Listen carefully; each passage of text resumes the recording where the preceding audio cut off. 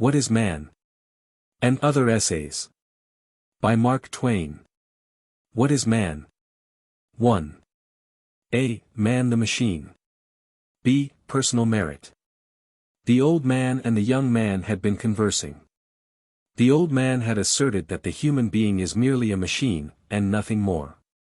The young man objected, and asked him to go into particulars and furnish his reasons for his position.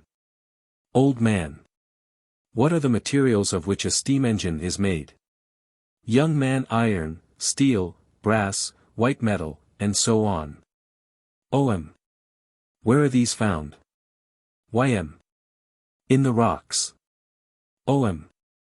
In a pure state. Y.M. No, in ores. O.M. Are the metals suddenly deposited in the ores? Y.M. No, it is the patient work of countless ages. O.M. You could make the engine out of the rocks themselves. Y.M. Yes, a brittle one and not valuable. O.M. You would not require much, of such an engine as that. Y.M. No, substantially nothing. O.M. To make a fine and capable engine, how would you proceed? Y.M. Drive tunnels and shafts into the hills. Blast out the iron ore, crush it, smelt it, reduce it to pig iron, put some of it through the Bessemer process and make steel of it. Mine and treat and combine several metals of which brass is made. O.M. Then. Y.M. Out of the perfected result, build the fine engine. O.M. You would require much of this one. Y.M. Oh, indeed yes. O.M. It could drive lathes, drills, planers, punches, polishers, in a word all the cunning machines of a great factory. Y.M. It could. O.M. What could the stone engine do? Y.M. Drive a sewing machine, possibly, nothing more, perhaps. O.M. Men would admire the other engine and rapturously praise it. Y.M. Yes. O.M. But not the stone one. Y.M. No. O.M. The merits of the metal machine would be far above those of the stone one. Y.M. Of course. O.M. Personal merits. Y.M. Personal merits. How do you mean? O.M. It would be personally entitled to the credit of its own performance. Y.M. The engine? Certainly not. O.M. Why not? Y.M. Because its performance is not personal. It is the result of the law of construction. It is not a merit that it does the things which it is set to do, it can't help doing them. O.M. And it is not a personal demerit in the stone machine that it does so little. Y.M. Certainly not. It does no more and no less than the law of its make permits and compels it to do. There is nothing personal about it, it cannot choose. In this process of working up to the matter, is it your idea to work up to the proposition that man and a machine are about the same thing, and that there is no personal merit in the performance of either? O.M. Yes, but do not be offended. I am meaning no offense. What makes the grand difference between the stone engine and the steel one? Shall we call it training, education? Shall we call the stone engine a savage and the steel one a civilized man? The original rock contained the stuff of which the steel one was built, but along with a lot of sulfur and stone and other obstructing inborn heredities, brought down from the old geologic ages, prejudices, let us call them. Prejudices which nothing within the rock itself had either power to remove or any desire to remove. Will you take note of that phrase? Y.M. Yes. I have written it down. Prejudices which nothing within the rock itself had either power to remove or any desire to remove. Go on. O.M. Prejudices must be removed by outside influences or not at all. Put that down. Y.M. Very well. Must be removed by outside influences or not at all. Go on. O.M. The iron's prejudice against ridding itself of the cumbering rock. To make it more exact, the iron's absolute indifference as to whether the rock be removed or not. Then comes the outside influence and grinds the rock to powder and sets the ore free. The iron in the ore is still captive. An outside influence smelts it free of the clogging ore. The iron is emancipated iron, now, but indifferent to further progress. An outside influence beguiles it into the Bessemer furnace and refines it into steel of the first quality. It is educated, now, its training is complete. And it has reached its limit. By no possible process can it be educated into gold. Will you set that down? Yes. Everything has its limit, iron ore cannot be educated into gold. There are gold men, and tin men, and copper men, and leaden men, and steel men, and so on, and each has the limitations of his nature, his heredities, his training, and his environment. You can build engines out of each of these metals, and they will all perform, but you must not require the weak ones to do equal work with the strong ones. In each case, to get the best results, you must free the metal from its obstructing prejudicial ones by education, smelting, refining, and so forth. You have arrived at man, now. Yes. Man the machine, man the impersonal engine. Whatsoever a man is due to his make, and to the influences brought to bear upon it by his heredities, his habitat, his associations. He is moved, directed, commanded, by exterior influences, solely. He originates nothing, not even a thought. Oh, come. Where did I get my opinion that this which you are talking is all foolishness? It is a quite natural opinion, indeed an inevitable opinion, but you did not create the materials out of which it is formed. They are odds and ends of thoughts, impressions, feelings, gathered unconsciously from 1,000 books, 1,000 conversations.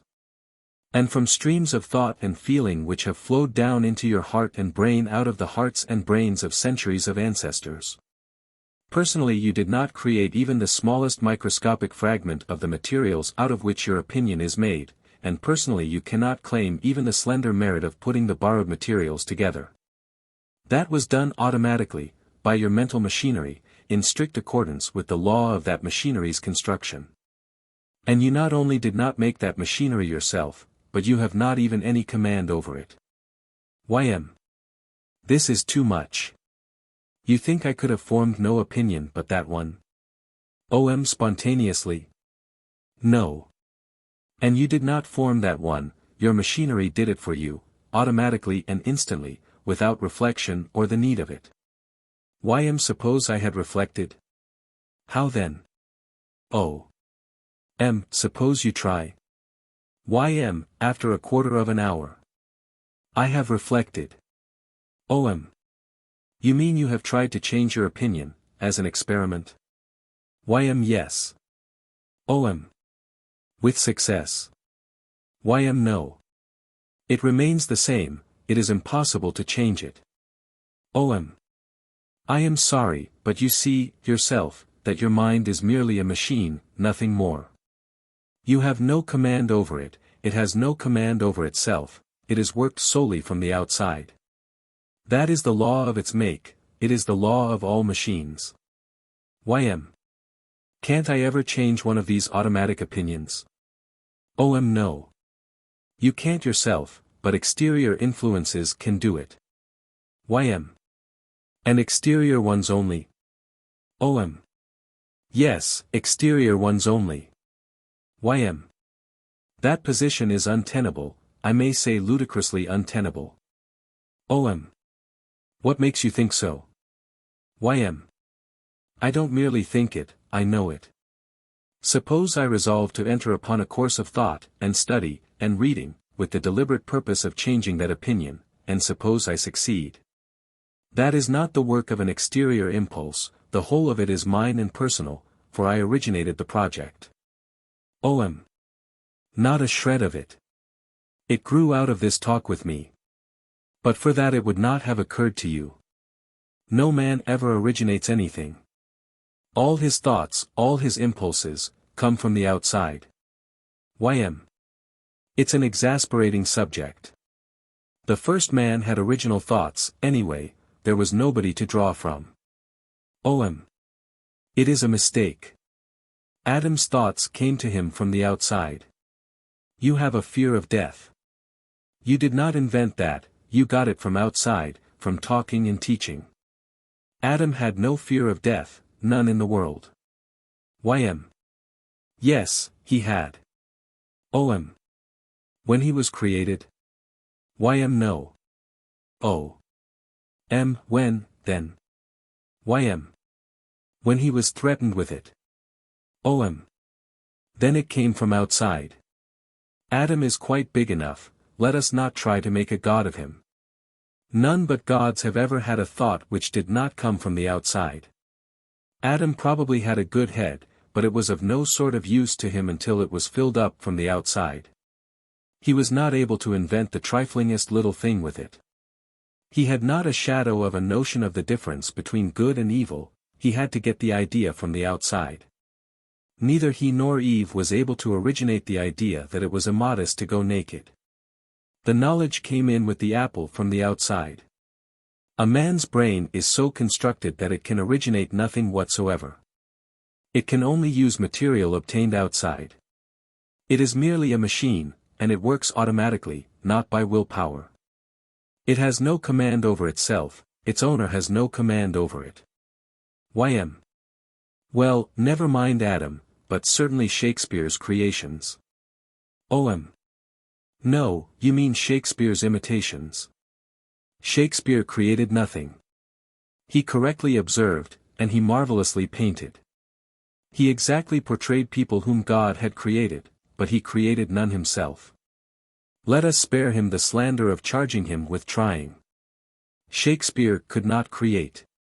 He was a machine, and machines do not create. Where was his excellence, then? In this. He was not a sewing machine, like you and me, he was a goblin loom. The threads and the colors came into him from the outside. Outside influences, suggestions, experiences, reading, seeing plays, playing plays, borrowing ideas, and so on, framed the patterns in his mind and started up his complex and admirable machinery. And it automatically turned out that pictured and gorgeous fabric which still compels the astonishment of the world. If Shakespeare had been born and bred on a barren and unvisited rock in the ocean, his mighty intellect would have had no outside material to work with, and could have invented none. And no outside influences, teachings, moldings, persuasions, inspirations, of a valuable sort, and could have invented none, and so Shakespeare would have produced nothing. In Turkey he would have produced something up to the highest limit of Turkish influences, associations, and training. In France he would have produced something better, something up to the highest limit of the French influences and training. In England he rose to the highest limit attainable through the outside helps afforded by that land's ideals, influences, and training. You and I are but sewing machines. We must turn out what we can. We must do our endeavor and care nothing at all when the unthinking reproach us for not turning out gobelins. And so we are mere machines. And machines may not boast, nor feel proud of their performance, nor claim personal merit for it, nor applause and praise. It is an infamous doctrine. It isn't a doctrine, it is merely a fact. I suppose, then, there is no more merit in being brave than in being a coward? Personal merit? No. A brave man does not create his bravery.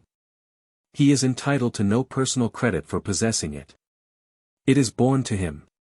A baby born with $1 billion, where is the personal merit in that? A baby born with nothing, where is the personal demerit in that? The one is fawned upon, admired, worshipped, by sycophants, the other is neglected and despised, where is the sense in it? Sometimes a timid man sets himself the task of conquering his cowardice and becoming brave, and succeeds. What do you say to that? That it shows the value of training in right directions over training in wrong ones. Inestimably valuable is training, influence, education, in right directions, training one's self-approbation to elevate its ideals. Y.M. But as to merit, the personal merit of the victorious coward's project and achievement? O.M. There isn't any. In the world's view he is a worthier man than he was before, but he didn't achieve the change, the merit of it is not his. Y.M. Whose, then? O.M. His make, and the influences which wrought upon it from the outside. Y.M. His make. O.M. To start with, he was not utterly and completely a coward, or the influences would have had nothing to work upon. He was not afraid of a cow, though perhaps of a bull, not afraid of a woman, but afraid of a man. There was something to build upon. There was a seed. No seed, no plant. Did he make that seed himself, or was it born in him? It was no merit of his that the seed was there. Y.M. Well, anyway, the idea of cultivating it, the resolution to cultivate it, was meritorious, and he originated that. O.M. He did nothing of the kind. It came whence all impulses, good or bad, come, from outside. If that timid man had lived all his life in a community of human rabbits, had never read of brave deeds, had never heard speak of them, had never heard any one praise them nor express envy of the heroes that had done them, he would have had no more idea of bravery than Adam had of modesty, and it could never by any possibility have occurred to him to resolve to become brave. He could not originate the idea, it had to come to him from the outside. And so, when he heard bravery extolled and cowardice derided, it woke him up. He was ashamed.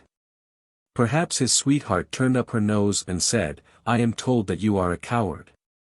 It was not he that turned over the new leaf, she did it for him.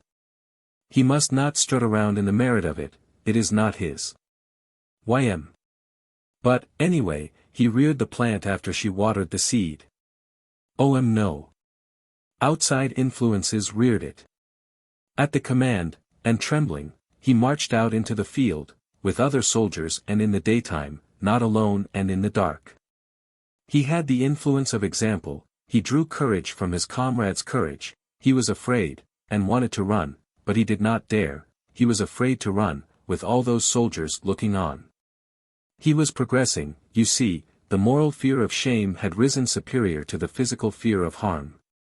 By the end of the campaign experience will have taught him that not all who go into battle get hurt, an outside influence which will be helpful to him. And he will also have learned how sweet it is to be praised for courage and be huzzaed at with tear-choked voices as the war-worn regiment marches past the worshipping multitude with flags flying and the drums beating. After that he will be as securely brave as any veteran in the army, and there will not be a shade nor suggestion of personal merit in it anywhere, it will all have come from the outside. The Victoria Cross breeds more heroes than Y.M. Hang it, where is the sense in his becoming brave if he is to get no credit for it? O.M. Your question will answer itself presently. It involves an important detail of man's make which we have not yet touched upon. Y.M. What detail is that? O.M. The impulse which moves a person to do things, the only impulse that ever moves a person to do a thing. Y.M. The only one. Is there but one?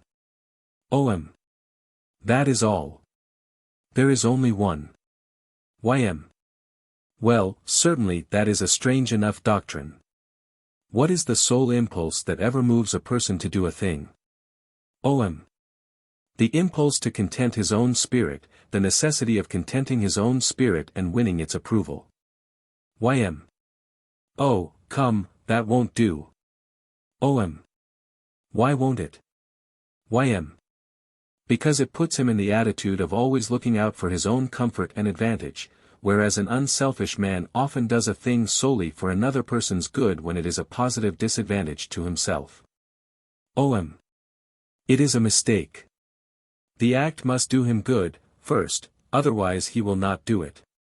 He may think he is doing it solely for the other person's sake, but it is not so, he is contenting his own spirit first, the other person's benefit has to always take second place. YM. What a fantastic idea. What becomes of self-sacrifice? Please answer me that. OM. What is self-sacrifice? YM.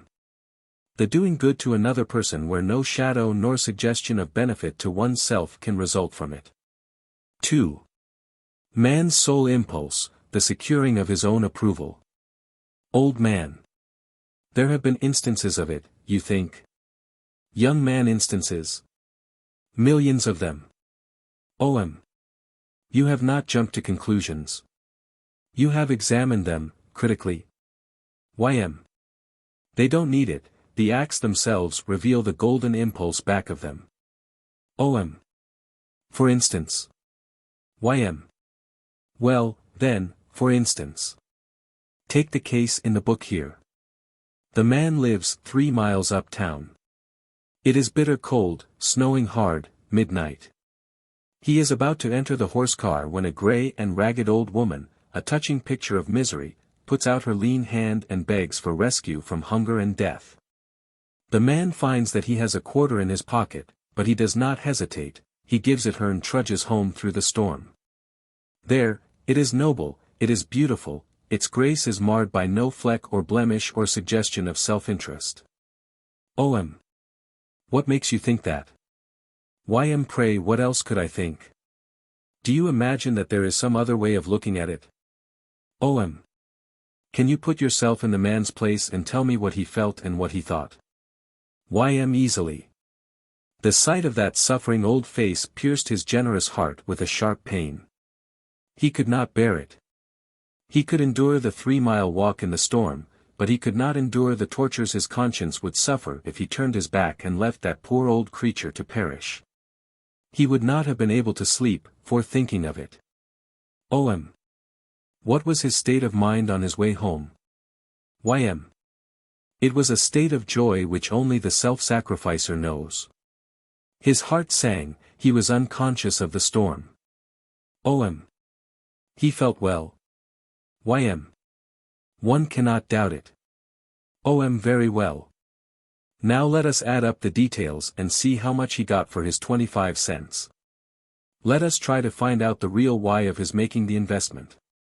In the first place, he couldn't bear the pain which the old suffering face gave him. So he was thinking of his pain, this good man. He must buy a salve for it.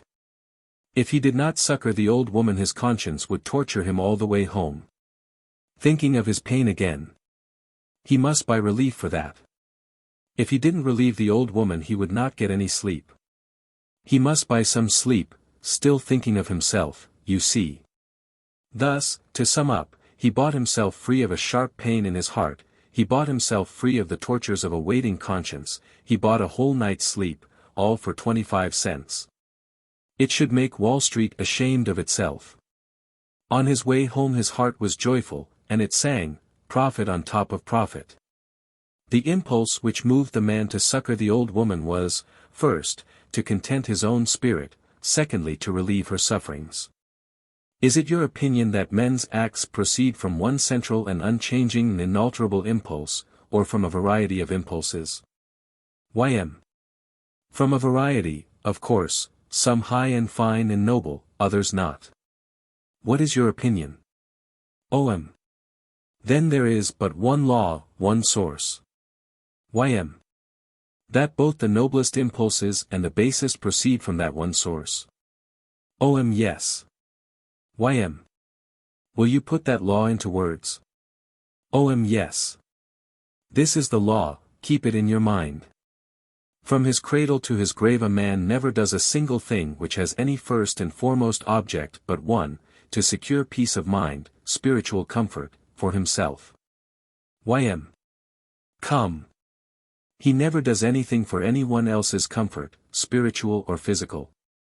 OM. No, except on those distinct terms, that it shall first secure his own spiritual comfort. Otherwise he will not do it. YM. It will be easy to expose the falsity of that proposition. OM. For instance. YM. Take that noble passion, love of country, patriotism. A man who loves peace and dreads pain, leaves his pleasant home and his weeping family and marches out to manfully expose himself to hunger, cold, wounds, and death. Is that seeking spiritual comfort? O.M. He loves peace and dreads pain. Y.M. Yes. O.M. Then perhaps there is something that he loves more than he loves peace, the approval of his neighbors and the public. And perhaps there is something which he dreads more than he dreads pain, the disapproval of his neighbors and the public. If he is sensitive to shame he will go to the field, not because his spirit will be entirely comfortable there, but because it will be more comfortable there than it would be if he remained at home. He will always do the thing which will bring him the most mental comfort, for that is the sole law of his life. He leaves the weeping family behind. He is sorry to make them uncomfortable, but not sorry enough to sacrifice his own comfort to secure theirs. Y.M. Do you really believe that mere public opinion could force a timid and peaceful man to O.M. go to war? Yes, public opinion can force some men to do anything. Y.M. Anything? O.M. Yes, anything. Y.M. I don't believe that. Can it force a right-principled man to do a wrong thing? O.M. Yes. Y.M. Can it force a kind man to do a cruel thing? O.M. Yes. Y.M. Give an instance. O.M. Alexander Hamilton was a conspicuously high-principled man. He regarded dueling as wrong, and as opposed to the teachings of religion, but in deference to public opinion he fought a duel. He deeply loved his family, but to buy public approval he treacherously deserted them and threw his life away, ungenerously leaving them to lifelong sorrow in order that he might stand well with a foolish world. In the then condition of the public standards of honor he could not have been comfortable with the stigma upon him of having refused to fight. The teachings of religion, his devotion to his family, his kindness of heart, his high principles, all went for nothing when they stood in the way of his spiritual comfort. A man will do anything, no matter what it is, to secure his spiritual comfort, and he can neither be forced nor persuaded to any act which has not that goal for its object. Hamilton's act was compelled by the inborn necessity of contenting his own spirit. In this it was like all the other acts of his life, and like all the acts of all men's lives. Do you see where the kernel of the matter lies? A man cannot be comfortable without his own approval. He will secure the largest share possible of that, at all costs, all sacrifices.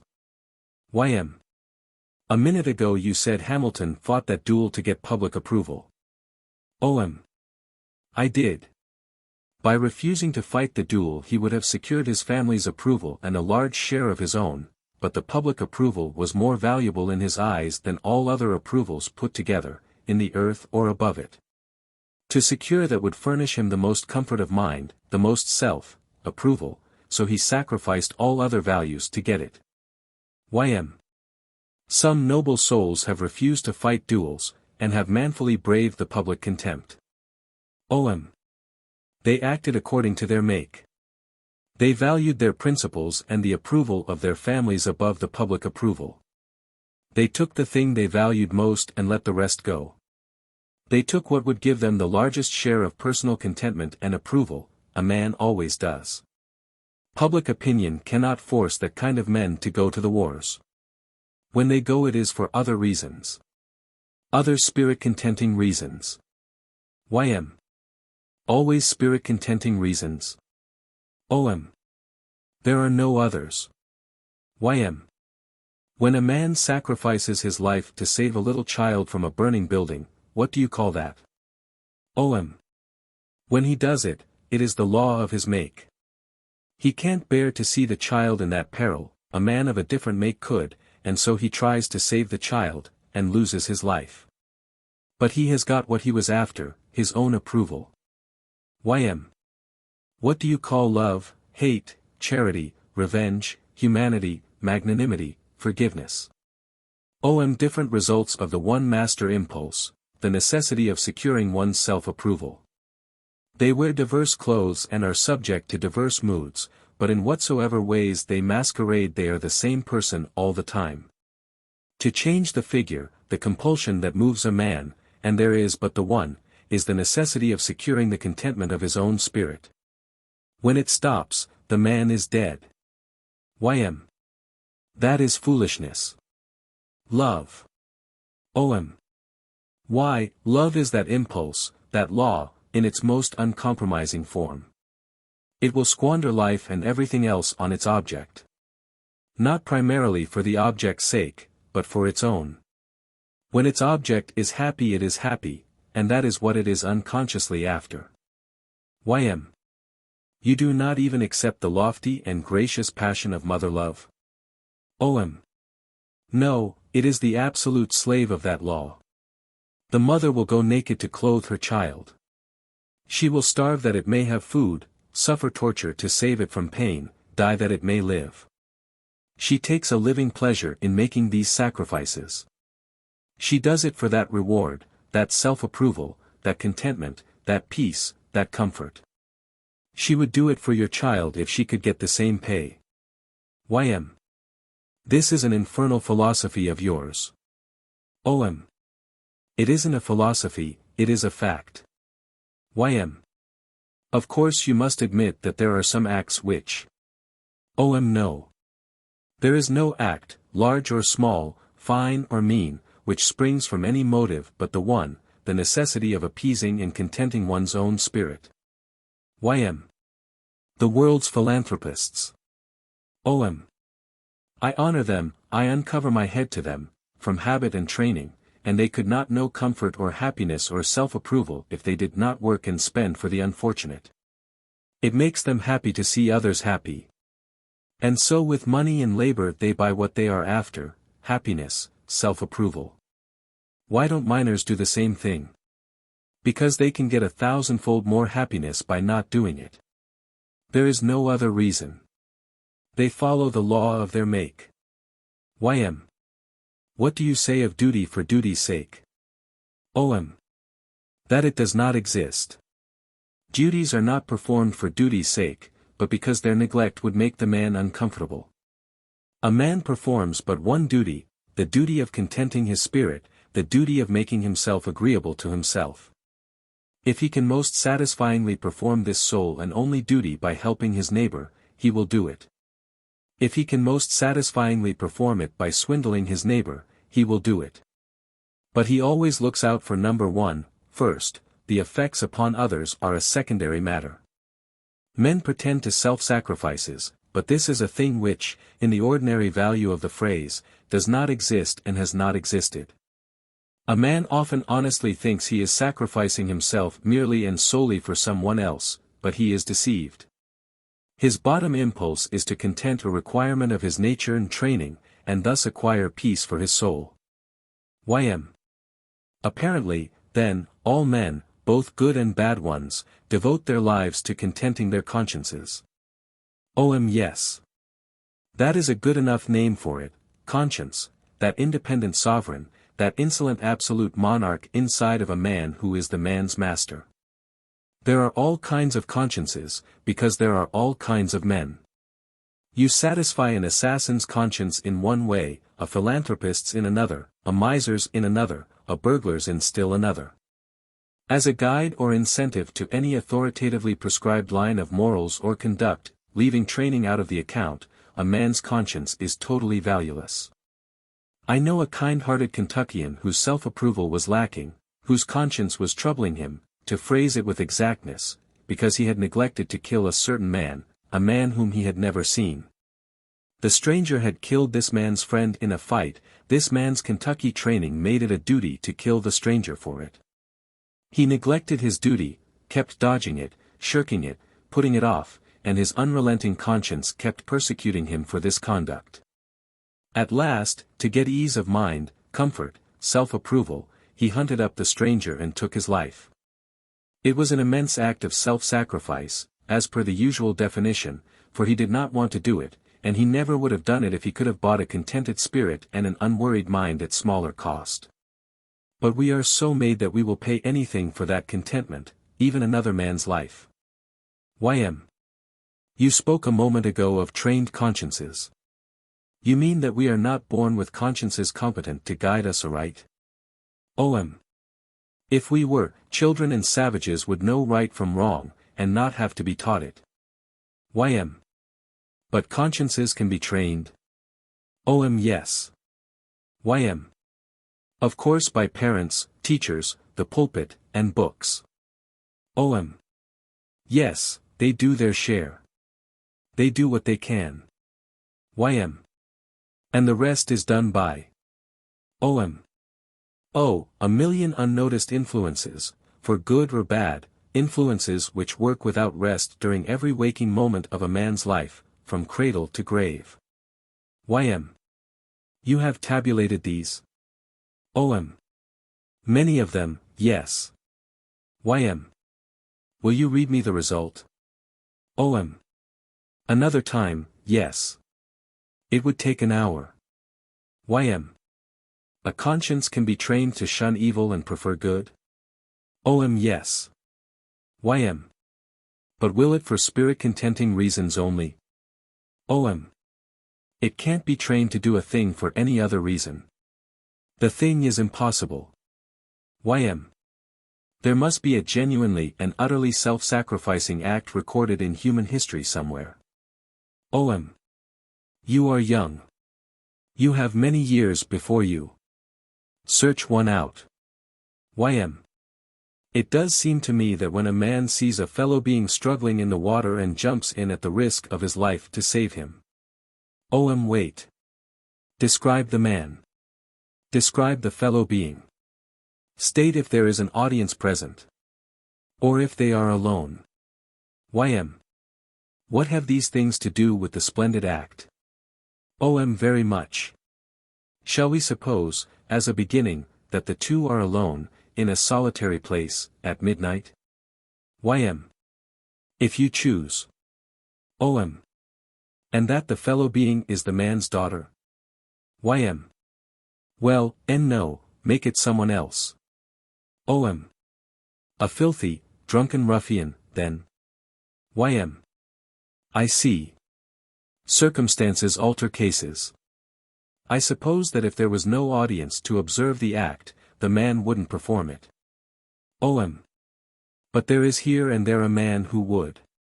People, for instance, like the man who lost his life trying to save the child from the fire. And the man who gave the needy old woman his 25 cents and walked home in the storm, there are here and there men like that who would do it. And why? Because they couldn't bear to see a fellow being struggling in the water and not jump in and help. It would give them pain. They would save the fellow being on that account. They wouldn't do it otherwise. They strictly obey the law which I have been insisting upon. You must remember and always distinguish the people who can't bear things from people who can. It will throw light upon a number of apparently self-sacrificing cases. YM. Oh, dear, it's all so disgusting. Yes. And so true. YM. Come, take the good boy who does things he doesn't want to do, in order to gratify his mother. He does 7/10 of the act because it gratifies him to gratify his mother. Throw the bulk of advantage the other way and the good boy would not do the act. He must obey the iron law. None can escape it. YM. Well, take the case of a bad boy who.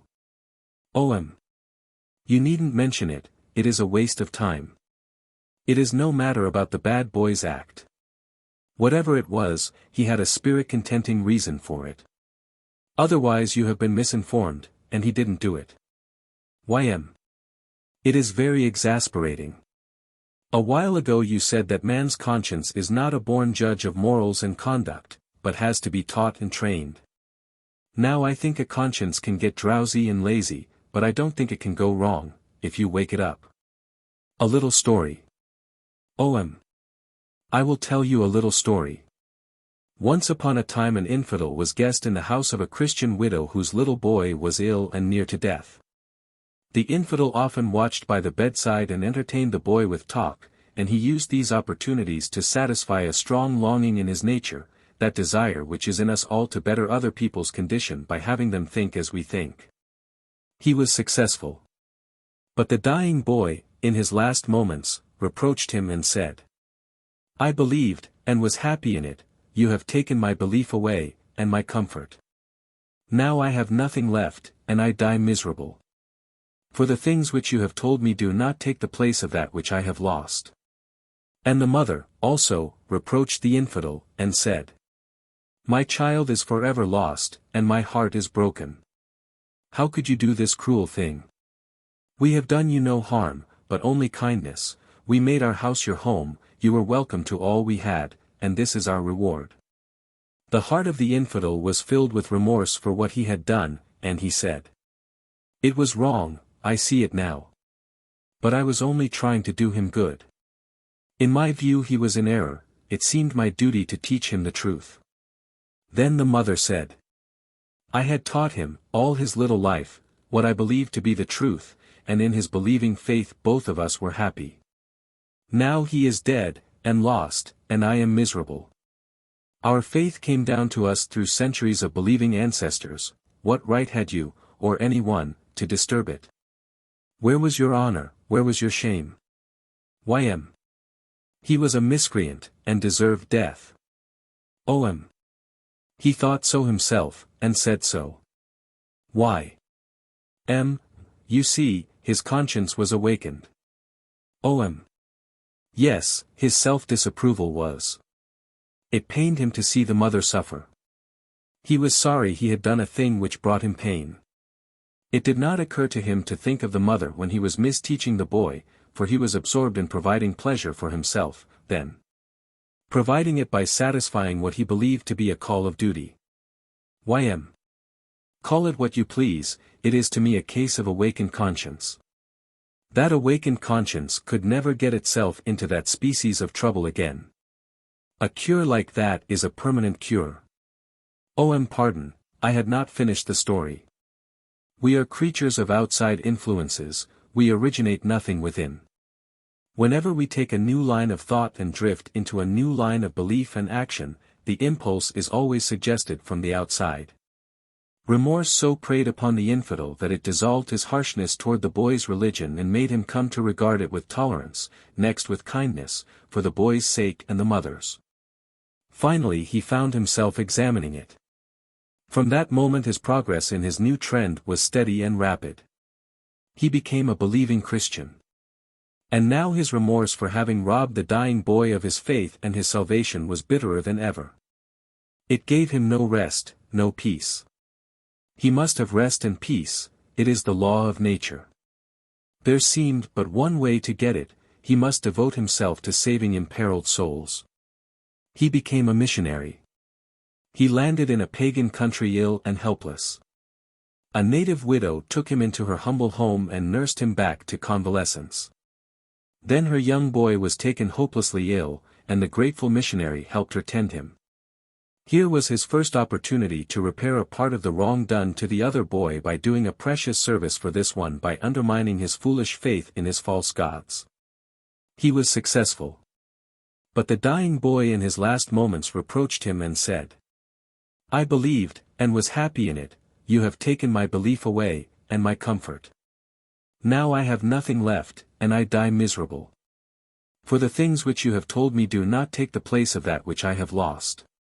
And the mother, also, reproached the missionary, and said, My child is forever lost, and my heart is broken. How could you do this cruel thing? We had done you no harm, but only kindness, we made our house your home, you were welcome to all we had, and this is our reward. The heart of the missionary was filled with remorse for what he had done, and he said, It was wrong, I see it now. But I was only trying to do him good. In my view he was in error, it seemed my duty to teach him the truth. Then the mother said, I had taught him, all his little life, what I believed to be the truth, and in his believing faith both of us were happy. Now he is dead, and lost, and I am miserable. Our faith came down to us through centuries of believing ancestors, what right had you, or any one, to disturb it? Where was your honor, where was your shame? The missionary's anguish of remorse and sense of treachery were as bitter and persecuting and unappeasable, now, as they had been in the former case. The story is finished. What is your comment? YM. The man's conscience is a fool. It was morbid. It didn't know right from wrong. OM. I am not sorry to hear you say that. If you grant that one man's conscience doesn't know right from wrong, it is an admission that there are others like it. This single admission pulls down the whole doctrine of infallibility of judgment in consciences. Meantime, there is one thing which I ask you to notice. YM. What is that? OM. That in both cases the man's act gave him no spiritual discomfort, and that he was quite satisfied with it and got pleasure out of it. But afterward, when it resulted in pain to him, he was sorry. Sorry it had inflicted pain upon the others, but for no reason under the sun except that their pain gave him pain. Our consciences take no notice of pain inflicted upon others until it reaches a point where it gives pain to us. In all cases without exception we are absolutely indifferent to another person's pain until his sufferings make us uncomfortable. Many an infidel would not have been troubled by that Christian mother's distress. Don't you believe that? YM. Yes. You might almost say it of the average infidel, I think. OM. And many a missionary, sternly fortified by his sense of duty, would not have been troubled by the pagan mother's distress. Jesuit missionaries in Canada in the early French times, for instance, see episodes quoted by Parkman. YM. Well, let us adjourn. Where have we arrived? OM. At this. That we, mankind, have ticketed ourselves with a number of qualities to which we have given misleading names. Love, hate, charity, compassion, avarice, benevolence, and so on. I mean, we attach misleading meanings to the names. They are all forms of self-contentment, self-gratification, but the names so disguise them that they distract our attention from the fact. Also, we have smuggled a word into the dictionary which ought not to be there at all: self-sacrifice. It describes a thing which does not exist. But worst of all, we ignore and never mention the sole impulse which dictates and compels a man's every act, the imperious necessity of securing his own approval, in every emergency and at all costs. To it we owe all that we are. It is our breath, our heart, our blood. It is our only spur, our whip, our goad, our only impelling power. We have no other. Without it we should be mere inert images, corpses. No one would do anything, there would be no progress, the world would stand still. We ought to stand reverently uncovered and the name of that stupendous power is uttered. YM. I am not convinced. OM. You will be when you think. 3. Instances in point. Old man. Have you given thought to the gospel of self-approval since we talked? Young man. I have. OM. It was I that moved you to it. That is to say, an outside influence moved you to it, not one that originated in your head. Will you try to keep that in mind and not forget it? YM. Yes. Why? OM. Because by and by in one of our talks, I wish to further impress upon you that neither you, nor I, nor any man ever originates a thought in his own head. The utterer of a thought always utters a second-hand one. YM. Oh, now. OM. Wait. Reserve your remark till we get to that part of our discussion, tomorrow or next day, say. Now, then, have you been considering the proposition that no act is ever born of any but a self-contenting impulse, primarily? You have sought. What have you found? YM. I have not been very fortunate. I have examined many fine and apparently self-sacrificing deeds in romances and biographies, but OM. Under searching analysis the ostensible self-sacrifice disappeared. It naturally would. YM. But here in this novel is one which seems to promise. In the Adirondack woods is a wage earner and lay preacher in the lumber camps who is of noble character and deeply religious. An earnest and practical laborer in the New York slums comes up there on vacation. He is leader of a section of the university settlement. Holm, the lumberman, is fired with a desire to throw away his excellent worldly prospects and go down and save souls on the East Side. He counts it happiness to make this sacrifice for the glory of God and for the cause of Christ. He resigns his place, makes the sacrifice cheerfully, and goes to the East Side and preaches Christ and Him crucified every day and every night to little groups of half-civilized foreign paupers who scoff at him. But he rejoices in the scoffings, since he is suffering them in the great cause of Christ. You have so filled my mind with suspicions that I was constantly expecting to find a hidden questionable impulse back of all this, but I am thankful to say I have failed. This man saw his duty, and for duty's sake he sacrificed self and assumed the burden it imposed. O.M. Is that as far as you have read? Y.M. Yes. O.M. Let us read further, presently. Meantime, in sacrificing himself, not for the glory of God, primarily, as he imagined, but first to content that exacting and inflexible master within him, did he sacrifice anybody else? Y.M. How do you mean? O.M. He relinquished a lucrative post and got mere food and lodging in place of it. Had he dependents? Y.M. Well, yes. O.M. In what way and to what extent did his self-sacrifice affect them? Y.M. He was the support of a superannuated father. He had a young sister with a remarkable voice, he was giving her a musical education, so that her longing to be self-supporting might be gratified. He was furnishing the money to put a young brother through a polytechnic school and satisfy his desire to become a civil engineer. O.M. The old father's comforts were now curtailed. Y.M. Quite seriously. Yes. O.M. The sister's music lessons had to stop. Y.M. Yes. O.M.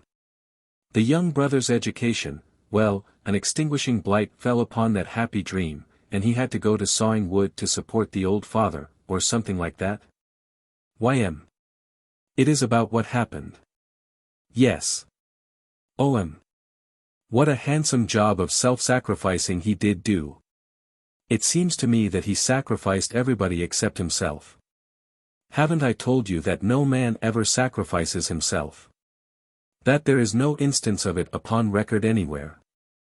And that when a man's interior monarch requires a thing of its slave for either its momentary or its permanent contentment, that thing must and will be furnished and that command obeyed, no matter who may stand in the way and suffer disaster by it. That man ruined his family to please and content his interior monarch. Y.M.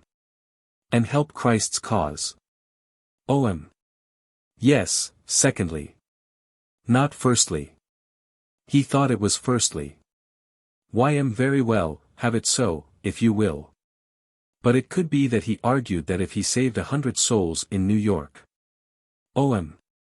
The sacrifice of the family would be justified by that great profit upon the, what shall we call it? Y.M. Investment. O.M. Hardly. How would speculation do? How would gamble do? Not a solitary soul capture was sure. He played for a possible 3,300% profit. It was gambling, with his family for chips. However, let us see how the game came out.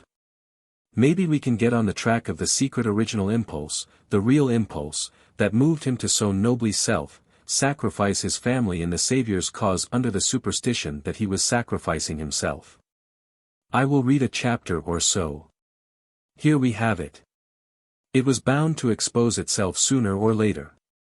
He preached to the East Side rabble a season, then went back to his old dull, obscure life in the lumber camps, hurt to the heart, his pride humbled. Why? Were not his efforts acceptable to the Saviour, for whom alone they were made? Dear me, that detail is lost sight of, is not even referred to, the fact that it started out as a motive is entirely forgotten. Then what is the trouble? The authoress quite innocently and unconsciously gives the whole business away. The trouble was this man merely preached to the poor, that is not the university settlement's way. It deals in larger and better things than that, and it did not enthuse over that crude Salvation Army eloquence. It was courteous to Holm, but cool. It did not pet him, did not take him to its bosom. Perished were all his dreams of distinction, the praise and grateful approval, of whom? The Savior? No, the Savior is not mentioned. Of whom, then? Of his fellow workers.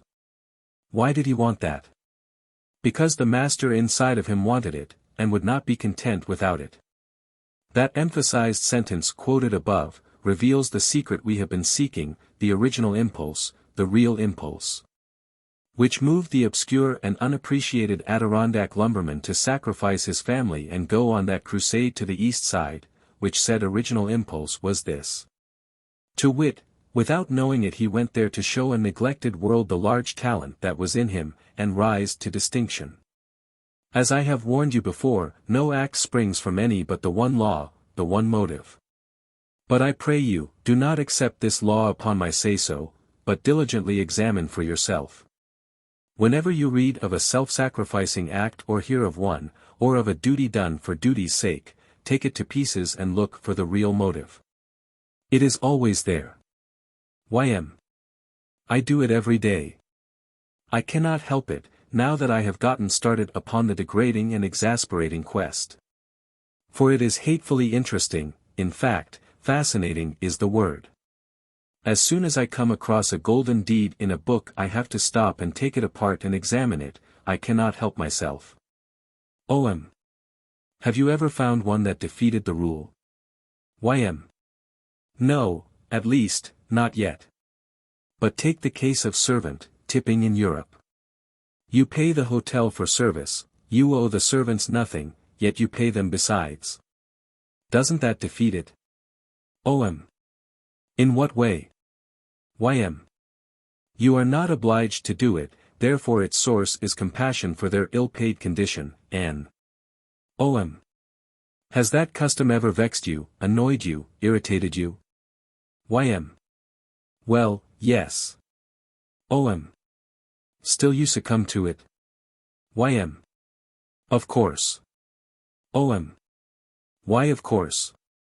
YM. Well, custom is law, in a way, and laws must be submitted to, everybody recognizes it as a duty.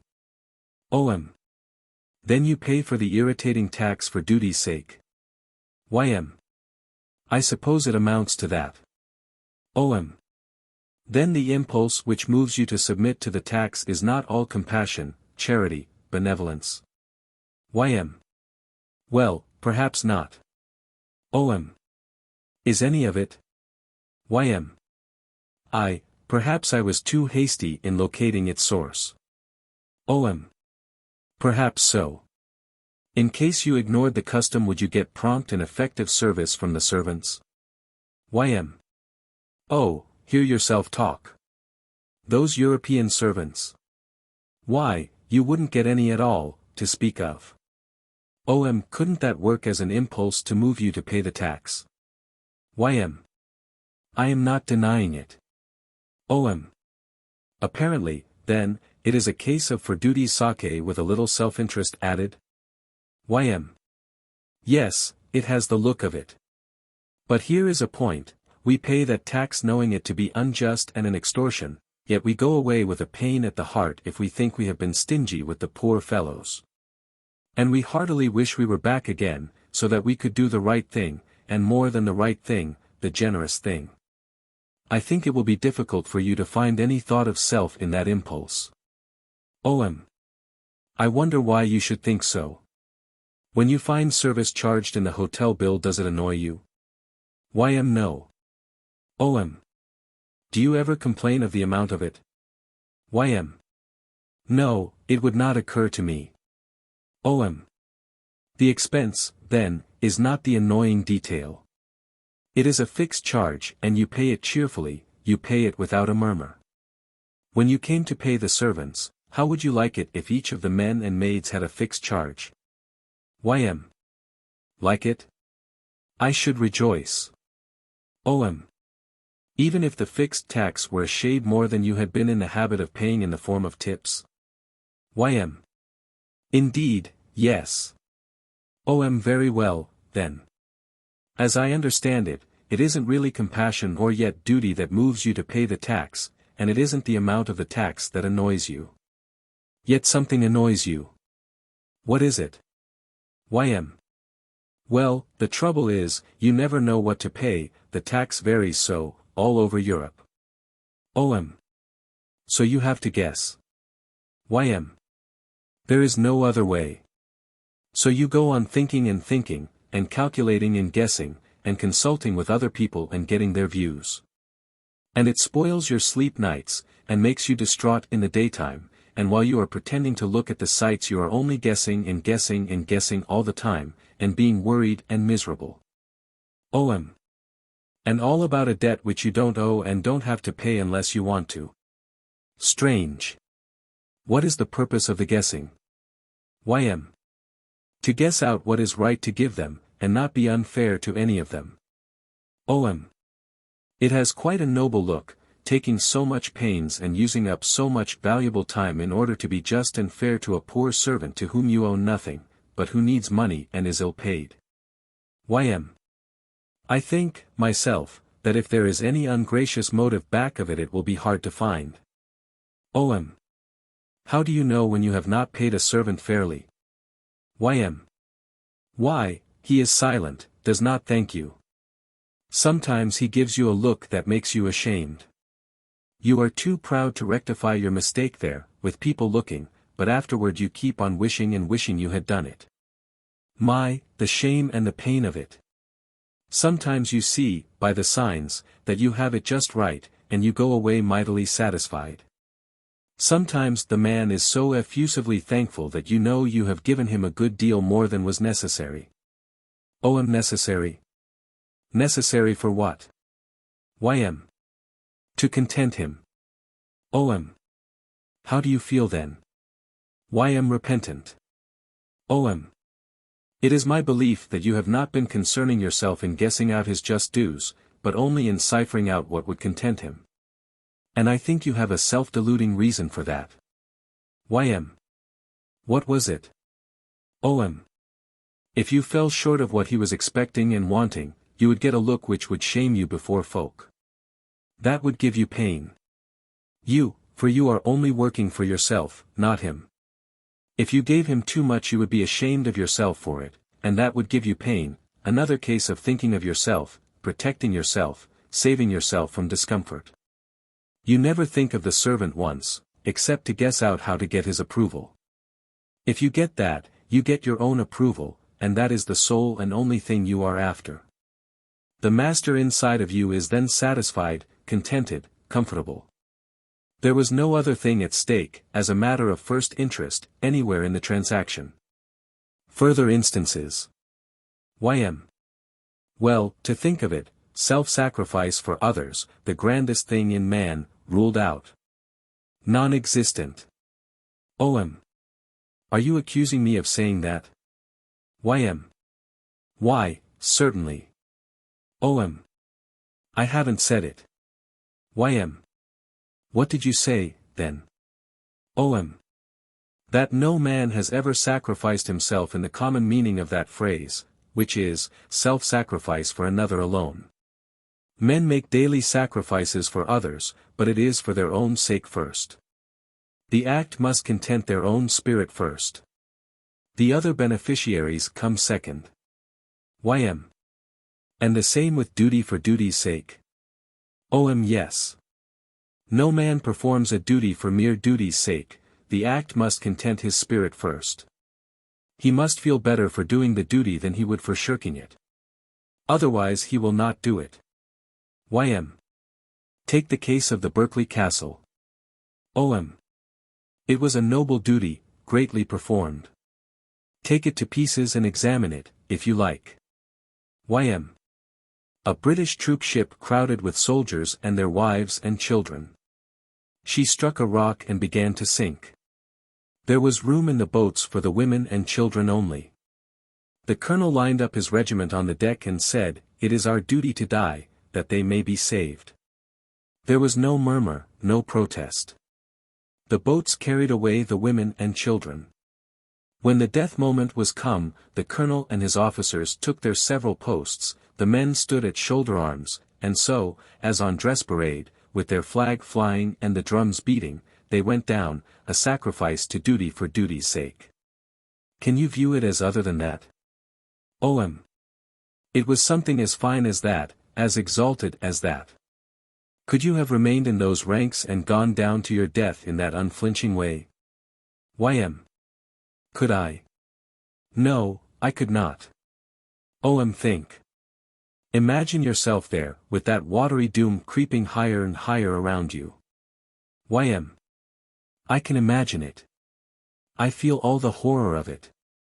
I could not have endured it, I could not have remained in my place. I know it. OM. Why? YM. There is no why about it, I know myself, and I know I couldn't do it. OM. But it would be your duty to do it. YM. Yes, I know, but I couldn't. OM. It was more than 1,000 men, yet not one of them flinched. Some of them must have been born with your temperament. If they could do that great duty for duty's sake, why not you? Don't you know that you could go out and gather together 1,000 clerks and mechanics and put them on that deck and ask them to die for duty's sake, and not 24 of them would stay in the ranks to the end? YM. Yes, I know that. OM. But you train them, and put them through a campaign or two, then they would be soldiers, with a soldier's pride, a soldier's self-respect, a soldier's ideals. They would have to content a soldier's spirit then, not a clerk's, not a mechanic's. They could not content that spirit by shirking a soldier's duty, could they? YM. I suppose not. OM. Then they would do the duty not for the duty's sake, but for their own sake, primarily. The duty was just the same, and just as imperative, when they were clerks, mechanics, raw recruits, but they wouldn't perform it for that. As clerks and mechanics they had other ideals, another spirit to satisfy, and they satisfied it.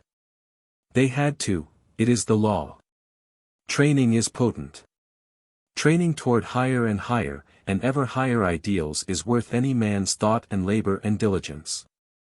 YM. Consider the man who stands by his duty and goes to the stake rather than be recreant to it. OM. It is his make and his training. He has to content the spirit that is in him, though it cost him his life. Another man, just as sincerely religious, but of different temperament, will fail of that duty, though recognizing it as a duty, and grieving to be unequal to it, but he must content the spirit that is in him, he cannot help it.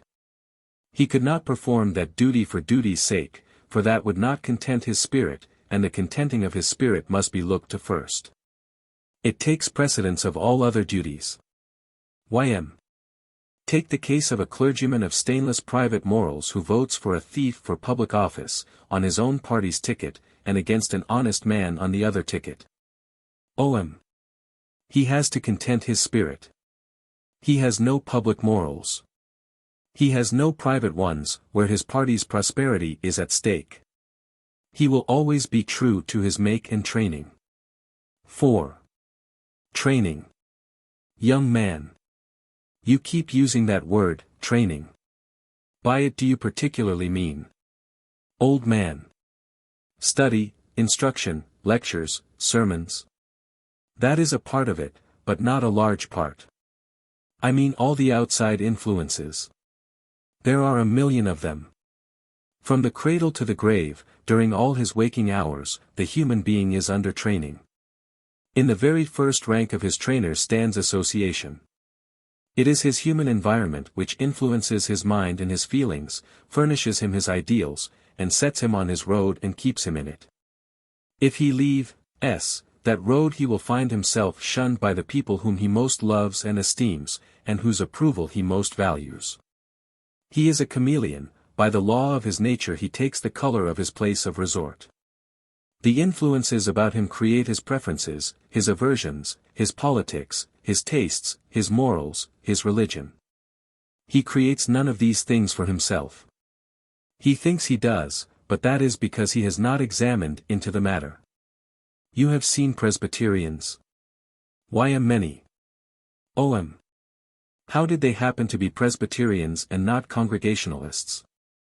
And why were the Congregationalists not Baptists, and the Baptists Roman Catholics, and the Roman Catholics Buddhists, and the Buddhists Quakers, and the Quakers Episcopalians, and the Episcopalians Millwrights and the Millwrights Hindus?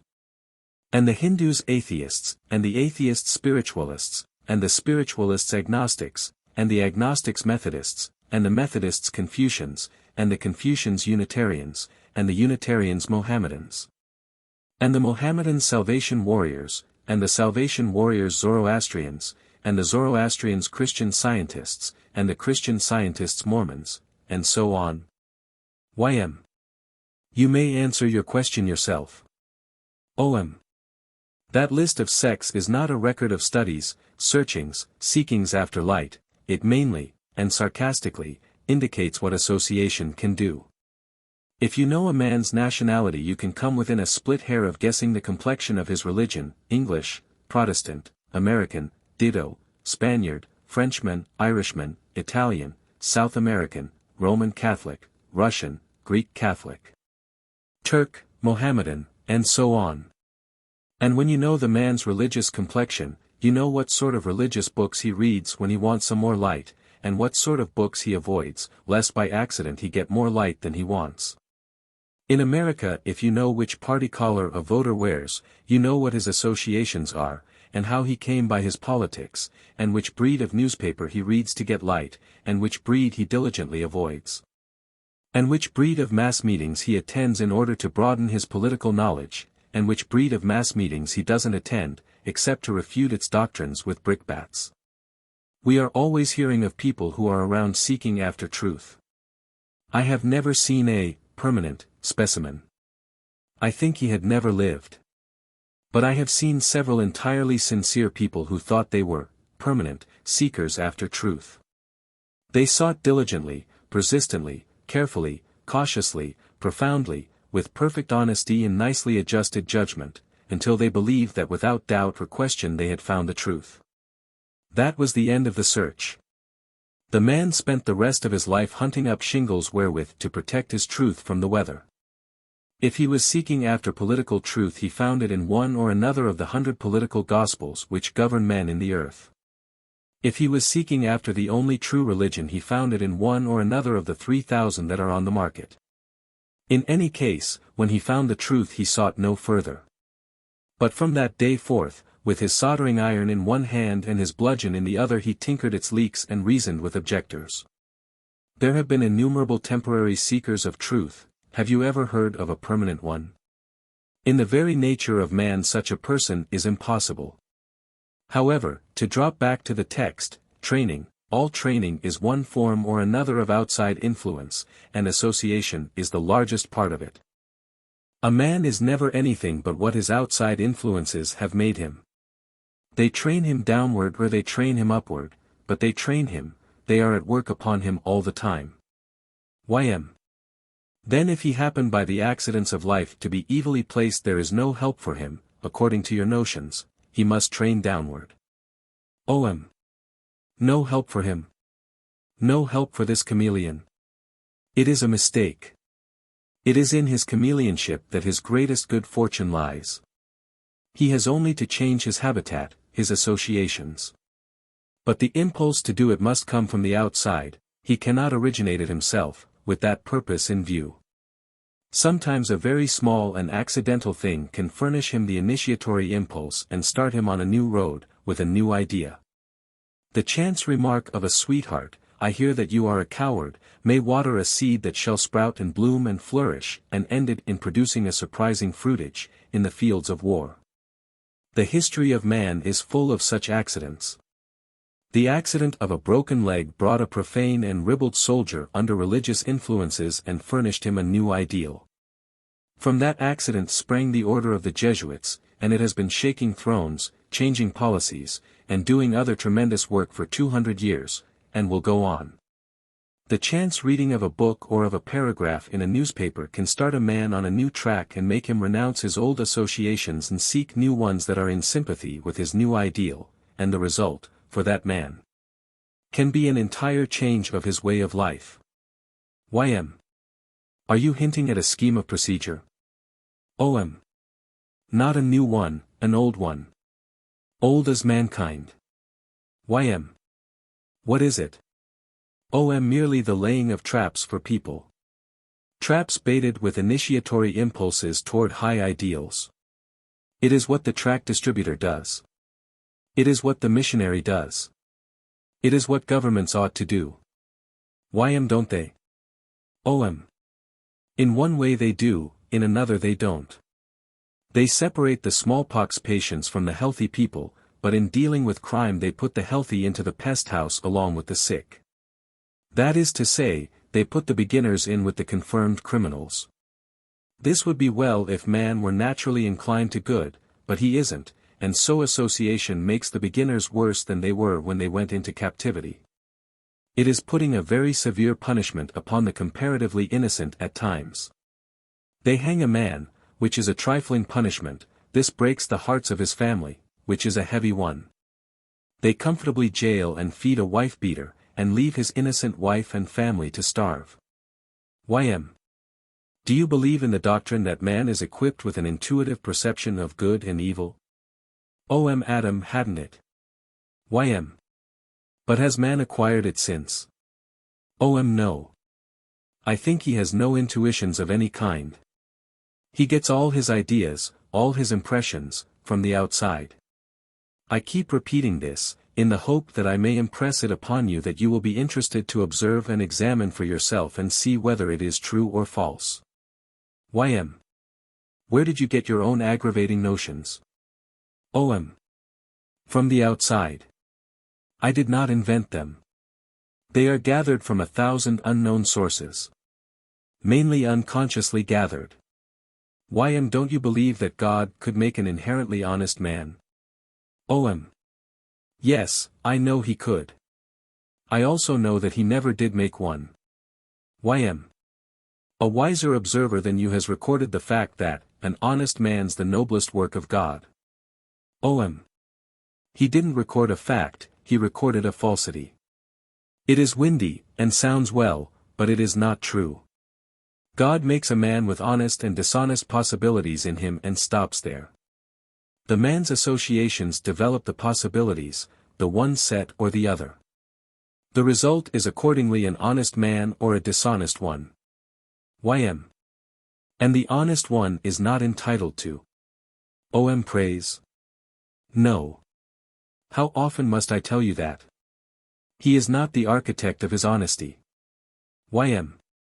Now then, I will ask you where there is any sense in training people to lead virtuous lives. What is gained by it? OM. The man himself gets large advantages out of it, and that is the main thing, to him. He is not a peril to his neighbors, he is not a damage to them, and so they get an advantage out of his virtues. That is the main thing to them. It can make this life comparatively comfortable to the parties concerned. The neglect of this training can make this life a constant peril and distress to the parties concerned. YM.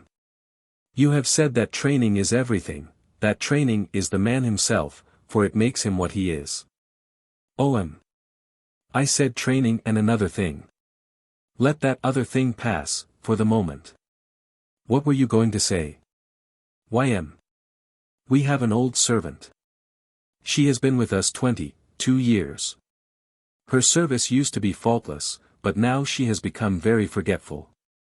We are all fond of her, we all recognize that she cannot help the infirmity which age has brought her, the rest of the family do not scold her for her remissnesses, but at times I do, I can't seem to control myself. Don't I try? I do try. Now, then, when I was ready to dress, this morning, no clean clothes had been put out. I lost my temper, I lose it easiest and quickest in the early morning. I rang. And immediately began to warn myself not to show temper, and to be careful and speak gently.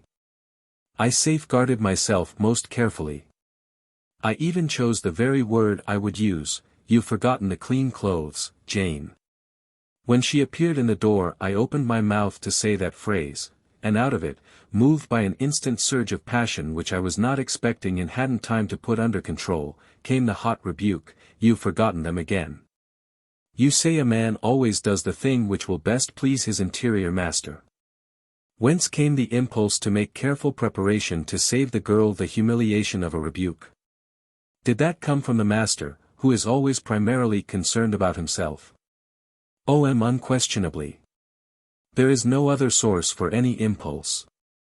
Secondarily, you made preparation to save the girl, but primarily its object was to save yourself, by contenting the master.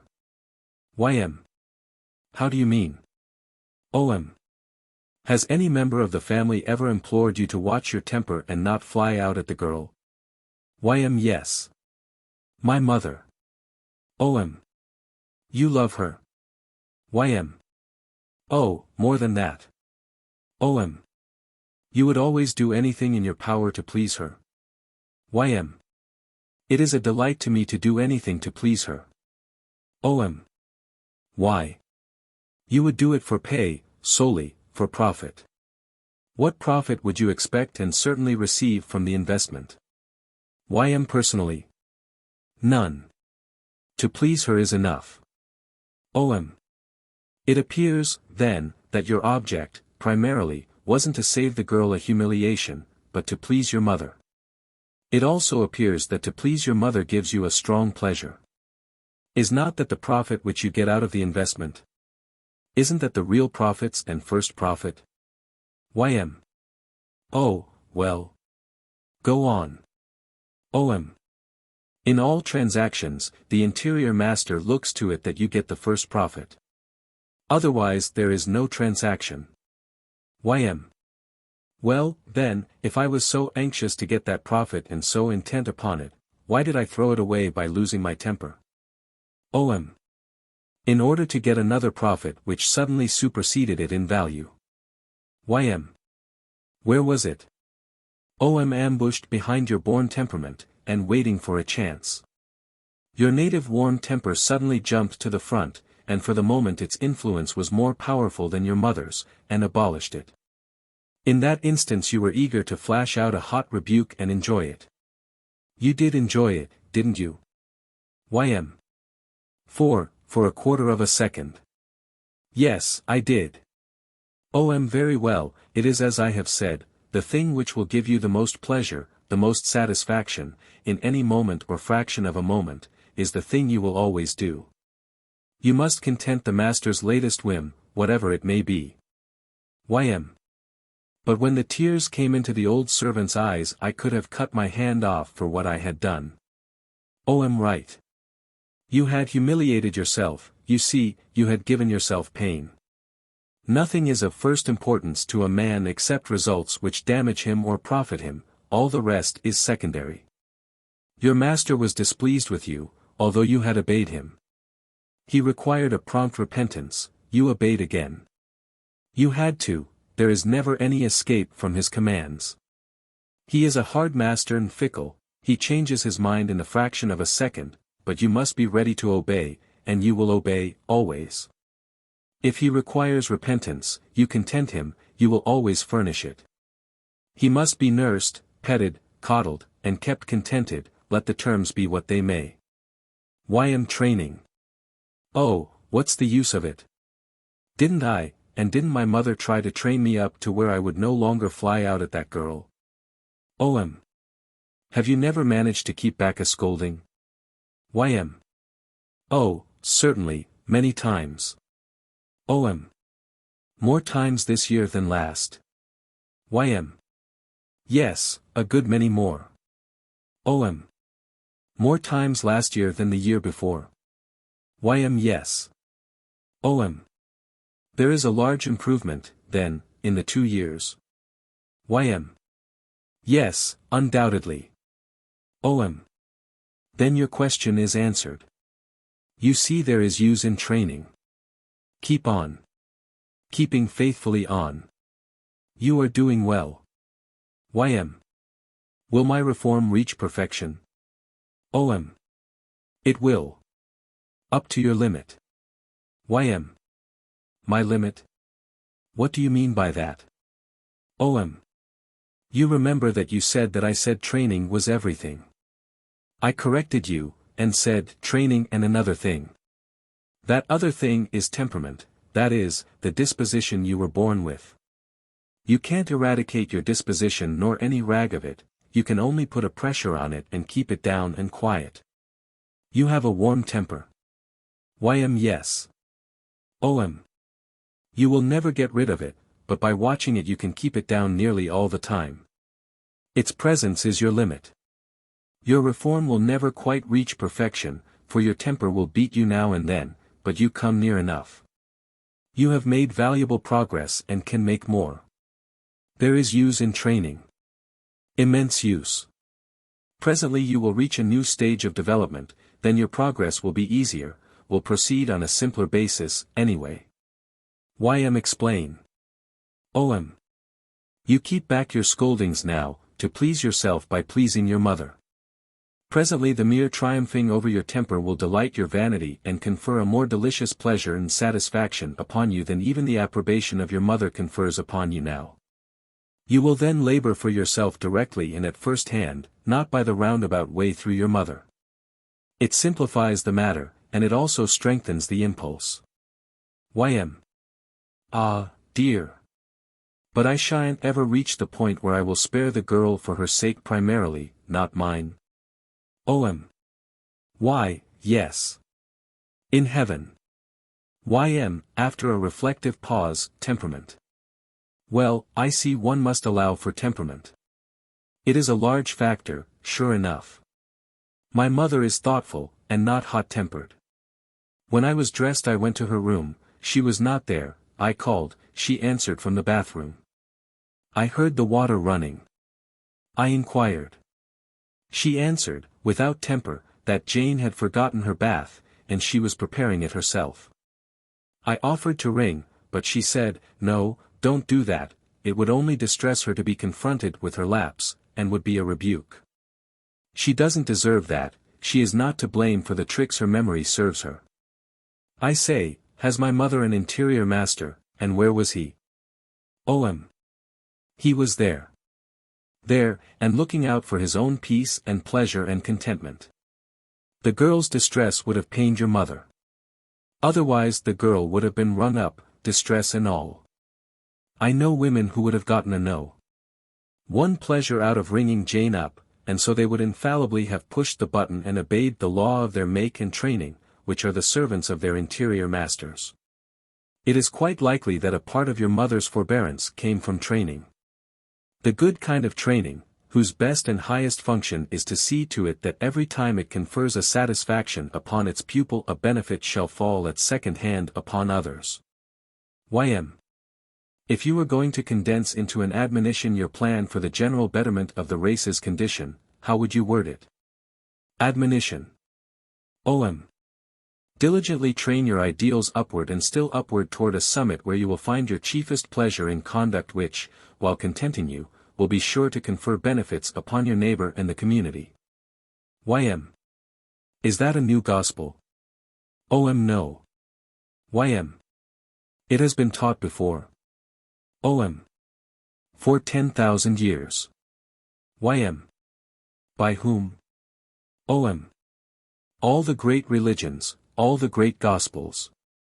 Then there is nothing new about it. Oh yes, there is. It is candidly stated, this time. That has not been done before. How do you mean?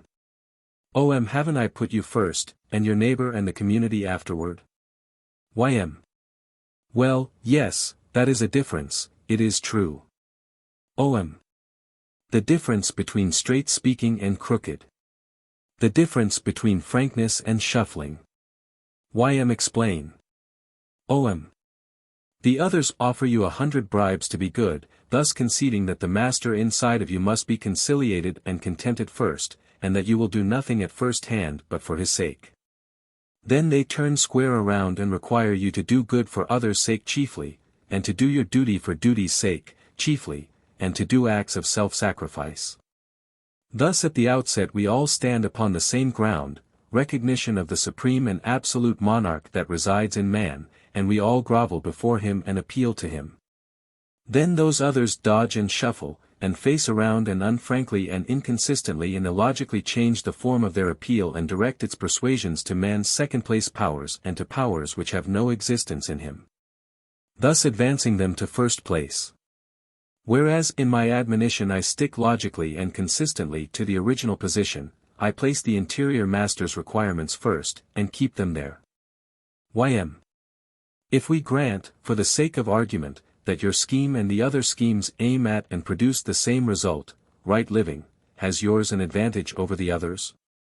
OM. 1. Yes, a large one. It has no concealments, no deceptions. When a man leads a right and valuable life under it, he is not deceived as to the real chief motive which impels him to it. In those other cases he is. YM. Is that an advantage?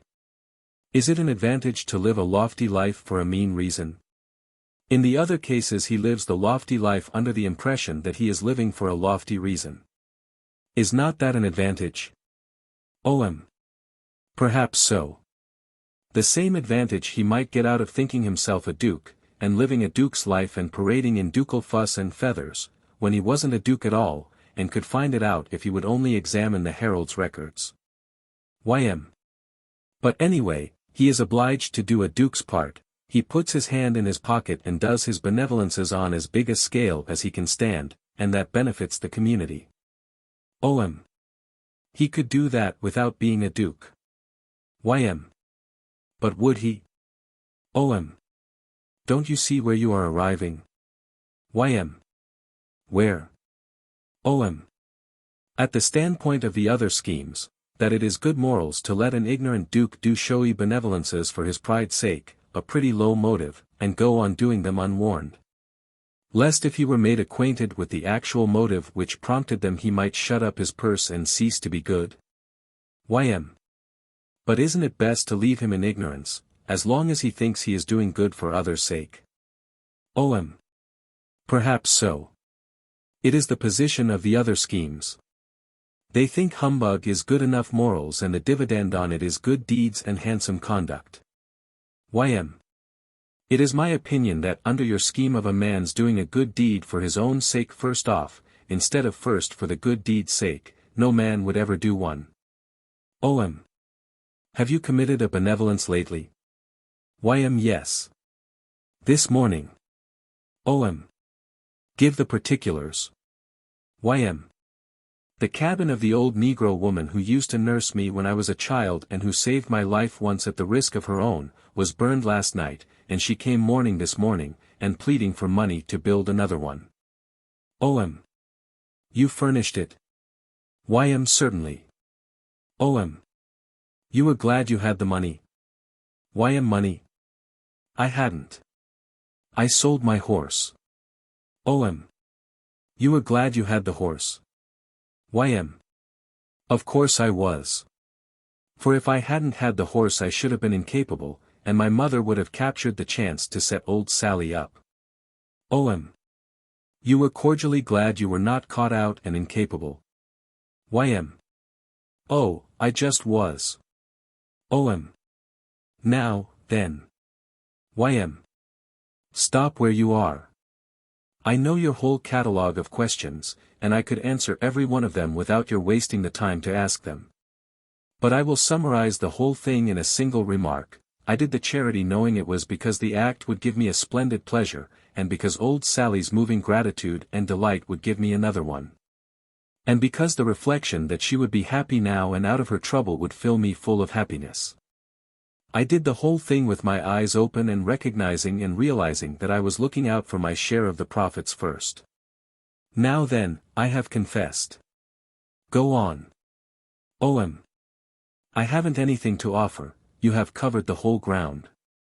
Can you have been any more strongly moved to help Sally out of her trouble, could you have done the deed any more eagerly, if you had been under the delusion that you were doing it for her sake and profit only?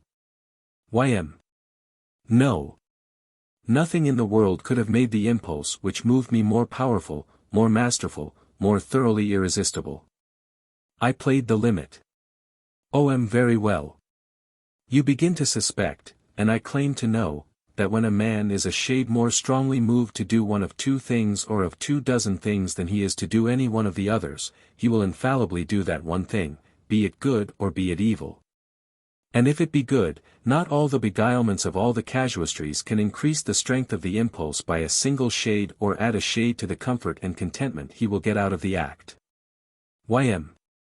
Then you believe that such tendency toward doing good as is in men's hearts would not be diminished by the removal of the delusion that good deeds are done primarily for the sake of number 2 instead of for the sake of number 1?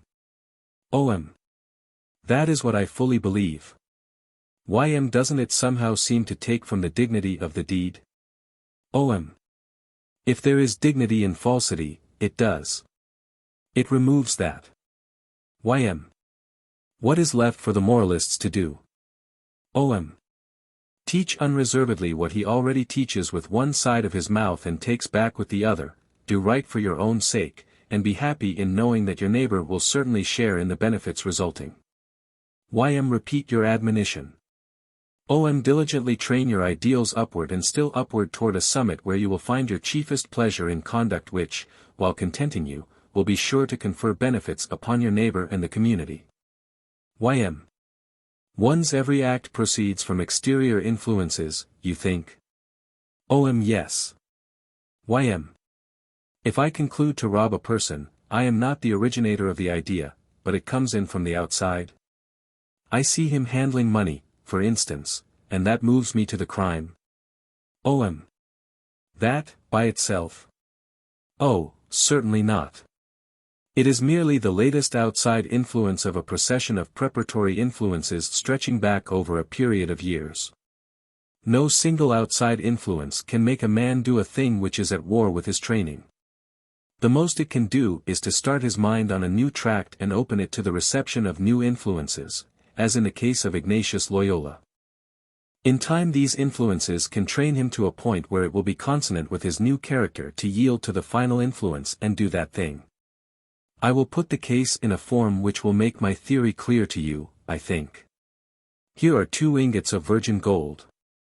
They shall represent a couple of characters which have been refined and perfected in the virtues by years of diligent right training. Suppose you wanted to break down these strong and well-compacted characters, what influence would you bring to bear upon the ingots? YM. Work it out yourself. Proceed. OM. Suppose I turn upon one of them a steam jet during a long succession of hours. Will there be a result? YM. None that I know of. OM. Why? YM. A steam jet cannot break down such a substance. OM. Very well. The steam is an outside influence, but it is ineffective because the gold takes no interest in it. The ingot remains as it was. Suppose we add to the steam some quicksilver in a vaporized condition, and turn the jet upon the ingot, will there be an instantaneous result? YM. No. OM. The quicksilver is an outside influence which gold, by its peculiar nature, say temperament, disposition, cannot be indifferent to. It stirs up the interest of the gold, although we do not perceive it. But a single application of the influence works no damage. Let us continue the application in a steady stream, and call each minute a year. By the end of 10 or 20 minutes, 10 or 20 years, the little ingot is sodden with quicksilver, its virtues are gone, its character is degraded. At last it is ready to yield to a temptation which it would have taken no notice of, 10 or 20 years ago. We will apply that temptation in the form of a pressure of my finger. You note the result? YM. Yes, the ingot has crumbled to sand. I understand, now. It is not the single outside influence that does the work, but only the last one of a long and disintegrating accumulation of them. I see, now, how my single impulse to rob the man is not the one that makes me do it, but only the last one of a preparatory series. You might illustrate with a parable. A parable. OM. I will. There was once a pair of New England boys, twins. They were alike in good dispositions, feckless morals, and personal appearance. They were the models of the Sunday school.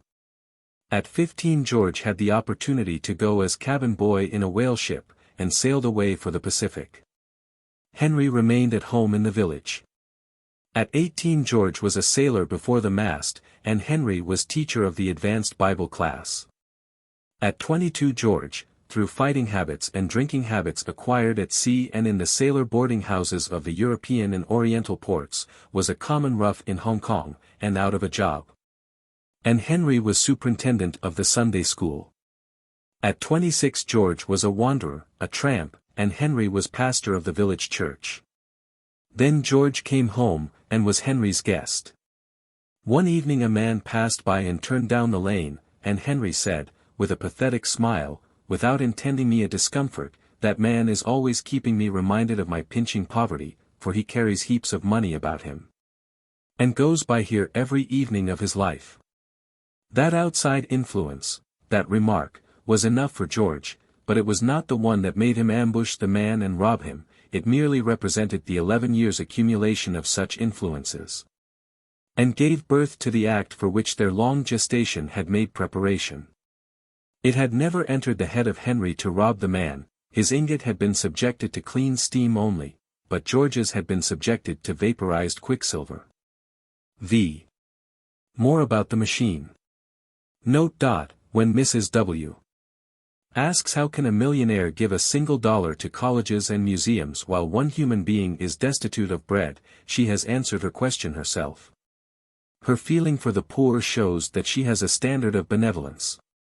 There she has conceded the millionaire's privilege of having a standard, since she evidently requires him to adopt her standard, she is by that act requiring herself to adopt his. The human being always looks down when he is examining another person's standard, he never find one that he has to examine by looking up. The man machine again. Young man. You really think man is a mere machine? Old man. I do. YM. And that his mind works automatically and is independent of his control, carries on thought on its own hook? Yes. It is diligently at work, unceasingly at work, during every waking moment. Have you never tossed about all night, imploring, beseeching, commanding your mind to stop work and let you go to sleep? You who perhaps imagine that your mind is your servant and must obey your orders, think what you tell it to think, and stop when you tell it to stop.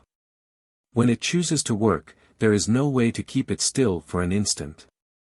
The brightest man would not be able to supply it with subjects if he had to hunt them up. If it needed the man's help it would wait for him to give it work when he wakes in the morning. YM. Maybe it does. No, it begins right away, before the man gets wide enough awake to give it a suggestion. He may go to sleep saying, the moment I wake I will think upon such and such a subject, but he will fail. His mind will be too quick for him.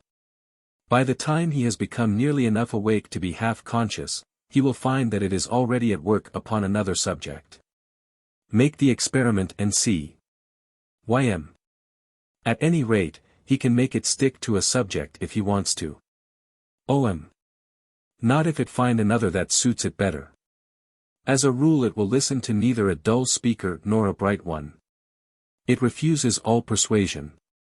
The dull speaker wearies it and sends it far away in idle dreams. The bright speaker throws out stimulating ideas which it goes chasing after and is at once unconscious of him and his talk. You cannot keep your mind from wandering, if it wants to, it is master, not you. After an interval of days. Now, dreams, but we will examine that later. Meantime, did you try commanding your mind to wait for orders from you, and not do any thinking on its own hook? YM. Yes, I commanded it to stand ready to take orders when I should wake in the morning. Did it obey? YM. No. It went to thinking of something of its own initiation, without waiting for me. Also, as you suggested, at night I appointed a theme for it to begin on in the morning, and commanded it to begin on that one and no other. Did it obey? YM. No. How many times did you try the experiment? YM. 10. How many successes did you score? YM. Not one. OM. It is as I have said, the mind is independent of the man. He has no control over it, it does as it pleases. It will take up a subject in spite of him, it will stick to it in spite of him, it will throw it aside in spite of him. It is entirely independent of him. YM. Go on. Illustrate. OM. Do you know chess? YM. I learned it a week ago. OM. Did your mind go on playing the game all night that first night? YM. Don't mention it. OM. It was eagerly, unsatisfiably interested, it rioted in the combinations, you implored it to drop the game and let you get some sleep. YM. Yes. It wouldn't listen, it played right along. It wore me out and I got up haggard and wretched in the morning. OM. At some time or other you have been captivated by a ridiculous rhyme jingle? YM. Indeed, yes. I saw Esau kissing Kate. And she saw I saw Esau. I saw Esau, he saw Kate. And she saw. And so on. My mind went mad with joy over it. It repeated it all day and all night for a week in spite of all I could do to stop it, and it seemed to me that I must surely go crazy. OM. And the new popular song? YM. Oh yes. In the sweet by and by, etc. Yes, the new popular song with the taking melody sings through one's head day and night, asleep and awake, till one is a wreck. There is no getting the mind to let it alone. OM. Yes, asleep as well as awake. The mind is quite independent. It is master. You have nothing to do with it. It is so apart from you that it can conduct its affairs, sing its songs, play its chess, weave its complex and ingeniously constructed dreams, while you sleep. It has no use for your help, no use for your guidance, and never uses either, whether you be asleep or awake. You have imagined that you could originate a thought in your mind, and you have sincerely believed you could do it. YM. Yes, I have had that idea. OM. Yet you can't originate a dream thought for it to work out, and get it accepted? YM. No. OM. And you can't dictate its procedure after it has originated a dream thought for itself? YM. No. No one can do it. Do you think the waking mind and the dream mind are the same machine? OM. There is argument for it. We have wild and fantastic day thoughts. Things that are dreamlike. YM. Yes, like Mr. Wells's man who invented a drug that made him invisible. And like the Arabian tales of the Thousand Nights. OM. And there are dreams that are rational, simple, consistent, and unfantastic. YM. Yes. I have dreams that are like that. Dreams that are just like real life.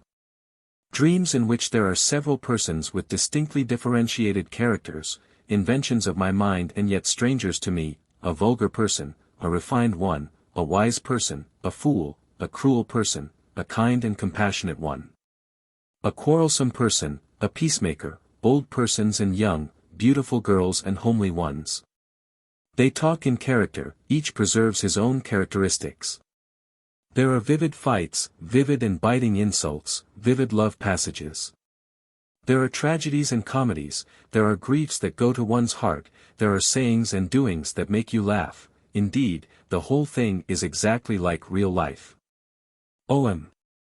Your dreaming mind originates the scheme, consistently and artistically develops it, and carries the little drama creditably through, all without help or suggestion from you. YM. Yes. OM. It is argument that it could do the like awake without help or suggestion from you, and I think it does. It is argument that it is the same old mind in both cases, and never needs your help. I think the mind is purely a machine, a thoroughly independent machine, an automatic machine. Have you tried the other experiment which I suggested to you? YM. Which one? OM. The one which was to determine how much influence you have over your mind, if any. YM. Yes, and got more or less entertainment out of it. I did as you ordered. I placed 2 texts before my eyes, one a dull one and barren of interest, the other one full of interest, inflamed with it, white-hot with it. I commanded my mind to busy itself solely with the dull one. Did it obey? Well, no, it didn't. It busied itself with the other one. Did you try hard to make it obey? Yes, I did my honest best. What was the text which it refused to be interested in or think about?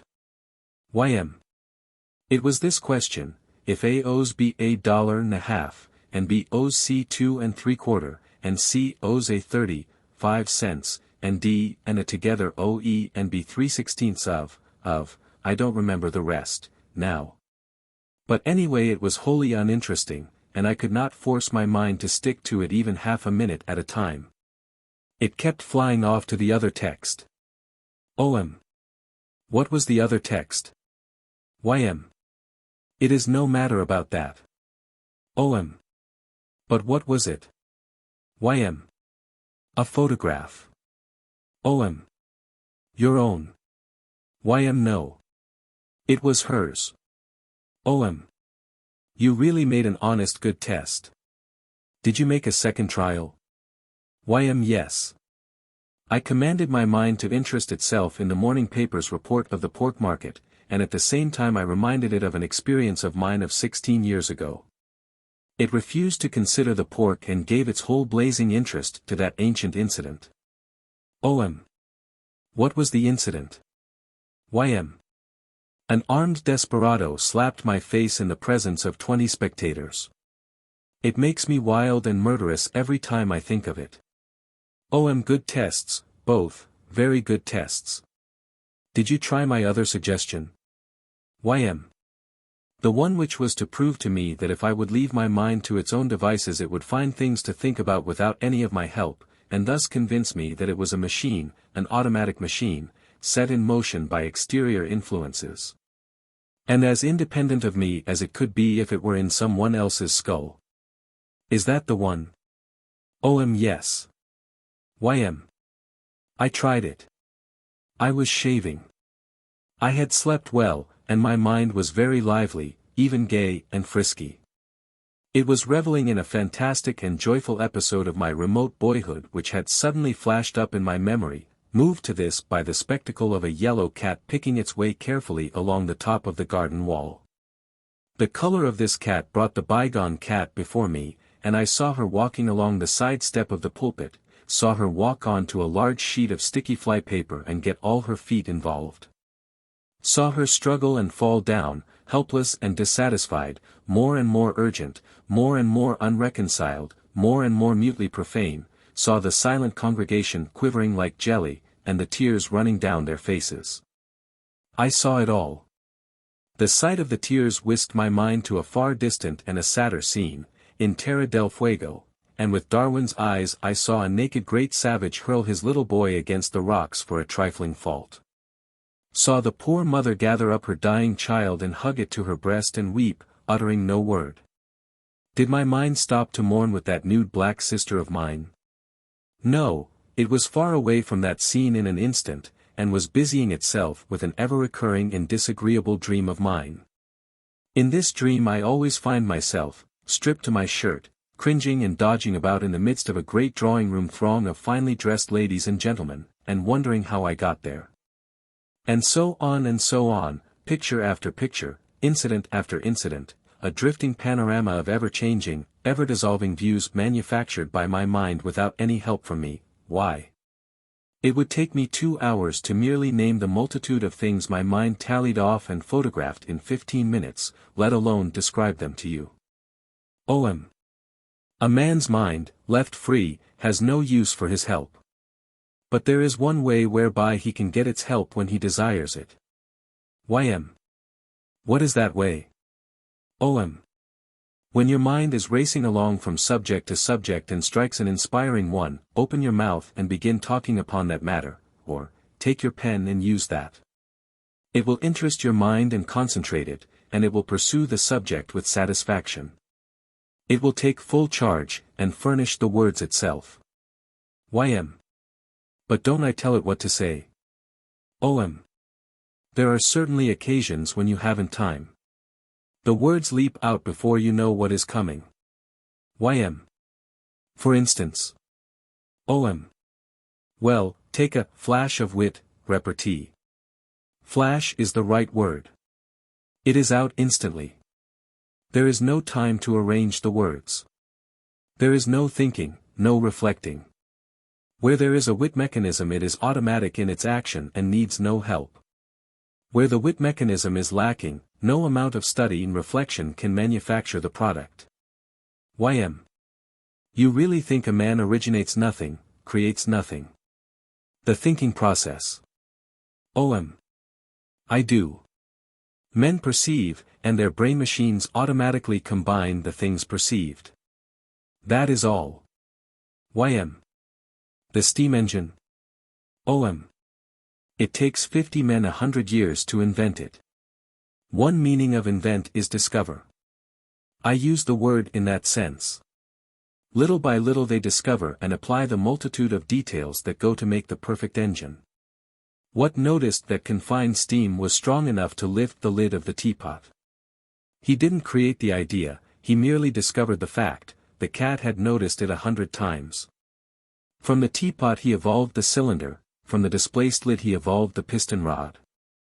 To attach something to the piston rod to be moved by it, was a simple matter, crank and wheel. And so there was a working engine. One by one, improvements were discovered by men who used their eyes, not their creating powers, for they hadn't any, and now. After 100 years the patient contributions of 50 or 100 observers stand compacted in the wonderful machine which drives the ocean liner. YM. A Shakespearean play? OM. The process is the same. The first actor was a savage. He reproduced in his theatrical war dances, scalp, dances, and so on, incidents which he had seen in real life. A more advanced civilization produced more incidents, more episodes, the actor and the storyteller borrowed them. And so the drama grew, little by little, stage by stage. It is made up of the facts of life, not creations. It took centuries to develop the Greek drama. It borrowed from preceding ages, it lent to the ages that came after. Men observe and combine, that is all. So does a rat. YM. How? OM. He observes a smell, he infers a cheese, he seeks and finds. The astronomer observes this and that, adds his this and that to the this and that's of 100 predecessors, infers an invisible planet, seeks it and finds it. The rat gets into a trap, gets out with trouble. Infers that cheese in traps lacks value, and meddles with that trap no more.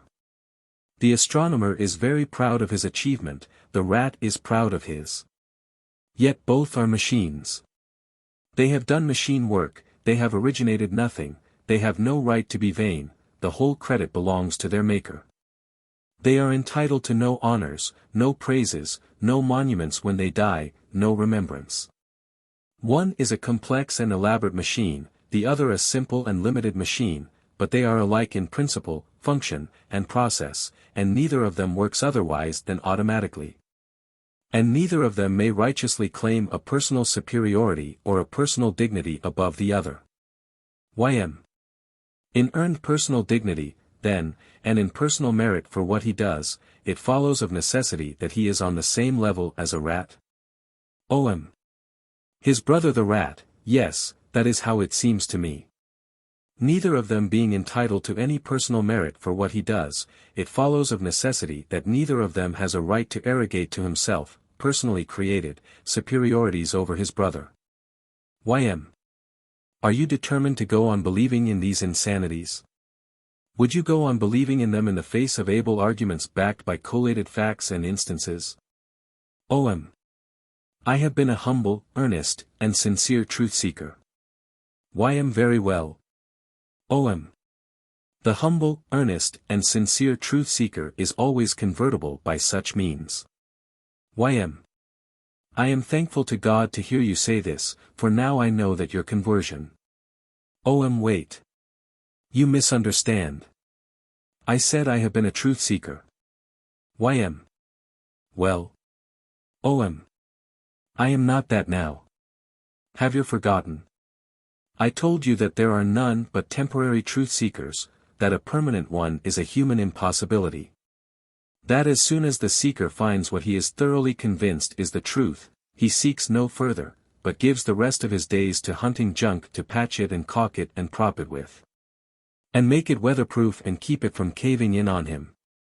Hence the Presbyterian remains a Presbyterian, the Mohammedan a Mohammedan, the spiritualist a spiritualist, the Democrat a Democrat, the Republican a Republican, the monarchist a monarchist. And if a humble, earnest, and sincere seeker after truth should find it in the proposition that the moon is made of green cheese, nothing could ever budge him from that position. For he is nothing but an automatic machine, and must obey the laws of his construction. And so, having found the truth, perceiving that beyond question man has but one moving impulse, the contenting of his own spirit, and is merely a machine and entitled to no personal merit for anything he does, it is not humanly possible for me to seek further. The rest of my days will be spent in patching and painting and puttying and caulking my priceless possession and in looking the other way when an imploring argument or a damaging fact approaches. 1. The Marquis of Worcester had done all of this more than a century earlier. 6. Instinct and thought. Young man. It is odious. Those drunken theories of yours, advanced a while ago, concerning the rat and all that, strip man bare of all his dignities, grandeurs, sublimities.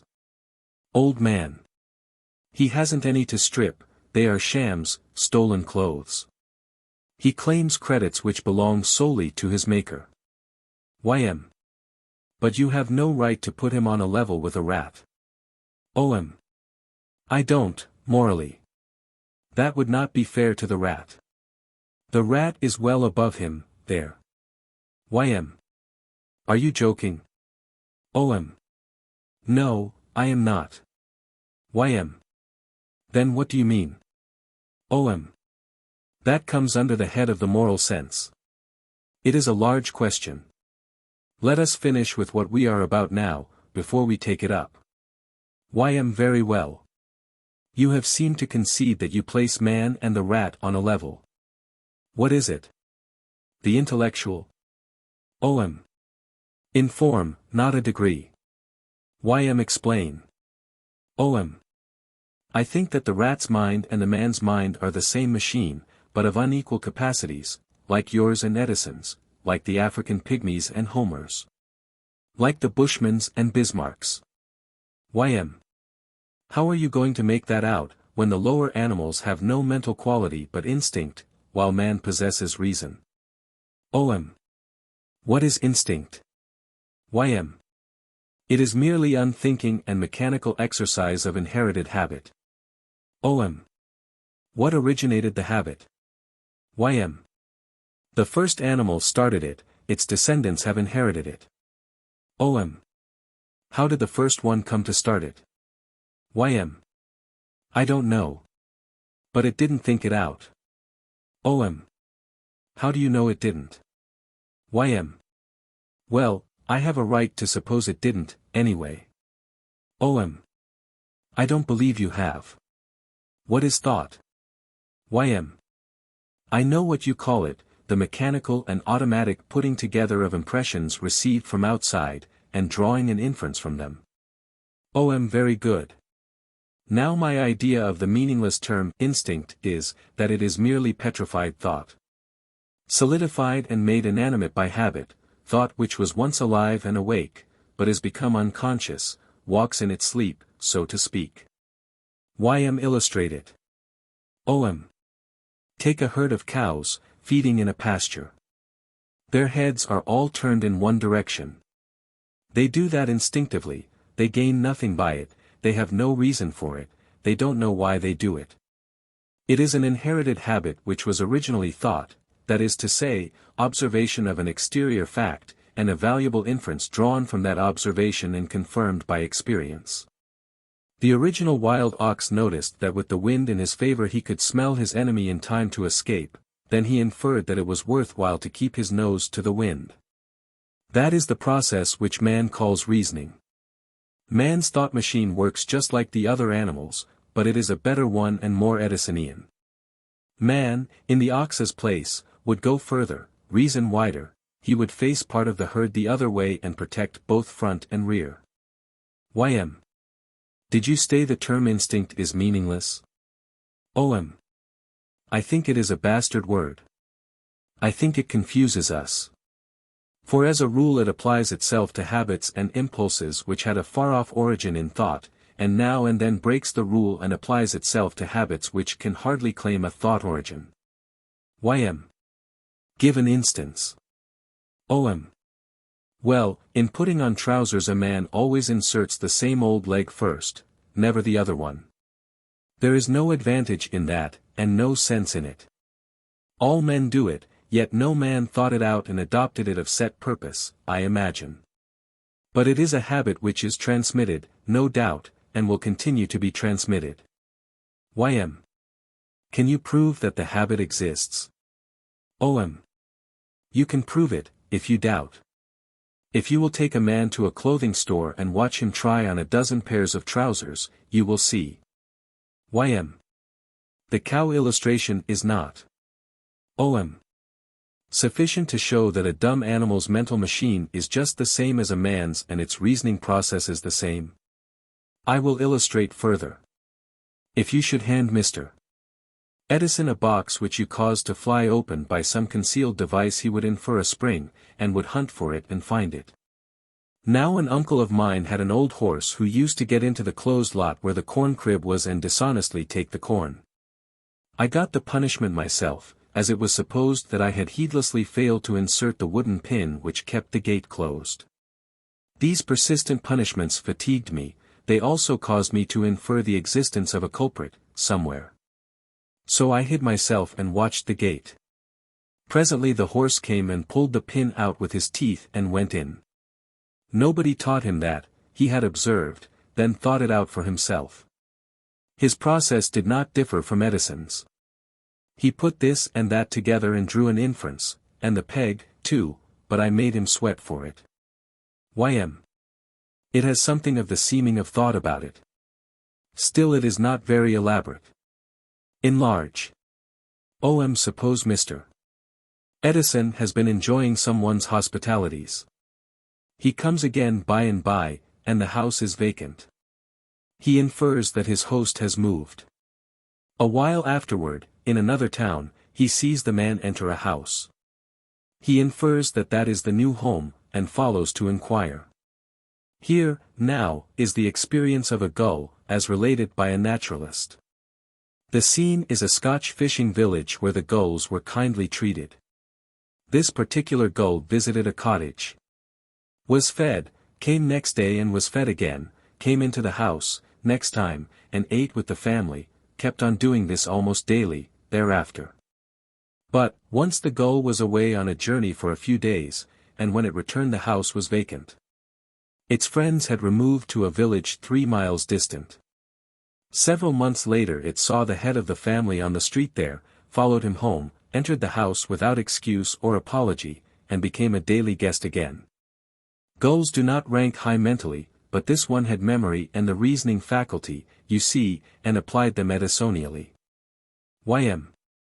Yet it was not an Edison and couldn't be developed into one. OM. Perhaps not. Could you? YM. That is neither here nor there. Go on. OM. If Edison were in trouble and a stranger helped him out of it and next day he got into the same difficulty again, he would infer the wise thing to do in case he knew the stranger's address. Here is a case of a bird and a stranger as related by a naturalist. An Englishman saw a bird flying around about his dog's head, down in the grounds, and uttering cries of distress. He went there to see about it. The dog had a young bird in his mouth, unhurt. The gentleman rescued it and put it on a bush and brought the dog away.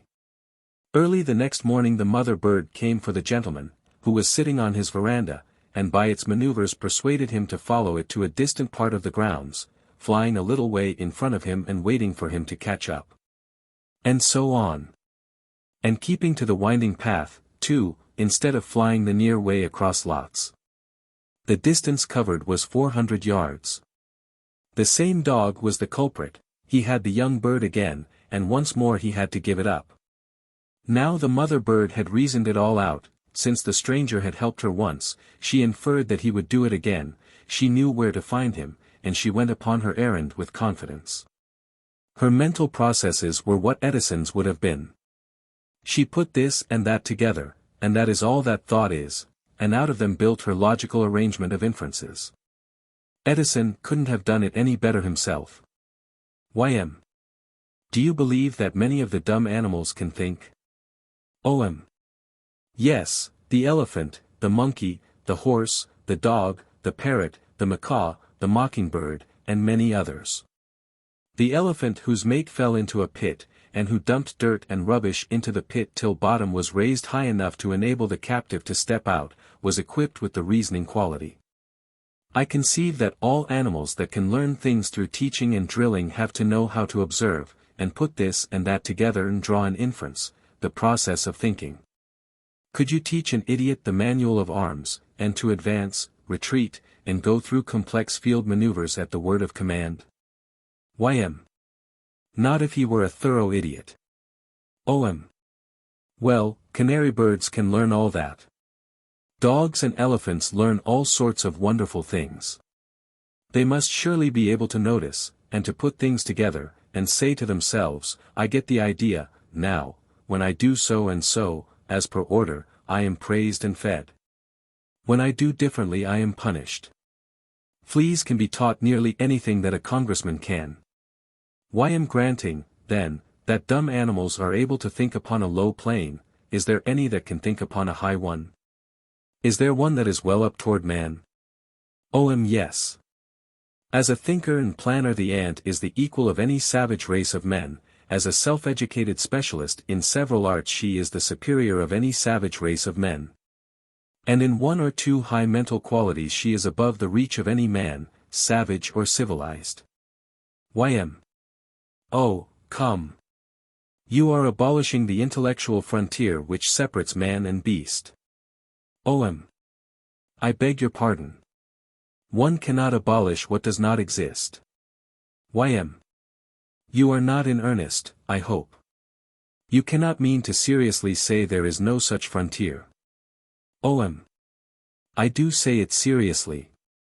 The instances of the horse, the gull, the mother bird, and the elephant show that those creatures put their this and that's together just as Edison would have done it and drew the same inferences that he would have drawn.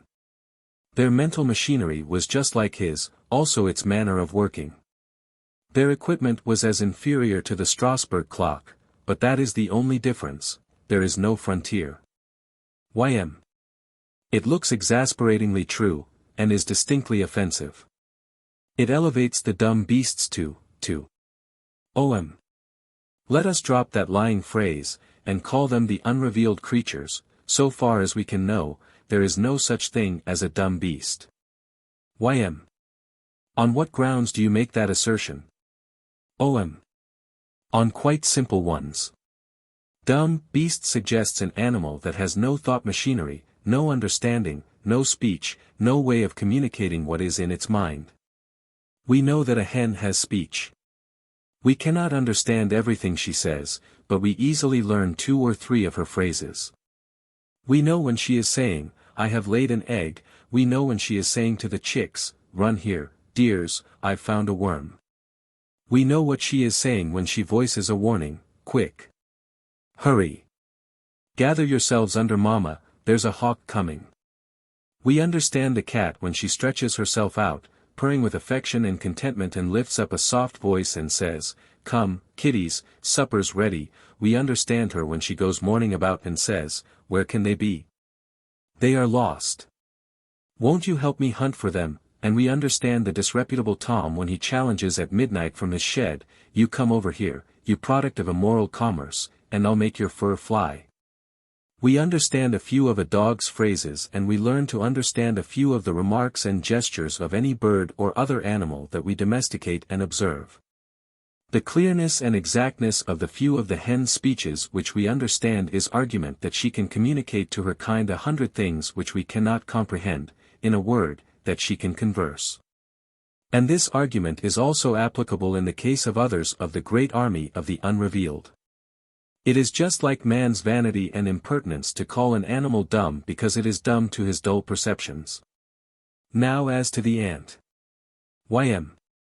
Yes, go back to the ant, the creature that, as you seem to think, sweeps away the last vestige of an intellectual frontier between man and the unrevealed. OM. That is what she surely does. In all his history the aboriginal Australian never thought out a house for himself and built it. The ant is an amazing architect.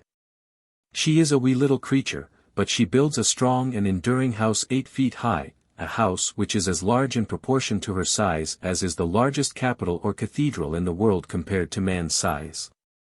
No savage race has produced architects who could approach the ant in genius or culture. No civilized race has produced architects who could plan a house better for the uses proposed than can hers. Her house contains a throne room, nurseries for her young, granaries, apartments for her soldiers, her workers, etc.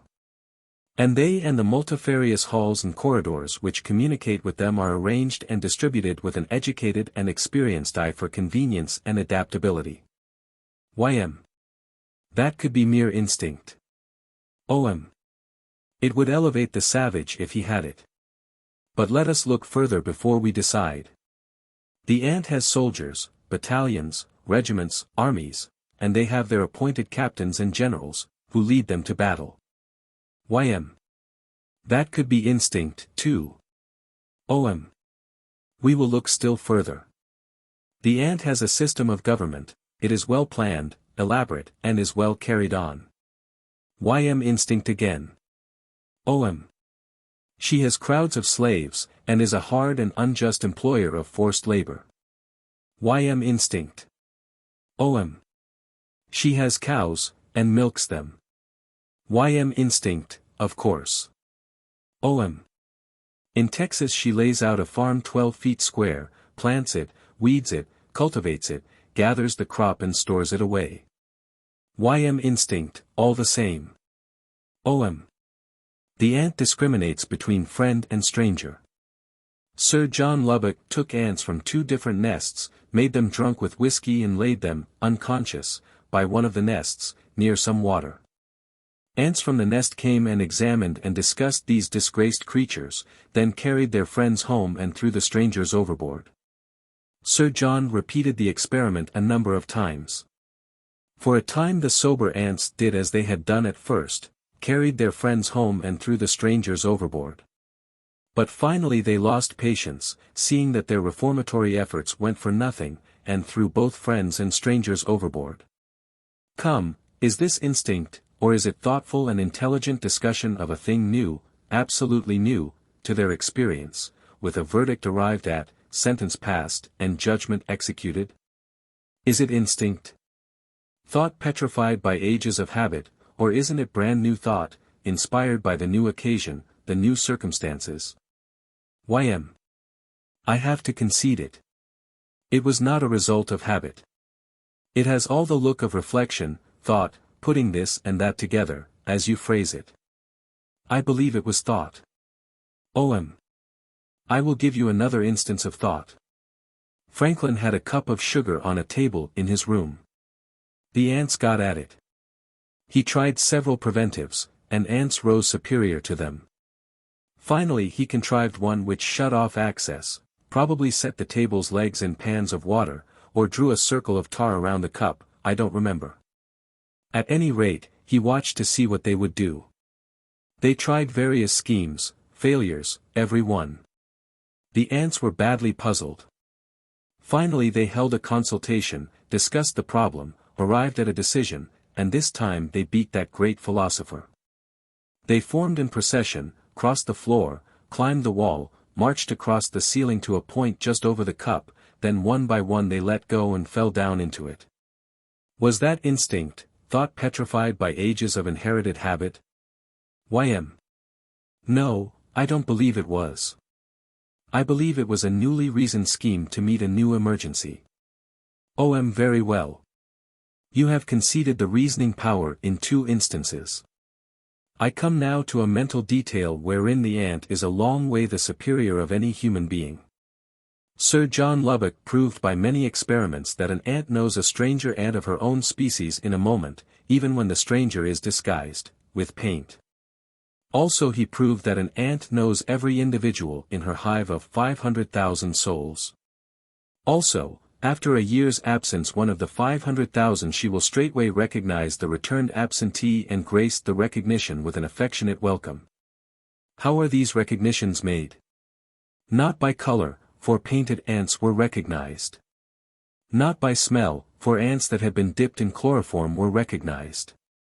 Not by speech and not by antennae signs nor contacts, for the drunken and motionless ants were recognized and the friend discriminated from the stranger. The ants were all of the same species, therefore the friends had to be recognized by form and feature, friends who formed part of a hive of 500,000. Has any man a memory for form and feature approaching that? YM. Certainly not. OM. Franklin's ants and Lubbock's ants show fine capacities of putting this and that together in new and untried emergencies and deducting smart conclusions from the combinations, a man's mental process exactly. With memory to help, man preserves his observations and reasonings, reflects upon them, adds to them, recombines, and so proceeds, stage by stage, to far results, from the teakettle to the ocean greyhound's complex engine. From personal labor to slave labor, from wigwam to palace, from the capricious chase to agriculture and stored food, from nomadic life to stable government and concentrated authority, from incoherent hordes to massed armies.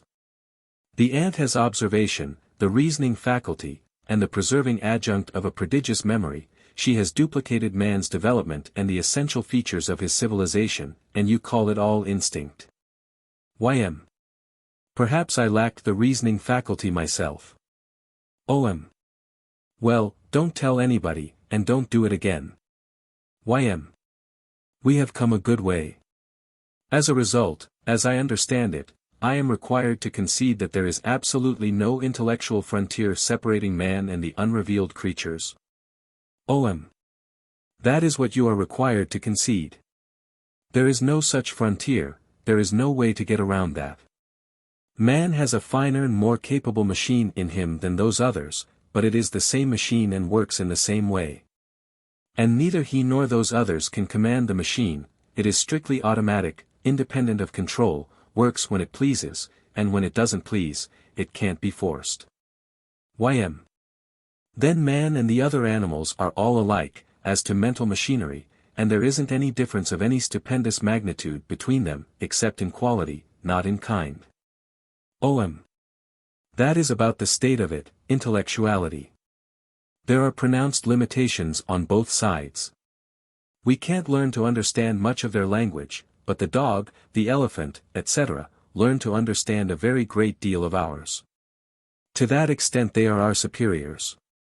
On the other hand, they can't learn reading, writing, etc., nor any of our fine and high things, and there we have a large advantage over them.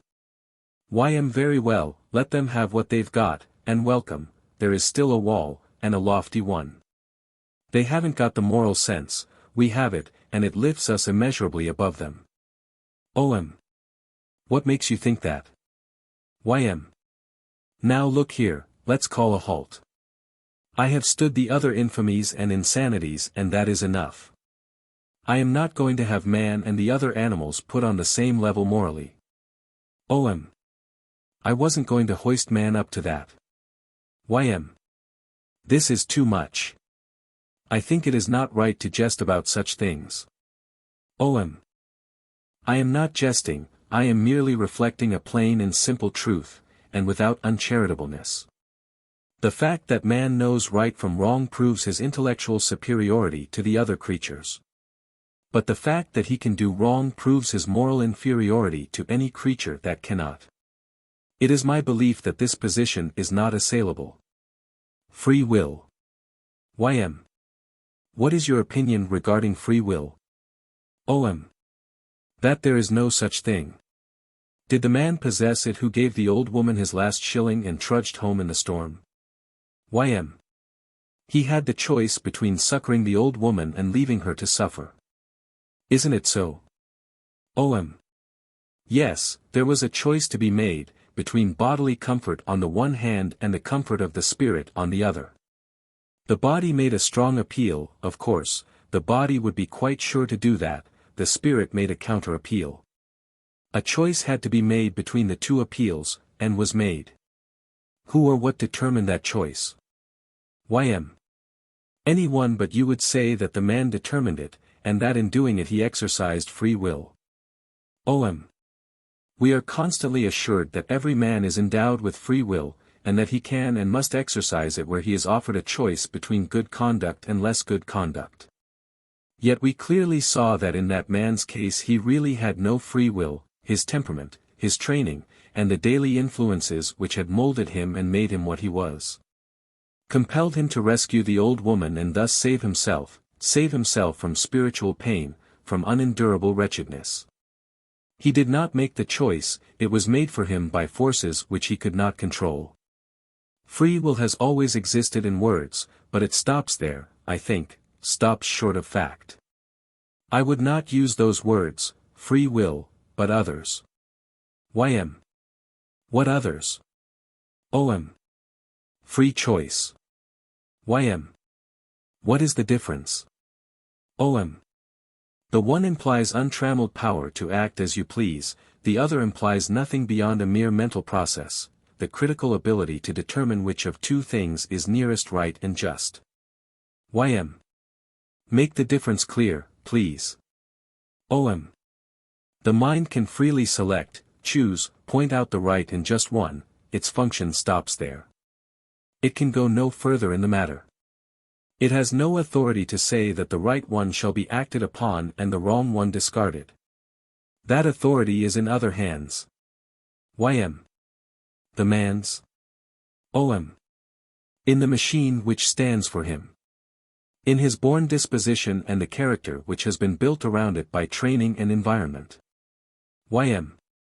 It will act upon the right one of the two. OM. It will do as it pleases in the matter. George Washington's machine would act upon the right one, Pizarro would act upon the wrong one. YM. Then as I understand it, a bad man's mental machinery calmly and judicially points out which of two things is right and just. OM. Yes, and his moral machinery will freely act upon the one or the other, according to its make, and be quite indifferent to the mind's feeling concerning the matter, that is, would be, if the mind had any feelings, which it hasn't. It is merely a thermometer, it registers the heat and the cold, and cares not a farthing about either. YM. Then we must not claim that if a man knows which of two things is right he is absolutely bound to do that thing. OM. His temperament and training will decide what he shall do, and he will do it, he cannot help himself, he has no authority over the matter. Wasn't it right for David to go out and slay Goliath? YM. Yes. OM. Then it would have been equally right for anyone else to do it. YM. Certainly. OM.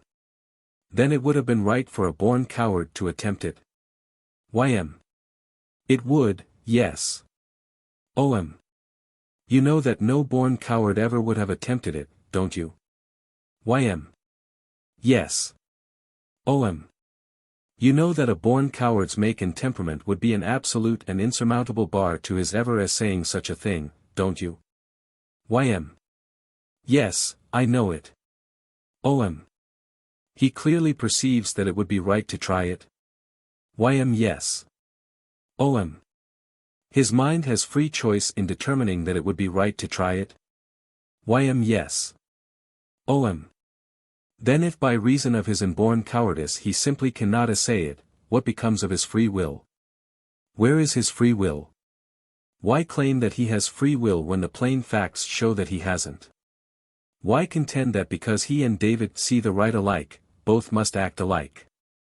Why impose the same laws upon goat and lion? YM. There is really no such thing as free will. OM. It is what I think. There is will. But it has nothing to do with intellectual perceptions of right and wrong, and is not under their command. David's temperament and training had will, and it was a compulsory force. David had to obey its decrees, he had no choice.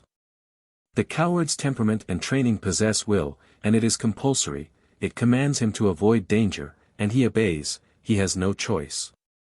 But neither the Davids nor the cowards possess free will that may do the right or do the wrong, as their mental verdict shall decide. Not two values, but only one. YM. There is one thing which bothers me, I can't tell where you draw the line between material covetousness and spiritual covetousness. OM. I don't draw any. YM. How do you mean? OM. There is no such thing as material covetousness. All covetousness is spiritual. YM.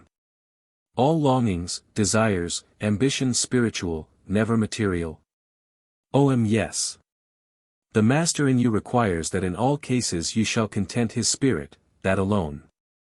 He never requires anything else, he never interests himself in any other matter. YM. Ah, come. When he covets somebody's money, isn't that rather distinctly material and gross?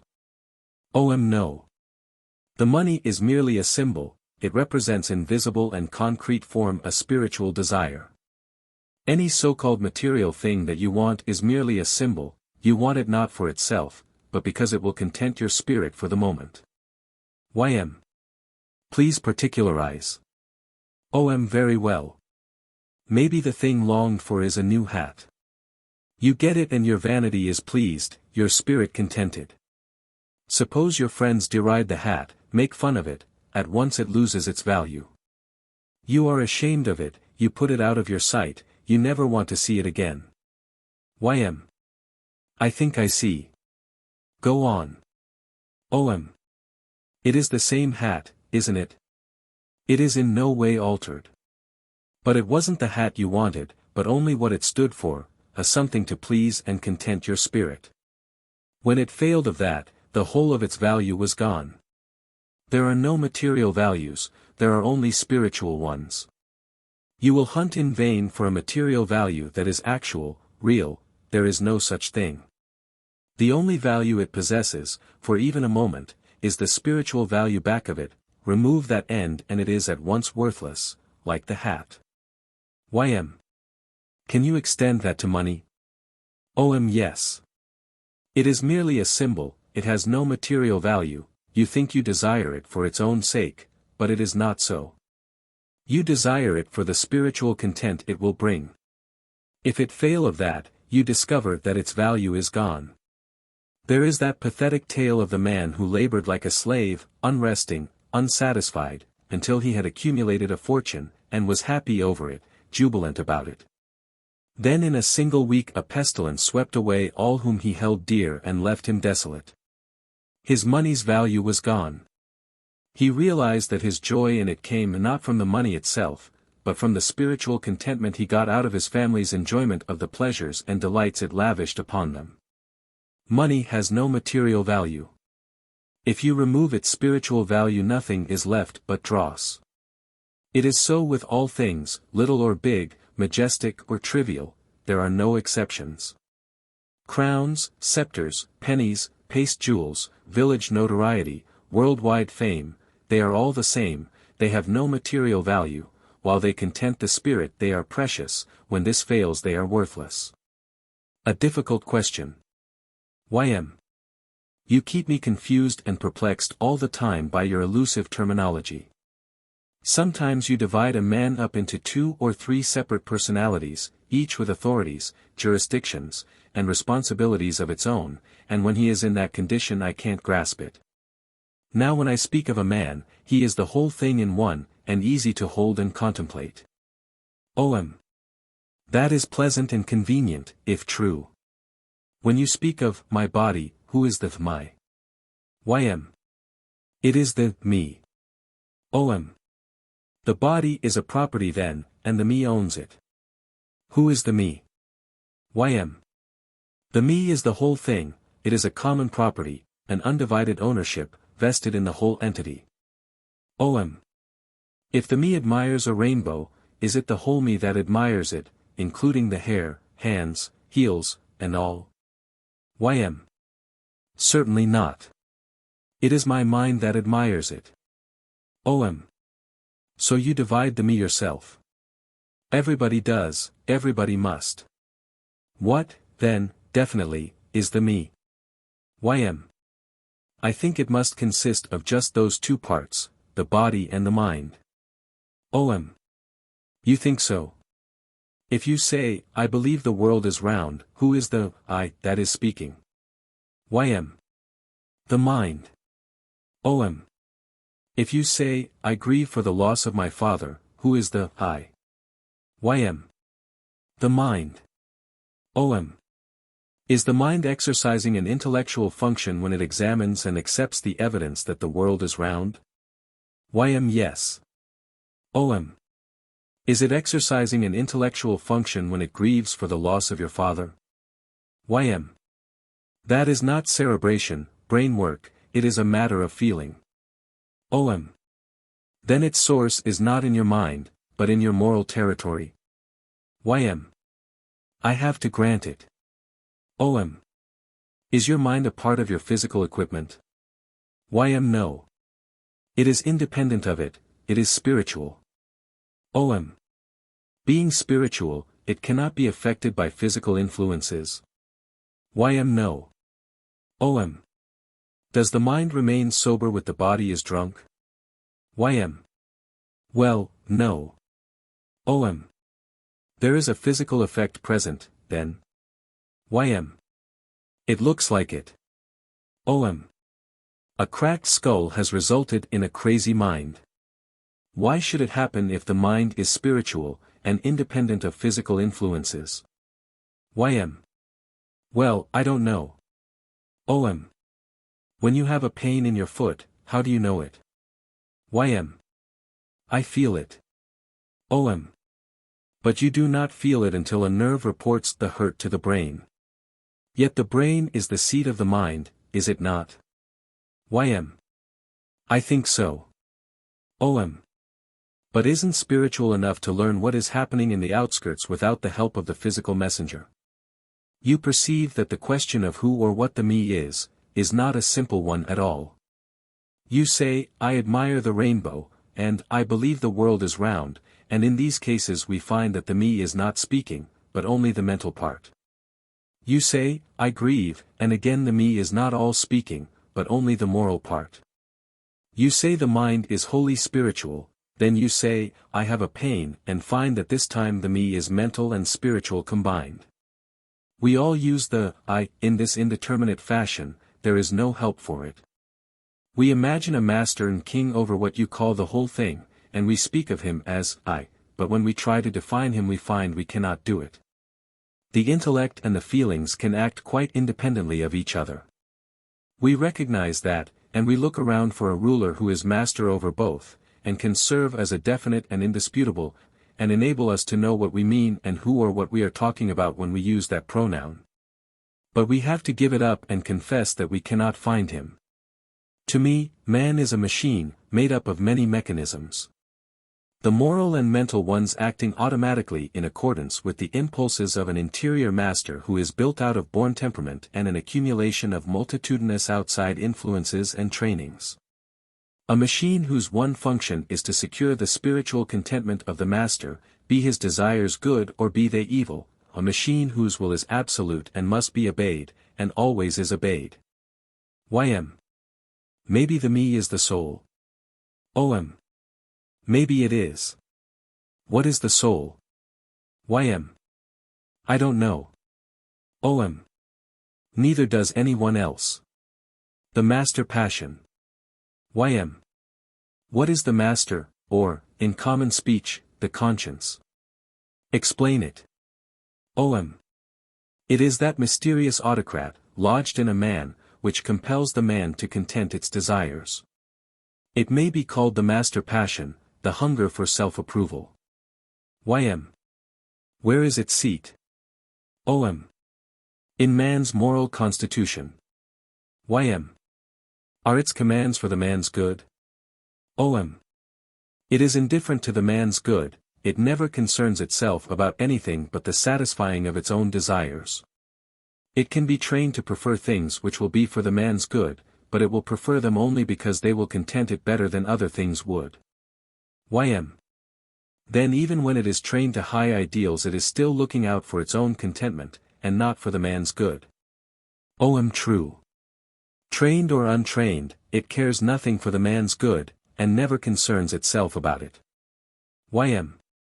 It seems to be an immoral force seated in the man's moral constitution. OM. It is a colorless force seated in the man's moral constitution. Let us call it an instinct, a blind, unreasoning instinct, which cannot and does not distinguish between good morals and bad ones, and cares nothing for results to the man provided its own contentment be secured, and it will always secure that. YM. It seeks money, and it probably considers that that is an advantage for the man. OM. It is not always seeking money, it is not always seeking power, nor office, nor any other material advantage. In all cases it seeks a spiritual contentment, let the means be what they may. Its desires are determined by the man's temperament, and it is lord over that. Temperament, conscience, susceptibility, spiritual appetite, are, in fact, the same thing. Have you ever heard of a person who cared nothing for money? YM. Yes. A scholar who would not leave his garret and his books to take a place in a business house at a large salary. OM. He had to satisfy his master, that is to say, his temperament, his spiritual appetite, and it preferred books to money. Are there other cases? YM. Yes, the hermit. OM. It is a good instance. The hermit endures solitude, hunger, cold, and manifold perils, to content his autocrat, who prefers these things, and prayer and contemplation, to money or to any show or luxury that money can buy. Are there others? YM. Yes. The artist, the poet, the scientist. OM. Their autocrat prefers the deep pleasures of these occupations, either well paid or ill paid, to any others in the market, at any price. You realize that the master passion, the contentment of the spirit, concerns itself with many things besides so-called material advantage, material prosperity, cash, and all that? YM. I think I must concede it. OM. I believe you must. There are perhaps as many temperaments that would refuse the burdens and vexations and distinctions of public office as there are that hunger after them. The one set of temperaments seek the contentment of the spirit, and that alone. And this is exactly the case with the other set. Neither set seeks anything but the contentment of the spirit. If the one is sordid, both are sordid, and equally so, since the end in view is precisely the same in both cases. And in both cases temperament decides the preference, and temperament is born, not made. Conclusion. OM.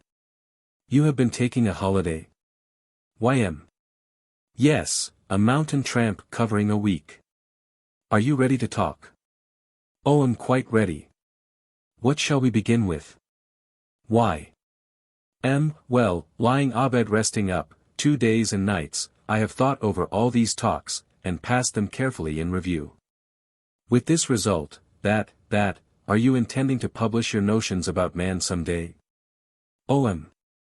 Now and then, in these past 20 years, the master inside of me has half intended to order me to set them to paper and publish them. Do I have to tell you why the order has remained unissued, or can you explain so simple a thing without my help? YM. By your doctrine, it is simplicity itself. Outside influences moved your interior master to give the order, stronger outside influences deterred him.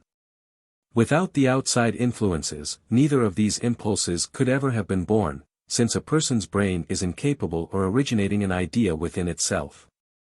OM. Correct. Go on. YM. The matter of publishing or withholding is still in your master's hands. If some day an outside influence shall determine him to publish, he will give the order, and it will be obeyed. OM. That is correct. Well. YM. Upon reflection I have arrived at the conviction that the publication of your doctrines would be harmful. Do you pardon me? OM. Pardon you? You have done nothing. You are an instrument, a speaking trumpet. Speaking trumpets are not responsible for what is said through them. Outside influences, in the form of lifelong teachings, trainings, notions, prejudices, and other second-hand importations, have persuaded the master within you that the publication of these doctrines would be harmful. Very well, this is quite natural, and was to be expected, in fact, was inevitable. Go on, for the sake of ease and convenience, stick to habit, speak in the first person, and tell me what your master thinks about it. YM. Well, to begin, it is a desolating doctrine, it is not inspiring, enthusing, uplifting. It takes the glory out of man, it takes the pride out of him, it takes the heroism out of him, it denies him all personal credit, all applause. It not only degrades him to a machine, but allows him no control over the machine. Makes a mere coffee mill of him, and neither permits him to supply the coffee nor turn the crank, his sole and piteously humble function being to grind coarse or fine, according to his make, outside impulses doing the rest. OM. It is correctly stated. Tell me, what do men admire most in each other? YM. Intellect, courage, majesty of build, beauty of countenance, charity, benevolence, magnanimity, kindliness, heroism, and OM. I would not go any further. These are elementals.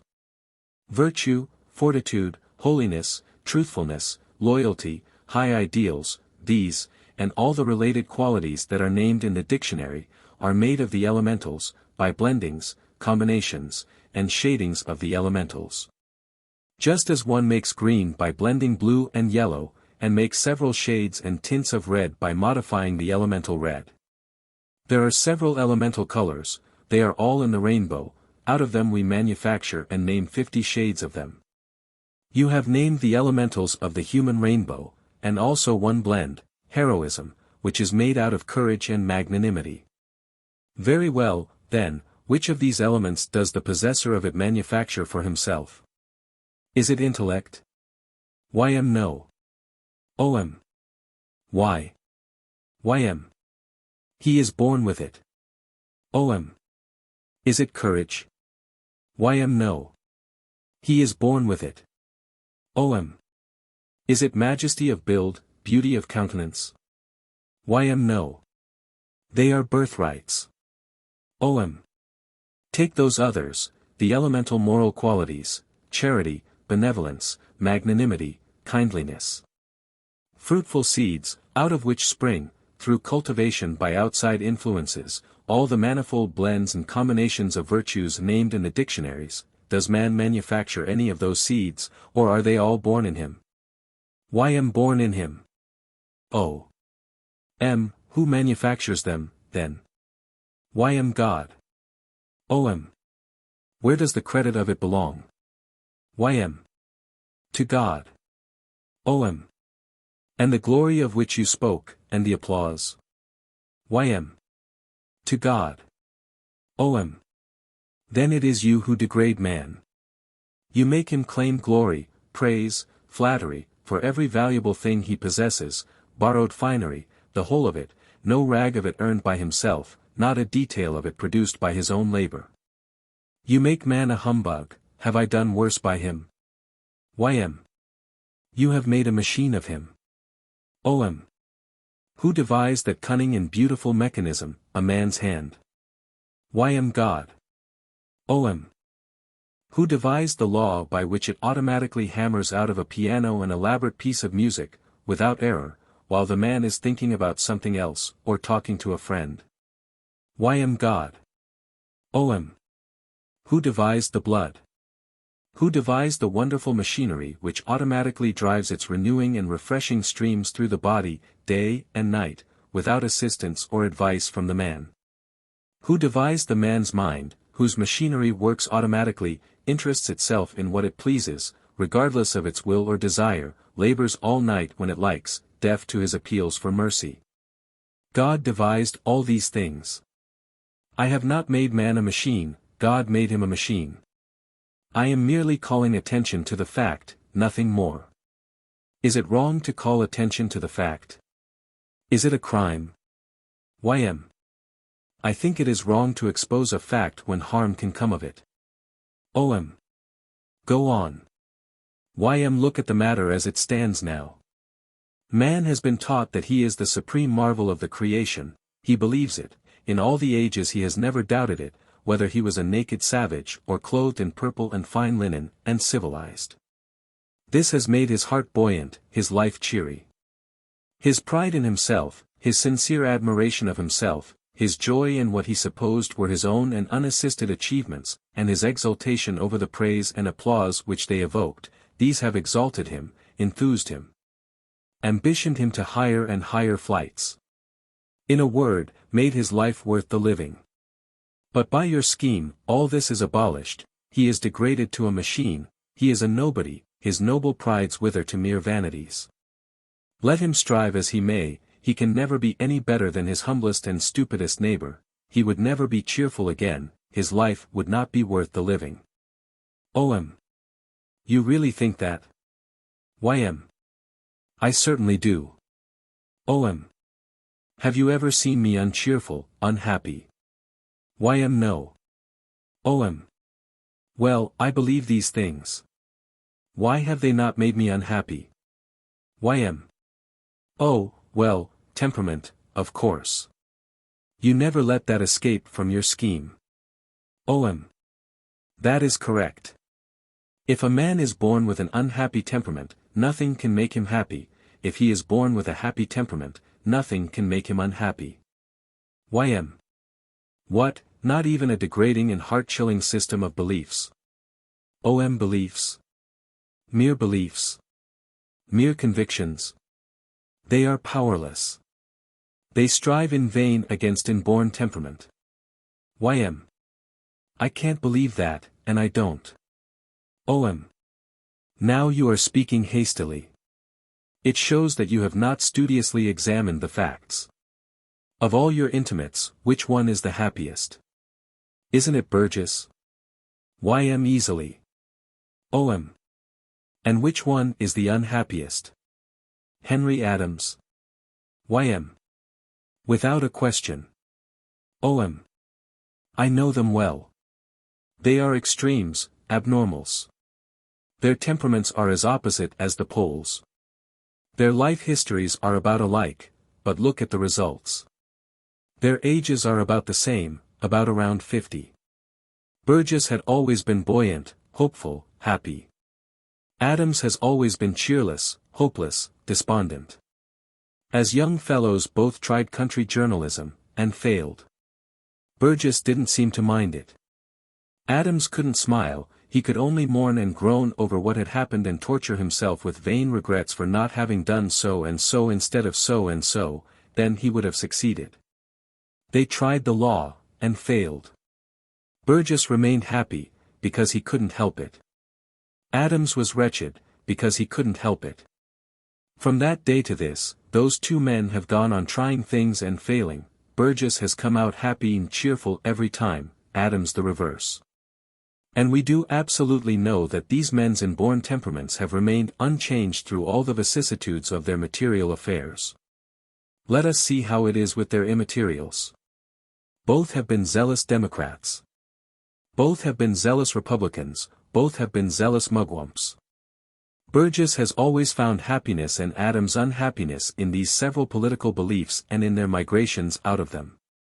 Both of these men have been Presbyterians, Universalists, Methodists, Catholics, then Presbyterians again, then Methodists again. Burgess has always found rest in these excursions, and Adams unrest. They are trying Christian Science, now, with the customary result, the inevitable result. No political or religious belief can make Burgess unhappy or the other man happy. I assure you it is purely a matter of temperament. Beliefs are acquirements, temperaments are born, beliefs are subject to change, nothing whatever can change temperament. YM. You have instanced extreme temperaments. OM. Yes, the half-dozen others are modifications of the extremes. But the law is the same. Where the temperament is 2/3 happy, or 2/3 unhappy, no political or religious beliefs can change the proportions. The vast majority of temperaments are pretty equally balanced. The intensities are absent, and this enables a nation to learn to accommodate itself to its political and religious circumstances and like them, be satisfied with them, at last prefer them. Nations do not think, they only feel. They get their feelings at second hand through their temperaments, not their brains. A nation can be brought, by force of circumstances, not argument, to reconcile itself to any kind of government or religion that can be devised. In time it will fit itself to the required conditions, later, it will prefer them and will fiercely fight for them. As instances, you have all history, the Greeks, the Romans, the Persians, the Egyptians, the Russians, the Germans, the French, the English, the Spaniards, the Americans, the South Americans, the Japanese, the Chinese, the Hindus, the Turks, 1,000 wild and tame religions, every kind of government that can be thought of, from tiger to house cat, each nation knowing it has the only true religion and the only sane system of government, each despising all the others. Each an ass and not suspecting it, each proud of its fancied supremacy, each perfectly sure it is the pet of God, each without undoubting confidence summoning him to take command in time of war, each surprised when he goes over to the enemy. But by habit able to excuse it and resume compliments, in a word, the whole human race content, always content, persistently content, indestructibly content, happy, thankful, proud, no matter what its religion is. Nor whether its master be tiger or house cat. Am I stating facts? You know I am. Is the human race cheerful? You know it is. Considering what it can stand, and be happy, you do me too much honor when you think that I can place before it a system of plain cold facts that can take the cheerfulness out of it. Nothing can do that. Everything has been tried. Without success. I beg you not to be troubled. The death of Jean. The death of Jean Clemens occurred early in the morning of December 24, 1909. Mr. Clemens was in great stress of mind when I first saw him, but a few hours later I found him writing steadily. I am setting it down, he said, everything. It is a relief to me to write it. It furnishes me an excuse for thinking. At intervals during that day and the next I looked in, and usually found him writing. Then on the evening of the 26th, when he knew that Jean had been laid to rest in Elmira, he came to my room with the manuscript in his hand. I have finished it, he said, read it. I can form no opinion of it myself. If you think it worthy, some day, at the proper time, it can end my autobiography. It is the final chapter. 4 months later, almost to the day, April 21st, he was with Jean. Albert Bigelow Paine. Stormfield, Christmas Eve, 11 a.m., 1909. Jean is dead. Has anyone ever tried to put upon paper all the little happenings connected with a dear one, happenings of the 24 hours preceding the sudden and unexpected death of that dear one? Would a book contain them? Would 2 books contain them? I think not. They pour into the mind in a flood. They are little things that have been always happening every day, and were always so unimportant and easily forgettable before, but now. Now, how different. How precious they are, how dear, how unforgettable, how pathetic, how sacred, how clothed with dignity. Last night Jean, all flushed with splendid health, and I the same, from the wholesome effects of my Bermuda holiday, strolled hand in hand from the dinner table and sat down in the library and chatted, and planned, and discussed. Cheerily and happily, and how unsuspectingly. Until 9, which is late for us, then went upstairs, Jean's friendly German dog following. At my door Jean said, I can't kiss you good night, father, I have a cold, and you could catch it. I bent and kissed her hand. She was moved, I saw it in her eyes, and she impulsively kissed my hand in return. Then with the usual gay, "Sleep well, dear," from both, we parted. At 7:30 this morning I woke, and heard voices outside my door. I said to myself, Jean is starting on her usual horseback flight to the station for the mail. Then Katie entered, stood quaking and gasping at my bedside a moment, then found her tongue. Katie Leary, who had been in the service of the Clemens family for 29 years.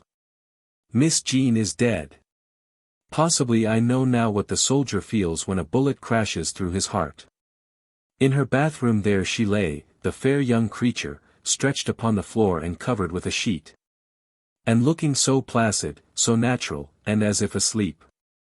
We knew what had happened. She was an epileptic, she had been seized with a convulsion and heart failure in her bath. The doctor had to come several miles. His efforts, like our previous ones, failed to bring her back to life. It is noon, now.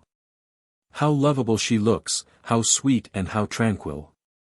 It is a noble face, and full of dignity, and that was a good heart that lies there so still. In England, 13 years ago, my wife and I were stabbed to the heart with a cablegram which said, "Susie was mercifully released today." I had to send a like shot to Clara, in Berlin, this morning. With the peremptory addition, "You must not come home."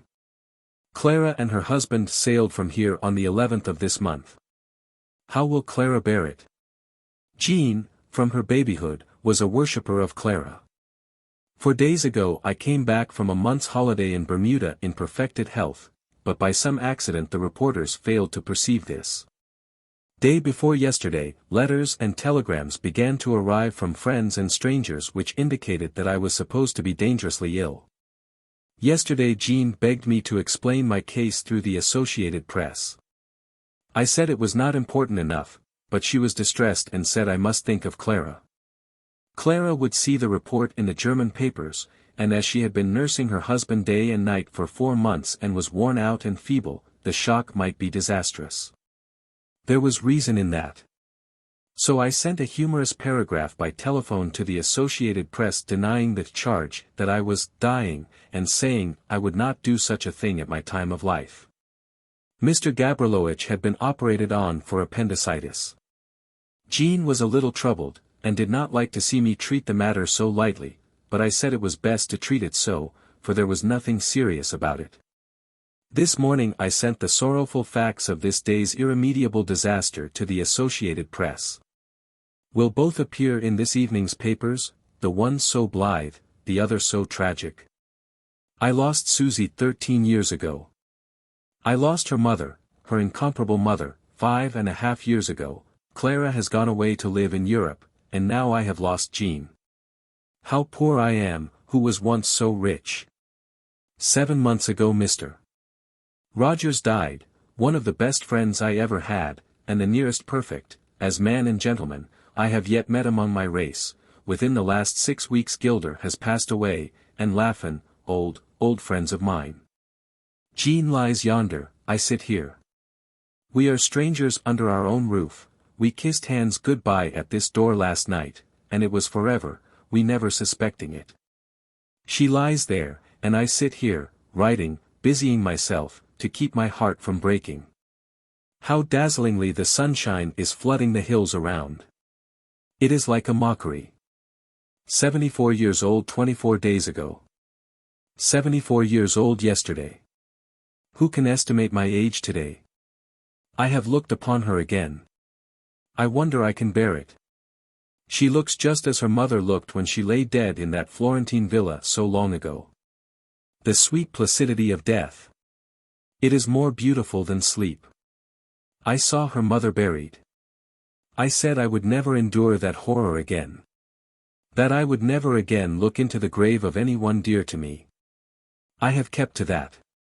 They will take Jean from this house tomorrow, and bear her to Elmira, New York, where lie those of us that have been released, but I shall not follow. Jean was on the dock when the ship came in, only 4 days ago. She was at the door, beaming a welcome, when I reached this house the next evening. We played cards, and she tried to teach me a new game called Mark Twain. We sat chatting cheerily in the library last night, and she wouldn't let me look into the loggia, where she was making Christmas preparations. She said she would finish them in the morning, and then her little French friend would arrive from New York. The surprise would follow, the surprise she had been working over for days. While she was out for a moment I disloyally stole a look. The loggia floor was clothed with rugs and furnished with chairs and sofas, and the uncompleted surprise was there, in the form of a Christmas tree that was drenched with silver film in a most wonderful way. And on a table was a prodigal profusion of bright things which she was going to hang upon it today. What desecrating hand will ever banish that eloquent unfinished surprise from that place? Not mine, surely. All these little matters have happened in the last 4 days. Little. Yes, then. But not now. Nothing she said or thought or did is little now. And all the lavish humor, what has become of it? It is pathos, now. Pathos, and the thought of it brings tears. All these little things happened such a few hours ago, and now she lies yonder. Lies yonder, and cares for nothing any more. Strange, marvelous, incredible. I have had this experience before. But it would still be incredible if I had had it 1,000 times. Miss Jean is dead. That is what Katie said. When I heard the door open behind the bed's head without a preliminary knock, I supposed it was Jean coming to kiss me good morning, she being the only person who was used to entering without formalities. And so, I have been to Jean's parlor. Such a turmoil of Christmas presents for servants and friends. They are everywhere. Tables, chairs, sofas, the floor, everything is occupied, and overoccupied. It is many and many a year since I have seen the like. In that ancient day Mrs. Clemens and I used to slip softly into the nursery at midnight on Christmas Eve and look the array of presents over. The children were little then. And now here is Jean's parlor looking just as that nursery used to look. The presents are not labeled. The hands are forever idle that would have labeled them today. Jean's mother always worked herself down with her Christmas preparations. Jean did the same yesterday and the preceding days, and the fatigue has cost her her life. The fatigue caused the convulsion that attacked her this morning. She had had no attack for months. Jean was so full of life and energy that she was constantly in danger of overtaxing her strength. Every morning she was in the saddle by 7:30, and off to the station for her mail. She examined the letters and I distributed them, some to her, some to Mr. Payne, the others to the stenographer and myself. She dispatched her share and then mounted her horse again and went around superintending her farm and her poultry the rest of the day. Sometimes she played billiards with me after dinner, but she was usually too tired to play, and went early to bed.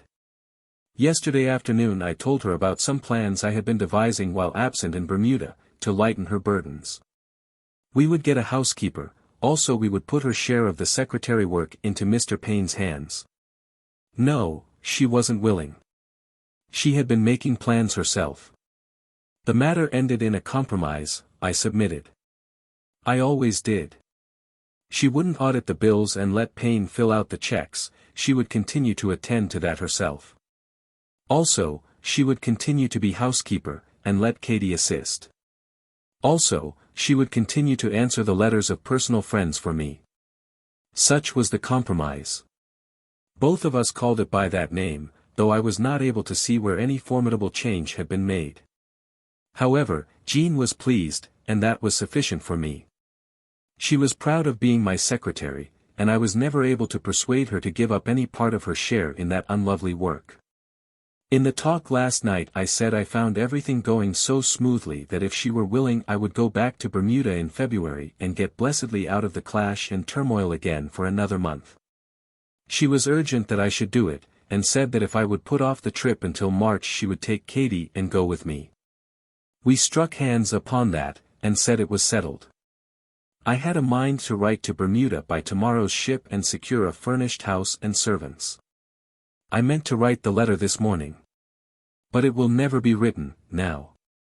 For she lies yonder, and before her is another journey than that.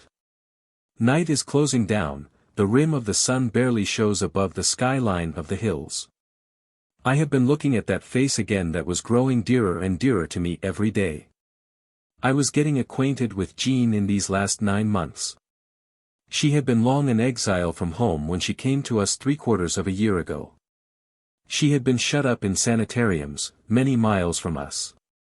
How eloquently glad and grateful she was to cross her father's threshold again. Would I bring her back to life if I could do it?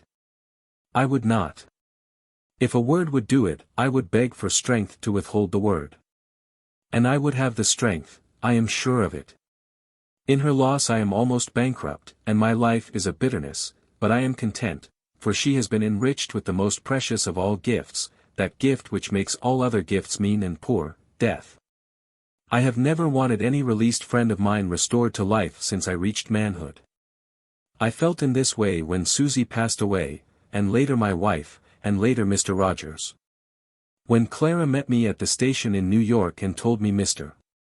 Rogers had died suddenly that morning, my thought was, oh, favorite of fortune, fortunate all his long and lovely life, fortunate to his latest moment. The reporters said there were tears of sorrow in my eyes. True, but they were for me, not for him. He had suffered no loss. All the fortunes he had ever made before were poverty compared with this one.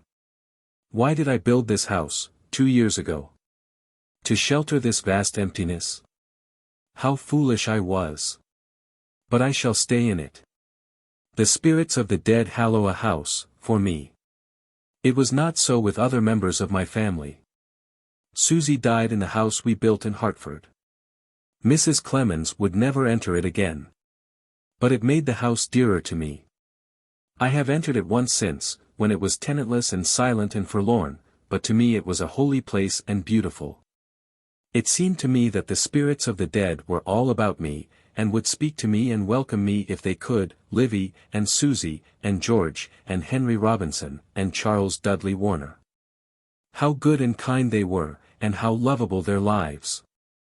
In fancy I could see them all again, I could call the children back and hear them romp again with George, that peerless black ex-slave and children's idol who came one day, a flitting stranger, to wash windows, and stayed 18 years. Until he died. Clara and Jean would never enter again the New York hotel which their mother had frequented in earlier days. They could not bear it. But I shall stay in this house. It is dearer to me tonight than ever it was before. Jean's spirit will make it beautiful for me always. Her lonely and tragic death, but I will not think of that now. Jean's mother always devoted 2 or 3 weeks to Christmas shopping, and was always physically exhausted when Christmas Eve came. Jean was her very own child, she wore herself out present hunting in New York these latter days. Payne has just found on her desk a long list of names, 50, he thinks, people to whom she sent presents last night. Apparently she forgot no one. And Katie found there a roll of banknotes, for the servants. Her dog has been wandering about the grounds today, comradeless and forlorn. I have seen him from the windows. She got him from Germany. He has tall ears and looks exactly like a wolf. He was educated in Germany, and knows no language but the German. Jean gave him no orders save in that tongue. And so when the burglar alarm made a fierce clamor at midnight a fortnight ago, the butler, who is French and knows no German, tried in vain to interest the dog in the supposed burglar. Jean wrote me, to Bermuda, about the incident. It was the last letter I was ever to receive from her bright head and her competent hand. The dog will not be neglected. There was never a kinder heart than Jean's. From her childhood up she always spent the most of her allowance on charities of one kind and another. After she became secretary and had her income doubled she spent her money upon these things with a free hand. Mine too, I am glad and grateful to say. She was a loyal friend to all animals, and she loved them all, birds, beasts, and everything, even snakes, an inheritance from me. She knew all the birds, she was high up in that lore. She became a member of various humane societies when she was still a little girl, both here and abroad, and she remained an active member to the last.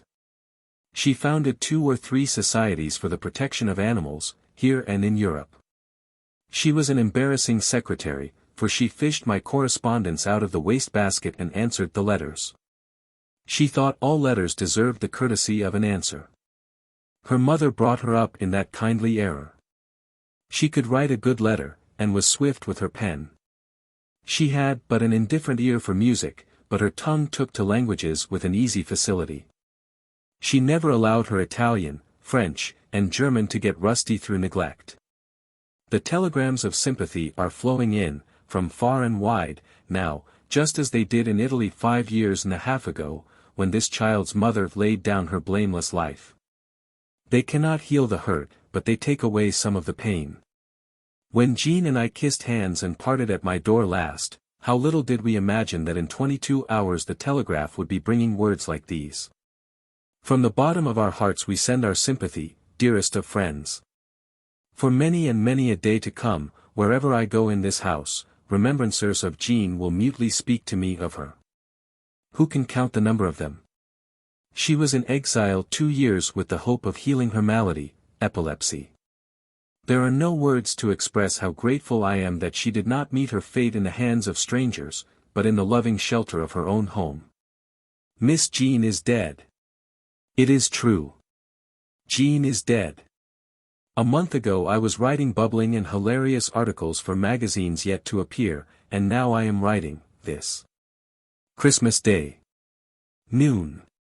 Last night I went to Jean's room at intervals, and turned back the sheet and looked at the peaceful face, and kissed the cold brow, and remembered that heartbreaking night in Florence so long ago, in that cavernous and silent vast villa.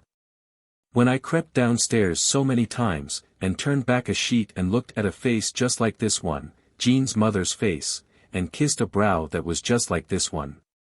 And last night I saw again what I had seen then, that strange and lovely miracle, the sweet, soft contours of early maidenhood restored by the gracious hand of death. When Jean's mother lay dead, all trace of care, and trouble, and suffering, and the corroding years had vanished out of the face. And I was looking again upon it as I had known and worshipped it in its young bloom and beauty a whole generation before. About 3 a.m, while wandering about the house in the deep silences, as one does in times like these, when there is a dumb sense that something has been lost that will never be found again, yet must be sought. If only for the employment the useless seeking gives, I came upon Jean's dog in the hall downstairs, and noted that he did not spring to greet me, according to his hospitable habit, but came slow and sorrowfully. Also I remembered that he had not visited Jean's apartment since the tragedy. Poor fellow, did he know? I think so. Always when Jean was abroad in the open he was with her. Always when she was in the house he was with her, in the night as well as in the day. Her parlor was his bedroom. Whenever I happened upon him on the ground floor he always followed me about, and when I went upstairs he went too, in a tumultuous gallop. But now it was different. After patting him a little I went to the library, he remained behind. When I went upstairs he did not follow me, save with his wistful eyes. He has wonderful eyes, big, and kind, and eloquent. He can talk with them. He is a beautiful creature, and is of the breed of the New York police dogs. I do not like dogs, because they bark when there is no occasion for it, but I have liked this one from the beginning, because he belonged to Jean, and because he never barks except when there is occasion, which is not oftener than twice a week. In my wanderings I visited Jean's parlor. On a shelf I found a pile of my books, and I knew what it meant. She was waiting for me to come home from Bermuda and autograph them, then she would send them away. If I only knew whom she intended them for. But I shall never know. I will keep them. Her hand has touched them, it is an accolade, they are noble, now. And in a closet she had hidden a surprise for me, a thing I have often wished I owned, a noble big globe. I couldn't see it for the tears. She will never know the pride I take in it, and the pleasure. Today the mails are full of loving remembrances for her, full of those old kind words she loved so well, Merry Christmas to Jean. If she could only have lived 1 day longer. At last she ran out of money, and would not use mine. So she sent to one of those New York homes for poor girls all the clothes she could spare, and more, most likely. Christmas night. This afternoon they took her away from her room. As soon as I might, I went down to the library, and there she lay, in her coffin, dressed in exactly the same clothes she wore when she stood at the other end of the same room on the 6th of October last, as Clara's chief bridesmaid. Her face was radiant with happy excitement then, it was the same face now, with the dignity of death and the peace of God upon it. They told me the first mourner to come was the dog. He came uninvited, and stood up on his hind legs and rested his fore paws upon the trestle, and took a last long look at the face that was so dear to him, then went his way as silently as he had come. He knows. At mid-afternoon it began to snow. The pity of it, that Jean could not see it. She so loved the snow. The snow continued to fall. At 6 o'clock the hearse drew up to the door to bear away its pathetic burden. As they lifted the casket, Payne began playing on the orchestrelle Schubert's Impromptu, which was Jean's favorite. Then he played the intermezzo, that was for Susie, then he played the largo, that was for their mother. He did this at my request. Elsewhere in my autobiography I have told how the intermezzo and the largo came to be associated in my heart with Susie and Livy in their last hours in this life. From my windows I saw the hearse and the carriages wind along the road and gradually grow vague and spectral in the falling snow, and presently disappear. Jean was gone out of my life, and would not come back any more. Jervis, the cousin she had played with when they were babies together, he and her beloved old Katie, were conducting her to her distant childhood home, where she will lie by her mother's side once more, in the company of Susie and Langdon. December 26th.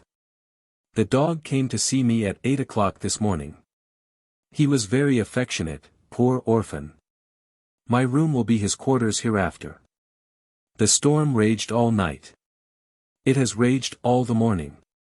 The snow drives across the landscape in vast clouds, superb, sublime, and Jean not here to see. 2:30 p.m., it is the time appointed. The funeral has begun. 400 miles away, but I can see it all, just as if I were there.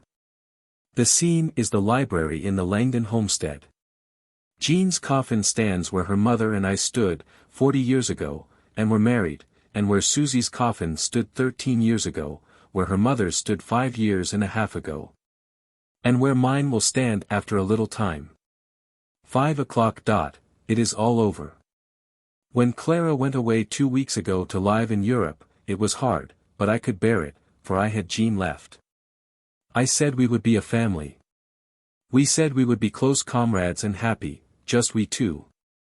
That fair dream was in my mind when Jean met me at the steamer last Monday, it was in my mind when she received me at the door last Tuesday evening. We were together, we were a family. The dream had come true, oh, precisely true, contentedly, true, satisfyingly true. And remained true 2 whole days. And now? Now Jean is in her grave. In the grave, if I can believe it. God rest her sweet spirit. The turning point of my life. If I understand the idea, the Bazaar invites several of us to write upon the above text. It means the change in my life's course which introduced what must be regarded by me as the most important condition of my career. But it also implies, without intention, perhaps, that turning point itself was the creator of the new condition. This gives it too much distinction, too much prominence, too much credit. It is only the last link in a very long chain of turning points commissioned to produce the cardinal result. It is not any more important than the humblest of its 10,000 predecessors. Each of the 10,000 did its appointed share, on its appointed date, in forwarding the scheme, and they were all necessary. To have left out any one of them would have defeated the scheme and brought about some other result. I know we have a fashion of saying, such and such an event was the turning point in my life, but we shouldn't say it. We should merely grant that its place as last link in the chain makes it the most conspicuous link. In real importance it has no advantage over any one of its predecessors. Perhaps the most celebrated turning point recorded in history was the crossing of the Rubicon. Suetonius says, coming up with his troops on the banks of the Rubicon, he halted for a while, and, revolving in his mind the importance of the step he was on the point of taking, he turned to those about him and said, "We may still retreat. But if we pass this little bridge, nothing is left for us but to fight it out in arms." This was a stupendously important moment. And all the incidents, big and little, of Caesar's previous life had been leading up to it, stage by stage, link by link. This was the last link, merely the last one, and no bigger than the others. But as we gaze back at it through the inflating mists of our imagination, it looks as big as the orbit of Neptune. You, the reader, have a personal interest in that link, and so have I, so has the rest of the human race. It was one of the links in your life chain, and it was one of the links in mine. We may wait, now, with bated breath, while Caesar reflects. Your fate and mine are involved in his decision. While he was thus hesitating, the following incident occurred. A person remarked for his noble mien and graceful aspect appeared close at hand, sitting and playing upon a pipe. When not only the shepherds, but a number of soldiers also, flocked to listen to him, and some trumpeters among them, he snatched a trumpet from one of them, ran to the river with it, and, sounding the advance with a piercing blast, crossed to the other side. Upon this, Caesar exclaimed, "Let us go whither the omens of the gods and the iniquity of our enemies call us. The die is cast." So he crossed, and changed the future of the whole human race, for all time. But that stranger was a link in Caesar's life chain, too, and a necessary one. We don't know his name, we never hear of him again, he was very casual, he acts like an accident. But he was no accident, he was there by compulsion of his life chain, to blow the electrifying blast that was to make up Caesar's mind for him, and thence go piping down the aisles of history forever. If the stranger hadn't been there. But he was. And Caesar crossed. With such results. Such vast events, each a link in the human race's life chain, each event producing the next one, and that one the next one, and so on, the destruction of the Republic, the founding of the Empire. The breaking up of the Empire, the rise of Christianity upon its ruins, the spread of the religion to other lands, and so on, link by link took its appointed place at its appointed time, the discovery of America being one of them.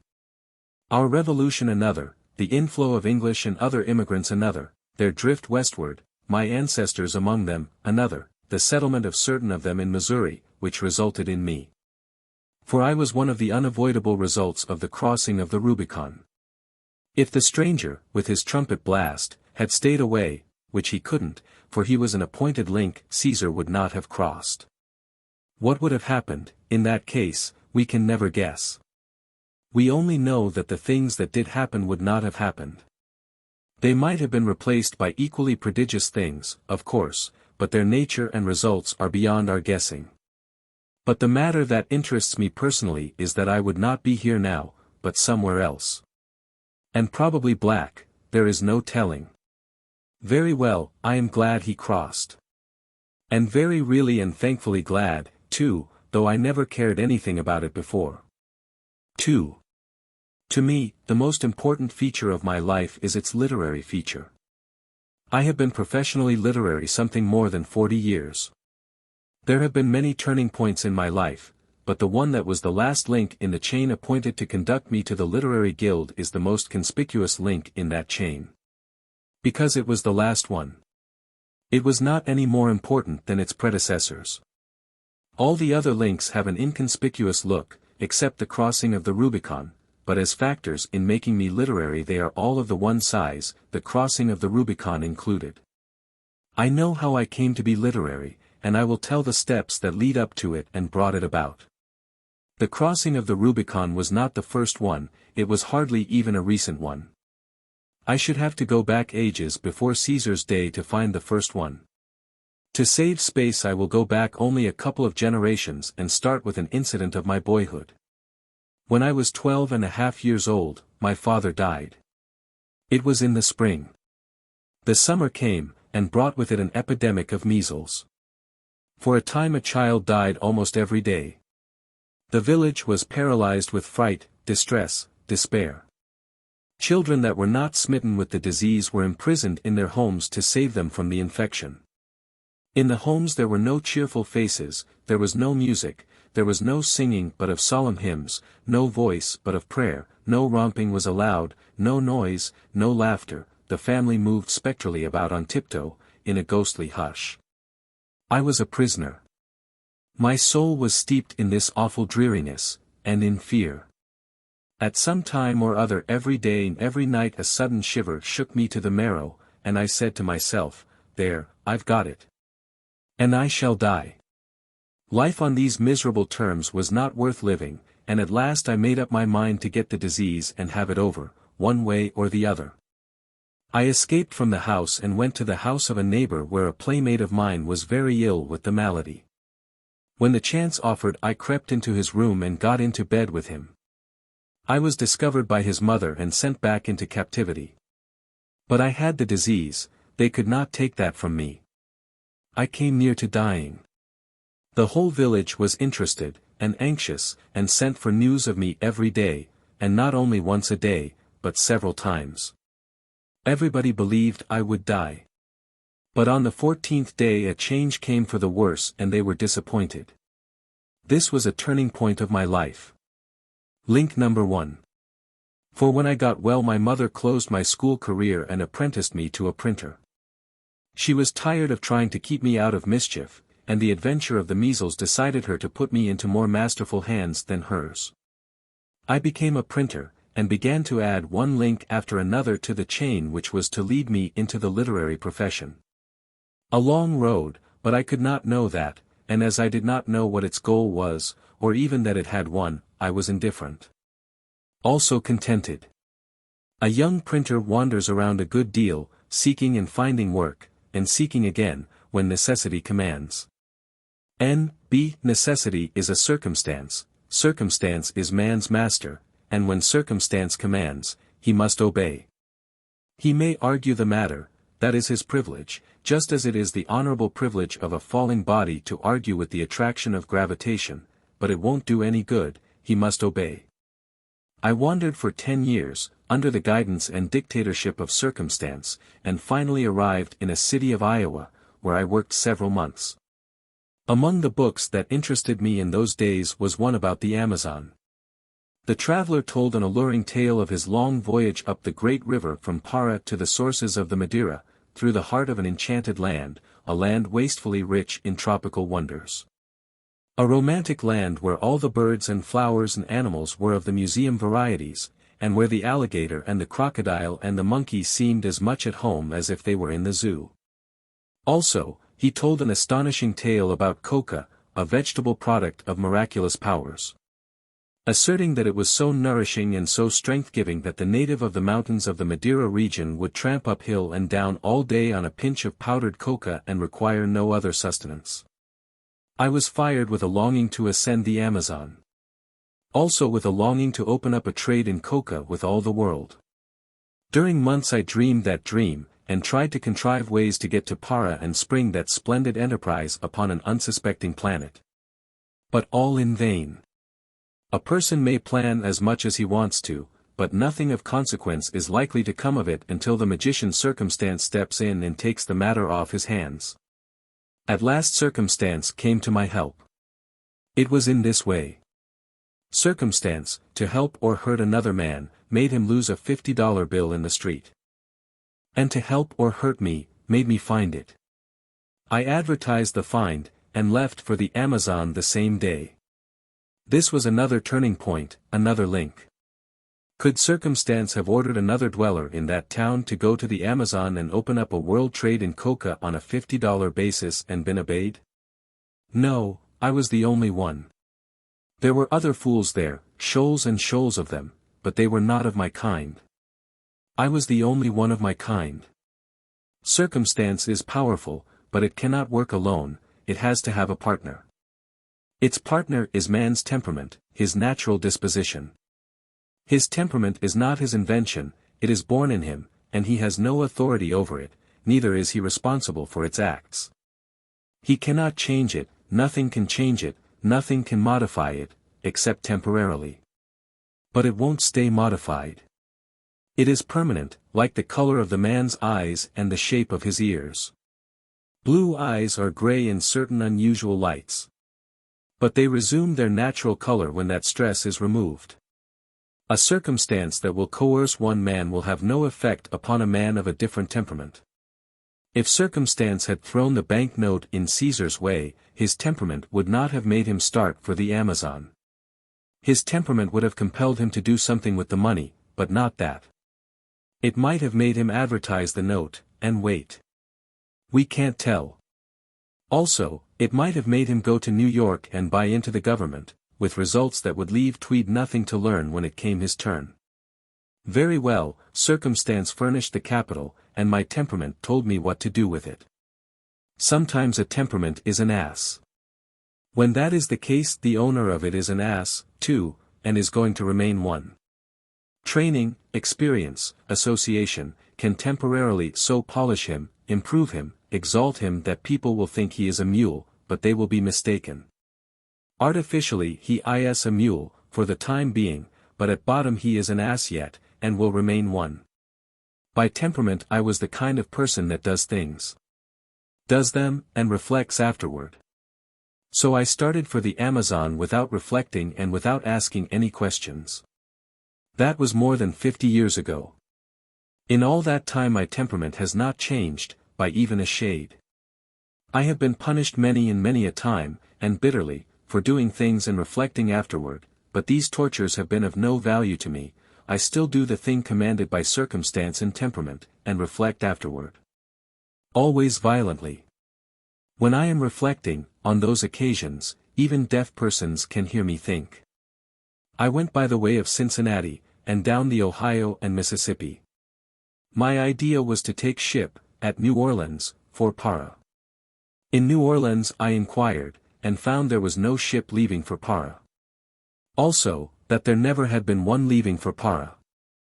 I reflected. A policeman came and asked me what I was doing, and I told him. He made me move on, and said if he caught me reflecting in the public street again he would run me in. After a few days I was out of money. Then circumstance arrived, with another turning point of my life, a new link. On my way down, I had made the acquaintance of a pilot. I begged him to teach me the river, and he consented. I became a pilot. By and by circumstance came again, introducing the Civil War, this time, in order to push me ahead another stage or two toward the literary profession. The boat stopped running, my livelihood was gone. Circumstance came to the rescue with a new turning point and a fresh link. My brother was appointed secretary to the new territory of Nevada, and he invited me to go with him and help him in his office. I accepted. In Nevada, circumstance furnished me the silver fever and I went into the mines to make a fortune, as I supposed, but that was not the idea.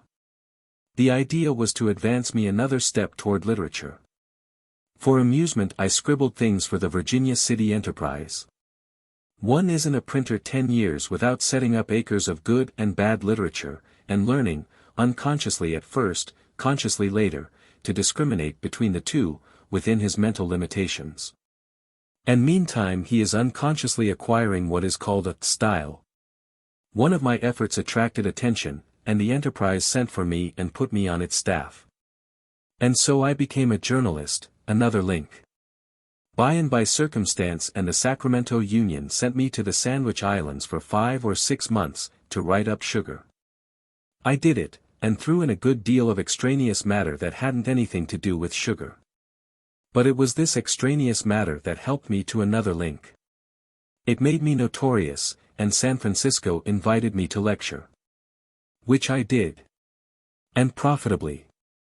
I had long had a desire to travel and see the world, and now circumstance had most kindly and unexpectedly hurled me upon the platform and furnished me the means.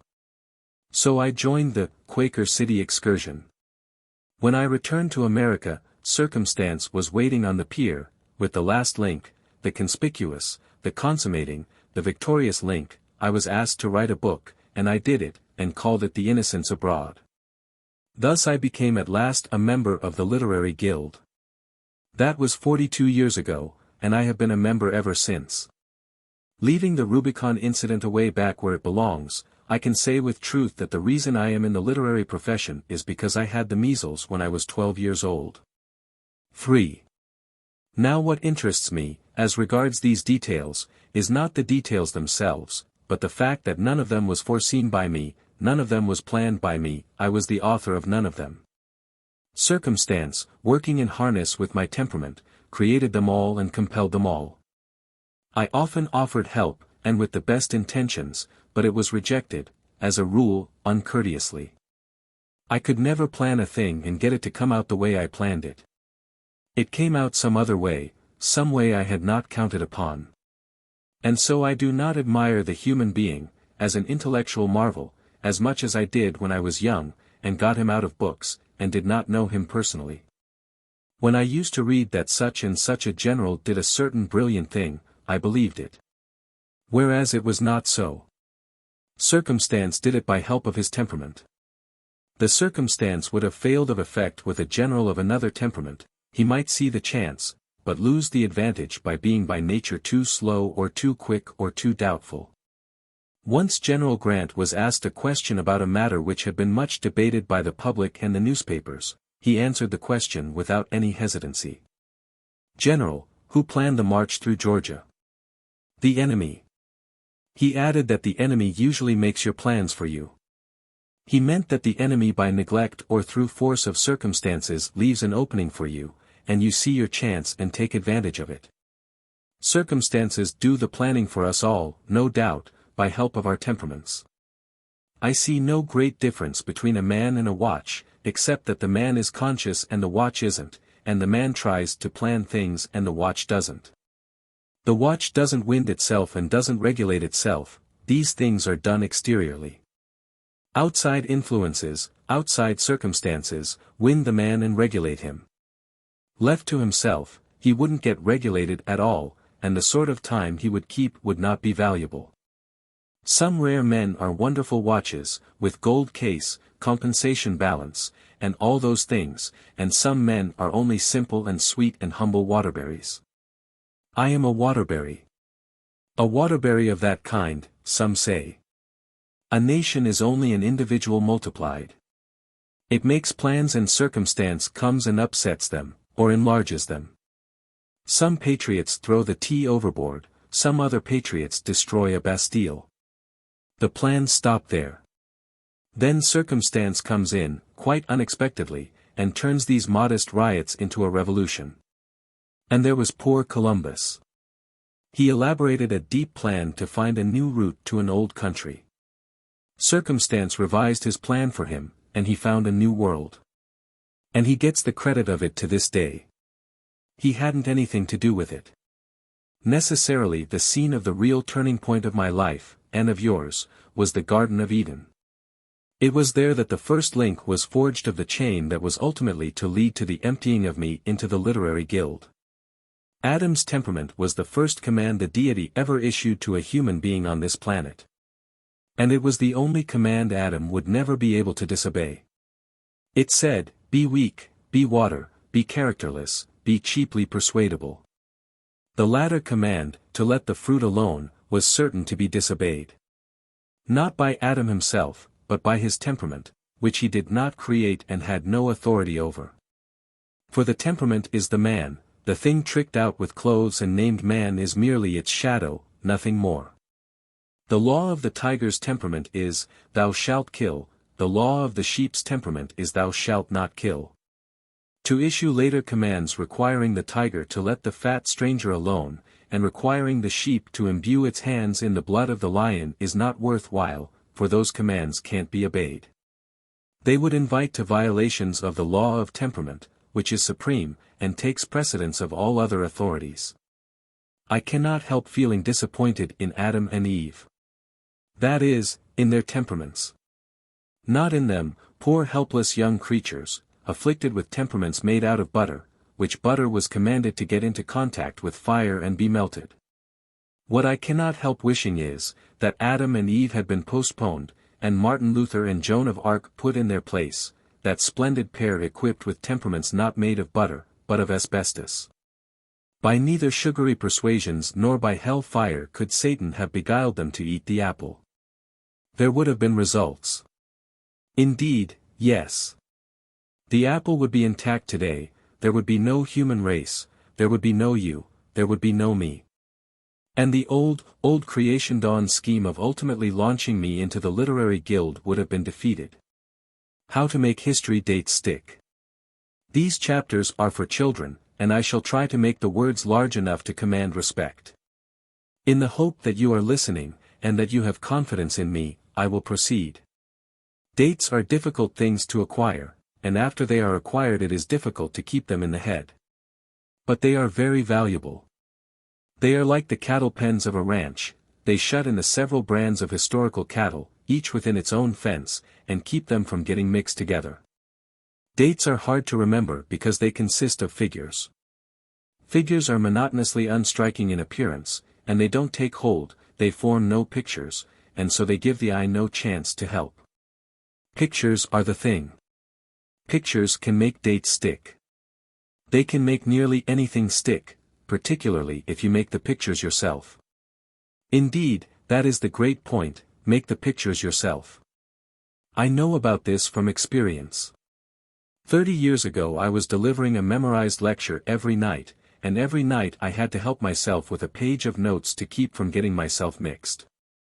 The notes consisted of beginnings of sentences, and were 11 in number, and they ran something like this. In that region the weather. At that time it was a custom. But in California one never heard. 11 of them. They initialed the brief divisions of the lecture and protected me against skipping. But they all looked about alike on the page, they formed no picture, I had them by heart, but I could never with certainty remember the order of their succession. Therefore I always had to keep those notes by me and look at them every little while. Once I mislaid them, you will not be able to imagine the terrors of that evening. I now saw that I must invent some other protection. So I got 10 of the initial letters by heart in their proper order, A, B, and so on, and I went on the platform the next night with these marked in ink on my 10 fingernails. But it didn't answer. I kept track of the fingers for a while. Then I lost it, and after that I was never quite sure which finger I had used last. I couldn't lick off a letter after using it, for while they could have made success certain it would also have provoked too much curiosity. There was curiosity enough without that.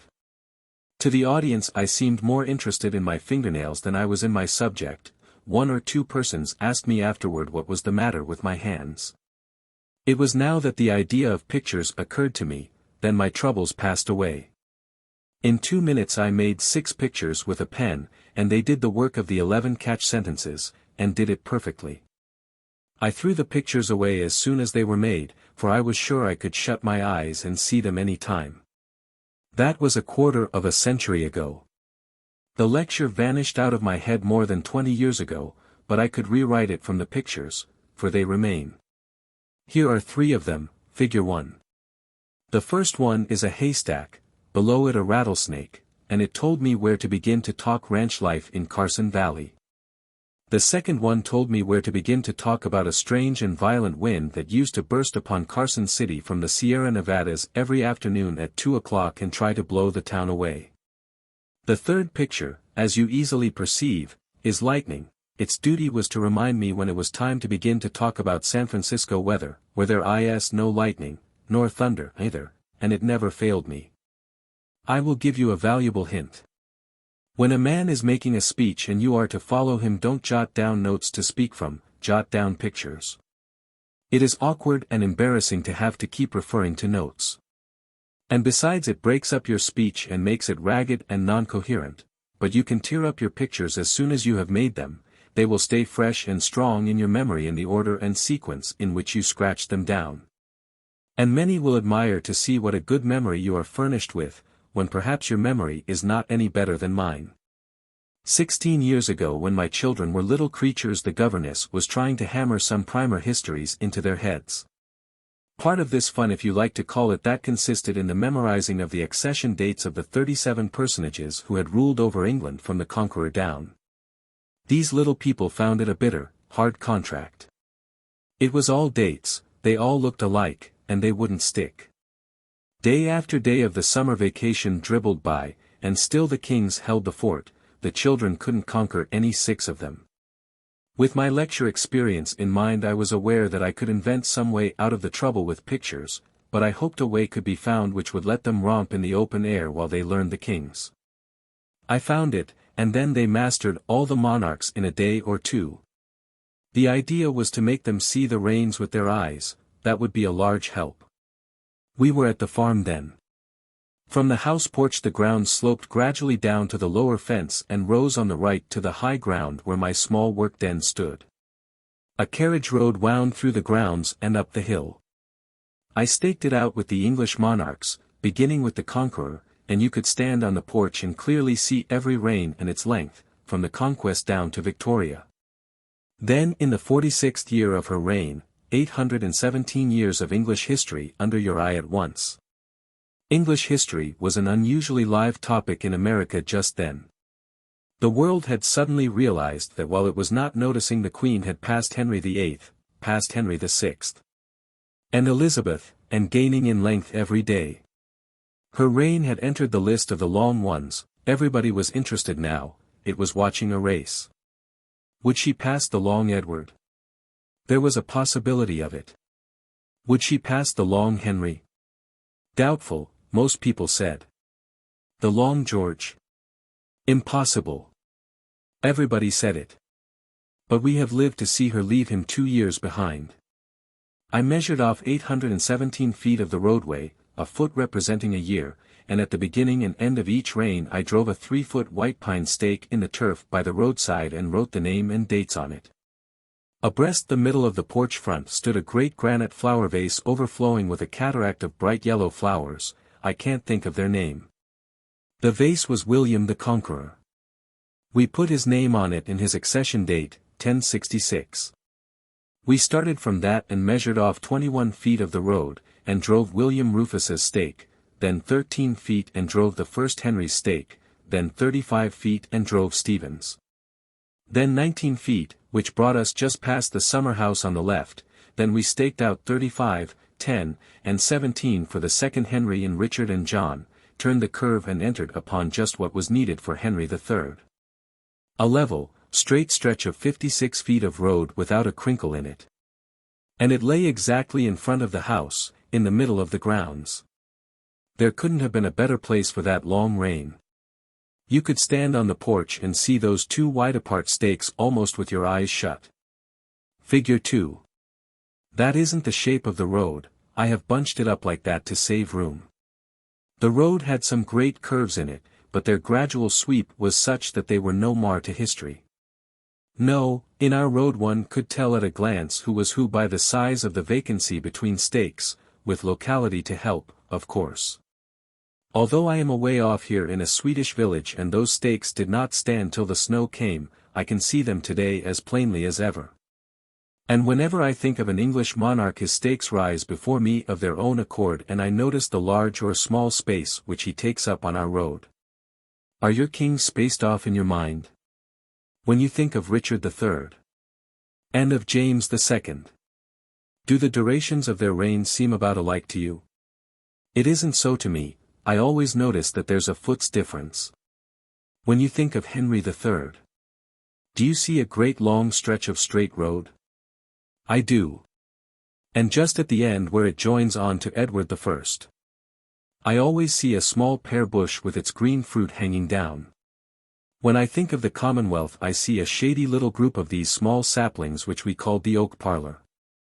When I think of George III, I see him stretching up the hill, part of him occupied by a flight of stone steps, and I can locate Stephen to an inch when he comes into my mind, for he just filled the stretch which went by the summer house. Victoria's reign reached almost to my study door on the first little summit. There's 16 feet to be added now. I believe that would carry it to a big pine tree that was shattered by some lightning one summer when it was trying to hit me. Summer of 1899. We got a good deal of fun out of the history road, and exercise, too. We trotted the course from the Conqueror to the study, the children calling out the names, dates, and length of reigns as we passed the stakes, going a good gait along the long reigns. But slowing down when we came upon people like Mary and Edward VI. And the short Stuart and Plantagenet, to give time to get in the statistics. I offered prizes, 2 apples. I threw one as far as I could send it, and the child that first shouted the rain it fell and got the apple. The children were encouraged to stop locating things as being over by the arbor, or in the oak parlor, or up at the stone steps, and say instead that the things were in Stephen, or in the Commonwealth, or in George III. They got the habit without trouble. To have the long road mapped out with such exactness was a great boon for me, for I had the habit of leaving books and other articles lying around everywhere, and had not previously been able to definitely name the place.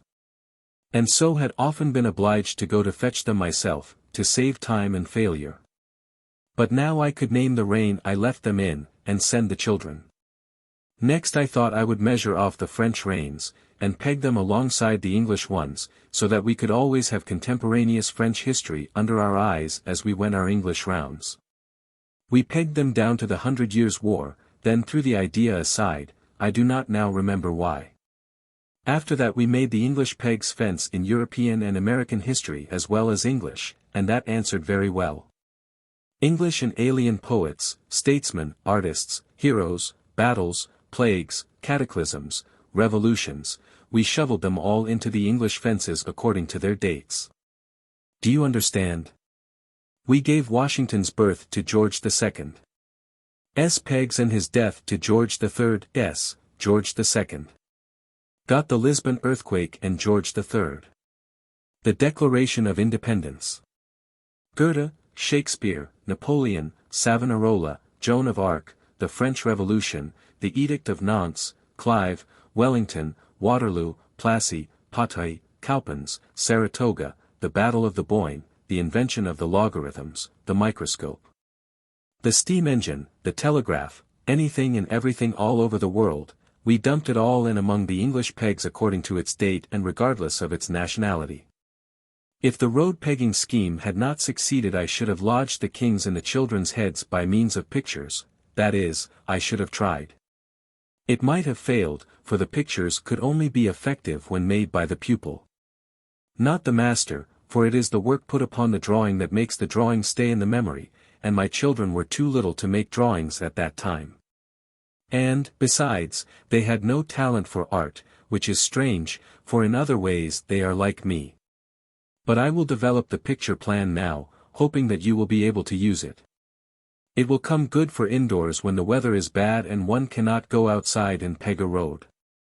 Let us imagine that the kings are a procession, and that they have come out of the Ark and down Ararat for exercise and are now starting back again up the zigzag road. This will bring several of them into view at once, and each zigzag will represent the length of a king's reign. And so on. You will have plenty of space, for by my project you will use the parlor wall. You do not mark on the wall. That would cause trouble. You only attach bits of paper to it with pins or thumbtacks. These will leave no mark. Take your pen now, and 21 pieces of white paper, each 2 inches square, and we will do the 21 years of the conqueror's reign. On each square draw a picture of a whale and write the dates and term of service. We choose the whale for several reasons. Its name and William's begin with the same letter, it is the biggest fish that swims, and William is the most conspicuous figure in English history in the way of a landmark. Finally, a whale is about the easiest thing to draw. By the time you have drawn 21 whales and written William I. 1066 to 1087, 21 years, 21 times, those details will be your property. You cannot dislodge them from your memory with anything but dynamite. I will make a sample for you to copy, figure 3. I have got his chin up too high, but that is no matter, he is looking for Harold. It may be that a whale hasn't that fin up there on his back, but I do not remember, and so, since there is a doubt, it is best to err on the safe side. He looks better, anyway, than he would without it. Be very careful and attentive while you are drawing your first whale from my sample and writing the word and figures under it, so that you will not need to copy the sample any more. Compare your copy with the sample, examine closely. If you find you have got everything right and can shut your eyes and see the picture and call the words and figures, then turn the sample and copy upside down and make the next copy from memory.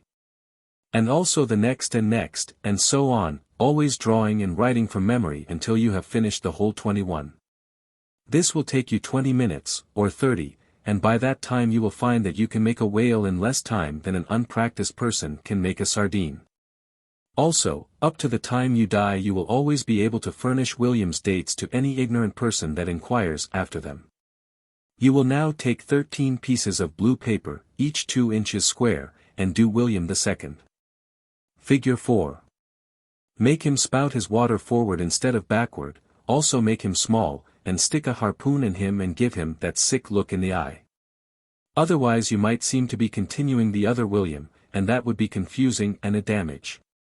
It is quite right to make him small, he was only about a number 11 whale, or along there somewhere, there wasn't room in him for his father's great spirit.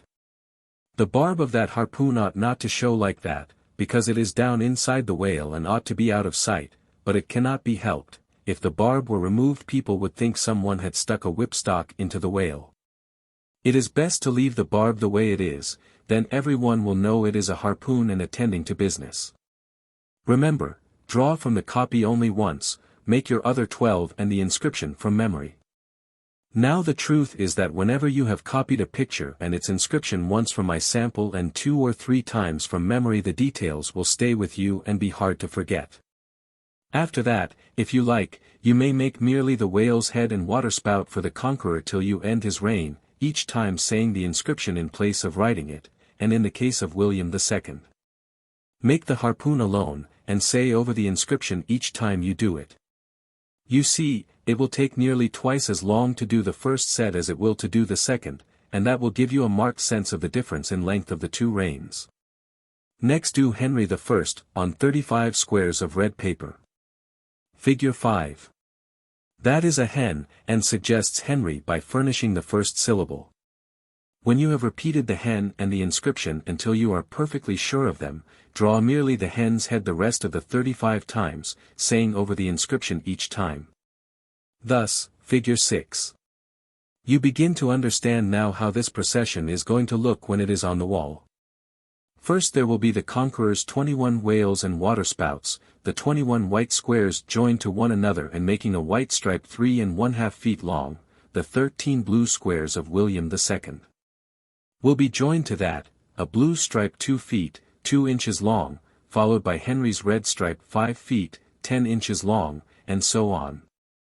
The colored divisions will smartly show to the eye the difference in the length of the reigns and impress the proportions on the memory and the understanding. Figure 7. Stephen of Blois comes next. He requires 19 2-inch squares of yellow paper. Figure 8. That is a steer. The sound suggests the beginning of Stephen's name. I choose it for that reason. I can make a better steer than that when I am not excited. But this one will do. It is a good enough steer for history. The tail is defective, but it only wants straightening out. Next comes Henry II. Give him 35 squares of red paper. These hens must face west, like the former ones. Figure 9. This hen differs from the other one. He is on his way to inquire what has been happening in Canterbury. Now we arrive at Richard I. Called Richard of the Lionheart because he was a brave fighter and was never so contented as when he was leading crusades in Palestine and neglecting his affairs at home. Give him 10 squares of white paper. Figure 10. That is a lion. His office is to remind you of the lion-hearted Richard. There is something the matter with his legs, but I do not quite know what it is, they do not seem right. I think the hind ones are the most unsatisfactory.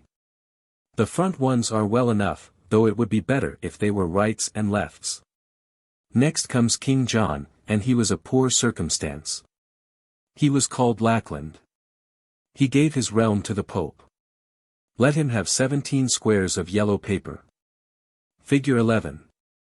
That creature is a jamboree. It looks like a trademark, but that is only an accident and not intentional. It is prehistoric and extinct. It used to roam the earth in the old Silurian times, and lay eggs and catch fish and climb trees and live on fossils, for it was of a mixed breed, which was the fashion then. It was very fierce, and the old Silurians were afraid of it, but this is a tame one. Physically it has no representative now, but its mind has been transmitted. First I drew it sitting down, but I've turned it the other way now because I think it looks more attractive and spirited when one end of it is galloping. I love to think that in this attitude it gives us a pleasant idea of John coming all in a happy excitement to see what the barons have been arranging for him at Runnymede. While the other one gives us an idea of him sitting down to wring his hands and grieve over it. We now come to Henry III, red squares again, of course, 56 of them. We must make all the Henrys the same color, it will make their long reigns show up handsomely on the wall. Among all the 8 Henrys there were but 2 short ones. A lucky name, as far as longevity goes. The reigns of 6 of the Henrys cover 227 years. It might have been well to name all the royal princes Henry, but this was overlooked until it was too late. Figure 12. This is the best one yet. He is on his way, 1265, to have a look at the first House of Commons in English history. It was a monumental event, the situation of the House, and was the second great liberty landmark which the century had set up. I have made Henry looking glad, but this was not intentional. Edward I comes next, light brown paper, 35 squares. Figure 13. That is an editor. He is trying to think of a word. He props his feet on the chair, which is the editor's way. Then he can think better. I do not care much for this one, his ears are not alike, still, editor suggests the sound of Edward, and he will do. I could make him better if I had a model, but I made this one from memory. But it is no particular matter. They all look alike, anyway. They are conceited and troublesome, and don't pay enough. Edward was the first really English king that had yet occupied the throne. The editor in the picture probably looks just as Edward looked when it was first borne in upon him that this was so.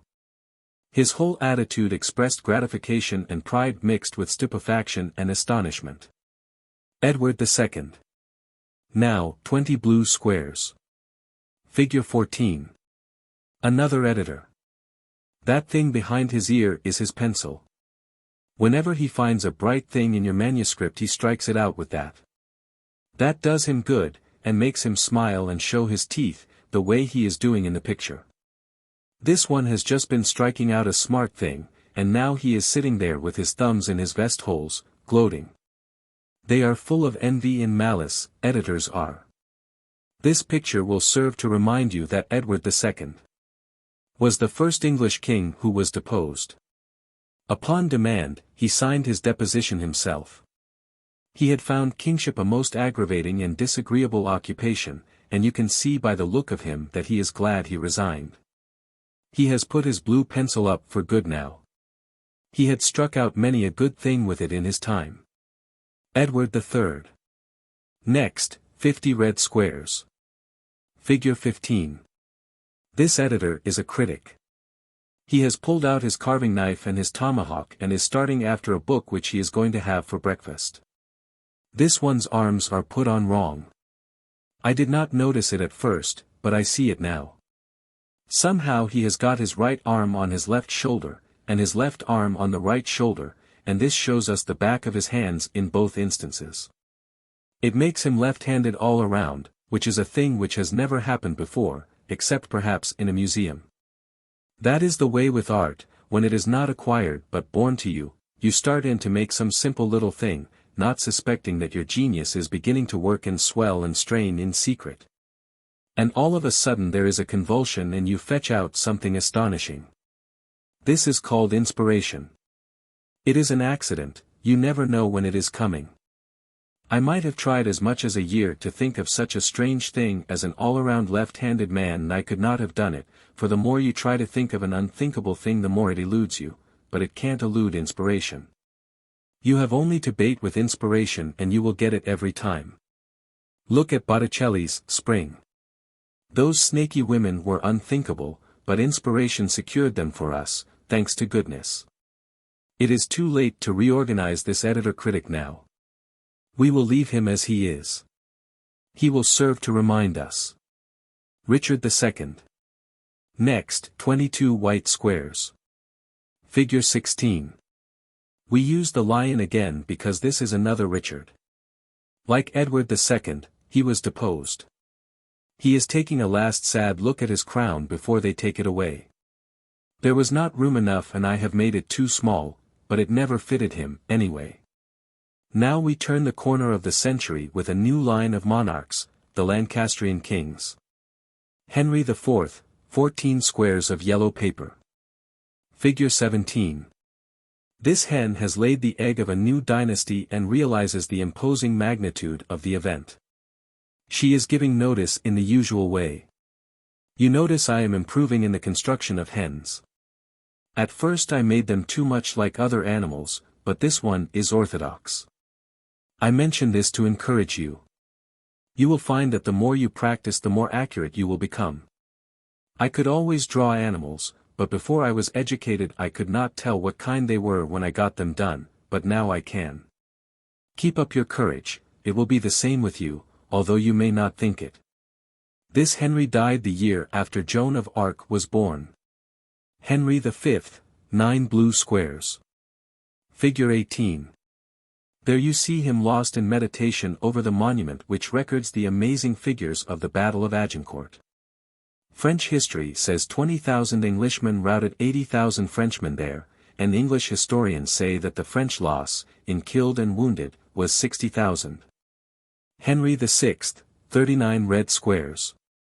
Figure 19. This is poor Henry VI, who reigned long and scored many misfortunes and humiliations. Also two great disasters. He lost France to Joan of Arc and he lost the throne and ended the dynasty which Henry IV had started in business with such good prospects. In the picture we see him sad and weary and downcast, with the scepter falling from his nerveless grasp. It is a pathetic quenching of a sun which had risen in such splendor.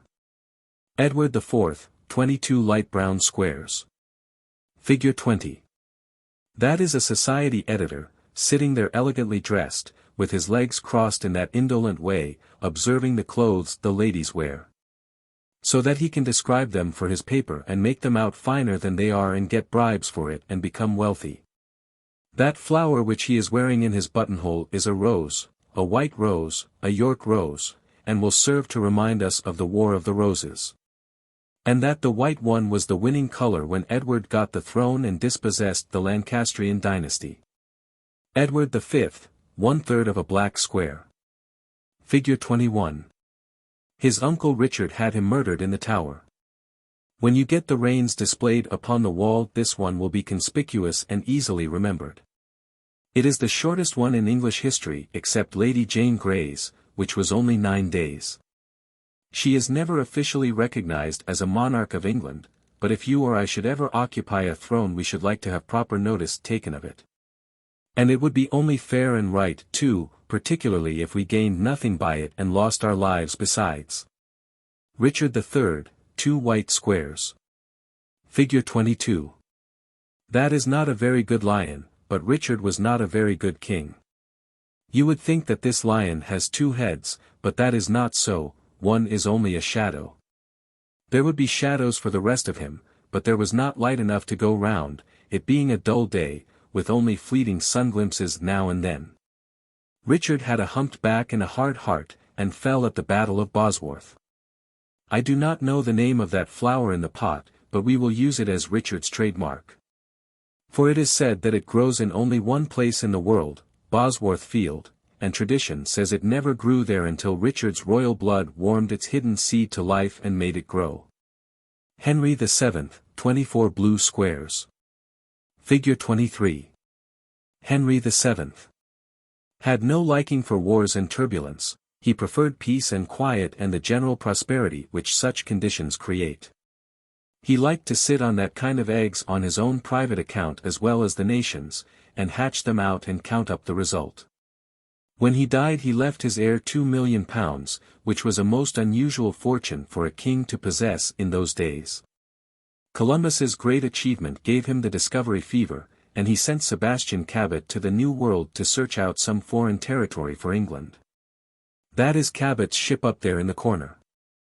This was the first time that England went far abroad to enlarge her estate, but not the last.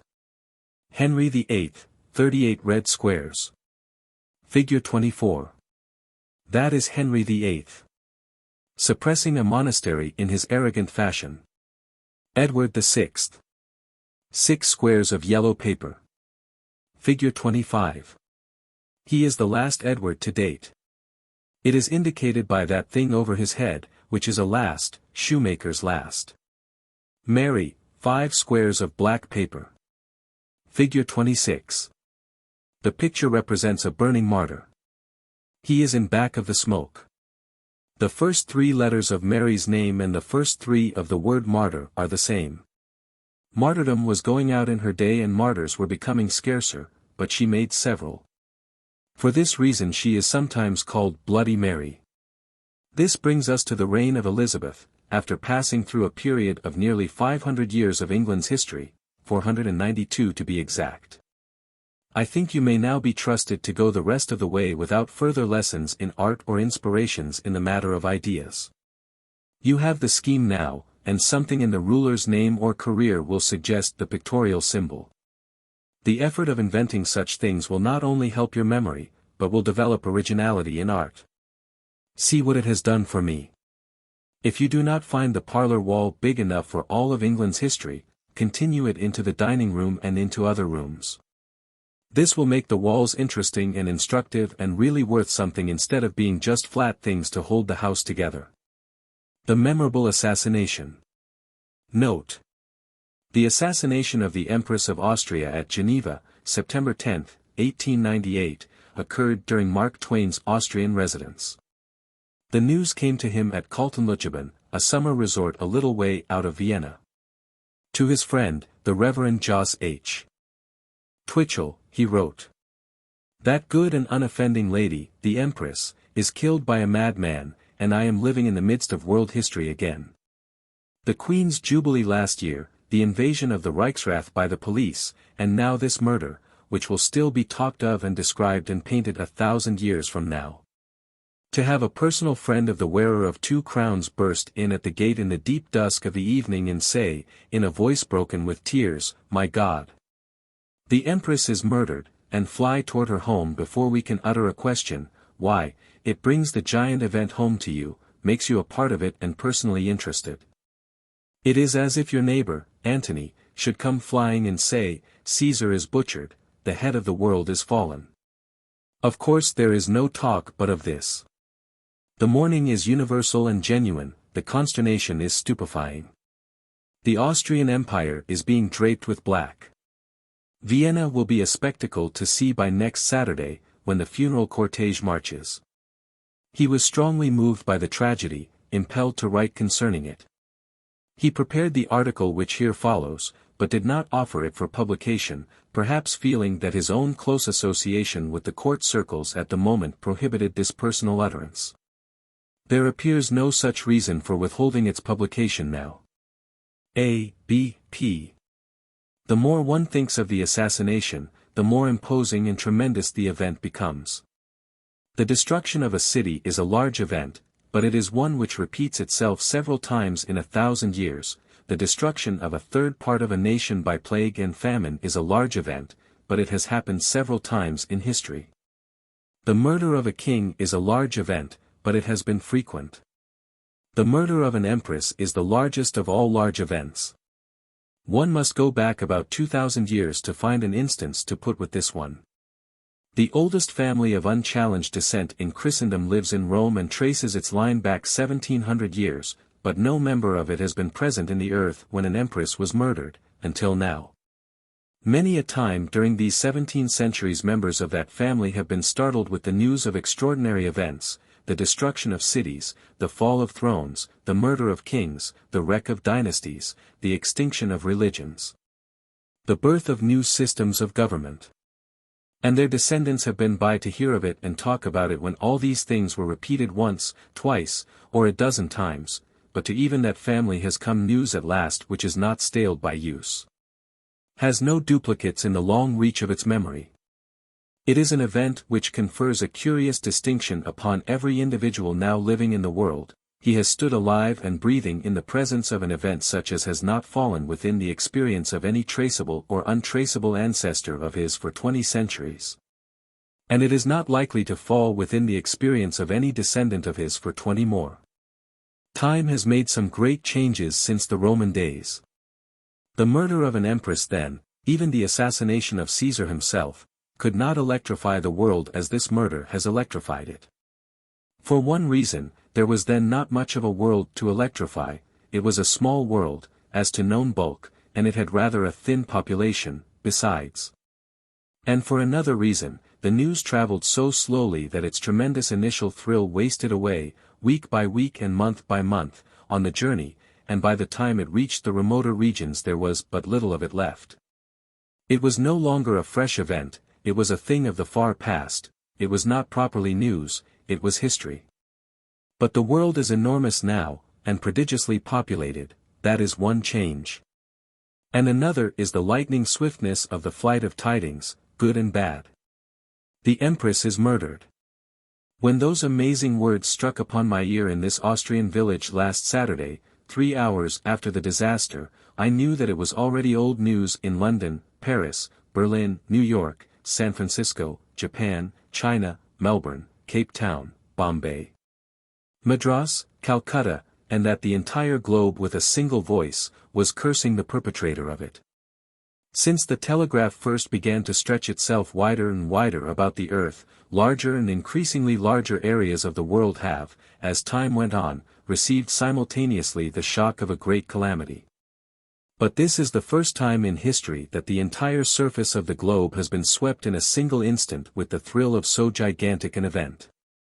And who is the miracle worker who has furnished to the world this spectacle? All the ironies are compacted in the answer.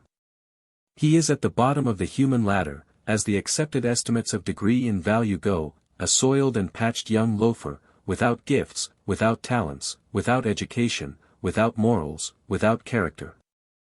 Without any born charm or any acquired one that wins or beguiles or attracts. Without a single grace of mind or heart or hand that any tramp or prostitute could envy him, an unfaithful private in the ranks, an incompetent stonecutter, an inefficient lackey. In a word, a mangy, offensive, empty, unwashed, vulgar, gross, mephitic, timid, sneaking, human polecat. And it was within the privileges and powers of this sarcasm upon the human race to reach up, up, up, and strike from its far summit in the social skies the world's accepted ideal of glory and might and splendor and sacredness. It realizes to us what sorry shows and shadows we are. Without our clothes and our pedestals we are poor things and much of a size, our dignities are not real, our pomps are shams. At our best and stateliest we are not sons, as we pretended, and teach, and believe, but only candles, and any bummer can blow us out. And now we get realized to us once more another thing which we often forget, or try to, that no man has a wholly undiseased mind, that in one way or another all men are mad. Many are mad for money. When this madness is in a mild form it is harmless and the man passes for sane, but when it develops powerfully and takes possession of the man, it can make him cheat, rob, and kill. And when he has got his fortune and lost it again it can land him in the asylum or the suicide's coffin. Love is a madness, if thwarted it develops fast. It can grow to a frenzy of despair and make an otherwise sane and highly gifted prince, like Rudolph, throw away the crown of an empire and snuff out his own life. All the whole list of desires, predilections, aversions, ambitions, passions, cares, griefs, regrets, remorses, are incipient madness, and ready to grow, spread, and consume, when the occasion comes. There are no healthy minds, and nothing saves any man but accident, the accident of not having his malady put to the supreme test.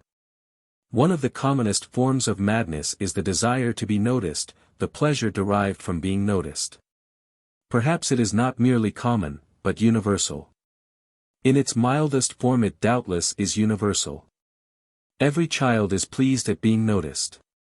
Many intolerable children put in their whole time in distressing and idiotic effort to attract the attention of visitors. Boys are always showing off. Apparently all men and women are glad and grateful when they find that they have done a thing which has lifted them for a moment out of obscurity and caused wondering talk. This common madness can develop, by nurture, into a hunger for notoriety in one, for fame in another. It is this madness for being noticed and talked about which has invented kingship and 1,000 other dignities, and tricked them out with pretty and showy fineries. It has made kings pick one another's pockets, scramble for one another's crowns and estates, slaughter one another's subjects. It has raised up prize fighters, and poets, and village mayors, and little and big politicians, and big and little charity founders, and bicycle champions, and banditti chiefs, and frontier desperados, and Napoleons. Anything to get notoriety. Anything to set the village, or the township, or the city, or the state, or the nation, or the planet shouting, "Look, there he goes, that is the man."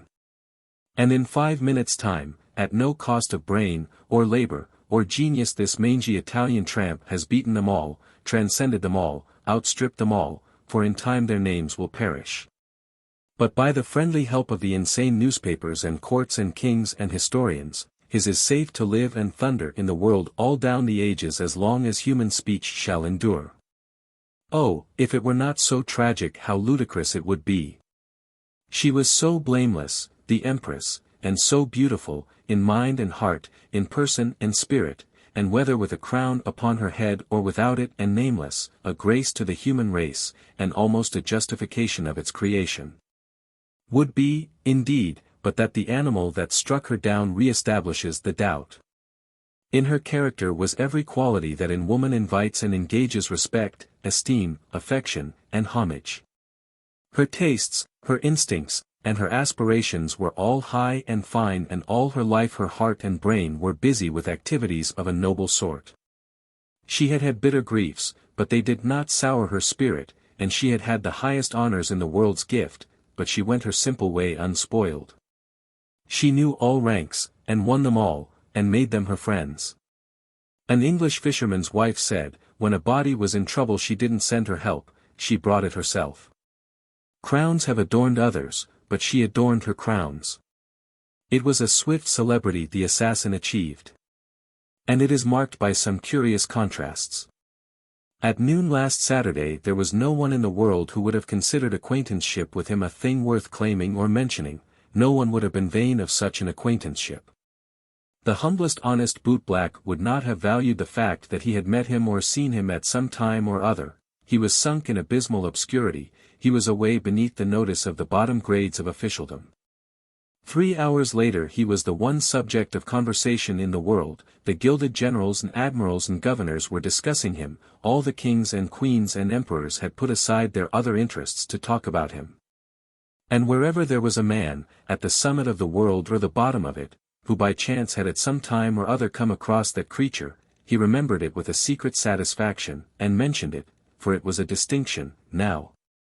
It brings human dignity pretty low, and for a moment the thing is not quite realizable, but it is perfectly true.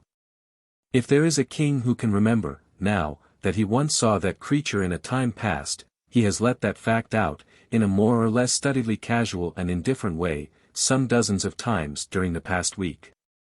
For a king is merely human. The inside of him is exactly like the inside of any other person, and it is human to find satisfaction in being in a kind of personal way connected with amazing events. We are all privately vain of such a thing, we are all alike.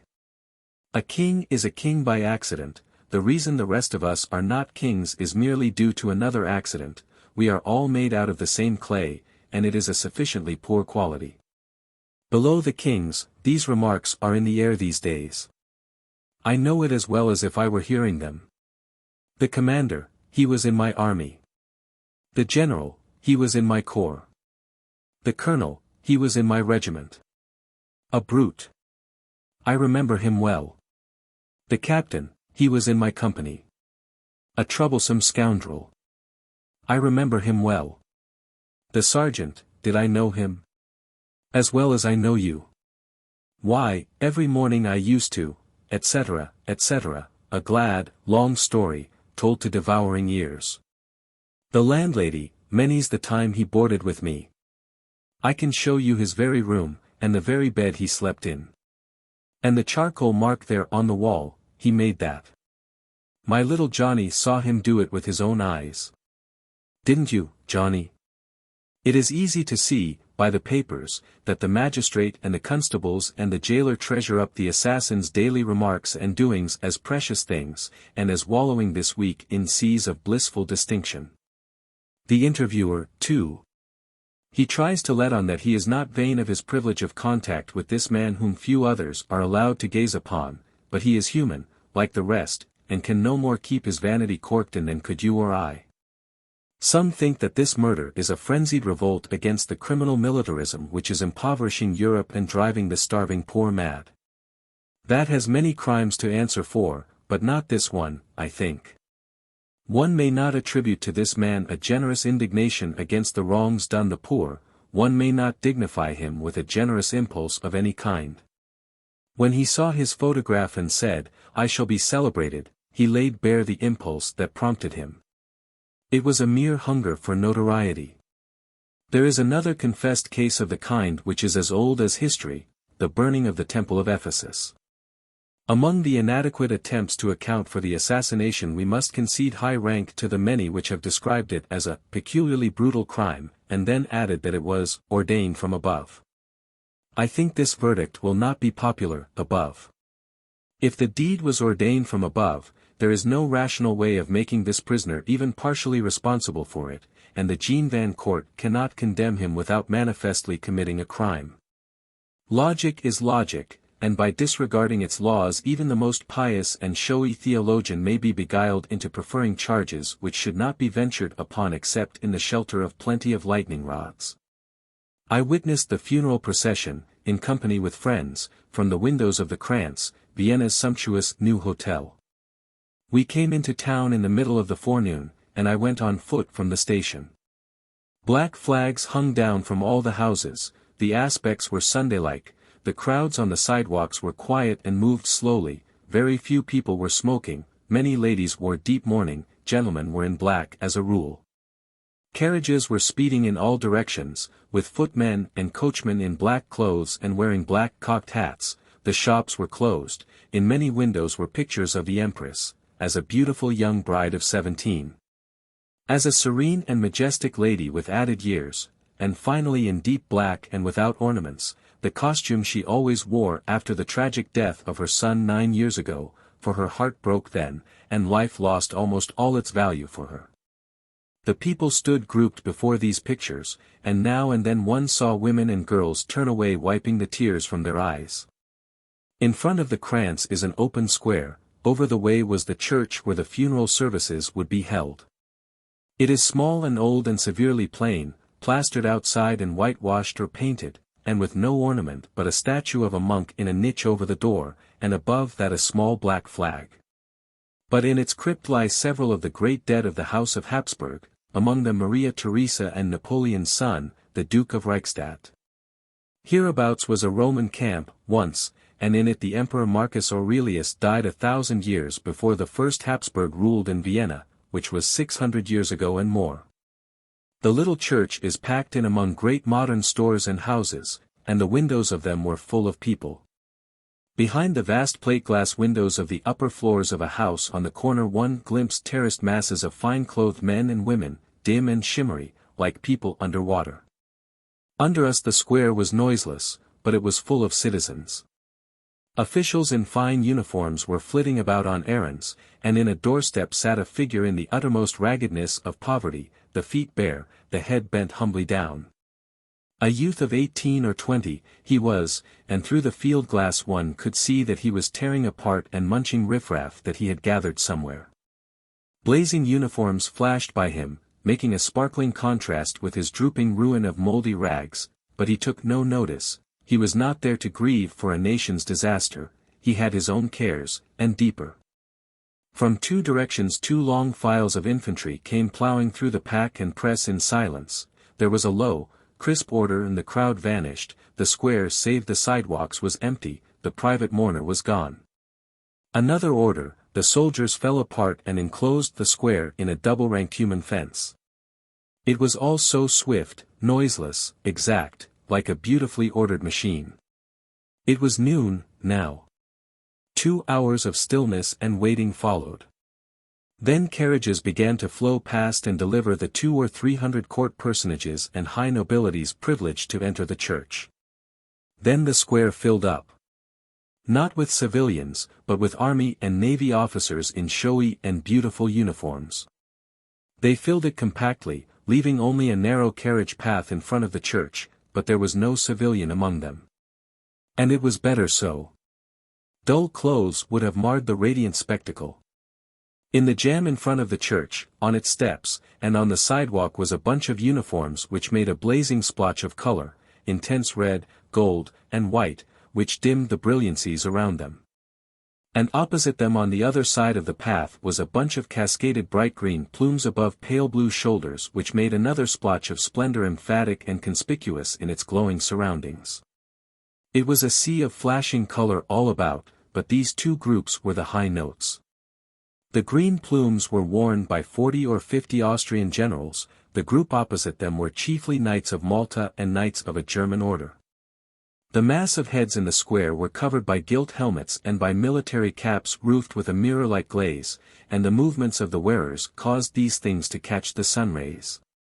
And the effect was fine to see. The square was like a garden of richly colored flowers with a multitude of blinding and flashing little suns distributed over it. Think of it, it was by command of that Italian loafer yonder on his imperial throne in the Geneva prison that this splendid multitude was assembled there. And the kings and emperors that were entering the church from a side street were there by his will. It is so strange, so unrealizable. At 3 o'clock the carriages were still streaming by in single file. At 3:05 a cardinal arrives with his attendants, later some bishops, then a number of archdeacons, all in striking colors that add to the show. At 3:10 a procession of priests passes along, with crucifix. Another one, presently. After an interval, 2 more, at 3:50 another one, very long, with many crosses, gold-embroidered robes, and much white lace, also great pictured banners, at intervals, receding into the distance. A hum of tolling bells makes itself heard, but not sharply. At 3:58 a waiting interval. Presently a long procession of gentlemen in evening dress comes in sight and approaches until it is near to the square, then falls back against the wall of soldiers at the sidewalk. And the white shirt fronts show like snowflakes and are very conspicuous where so much warm color is all about. A waiting pause. At 4:12 the head of the funeral procession comes into view at last. First, a body of cavalry, for abreast, to widen the path. Next, a great body of lancers, in blue, with gilt helmets. Next, 3 6-horse mourning coaches. Outriders and coachmen in black, with cocked hats and white wigs. Next, troops in splendid uniforms, red, gold, and white, exceedingly showy. Now the multitude uncover. The soldiers present arms, there is a low rumble of drums. The sumptuous great hearse approaches, drawn at a walk by 8 black horses plumed with black bunches of nodding ostrich feathers. The coffin is borne into the church, the doors are closed. The multitude cover their heads, and the rest of the procession moves by. First the Hungarian Guard in their indescribably brilliant and picturesque and beautiful uniform, inherited from the ages of barbaric splendor, and after them other mounted forces, a long and showy array. Then the shining crown in the square crumbled apart, a wrecked rainbow, and melted away in radiant streams. And in the turn of a wrist the 3 dirtiest and raggedest and cheerfulest little slum girls in Austria were capering about in the spacious vacancy. It was a day of contrasts. Twice the Empress entered Vienna in state. The first time was in 1854, when she was a bride of 17, and then she rode in measureless pomp and with blare of music through a fluttering world of gay flags and decorations. Down streets walled on both hands with a press of shouting and welcoming subjects. And the second time was last Wednesday, when she entered the city in her coffin and moved down the same streets in the dead of the night under swaying black flags, between packed human walls again. But everywhere was a deep stillness, now, a stillness emphasized, rather than broken, by the muffled hoofbeats of the long cavalcade over pavements cushioned with sand. And the low sobbing of gray-headed women who had witnessed the first entry 44 years before, when she and they were young, and unaware. A character in Baron von Berger's recent fairy drama, Habsburg, tells about that first coming of the girlish Empress Queen, and in his history draws a fine picture. I cannot make a close translation of it, but will try to convey the spirit of the verses. I saw the stately pageant pass. In her high place I saw the Empress Queen. I could not take my eyes away from that fair vision, spirit-like and pure, that rose serene, sublime, and figured to my sense a noble Alp far lighted in the blue, that in the flood of morning rends its veil of cloud, and stands a dream of glory to the gaze of them that in the valley toil and plod. A scrap of curious history. Marion City, on the Mississippi River, in the state of Missouri, a village, time, 1845. La Bourbe-les-Bains, France, a village, time, the end of June, 1894. I was in the one village in that early time. I am in the other now. These times and places are sufficiently wide apart, yet today I have the strange sense of being thrust back into that Missourian village and of reliving certain stirring days that I lived there so long ago. Last Saturday night the life of the President of the French Republic was taken by an Italian assassin. Last night a mob surrounded our hotel, shouting, howling, singing the Marseillaise, and pelting our windows with sticks and stones. For we have Italian waiters, and the mob demanded that they be turned out of the house instantly, to be drubbed, and then driven out of the village.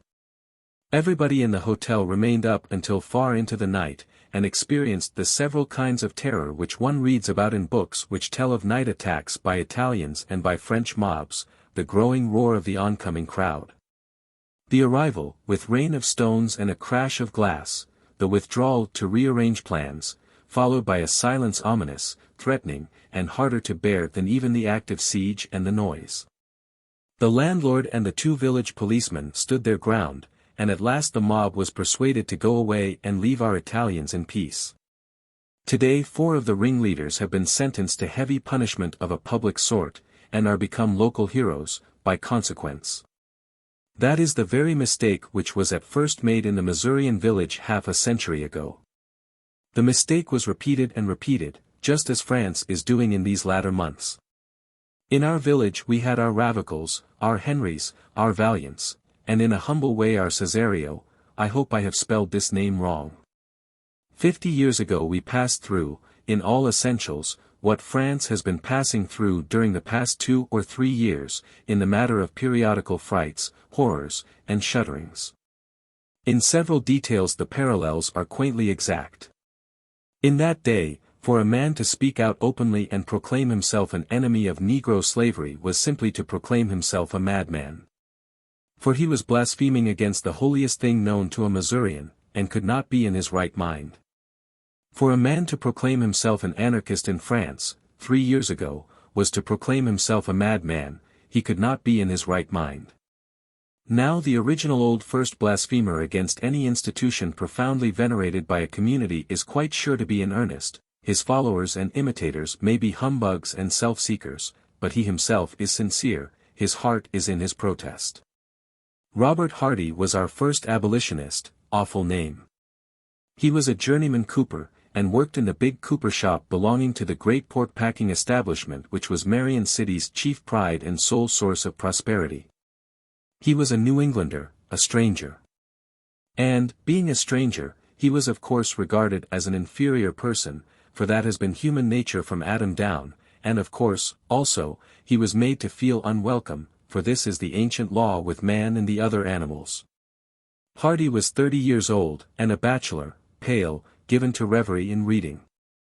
He was reserved, and seemed to prefer the isolation which had fallen to his lot. He was treated to many side remarks by his fellows, but as he did not resent them, it was decided that he was a coward. All of a sudden he proclaimed himself an abolitionist, straight out and publicly. He said that Negro slavery was a crime, an infamy. For a moment the town was paralyzed with astonishment, then it broke into a fury of rage and swarmed toward the cooper shop to lynch Hardy. But the Methodist minister made a powerful speech to them and stayed their hands. He proved to them that Hardy was insane and not responsible for his words, that no man could be sane and utter such words. So Hardy was saved.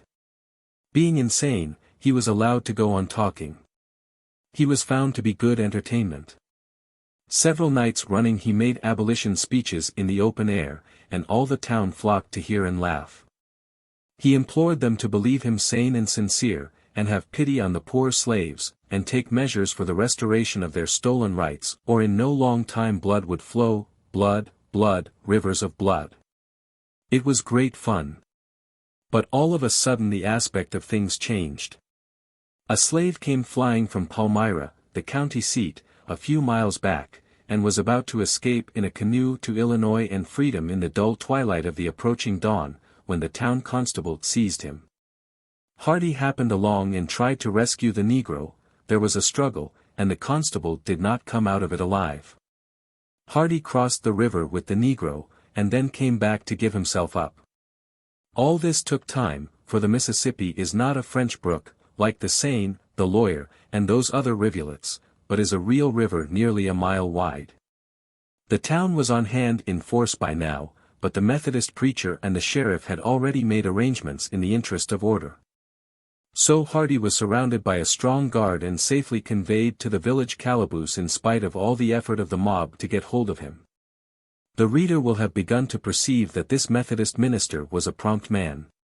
A prompt man, with active hands and a good headpiece. Williams was his name, Damon Williams in public, Damnation Williams in private, because he was so powerful on that theme and so frequent. The excitement was prodigious. The constable was the first man who had ever been killed in the town. The event was by long odds the most imposing in the town's history. It lifted the humble village into sudden importance. Its name was in everybody's mouth for 20 miles around. And so was the name of Robert Hardy, the stranger, the despised. In a day he was become the person of most consequence in the region, the only person talked about. As to those other coopers, they found their position curiously changed. They were important people, or unimportant, now, in proportion as to how large or how small had been their intercourse with the new celebrity. The 2 or 3 who had really been on a sort of familiar footing with him found themselves objects of admiring interest with the public and of envy with their shopmates. The village weekly journal had lately gone into new hands. The new man was an enterprising fellow, and he made the most of the tragedy. He issued an extra. Then he put up posters promising to devote his whole paper to matters connected with the great event. There would be a full and intensely interesting biography of the murderer, and even a portrait of him. He was as good as his word. He carved the portrait himself, on the back of a wooden type, and a terror it was to look at.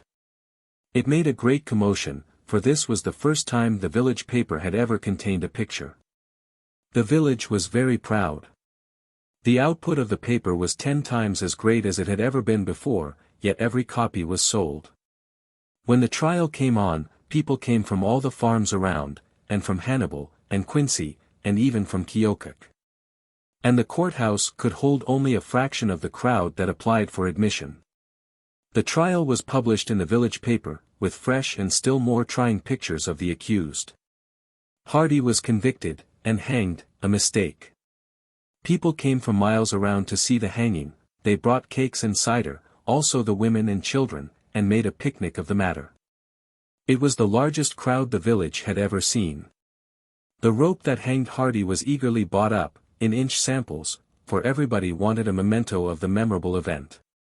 Martyrdom gilded with notoriety has its fascinations. Within 1 week afterward 4 young lightweights in the village proclaimed themselves abolitionists. In life Hardy had not been able to make a convert. Everybody laughed at him, but nobody could laugh at his legacy. The four swaggered around with their slouch hats pulled down over their faces, and hinted darkly at awful possibilities. The people were troubled and afraid, and showed it. And they were stunned, too, they could not understand it. Abolitionist had always been a term of shame and horror, yet here were four young men who were not only not ashamed to bear that name, but were grimly proud of it. Respectable young men they were, too, of good families, and brought up in the church. Ed Smith, the printer's apprentice, 19, had been the head Sunday school boy, and had once recited 3,000 Bible verses without making a break. Dick Savage, 20, the baker's apprentice, Will Joyce, 22, journeyman blacksmith, and Henry Taylor, 24, tobacco stemmer, were the other three. They were all of a sentimental cast, they were all romance readers. They all wrote poetry, such as it was, they were all vain and foolish, but they had never before been suspected of having anything bad in them. They withdrew from society, and grew more and more mysterious and dreadful. They presently achieved the distinction of being denounced by names from the pulpit, which made an immense stir. This was grandeur, this was fame. They were envied by all the other young fellows now. This was natural. Their company grew alarmingly. They took a name. It was a secret name, and was divulged to no outsider. Publicly they were simply the abolitionists. They had passwords, grips, and signs, they had secret meetings. Their initiations were conducted with gloomy pomps and ceremonies, at midnight. They always spoke of Hardy as the martyr, and every little while they moved through the principal street in procession, at midnight, black-robed, masked, to the measured tap of the solemn drum, on pilgrimage to the martyr's grave. Where they went through with some majestic fooleries and swore vengeance upon his murderers. They gave previous notice of the pilgrimage by small posters, and warned everybody to keep indoors and darken all houses along the route, and leave the road empty. These warnings were obeyed, for there was a skull and crossbones at the top of the poster. When this kind of thing had been going on about 8 weeks, a quite natural thing happened.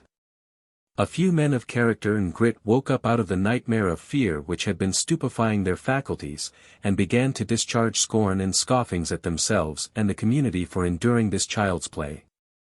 And at the same time they proposed to end it straightway. Everybody felt an uplift, life was breathed into their dead spirits, their courage rose and they began to feel like men again. This was on a Saturday. All day the new feeling grew and strengthened, it grew with a rush. It brought inspiration and cheer with it. Midnight saw a united community, full of zeal and pluck, and with a clearly defined and welcome piece of work in front of it. The best organizer and strongest and bitterest talker on that great Saturday was the Presbyterian clergyman who had denounced the original four from his pulpit, Reverend Hiram Fletcher, and he promised to use his pulpit in the public interest again now. On the morrow he had revelations to make, he said, secrets of the dreadful society. But the revelations were never made. At 2:30 in the morning the dead silence of the village was broken by a crashing explosion, and the town patrol saw the preacher's house spring in a wreck of whirling fragments into the sky. The preacher was killed, together with a Negro woman, his only slave and servant. The town was paralyzed again, and with reason. To struggle against a visible enemy is a thing worth while, and there is a plenty of men who stand always ready to undertake it. But to struggle against an invisible one who sneaks in and does his awful work in the dark and leaves no trace, that is another matter. That is a thing to make the bravest tremble and hold back. The cowed populace were afraid to go to the funeral. The man who was to have had a packed church to hear him expose and denounce the common enemy had but a handful to see him buried. The coroner's jury had brought in a verdict of death by the visitation of God, for no witness came forward, if any existed they prudently kept out of the way. Nobody seemed sorry. Nobody wanted to see the terrible secret society provoked into the commission of further outrages. Everybody wanted the tragedy hushed up, ignored, forgotten, if possible. And so there was a bitter surprise and an unwelcome one when Will Joyce, the blacksmith's journeyman, came out and proclaimed himself the assassin. Plainly he was not minded to be robbed of his glory. He made his proclamation, and stuck to it. Stuck to it, and insisted upon a trial. Here was an ominous thing, here was a new and peculiarly formidable terror, for a motive was revealed here which society could not hope to deal with successfully: vanity, thirst for notoriety. If men were going to kill for notoriety's sake, and to win the glory of newspaper renown, a big trial, and a showy execution, what possible invention of man could discourage or deter them? The town was in a sort of panic, it did not know what to do. However, the grand jury had to take hold of the matter, it had no choice. It brought in a true bill, and presently the case went to the county court. The trial was a fine sensation. The prisoner was the principal witness for the prosecution. He gave a full account of the assassination, he furnished even the minutest particulars, how he deposited his keg of powder and laid his train, from the house to such and such a spot. How George Ronalds and Henry Hart came along just then, smoking, and he borrowed Hart's cigar and fired the train with it, shouting, "Down with all slave tyrants." And how Hart and Ronalds made no effort to capture him, but ran away, and had never come forward to testify yet. But they had to testify now, and they did, and pitiful it was to see how reluctant they were, and how scared. The crowded house listened to Joyce's fearful tale with a profound and breathless interest, and in a deep hush which was not broken till he broke it himself, in concluding, with a roaring repetition of his "death to all slave tyrants," which came so unexpectedly and so startlingly that it made everyone present catch his breath and gasp. The trial was put in the paper, with biography and large portrait, with other slanderous and insane pictures, and the edition sold beyond imagination. The execution of Joyce was a fine and picturesque thing. It drew a vast crowd. Good places and trees and seats on rail fences sold for $50 apiece, lemonade and gingerbread stands had great prosperity. Joyce recited a furious and fantastic and denunciatory speech on the scaffold which had imposing passages of schoolboy eloquence in it, and gave him a reputation on the spot as an orator, and his name, later, in the Society's records, of the martyr orator. He went to his death breathing slaughter and charging his society to avenge his murder. If he knew anything of human nature he knew that to plenty of young fellows present in that great crowd he was a grand hero, and enviably situated. He was hanged. It was a mistake.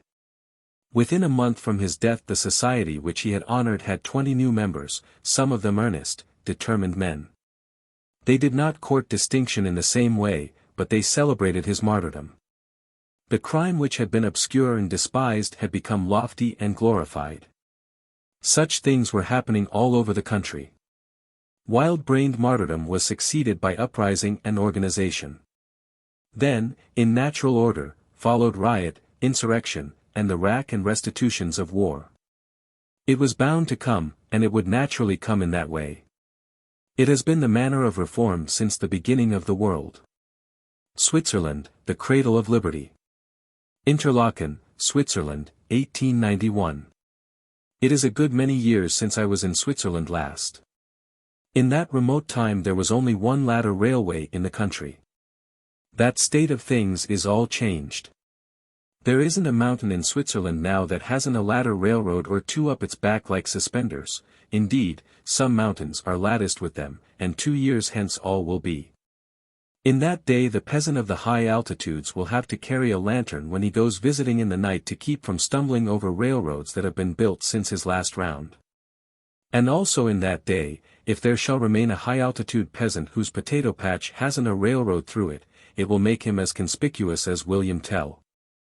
However, there are only two best ways to travel through Switzerland. The first best is afoot.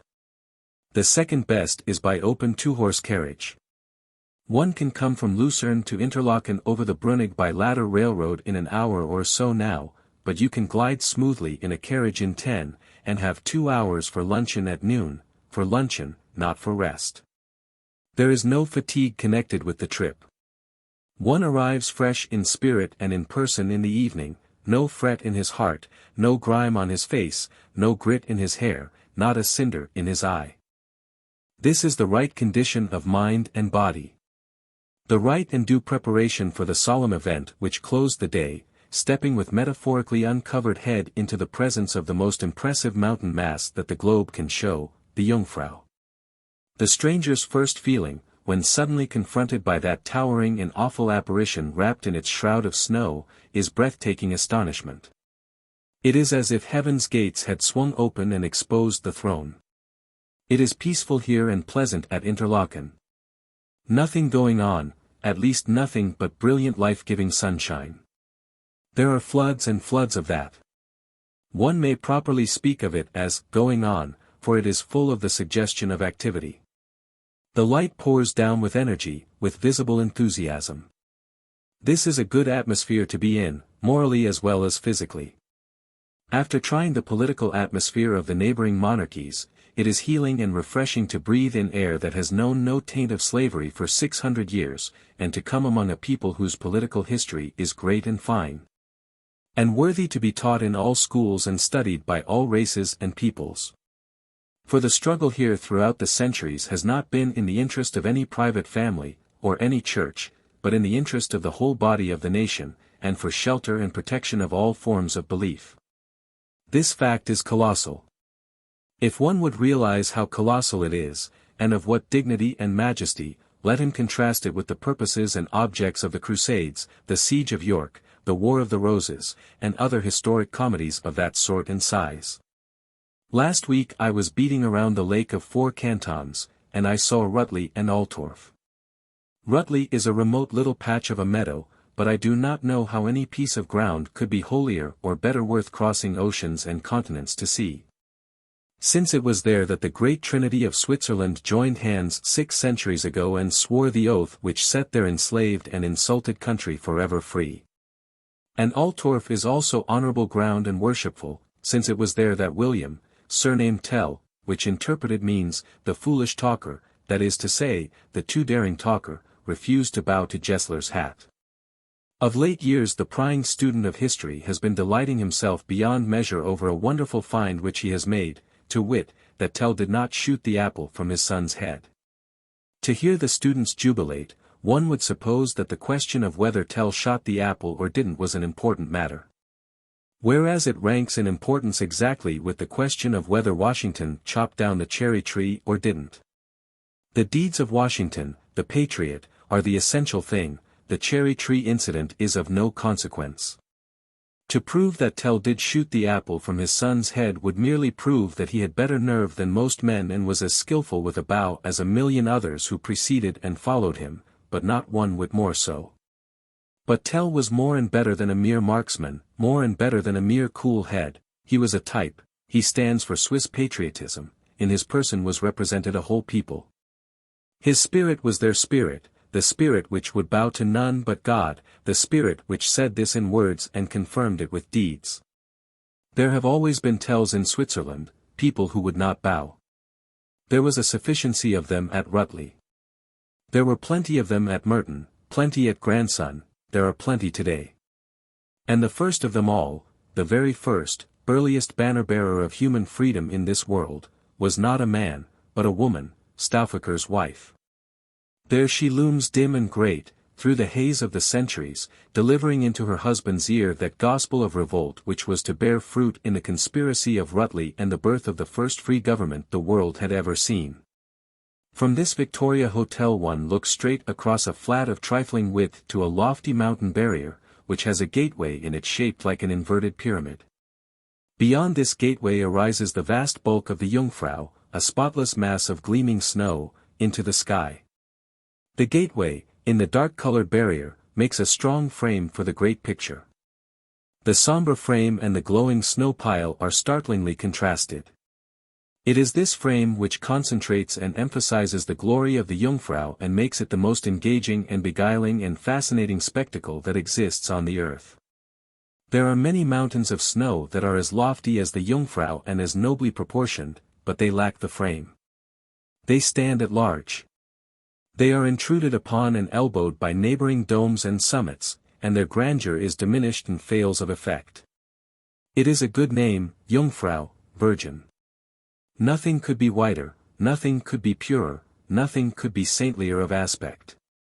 At 6 yesterday evening the great intervening barrier seen through a faint bluish haze seemed made of air and substanceless, so soft and rich it was, so shimmering where the wandering lights touched it and so dim where the shadows lay. Apparently it was a dream stuff, a work of the imagination, nothing real about it. The tint was green, slightly varying shades of it, but mainly very dark. The sun was down, as far as that barrier was concerned, but not for the Jungfrau, towering into the heavens beyond the gateway. She was a roaring conflagration of blinding white. It is said the Fridolin, the old Fridolin, a new saint, but formerly a missionary, gave the mountain its gracious name. He was an Irishman, son of an Irish king. There were 30,000 kings reigning in County Cork alone in his time, 1500 years ago. It got so that they could not make a living, there was so much competition and wages got cut so. Some of them were out of work months at a time, with wife and little children to feed, and not a crust in the place. At last a particularly severe winter fell upon the country, and hundreds of them were reduced to mendicancy and were to be seen day after day in the bitterest weather, standing barefoot in the snow, holding out their crowns for alms. Indeed, they would have been obliged to emigrate or starve but for a fortunate idea of Prince Fridolin's, who started a labor union, the first one in history, and got the great bulk of them to join it.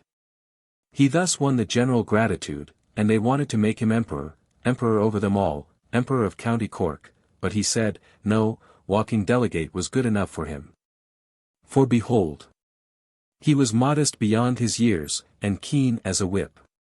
To this day in Germany and Switzerland, where Saint Fridolin is revered and honored, the peasantry speak of him affectionately as the first walking delegate. The first walk he took was into France and Germany, missionarying, for missionarying was a better thing in those days than it is in ours.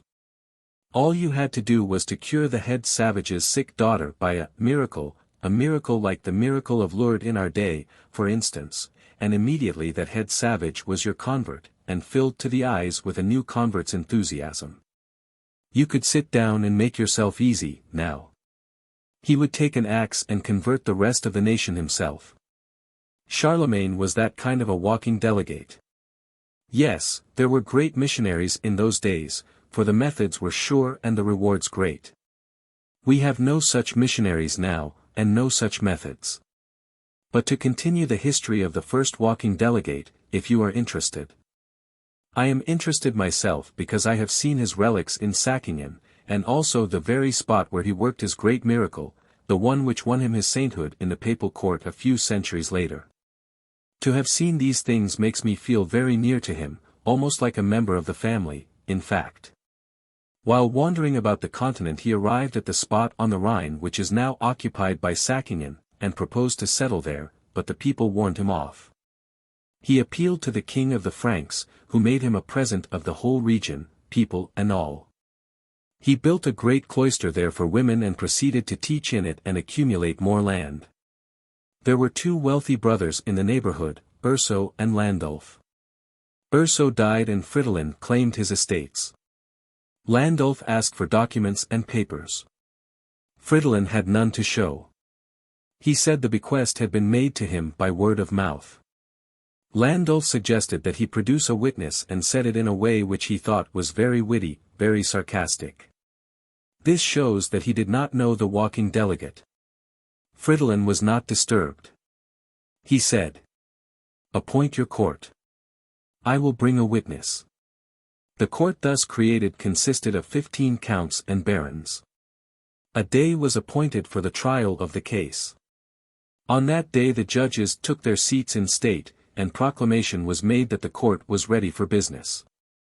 5 minutes, 10 minutes, 15 minutes passed, and yet no Fridolin appeared.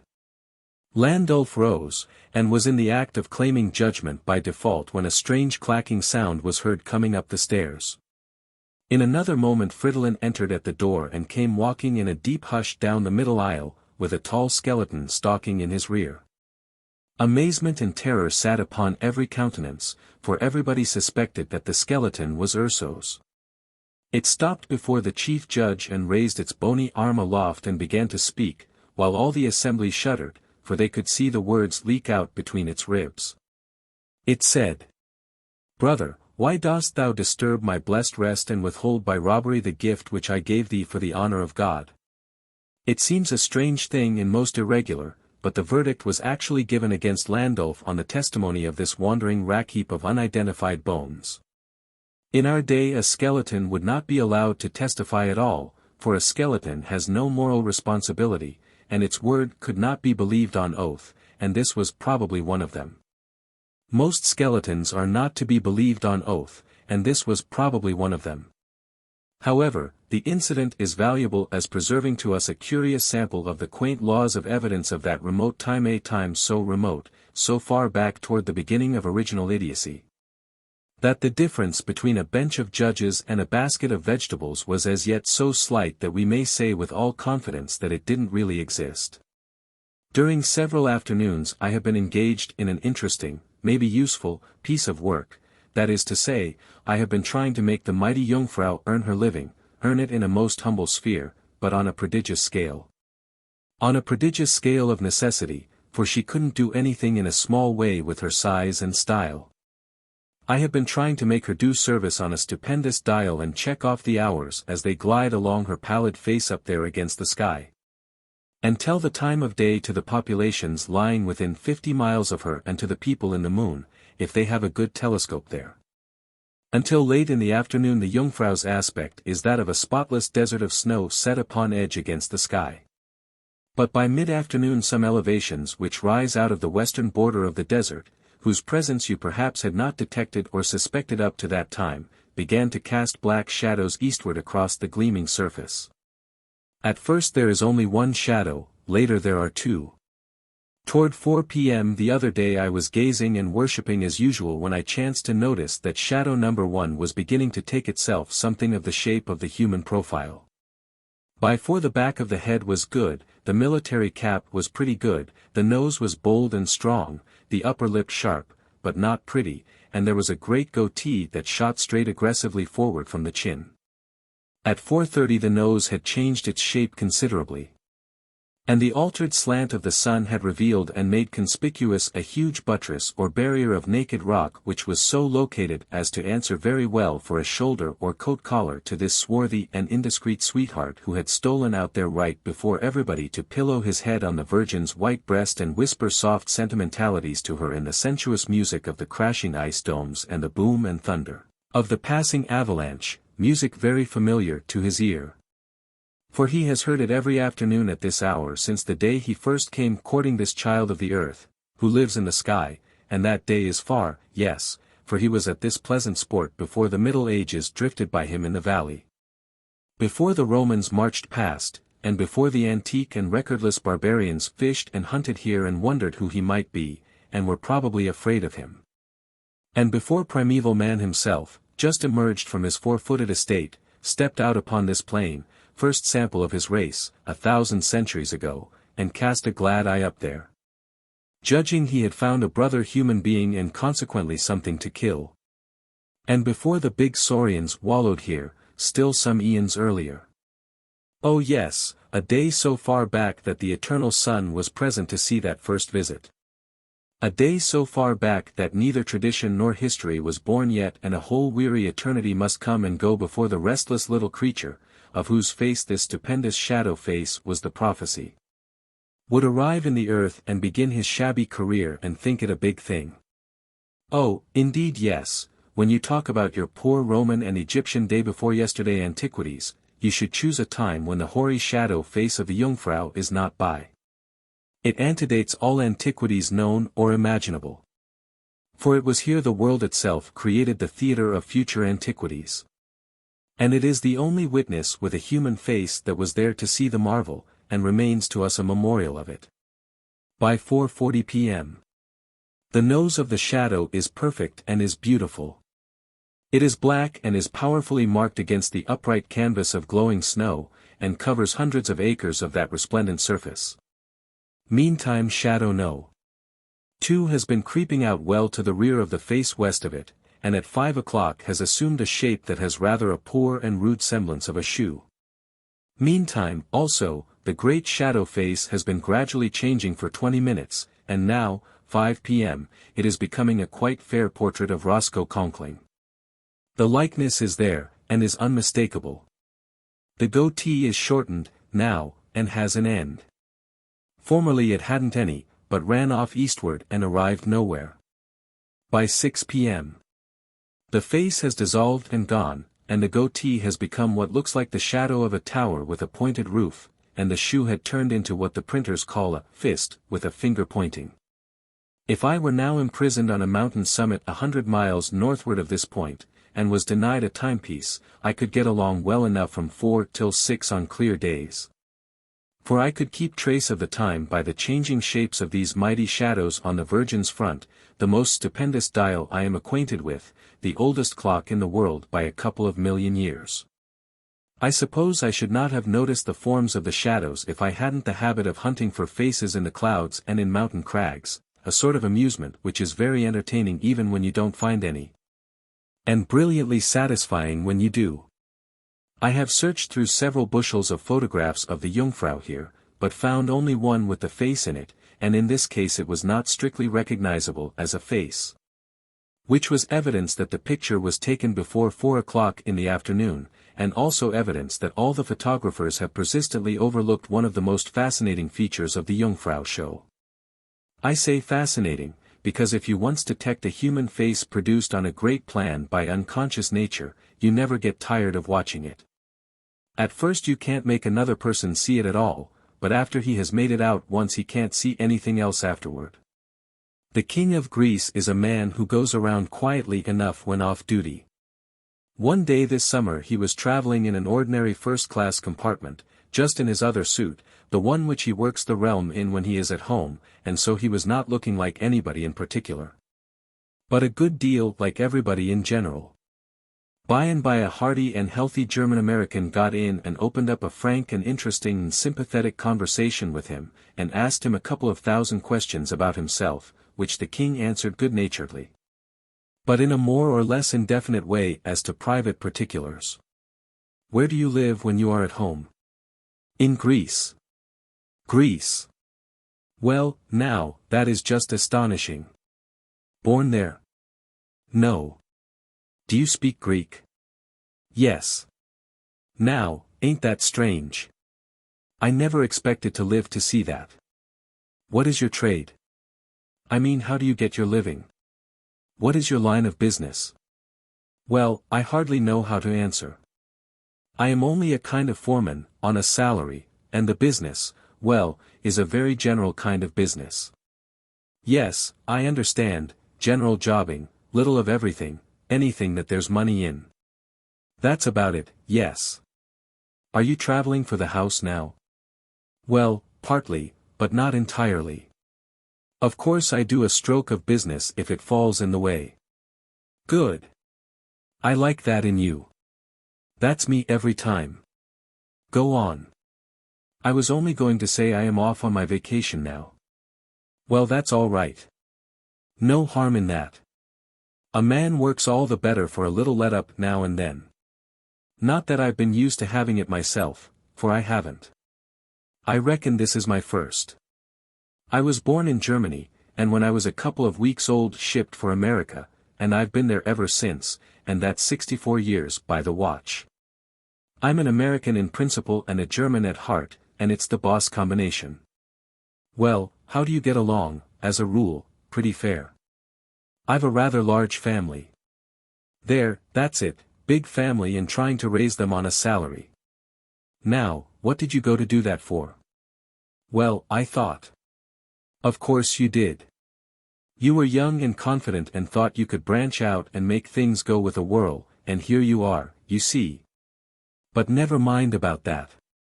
I'm not trying to discourage you. Dear me. I've been just where you are myself.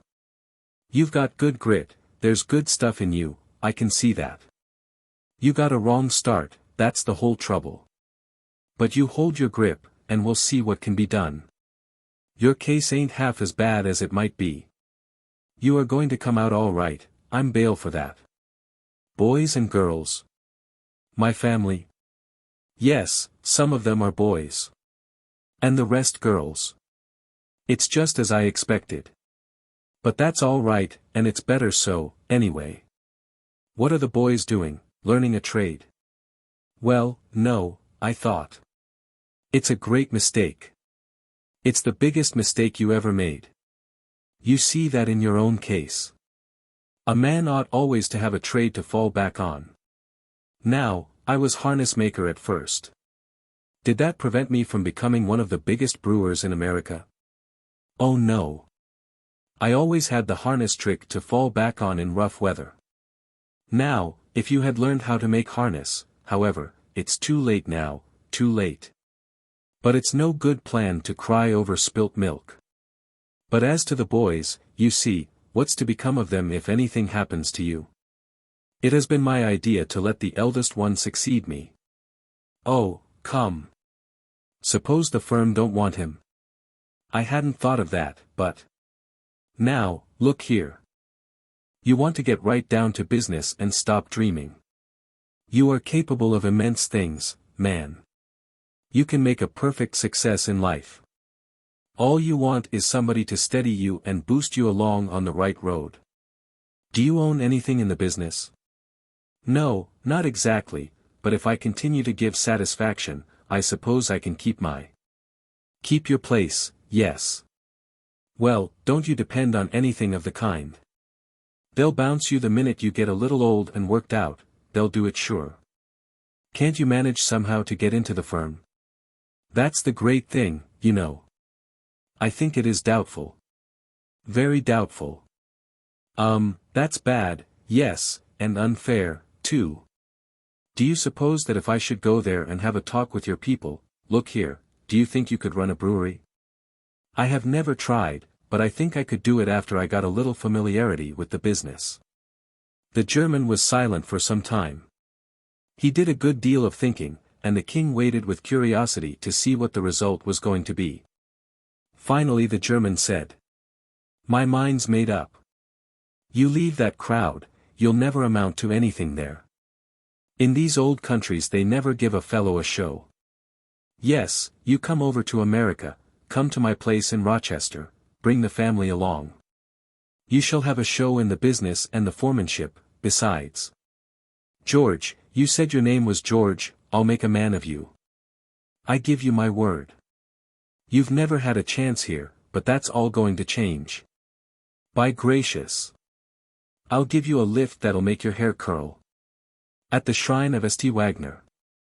Bayreuth, August 2d, 1891. It was at Nuremberg that we struck the inundation of music-mad strangers that was rolling down upon Bayreuth. It had been long since we had seen such multitudes of excited and struggling people. It took a good half-hour to pack them and pair them into the train, and it was the longest train we have yet seen in Europe. Nuremberg had been witnessing this sort of experience a couple of times a day for about 2 weeks. It gives one an impressive sense of the magnitude of this biennial pilgrimage. For a pilgrimage is what it is. The devotees come from the very ends of the earth to worship their prophet in his own Kaaba, in his own Mecca. If you are living in New York or San Francisco or Chicago or anywhere else in America, and you conclude, by the middle of May, that you would like to attend the Bayreuth Opera 2 months and a half later, you must use the cable and get about it immediately or you will get no seats, and you must cable for lodgings, too. Then if you are lucky you will get seats in the last row and lodgings in the fringe of the town. If you stop to write you will get nothing. There were plenty of people in Nuremberg when we passed through who had come on pilgrimage without first securing seats and lodgings. They had found neither in Bayreuth. They had walked Bayreuth streets a while in sorrow, then had gone to Nuremberg and found neither beds nor standing room, and had walked those quaint streets all night, waiting for the hotels to open and empty their guests into the trains. And so make room for these, their defeated brethren and sisters in the faith. They had endured from 30 to 40 hours railroading on the continent of Europe, with all which that implies of worry, fatigue, and financial impoverishment, and all they had got and all they were to get for it was handiness and accuracy in kicking themselves, acquired by practice in the back streets of the 2 towns when other people were in bed. For back they must go over that unspeakable journey with their pious mission unfulfilled. These humiliated outcasts had the frowsy and unbrushed and apologetic look of wet cats, and their eyes were glazed with drowsiness, their bodies were adroop from crown to sole. And all kind-hearted people refrained from asking them if they had been to Bayreuth and failed to connect, as knowing they would lie. We reached here, Bayreuth, about mid-afternoon of a rainy Saturday. We were of the wise, and had secured lodgings and opera seats months in advance. I am not a musical critic, and did not come here to write essays about the operas and deliver judgment upon their merits. The little children of Bayreuth could do that with a finer sympathy and a broader intelligence than I. I only care to bring 4 or 5 pilgrims to the operas, pilgrims able to appreciate them and enjoy them. What I write about the performance to put in my odd time would be offered to the public as merely a cat's view of a king, and not of didactic value. Next day, which was Sunday, we left for the opera house, that is to say, the Wagner Temple, a little after the middle of the afternoon. The great building stands all by itself, grand and lonely, on a high ground outside the town. We were warned that if we arrived after 4 o'clock we should be obliged to pay $2.50 apiece extra by way of fine. We saved that, and it may be remarked here that this is the only opportunity that Europe offers of saving money. There was a big crowd in the grounds about the building, and the ladies' dresses took the sun with fine effect. I do not mean to intimate that the ladies were in full dress, for that was not so. The dresses were pretty, but neither sex was in evening dress. The interior of the building is simple, severely so, but there is no occasion for color and decoration, since the people sit in the dark. The auditorium has the shape of a keystone, with the stage at the narrow end. There is an aisle on each side, but no aisle in the body of the house. Each row of seats extends in an unbroken curve from one side of the house to the other. There are 7 entrance doors on each side of the theater and 4 at the butt, 18 doors to admit and emit 1,650 persons. The number of the particular door by which you are to enter the house or leave it is printed on your ticket, and you can use no door but that one.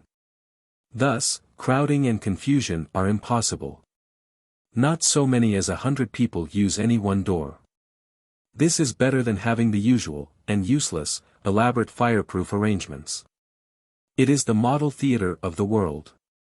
It can be emptied while the second hand of a watch makes its circuit. It would be entirely safe, even if it were built of lucifer matches. If your seat is near the center of a row and you enter late, you must work your way along a rank of about 25 ladies and gentlemen to get to it. Yet this causes no trouble, for everybody stands up until all the seats are full, and the filling is accomplished in a very few minutes. Then all sit down, and you have a solid mass of 1,500 heads, making a steep cellar door slant from the rear of the house down to the stage. All the lights were turned low, so low that the congregation sat in a deep and solemn gloom. The funereal rustling of dresses and the low buzz of conversation began to die swiftly down, and presently not the ghost of a sound was left. This profound and increasingly impressive stillness endured for some time, the best preparation for music, spectacle, or speech conceivable. I should think our show people would have invented or imported that simple and impressive device for securing and solidifying the attention of an audience long ago. Instead of which they continue to this day to open a performance against a deadly competition in the form of noise, confusion, and a scattered interest. Finally, out of darkness and distance and mystery soft rich notes rose upon the stillness, and from his grave the dead magician began to weave his spells about his disciples and steep their souls in his enchantments. There was something strangely impressive in the fancy which kept intruding itself that the composer was conscious in his grave of what was going on here. And that these divine sounds were the clothing of thoughts which were at this moment passing through his brain, and not recognized and familiar ones which had issued from it at some former time. The entire overture, long as it was played to a dark house with the curtain down. It was exquisite, it was delicious. But straightway thereafter, of course, came the singing, and it does seem to me that nothing can make a Wagner opera absolutely perfect and satisfactory to the untutored but to leave out the vocal parts. I wish I could see a Wagner opera done in pantomime once. Then one would have the lovely orchestration unvexed to listen to and bathe his spirit in, and the bewildering beautiful scenery to intoxicate his eyes with, and the dumb acting couldn't mar these pleasures. Because there isn't often anything in the Wagner opera that one would call by such a violent name as acting. As a rule all you would see would be a couple of silent people, one of them standing still, the other catching flies. Of course I do not really mean that he would be catching flies. I only mean that the usual operatic gestures which consist in reaching first one hand out into the air and then the other might suggest the sport I speak of if the operator attended strictly to business and uttered no sound. This present opera was Parsifal. Madame Wagner does not permit its representation anywhere but in Bayreuth. The first act of the three occupied 2 hours, and I enjoyed that in spite of the singing. I trust that I know as well as anybody that singing is one of the most entrancing and bewitching and moving and eloquent of all the vehicles invented by man for the conveying of feeling. But it seems to me that the chief virtue in song is melody, air, tune, rhythm, or what you please to call it, and that when this feature is absent what remains is a picture with the color left out. I was not able to detect in the vocal parts of Parsifal anything that might with confidence be called rhythm or tune or melody. One person performed at a time, and a long time, too, often in a noble, and always in a high-toned, voice. But he only pulled out long notes, then some short ones, then another long one, then a sharp, quick, peremptory bark or two, and so on and so on. And when he was done you saw that the information which he had conveyed had not compensated for the disturbance. Not always, but pretty often. If two of them would but put in a duet occasionally and blend the voices, but no, they don't do that. The great master, who knew so well how to make 100 instruments rejoice in unison and pour out their souls in mingled and melodious tides of delicious sound, deals only in barren solos when he puts in the vocal parts. It may be that he was deep, and only added the singing to his operas for the sake of the contrast it would make with the music. Singing. It does seem the wrong name to apply to it. Strictly described, it is a practicing of difficult and unpleasant intervals, mainly. An ignorant person gets tired of listening to gymnastic intervals in the long run, no matter how pleasant they may be. In Parsifal, there is a hermit named Gernmans who stands on the stage in one spot and practices by the hour, while first one and then another character of the cast endures what he can of it and then retires to die.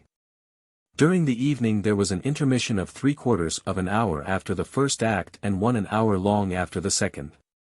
In both instances the theatre was totally emptied. People who had previously engaged tables in the one sole eating house were able to put in their time very satisfactorily, the other 1,000 went hungry. The opera was concluded at 10 in the evening or a little later. When we reached home we had been gone more than 7 hours. 7 hours at $5 a ticket is almost too much for the money. While browsing about the front yard among the crowd between the acts I encountered 12 or 15 friends from different parts of America, and those of them who were most familiar with Wagner said that Parsifal seldom pleased at first. But that after one had heard it several times it was almost sure to become a favorite. It seemed impossible, but it was true, for the statement came from people whose word was not to be doubted. And I gathered some further information. On the ground I found part of a German musical magazine, and in it a letter written by Ulrich 33 years ago, in which he defends the scorned and abused Wagner against people like me, who found fault with the comprehensive absence of what our kind regards as singing. Ulrich says Wagner despised Jean Plappered music, and therefore runs, trills, and schnorkel are discarded by him. I don't know what a schnorkel is, but now that I know it has been left out of these operas I never have missed so much in my life. And Ulrich further says that Wagner's song is true, that it is simply emphasized in tone speech. That certainly describes it, in Parsifal and some of the other operas.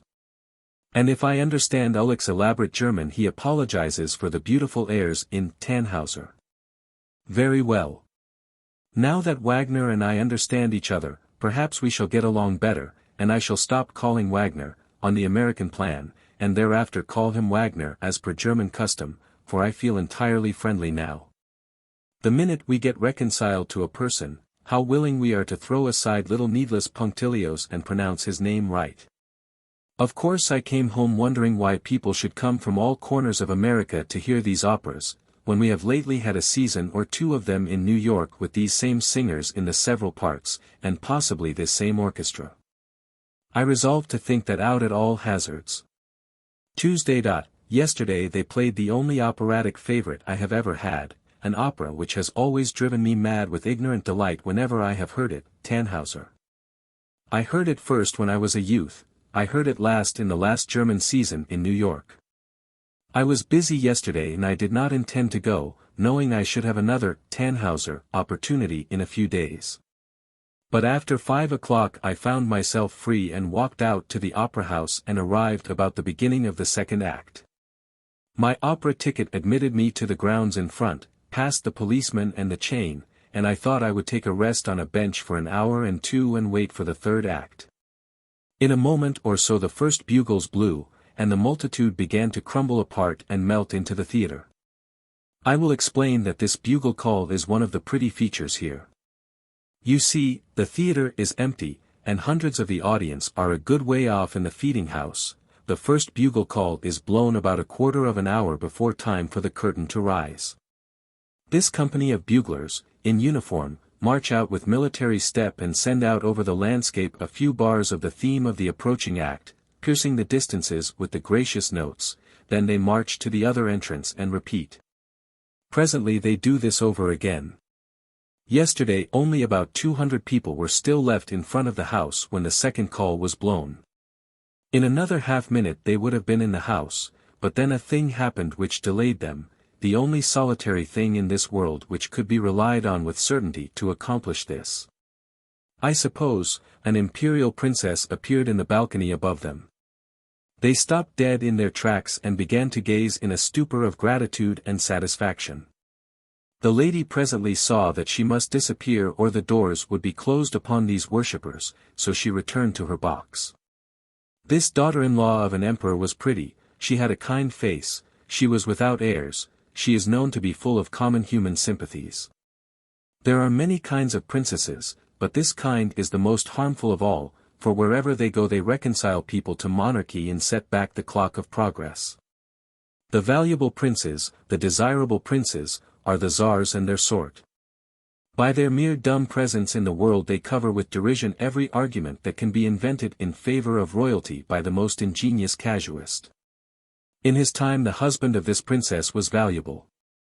He led a degraded life, he ended it with his own hand in circumstances and surroundings of a hideous sort, and was buried like a god. In the opera house there is a long loft back of the audience, a kind of open gallery, in which princes are displayed. It is sacred to them, it is the holy of holies.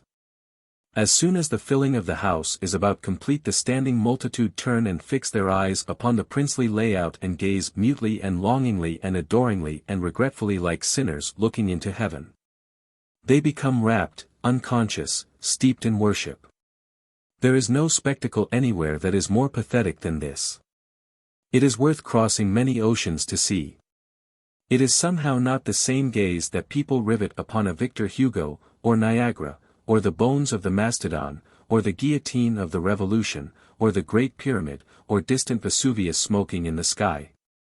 Or any man long celebrated to you by his genius and achievements, or thing long celebrated to you by the praises of books and pictures. No, that gaze is only the gaze of intense curiosity, interest, wonder.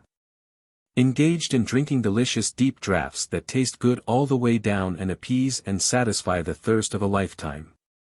Satisfy it, that is the word. Hugo and the mastodon will still have a degree of intense interest thereafter when encountered, but never anything approaching the ecstasy of that first view. The interest of a prince is different. It may be envy, it may be worship, doubtless it is a mixture of both, and it does not satisfy its thirst with one view, or even noticeably diminish it. Perhaps the essence of the thing is the value which men attach to a valuable something which has come by luck and not been earned. $1 picked up in the road is more satisfaction to you than the 99 which you had to work for, and money won at faro or in stock snuggles into your heart in the same way. A prince picks up grandeur, power, and a permanent holiday in gratis support by a pure accident, the accident of birth, and he stands always before the grieved eye of poverty and obscurity, a monumental representative of luck. And then, supremest value of all, his is the only high fortune on the earth which is secure. The commercial millionaire may become a beggar, the illustrious statesman can make a vital mistake and be dropped and forgotten. The illustrious general can lose a decisive battle and with it the consideration of men. But once a prince always a prince, that is to say, an imitation god, and neither hard fortune nor an infamous character nor an addled brain nor the speech of an ass can undeify him. By common consent of all the nations and all the ages, the most valuable thing in this world is the homage of men, whether deserved or undeserved. It follows without doubt or question, then, that the most desirable position possible is that of a prince. And I think it also follows that the so-called usurpations with which history is littered are the most excusable misdemeanors which men have committed. To usurp a usurpation, that is all it amounts to, isn't it? A prince is not to us what he is to a European, of course. We have not been taught to regard him as a god, and so one good look at him is likely to so nearly appease our curiosity as to make him an object of no greater interest the next time. We want a fresh one. But it is not so with the European. I am quite sure of it. The same old one will answer, he never stales. 18 years ago I was in London and I called at an Englishman's house on a bleak and foggy and dismal December afternoon to visit his wife and married daughter by appointment. I waited half an hour and then they arrived, frozen. They explained that they had been delayed by an unlooked-for circumstance. While passing in the neighbourhood of Marlborough House they saw a crowd gathering and were told that the Prince of Wales was about to drive out. So they stopped to get a sight of him. They had waited half an hour on the sidewalk, freezing with the crowd, but were disappointed at last. The prince had changed his mind. I said, with a good deal of surprise, "Is it possible that you two have lived in London all your lives and have never seen the Prince of Wales?" Apparently it was their turn to be surprised, for they exclaimed, "What an idea! Why, we have seen him hundreds of times." They had seen him hundreds of times, yet they had waited half an hour in the gloom and the bitter cold, in the midst of a jam of patients from the same asylum, on the chance of seeing him again. It was a stupefying statement, but one is obliged to believe the English, even when they say a thing like that. I fumbled around for a remark, and got out this one. "I can't understand it at all. If I had never seen General Grant I doubt if I would do that even to get a sight of him." With a slight emphasis on the last word. Their blank faces showed that they wondered where the parallel came in. Then they said, blankly, "Of course not. He is only a president." It is doubtless a fact that a prince is a permanent interest, an interest not subject to deterioration. The general who was never defeated, the general who never held a council of war, the only general who ever commanded a connected battlefront 1,200 miles long. The smith who welded together the broken parts of a great republic and re-established it where it is quite likely to outlast all the monarchies present and to come, was really a person of no serious consequence to these people. To them, with their training, my general was only a man, after all, while their prince was clearly much more than that, a being of a wholly unsimilar construction and constitution. And being of no more blood and kinship with men than are the serene eternal lights of the firmament with the poor dull tallow candles of commerce that sputter and die and leave nothing behind but a pinch of ashes and a stink. I saw the last act of Tannhauser. I sat in the gloom and the deep stillness, waiting, 1 minute, 2 minutes, I do not know exactly how long. Then the soft music of the hidden orchestra began to breathe its rich, long sighs out from under the distant stage. And by the drop curtain parted in the middle and was drawn softly aside, disclosing the twilight wood and a wayside shrine, with a white-robed girl praying and a man standing near. Presently that noble chorus of men's voices was heard approaching, and from that moment until the closing of the curtain it was music, just music, music to make one drunk with pleasure. Music to make one take scrip and staff and beg his way round the globe to hear it. To such as are intending to come here in the Wagner season next year I wish to say, bring your dinner pail with you. If you do, you will never cease to be thankful. If you do not, you will find it a hard fight to save yourself from famishing in Bayreuth. Bayreuth is merely a large village, and has no very large hotels or eating houses. The principal inns are the Golden Anchor and the Sun. At either of these places you can get an excellent meal. No, I mean you can go there and see other people get it. There is no charge for this.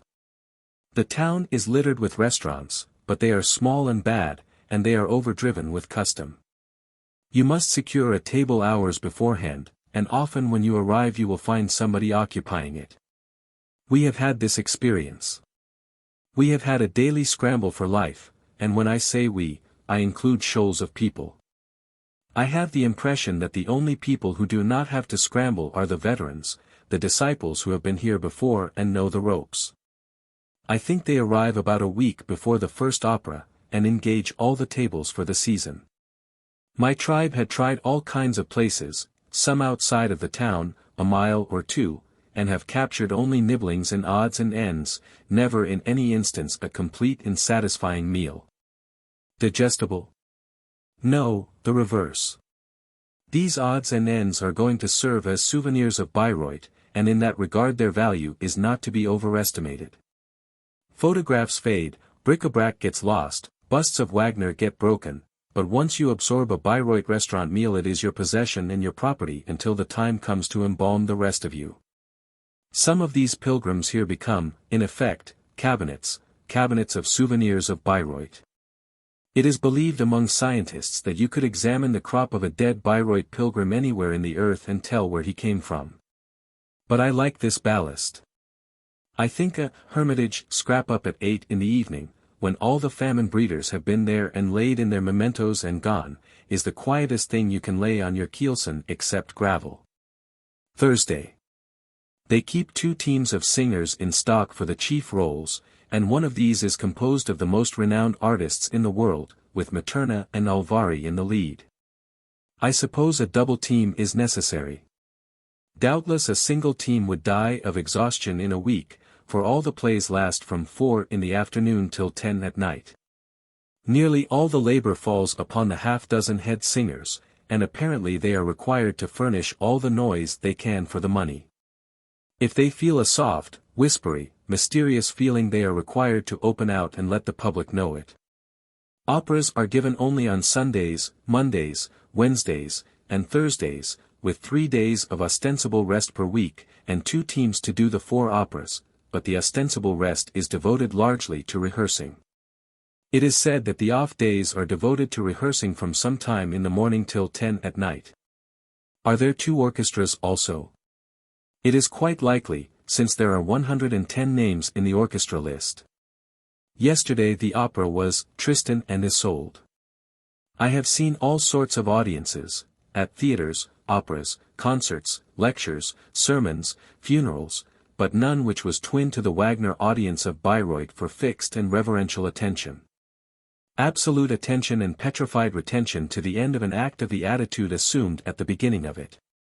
You detect no movement in the solid mass of heads and shoulders. You seem to sit with the dead in the gloom of a tomb. You know that they are being stirred to their profoundest depths.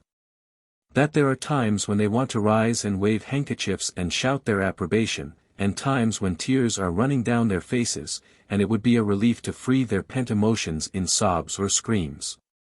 Yet you hear not one utterance till the curtain swings together and the closing strains have slowly faded out and died, then the dead rise with one impulse and shake the building with their applause.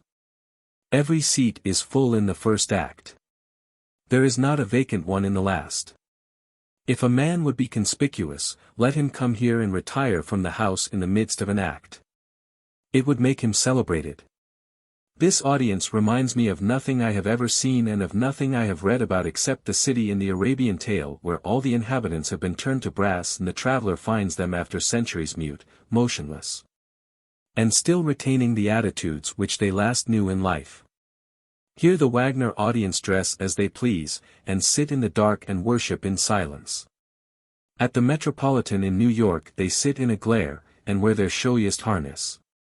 They hum airs, they squeak fans, they titter, and they gabble all the time.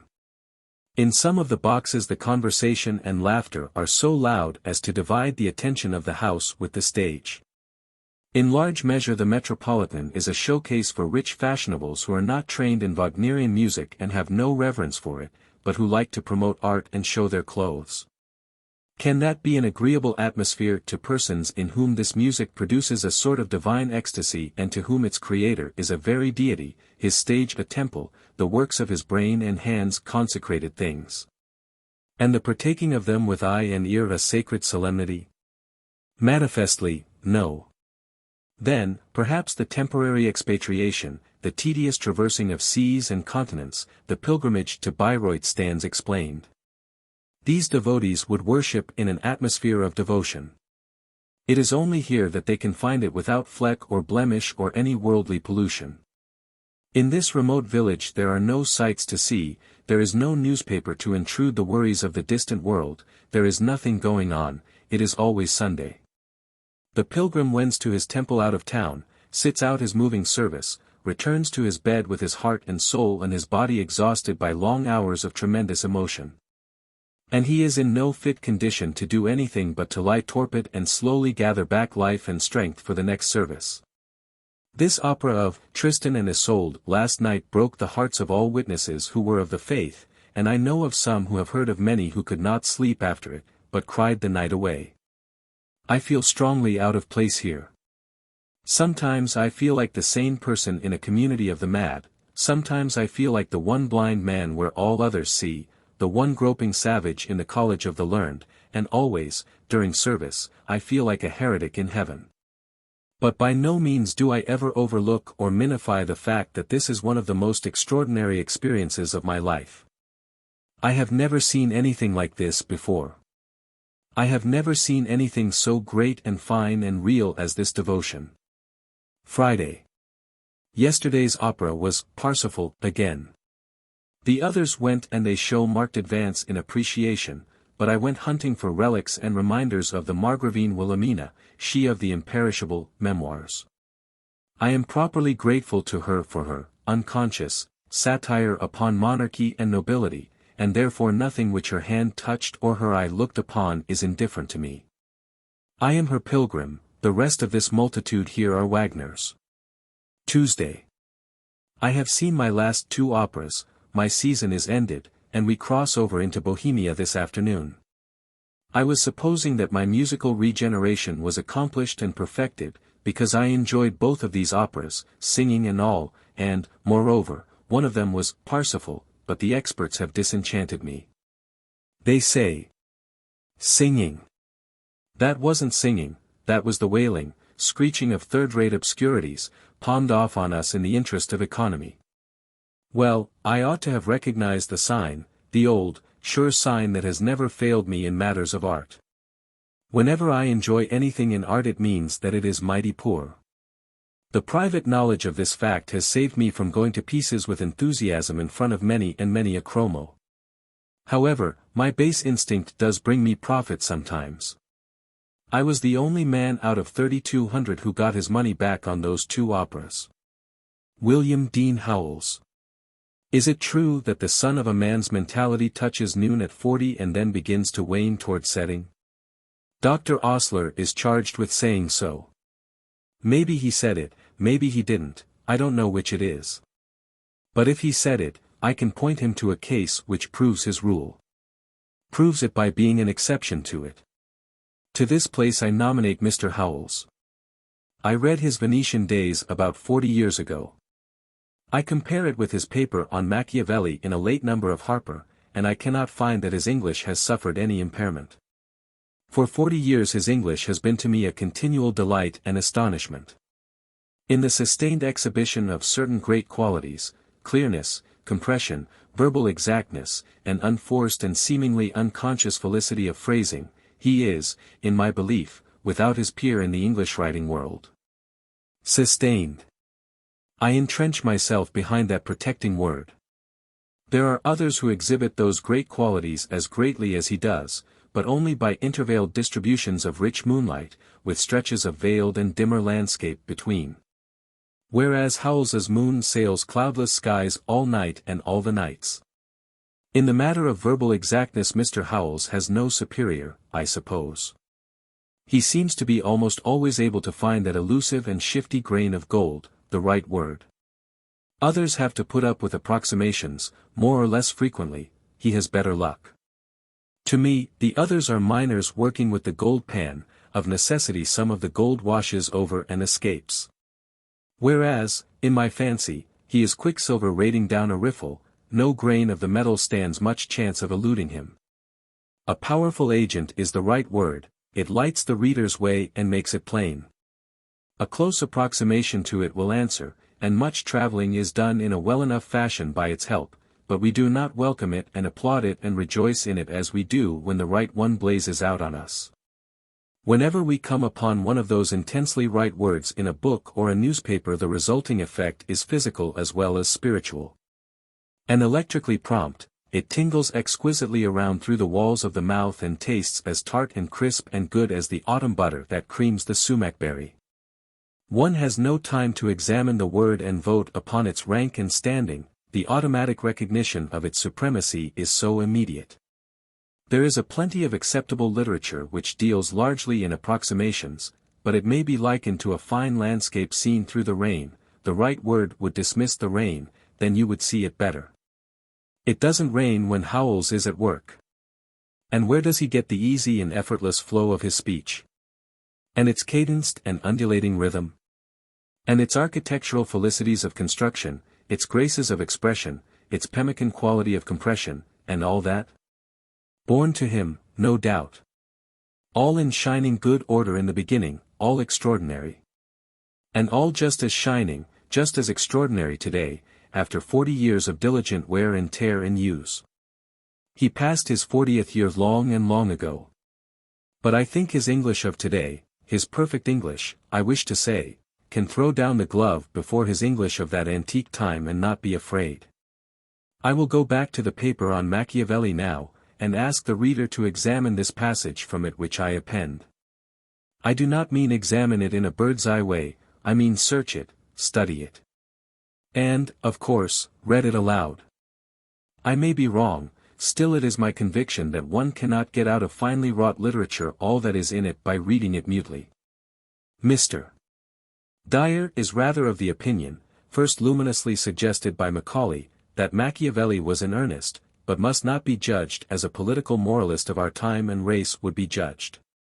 He thinks that Machiavelli was in earnest, as none but an idealist can be, and he is the first to imagine him an idealist immersed in realities, who involuntarily transmutes the events under his eye into something like the visionary issues of reverie.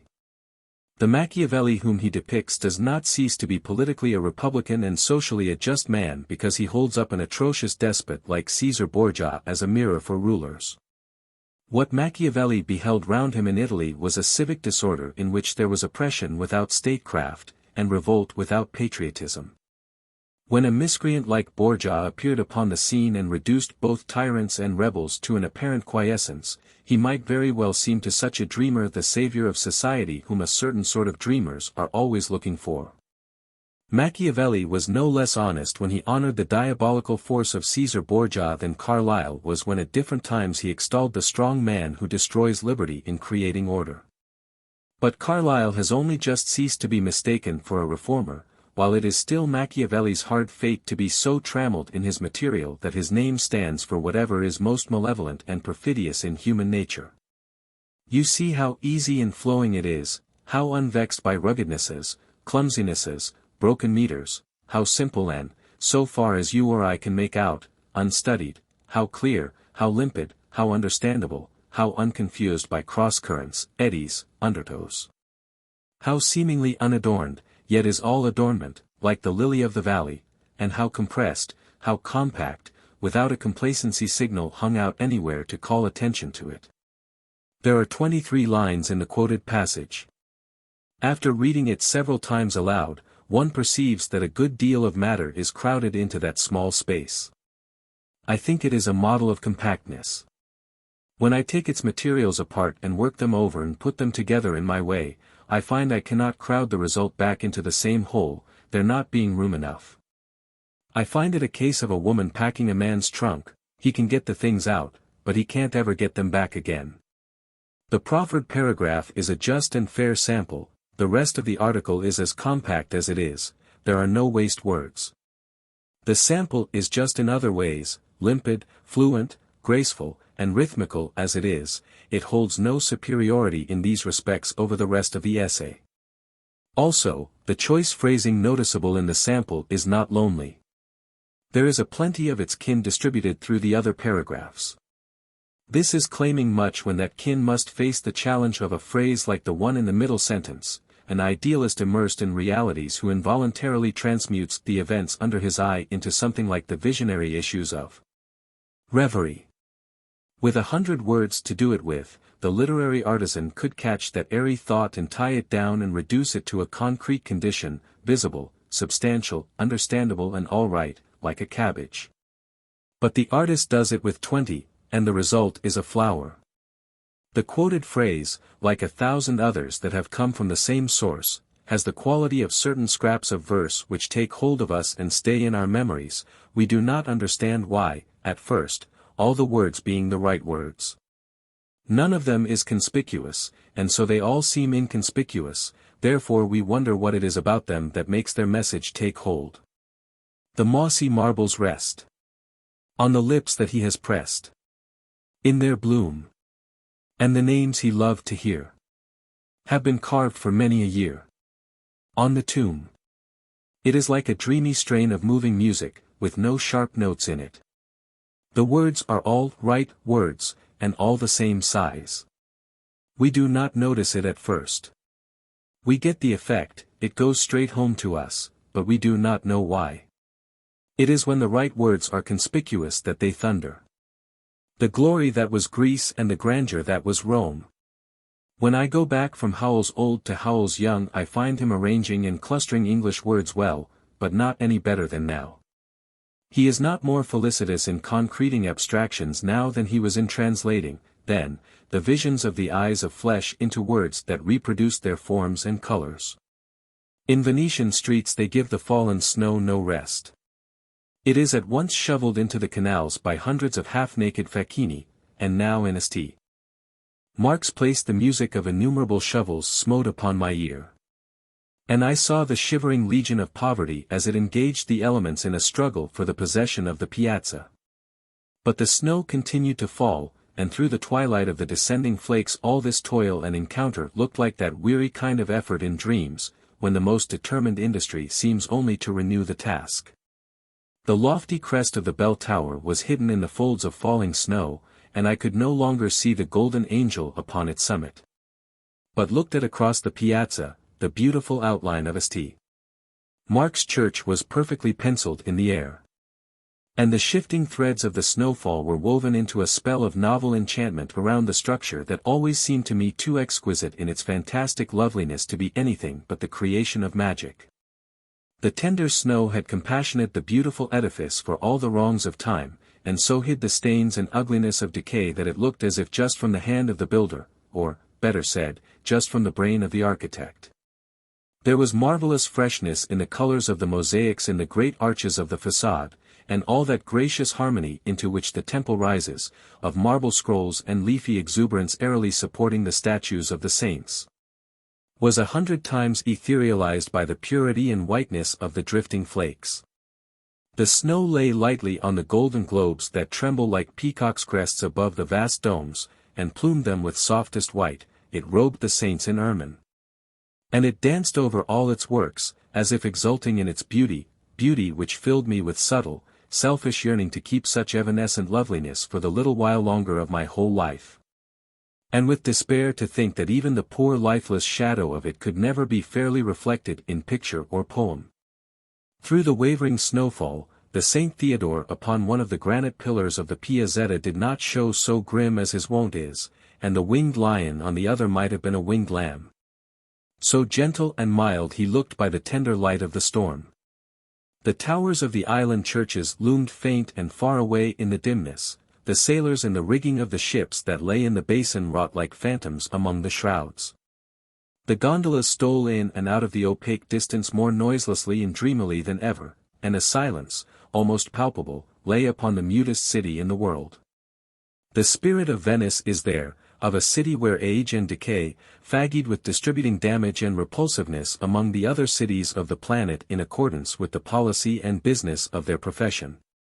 Come for rest and play between seasons, and treat themselves to the luxury and relaxation of sinking the shop and inventing and squandering charms all about, instead of abolishing such as they find, as is their habit when not on vacation. In the working season they do business in Boston sometimes.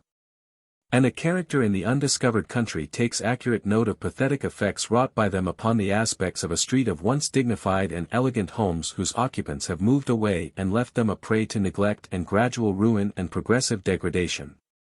A descent which reaches bottom at last, when the street becomes a roost for humble professionals of the faith-cure and fortune-telling sort. What a queer, melancholy house, what a queer, melancholy street. I don't think I was ever in a street before where quite so many professional ladies, with English surnames, preferred Madam to Mrs. on their doorplates. And the poor old place has such a desperately conscious air of going to the deuce. Every house seems to wince as you go by, and button itself up to the chin for fear you should find out it had no shirt on, so to speak. I don't know what's the reason, but these material tokens of a social decay afflict me terribly. A tipsy woman isn't dreadfuler than a haggard old house, that's once been a home, in a street like this. Mr. Howells's pictures are not mere stiff, hard, accurate photographs. They are photographs with feeling in them, and sentiment, photographs taken in a dream, one might say. As concerns his humor, I will not try to say anything, yet I would try, if I had the words that might approximately reach up to its high place. I do not think anyone else can play with humorous fancies so gracefully and delicately and deliciously as he does, nor has so many to play with. Nor can come so near making them look as if they were doing the playing themselves and he was not aware that they were at it. For they are unobtrusive, and quiet in their ways, and well conducted. His is a humor which flows softly all around about and over and through the mesh of the page, pervasive, refreshing, health-giving, and makes no more show and no more noise than does the circulation of the blood. There is another thing which is contentingly noticeable in Mr. Howells's books. That is his stage directions, those artifices which authors employ to throw a kind of human naturalness around a scene and a conversation, and help the reader to see the one and get at meanings in the other which might not be perceived if entrusted unexplained to the bare words of the talk. Some authors overdo the stage directions, they elaborate them quite beyond necessity. They spend so much time and take up so much room in telling us how a person said a thing and how he looked and acted when he said it that we get tired and vexed and wish he hadn't said it at all. Other authors' directions are brief enough, but it is seldom that the brevity contains either wit or information. Writers of this school go in rags, in the matter of stage directions. The majority of them having nothing in stock but a cigar, a laugh, a blush, and a bursting into tears. In their poverty they work these sorry things to the bone. They say, replied Alfred, flipping the ash from his cigar. This explains nothing, it only wastes space. Responded Richard, with a laugh. There was nothing to laugh about, there never is. The writer puts it in from habit, automatically, he is paying no attention to his work. Or he would see that there is nothing to laugh at. Often, when a remark is unusually and pointedly flat and silly, he tries to deceive the reader by enlarging the stage direction and making Richard break into frenzies of uncontrollable laughter. This makes the reader sad, murmured Gladys, blushing. This poor old shop-worn blush is a tiresome thing. We get so we would rather Gladys would fall out of the book and break her neck than do it again. She is always doing it, and usually irrelevantly. Whenever it is her turn to murmur she hangs out her blush, it is the only thing she's got. In a little while we hate her, just as we do Richard. Repeated Evelyn, bursting into tears. This kind keep a book damp all the time. They can't say a thing without crying. They cry so much about nothing that by and by when they have something to cry about they have gone dry, they sob, and fetch nothing. We are not moved.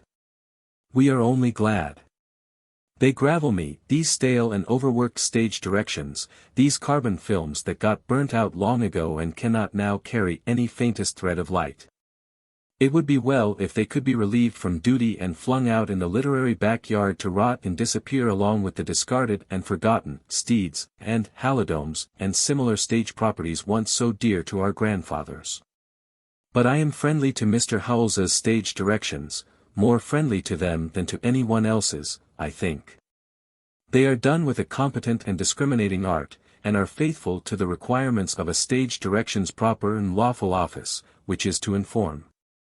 Sometimes they convey a scene and its conditions so well that I believe I could see the scene and get the spirit and meaning of the accompanying dialogue if someone would read merely the stage directions to me and leave out the talk. For instance, a scene like this, from The Undiscovered Country. And she laid her arms with a beseeching gesture on her father's shoulder. She answered, following his gesture with a glance. She said, laughing nervously. She asked, turning swiftly upon him that strange, searching glance. She answered, vaguely. She reluctantly admitted. But her voice died wearily away, and she stood looking into his face with puzzled entreaty. Mr. Howells does not repeat his forms, and does not need to, he can invent fresh ones without limit. It is mainly the repetition over and over again, by the third rates, of worn and commonplace and juiceless forms that makes their novels such a weariness and vexation to us, I think.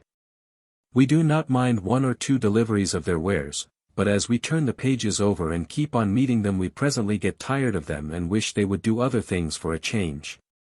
Replied Alfred, flipping the ash from his cigar. Responded Richard, with a laugh. Murmured Gladys, blushing. Repeated Evelyn, bursting into tears. Replied the Earl, flipping the ash from his cigar. Responded the undertaker, with a laugh. Murmured the chambermaid, blushing. Repeated the burglar, bursting into tears. Replied the conductor, flipping the ash from his cigar. Responded Arkwright, with a laugh. Murmured the chief of police, blushing. Repeated the house cat, bursting into tears. And so on, till at last it ceases to excite. I always notice stage directions, because they fret me and keep me trying to get out of their way, just as the automobiles do. At first. Then by and by they become monotonous and I get run over. Mr. Howells has done much work, and the spirit of it is as beautiful as the make of it. I have held him in admiration and affection so many years that I know by the number of those years that he is old now, but his heart isn't, nor his pen, and years do not count. Let him have plenty of them, there is profit in them for us. English as she is taught. In the appendix to Croker's Boswell's Johnson one finds this. Anecdote. Cato's soliloquy. One day Mrs. Gastrell set a little girl to repeat to him, Dr. Samuel Johnson, Cato's soliloquy, which she went through very correctly. The doctor, after a pause, asked the child. What was to bring Cato to an end? She said it was a knife. No, my dear, it was not so. My Aunt Polly said it was a knife. Why, Aunt Polly's knife may do, but it was a dagger, my dear. He then asked her the meaning of bane and antidote, which she was unable to give. Mrs. Gastrell said. You cannot expect so young a child to know the meaning of such words. He then said. My dear, how many pence are there in sixpence? I cannot tell, sir, was the half-terrified reply. On this, addressing himself to Mrs. Gastrell, he said. Now, my dear lady, can anything be more ridiculous than to teach a child Cato's soliloquy, who does not know how many pence there are in sixpence? In a lecture before the Royal Geographical Society, Professor Ravenstein quoted the following list of frantic questions. And said that they had been asked in an examination. Mention all the names of places in the world derived from Julius Caesar or Augustus Caesar. Where are the following rivers? Pisuerga, Sicaria, Guadalete, Jalen, Mulde. All you know of the following, Machacha, Pilmo, Skebulos, Krivasha, Basex, Mansicart, Taxhem, Citeaux, Meloria, Zutphen. The highest peaks of the Karakoram range. The number of universities in Prussia. Why are the tops of mountains continually covered with snow? Name the length and breadth of the streams of lava which issued from the Skaptar Jokul in the eruption of 1783. That list would oversize nearly anybody's geographical knowledge. Isn't it reasonably possible that in our schools many of the questions in all studies are several miles ahead of where the pupil is? That he is set to struggle with things that are ludicrously beyond his present reach, hopelessly beyond his present strength? This remark in passing, and by way of text, now I come to what I was going to say. I have just now fallen upon a darling literary curiosity. It is a little book, a manuscript compilation, and the compiler sent it to me with the request that I say whether I think it ought to be published or not. I said, yes. But as I slowly grow wise I briskly grow cautious, and so, now that the publication is imminent, it has seemed to me that I should feel more comfortable if I could divide up this responsibility with the public by adding them to the court. Therefore I will print some extracts from the book, in the hope that they may make converts to my judgment that the volume has merit which entitles it to publication. As to its character, every one has sampled English as she is spoke and English as she is wrote. This little volume furnishes us an instructive array of examples of English as she is taught, in the public schools of, well, this country. The collection is made by a teacher in those schools, and all the examples in it are genuine, none of them have been tampered with, or doctored in any way. From time to time, during several years, whenever a pupil has delivered himself of anything peculiarly quaint or toothsome in the course of his recitations, this teacher and her associates have privately set that thing down in a memorandum book. Strictly following the original, as to grammar, construction, spelling, and all, and the result is this literary curiosity. The contents of the book consist mainly of answers given by the boys and girls to questions, said answers being given sometimes verbally, sometimes in writing. The subjects touched upon are 15 in number: I. Etymology, 2. Grammar, 3.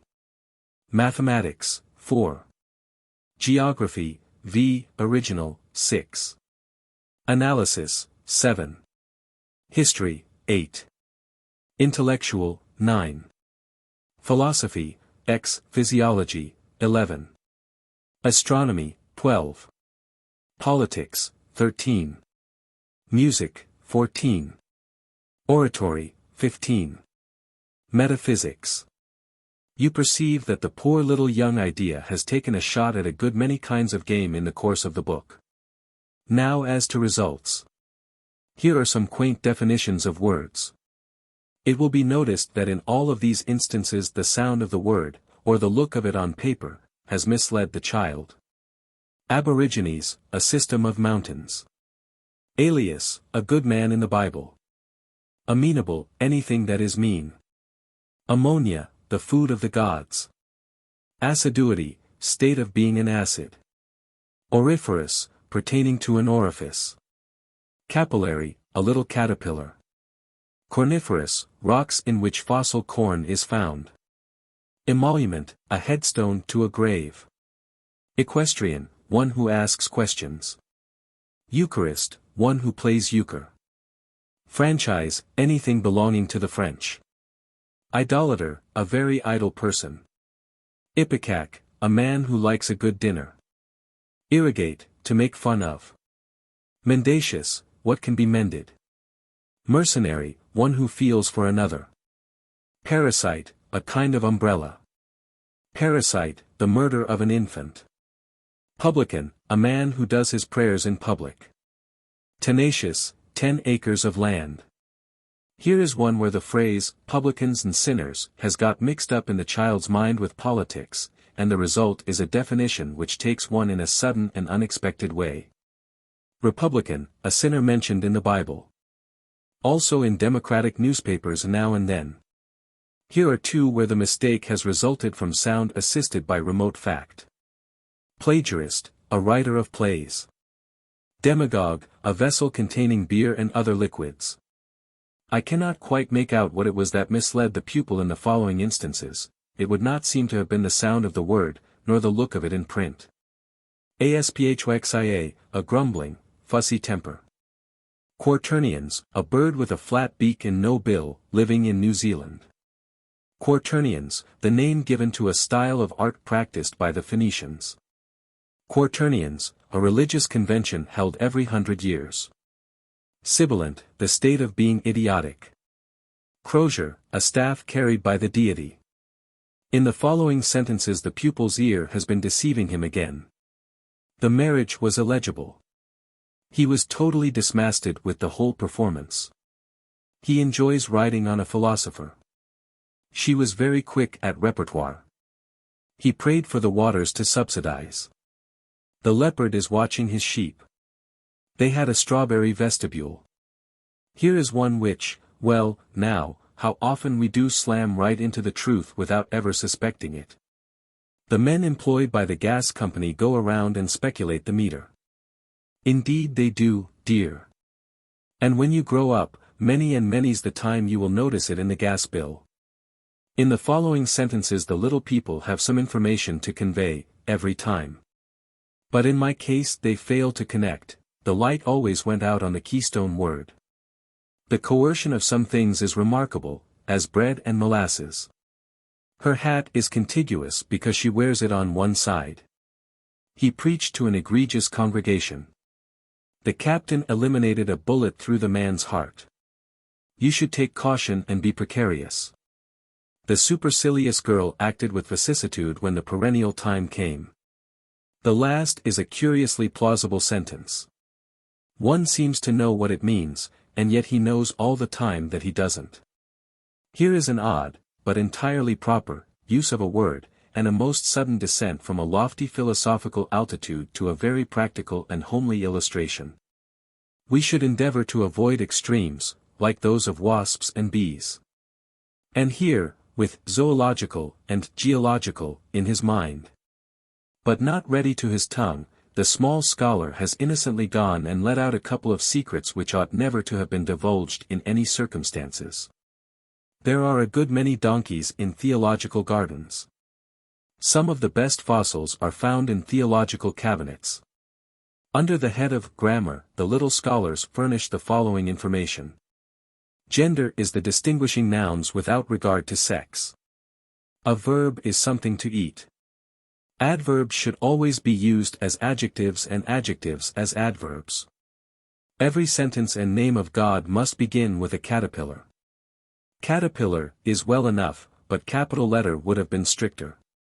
The following is a brave attempt at a solution, but it failed to liquefy. When they are going to say some prose or poetry before they say the poetry or prose they must put a semicolon just after the introduction of the prose or poetry. The chapter on mathematics is full of fruit. From it I take a few samples, mainly in an unripe state. A straight line is any distance between two places. Parallel lines are lines that can never meet until they run together. A circle is a round straight line with a hole in the middle. Things which are equal to each other are equal to anything else. To find the number of square feet in a room you multiply the room by the number of the feet. The product is the result. Right you are. In the matter of geography this little book is unspeakably rich. The questions do not appear to have applied the microscope to the subject, as did those quoted by Professor Ravenstein. Still, they proved plenty difficult enough without that. These pupils did not hunt with a microscope, they hunted with a shotgun. This is shown by the crippled condition of the game they brought in. America is divided into the Pacific Slope and the Mississippi Valley. North America is separated by Spain. America consists from north to south about 500 miles. The United States is quite a small country compared with some other countries, but is about as industrious. The capital of the United States is Long Island. The 5 seaports of the U.S. are Newfoundland and San Francisco. The principal products of the U.S. is earthquakes and volcanoes.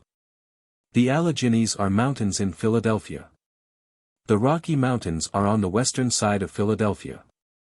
Cape Hatteras is a vast body of water surrounded by land and flowing into the Gulf of Mexico.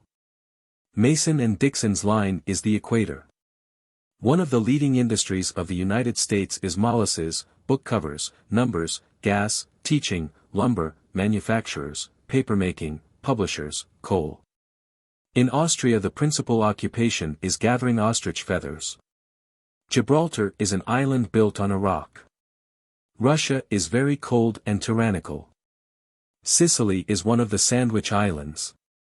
Hindustan flows through the Ganges and empties into the Mediterranean Sea. Ireland is called the Emigrant Isle because it is so beautiful and green. The width of the different zones Europe lies in depend upon the surrounding country. The imports of a country are the things that are paid for, the exports are the things that are not. Climate lasts all the time and weather only a few days. The two most famous volcanoes of Europe are Sodom and Gomorrah. The chapter headed Analysis shows us that the pupils in our public schools are not merely loaded up with those showy facts about geography, mathematics, and so on, and left in that incomplete state. No, there's machinery for clarifying and expanding their minds. They are required to take poems and analyze them, dig out their common sense, reduce them to statistics, and reproduce them in a luminous prose translation which shall tell you at a glance what the poet was trying to get at. One sample will do. Here is a stanza from The Lady of the Lake, followed by the pupil's impressive explanation of it. Alone, but with unbated zeal, the horseman plied with scourge and steel. For jaded now and spent with toil, embossed with foam and dark with soil, while every gasp with sobs he drew, the labouring stag strained full in view. The man who rode on the horse performed the whip and an instrument made of steel alone with strong ardour not diminishing, for, being tired from the time past with hard labour overworked with anger and ignorant with weariness. While every breath for labour he drew with cries full of sorrow, the young deer made imperfect who worked hard filtered in sight. I see, now, that I never understood that poem before. I have had glimpses of its meaning, in moments when I was not as ignorant with weariness as usual, but this is the first time the whole spacious idea of it ever filtered in sight.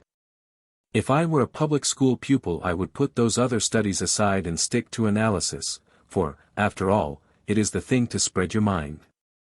We come now to historical matters, historical remains, one might say.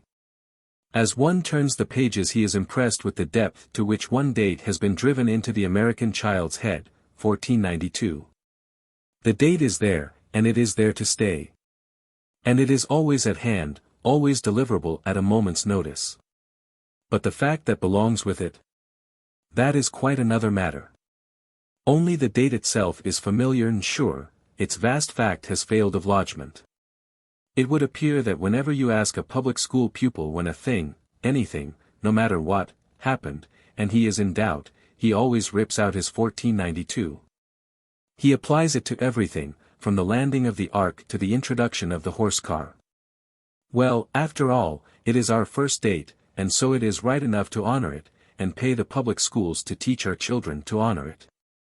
George Washington was born in 1492. Washington wrote the Declaration of Independence in 1492. St. Bartholomew was massacred in 1492. The Britons were the Saxons who entered England in 1492 under Julius Caesar. The earth is 1,492 miles in circumference. To proceed with history. Christopher Columbus was called the father of his country. Queen Isabella of Spain sold her watch and chain and other millinery so that Columbus could discover America. The Indian Wars were very desecrating to the country. The Indians pursued their warfare by hiding in the bushes and then scalping them. Captain John Smith has been styled the father of his country. His life was saved by his daughter Pocahontas. The Puritans found an insane asylum in the wilds of America. The Stamp Act was to make everybody stamp all materials so they should be null and void. Washington died in Spain almost broken-hearted. His remains were taken to the cathedral in Havana. Guerrilla warfare was where men rode on guerrillas. John Brown was a very good insane man who tried to get fugitive slaves into Virginia. He captured all the inhabitants, but was finally conquered and condemned to his death. The Confederacy was formed by the fugitive slaves. Alfred the Great reigned 872 years. He was distinguished for letting some buckwheat cakes burn, and the ladies scolded him. Henry VIII was famous for being a great widower, having lost several wives. Lady Jane Grey studied Greek and Latin and was beheaded after a few days. John Bright is noted for an incurable disease. Lord James Gordon Bennett instigated the Gordon riots. The Middle Ages come in between antiquity and posterity. Luther introduced Christianity into England a good many thousand years ago. His birthday was November 1883. He was once a pope. He lived at the time of the Rebellion of Worms. Julius Caesar is noted for his famous telegram dispatch, "I came, I saw, I conquered." Julius Caesar was really a very great man. He was a very great soldier and wrote a book for beginners in the Latin. Cleopatra was caused by the death of an asp which she dissolved in a wine cup. The only form of government in Greece was a limited monkey. The Persian War lasted about 500 years. Greece had only 7 wise men. Socrates destroyed some statues and had to drink shamrock. Here is a fact correctly stated. And yet it is phrased with such ingenious infelicity that it can be depended upon to convey misinformation every time it is uncarefully read. By the Salic law no woman or descendant of a woman could occupy the throne. To show how far a child can travel in history with judicious and diligent boosting in the public school, we select the following mosaic. Abraham Lincoln was born in Wales in 1599. In the chapter headed, Intellectual, I find a great number of most interesting statements. A sample or two may be found not amiss. Bracebridge Hall was written by Henry Irving. Snowbound was written by Peter Cooper. The House of the Seven Gables was written by Lord Bryant. Edgar Allan Poe was a very curdling writer. Cotton Mather was a writer who invented the cotton gin and wrote histories. Beowulf wrote the scriptures. Ben Jonson survived Shakespeare in some respects. In the Canterbury Tale it gives account of King Alfred on his way to the shrine of Thomas Bucket. Chaucer was the father of English pottery. Chaucer was a bland verse writer of the 3rd century. Chaucer was succeeded by H. Wads. Longfellow, an American writer. His writings were chiefly prose and nearly 100 years elapsed. Shakespeare translated the scriptures and it was called St. James because he did it. In the middle of the chapter 1 find many pages of information concerning Shakespeare's plays, Milton's works, and those of Bacon, Addison, Samuel Johnson, Fielding, Richardson, Sterne, Smollett, Defoe, Locke, Pope, Swift, Goldsmith, Burns, Cooper, Wordsworth, Gibbon, Byron, Coleridge, Hood, Scott, Macaulay, George Eliot, Dickens, Bulwer, Thackeray, Browning, Mrs. Browning, Tennyson, and Disraeli, a fact which shows that into the restricted stomach of the public school pupil is shoveled every year the blood, bone, and viscera of a gigantic literature. And the same is there digested and disposed of in a most successful and characteristic and gratifying public school way. I have space for but a trifling few of the results. Lord Byron was the son of an heiress and a drunken man. William Wordsworth wrote The Barefoot Boy and Imitations on Immortality. Gibbon wrote a history of his travels in Italy. This was original. George Eliot left a wife and children who mourned greatly for his genius. George Eliot Miss Mary Evans Mrs. Cross Mrs. Lewis was the greatest female poet unless George Sand is made an exception of. Bulwer is considered a good writer. Sir Walter Scott Charles Bronte Alfred the Great and Johnson were the first great novelists.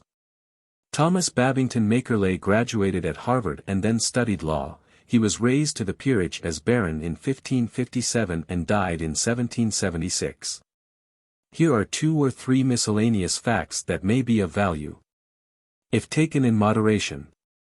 Homer's writings are Homer's essays. Virgil, the Aeneid and Paradise Lost. Some people say that these poems were not written by Homer but by another man of the same name. A sort of sadness kind of shown in Bryant's poems. Holmes is a very profligate and amusing writer. When the public school pupil wrestles with the political features of the Great Republic, they throw him sometimes. A bill becomes a law when the president vetoes it. The three departments of the government is the president rules the world, the governor rules the state, the mayor rules the city. The first conscientious Congress met in Philadelphia. The Constitution of the United States was established to ensure domestic hostility. Truth crushed to earth will rise again. As follows. The Constitution of the United States is that part of the book at the end which nobody reads. And here she rises once more and untimely. There should be a limit to public school instruction, it cannot be wise or well to let the young find out everything. Congress is divided into civilized, half-civilized and savage. Here are some results of study in music and oratory. An interval in music is the distance on the keyboard from one piano to the next. A rest means you are not to sing it. Emphasis is putting more distress on one word than another. The chapter on physiology contains much that ought not to be lost to science. Physiology is to study about your bones, stomach and vertebrae. Occupations which are injurious to health are carbolic acid gas, which is impure blood. We have an upper and lower skin. The lower skin moves all the time and the upper skin moves when we do. The body is mostly composed of water and about 1/2 is avaricious tissue. The stomach is a small pear-shaped bone situated in the body. The gastric juice keeps the bones from creaking. The chyle flows up the middle of the backbone and reaches the heart where it meets the oxygen and is purified. The salivary glands are used to salivate the body. In the stomach, starch is changed to cane sugar and cane sugar to sugar cane. The olfactory nerve enters the cavity of the orbit and is developed into the special sense of hearing. The growth of a tooth begins in the back of the mouth and extends to the stomach. If we were on a railroad track and a train was coming, the train would deafen our ears so that we couldn't see to get off the track. If, up to this point, none of my quotations have added flavor to the Johnsonian anecdote at the head of this article, let us make another attempt. The theory that intuitive truths are discovered by the light of nature originated from St. John's interpretation of a passage in the Gospel of Plato. The weight of the earth is found by comparing a mass of known lead with that of a mass of unknown lead. To find the weight of the earth, take the length of a degree on a meridian and multiply by 62.5 pounds. The spheres are to each other as the squares of their homologous sides. A body will go just as far in the first second as the body will go plus the force of gravity, and that's equal to twice what the body will go. Specific gravity is the weight to be compared weight of an equal volume of, or that is the weight of a body compared with the weight of an equal volume. The law of fluid pressure divide the different forms of organized bodies by the form of attraction, and the number increased will be the form. Inertia is that property of bodies by virtue of which it cannot change its own condition of rest or motion. In other words, it is the negative quality of passiveness, either in recoverable latency or incipient latescence. If a laugh is fair here, not the struggling child, nor the unintelligent teacher, or rather the unintelligent boards, committees, and trustees, are the proper target for it. All through this little book one detects the signs of a certain probable fact, that a large part of the pupil's instruction consists in cramming him with obscure and wordy rules, which he does not understand and has no time to understand. It would be as useful to cram him with brickbats, they would at least stay. In a town in the interior of New York, a few years ago, a gentleman set forth a mathematical problem and proposed to give a prize to every public school pupil who should furnish the correct solution of it. 22 of the brightest boys in the public schools entered the contest. The problem was not a very difficult one for pupils of their mathematical rank and standing, yet they all failed, by a hair, through one trifling mistake or another. Some searching questions were asked, when it turned out that these lads were as glib as parrots with the rules, but could not reason out a single rule or explain the principle underlying it. Their memories had been stocked, but not their understandings. It was a case of brickbat culture, pure and simple. There are several curious compositions in the little book, and we must make room for one. It is full of naivete, brutal truth, and unembarrassed directness, and is the funniest, genuine, boys' composition I think I have ever seen. On girls. Girls are very stuck up and dignified in their manner and behavior. They think more of dress than anything and like to play with dowels and rags. They cry if they see a cow in a far distance and are afraid of guns. They stay at home all the time and go to church on Sunday. They are always sick. They are always funny and making fun of boys' hands and they say how dirty. They can't play marbles. I pity them, poor things. They make fun of boys and then turn round and love them. I don't believe they ever killed a cat or anything. They look out every night and say, "Oh, ain't the moon lovely?" There is one thing I have not told, and that is they always know their lessons better'n boys. From Mr. Edward Channing's recent article in Science. The marked difference between the books now being produced by French, English, and American travelers, on the one hand, and German explorers, on the other, is too great to escape attention. That difference is due entirely to the fact that in school and university the German is taught, in the first place to see, and in the second place to understand what he does see. A simplified alphabet. This article, written during the autumn of 1899, was about the last writing done by Mark Twain on any impersonal subject. I have had a kindly feeling, a friendly feeling, a cousinly feeling toward simplified spelling, from the beginning of the movement 3 years ago, but nothing more inflamed than that. It seemed to me to merely propose to substitute one inadequacy for another, a sort of patching and plugging poor old dental relics with cement and gold and porcelain paste. What was really wanted was a new set of teeth. That is to say, a new alphabet. The heart of our trouble is with our foolish alphabet. It doesn't know how to spell, and can't be taught. In this it is like all other alphabets except one, the phonographic. That is the only competent alphabet in the world. It can spell and correctly pronounce any word in our language. That admirable alphabet, that brilliant alphabet, that inspired alphabet, can be learned in an hour or two.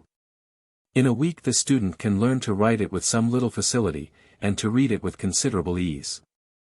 I know, for I saw it tried in a public school in Nevada 45 years ago, and was so impressed by the incident that it has remained in my memory ever since. I wish we could adopt it in place of our present written, and printed, character. I mean simply the alphabet, simply the consonants and the vowels. I don't mean any reductions or abbreviations of them, such as the shorthand writer uses in order to get compression and speed. No, I would spell every word out. I will insert the alphabet here as I find it in Burns' phonic shorthand. Figure 1, it is arranged on the basis of Isaac Pitman's phonography. Isaac Pitman was the originator and father of scientific phonography. It is used throughout the globe. It was a memorable invention. He made it public 73 years ago. The firm of Isaac Pitman and Sons, New York, still exists, and they continue the master's work. What should we gain? First of all, we could spell definitely, and correctly, any word you please, just by the sound of it. We can't do that with our present alphabet. For instance, take a simple, everyday word thesis. If we tried to spell it by the sound of it, we should make it thesis, and be laughed at by every educated person. Secondly, we should gain in reduction of labor in writing. Simplified spelling makes valuable reductions in the case of several hundred words, but the new spelling must be learned. You can't spell them by the sound, you must get them out of the book. But even if we knew the simplified form for every word in the language, the phonographic alphabet would still beat the simplified speller, hands down, in the important matter of economy of labor. I will illustrate. Present form, through, laugh, Highland. Simplified form, through, laugh, Highland. Phonographic form, figure 2. To write the word through, the pen has to make 21 strokes. To write the word through, the pen has to make 12 strokes, a good saving. To write that same word with the phonographic alphabet, the pen has to make only 3 strokes. To write the word laugh, the pen has to make 14 strokes. To write laugh, the pen has to make the same number of strokes, no labor is saved to the penman. To write the same word with the phonographic alphabet, the pen has to make only 3 strokes. To write the word Highland, the pen has to make 22 strokes. To write Highland, the pen has to make 18 strokes. To write that word with the phonographic alphabet, the pen has to make only 5 strokes. Figure 3. To write the words phonographic alphabet, the pen has to make 53 strokes. To write phonographic alphabet, the pen has to make 50 strokes. To the penman, the saving in labor is insignificant. To write that word, with vowels, with the phonographic alphabet, the pen has to make only 17 strokes. Without the vowels, only 13 strokes. Figure 4, the vowels are hardly necessary, this time. We make 5 pen strokes in writing an M. Thus, figure 5, a stroke down, a stroke up, a second stroke down, a second stroke up, a final stroke down. Total, 5. The phonographic alphabet accomplishes the M with a single stroke, a curve, like a parenthesis that has come home drunk and has fallen face down right at the front door where everybody that goes along will see him and say, alas. When our written M is not the end of a word, but is otherwise located, it has to be connected with the next letter, and that requires another pen stroke, making 6 in all, before you get rid of that M. But never mind about the connecting strokes, let them go. Without counting them, the 26 letters of our alphabet consumed about 80 pen strokes for their construction, about 3 pen strokes per letter. It is 3 times the number required by the phonographic alphabet. It requires but 1 stroke for each letter. My writing gait is, well, I don't know what it is, but I will time myself and see. Result, it is 24 words per minute. I don't mean composing, I mean copying. There isn't any definite composing gait. Very well, my copying gait is 1,440 words per hour, say 1,500. If I could use the phonographic character with facility, I could do the 1,500 in 20 minutes. I could do 9 hours copying in 3 hours, I could do 3 years copying in 1 year. Also, if I had a typewriting machine with the phonographic alphabet on it, oh, the miracles I could do. I am not pretending to write that character well. I have never had a lesson, and I am copying the letters from the book. But I can accomplish my desire, at any rate, which is, to make the reader get a good and clear idea of the advantage it would be to us if we could discard our present alphabet and put this better one in its place, using it in books, newspapers. With the typewriter, and with the pen. Figure 6, Man Dog Horse. I think it is graceful and would look comely in print. And consider, once more, I beg, what a labor-saver it is. 10 pen strokes with the one system to convey those 3 words above, and 33 by the other. Figure 7, I mean, in some ways, not in all. I suppose I might go so far as to say in most ways, and be within the facts, but never mind, let it go at some. One of the ways in which it exercises this birthright is, as I think, continuing to use our laughable alphabet these 73 years while there was a rational one at hand, to be had for the taking. It has taken 500 years to simplify some of Chaucer's rotten spelling, if I may be allowed to use so frank a term as that, and it will take 500 more to get our exasperating new simplified corruptions accepted and running smoothly. And we shan't be any better off then than we are now, for in that day we shall still have the privilege the simplifiers are exercising now. Anybody can change the spelling that wants to. But you can't change the phonographic spelling. There isn't any way. It will always follow the sound. If you want to change the spelling, you have to change the sound first. Mind, I myself am a simplified speller. I belong to that unhappy guild that is patiently and hopefully trying to reform our drunken old alphabet by reducing his whiskey. Well, it will improve him. When they get through and have reformed him all they can by their system, he will be only half drunk. Above that condition their system can never lift him. There is no competent, and lasting, and real reform for him but to take away his whiskey entirely, and fill up his jug with Pitman's wholesome and undiseased alphabet. One great drawback to simplified spelling is, that in print a simplified word looks so like the very nation. And when you bunch a whole squadron of the simplified together, the spectacle is very nearly unendurable. The de corps come when the public be expected to get reconciled to the bizarre aspect of the simplified combinations, but, if I may be allowed the expression, is it worth the wasted time? Figure 8. To see our letters put together in ways to which we are not accustomed offends the eye, and also takes the expression out of the words. Laon, Macduff, and damned be he who first criz hold, enough.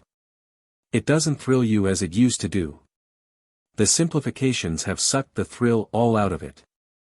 But a written character with which we are not acquainted does not offend us. Greek, Hebrew, Russian, Arabic, and the others, they have an interesting look, and we see beauty in them, too. And this is true of hieroglyphics, as well. There is something pleasant and engaging about the mathematical signs when we do not understand them. The mystery hidden in these things has a fascination for us. We can't come across a printed page of shorthand without being impressed by it and wishing we could read it. Very well, what I am offering for acceptance and adoption is not shorthand, but longhand, written with the shorthand alphabet unreduced. You can write 3 times as many words in a minute with it as you can write with our alphabet. And so, in a way, it is properly a shorthand. It has a pleasant look, too, a beguiling look, an inviting look. I will write something in it, in my rude and untaught way, figure 9. Even when I do it, it comes out prettier than it does in simplified spelling. Yes, and in the simplified it costs 123 penstrokes to write it, whereas in the phonographic it costs only 29. Figure 9, is probably, figure 10. Let us hope so, anyway. As concerns interpreting the deity. This line of hieroglyphs was for 14 years the despair of all the scholars who labored over the mysteries of the Rosetta Stone, figure 1. After 5 years of study Champollion translated it thus. Therefore let the worship of Epiphanes be maintained in all the temples. This upon pain of death. That was the 24th translation that had been furnished by scholars. For a time it stood. But only for a time. Then doubts began to assail it and undermine it, and the scholars resumed their labors. 3 years of patient work produced 11 new translations, among them, this, by Grunfeld, was received with considerable favor. The horse of Epiphanes shall be maintained at the public expense, this upon pain of death. But the following rendering, by Господин, was received by the learned world with yet greater favor. The priest shall explain the wisdom of Epiphanes to all these people, and these shall listen with reverence, upon pain of death. 7 years followed, in which 21 fresh and widely varying renderings were scored, none of them quite convincing. But now, at last, came Rawlinson, the youngest of all the scholars, with a translation which was immediately and universally recognized as being the correct version, and his name became famous in a day. So famous, indeed, that even the children were familiar with it, and such a noise did the achievement itself make that not even the noise of the monumental political event of that same year, the flight from Elba, was able to smother it to silence. Rawlinson's version reads as follows. Therefore, walk not away from the wisdom of Epiphanes, but turn and follow it, so shall it conduct thee to the temple's peace, and soften for thee the sorrows of life and the pains of death. Here is another difficult text, figure 2.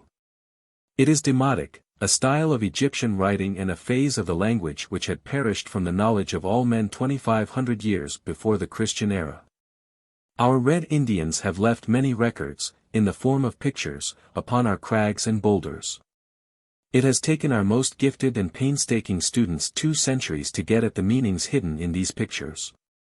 Yet there are still 2 little lines of hieroglyphics among the figures grouped upon the Dighton rocks which they have not succeeded in interpreting to their satisfaction.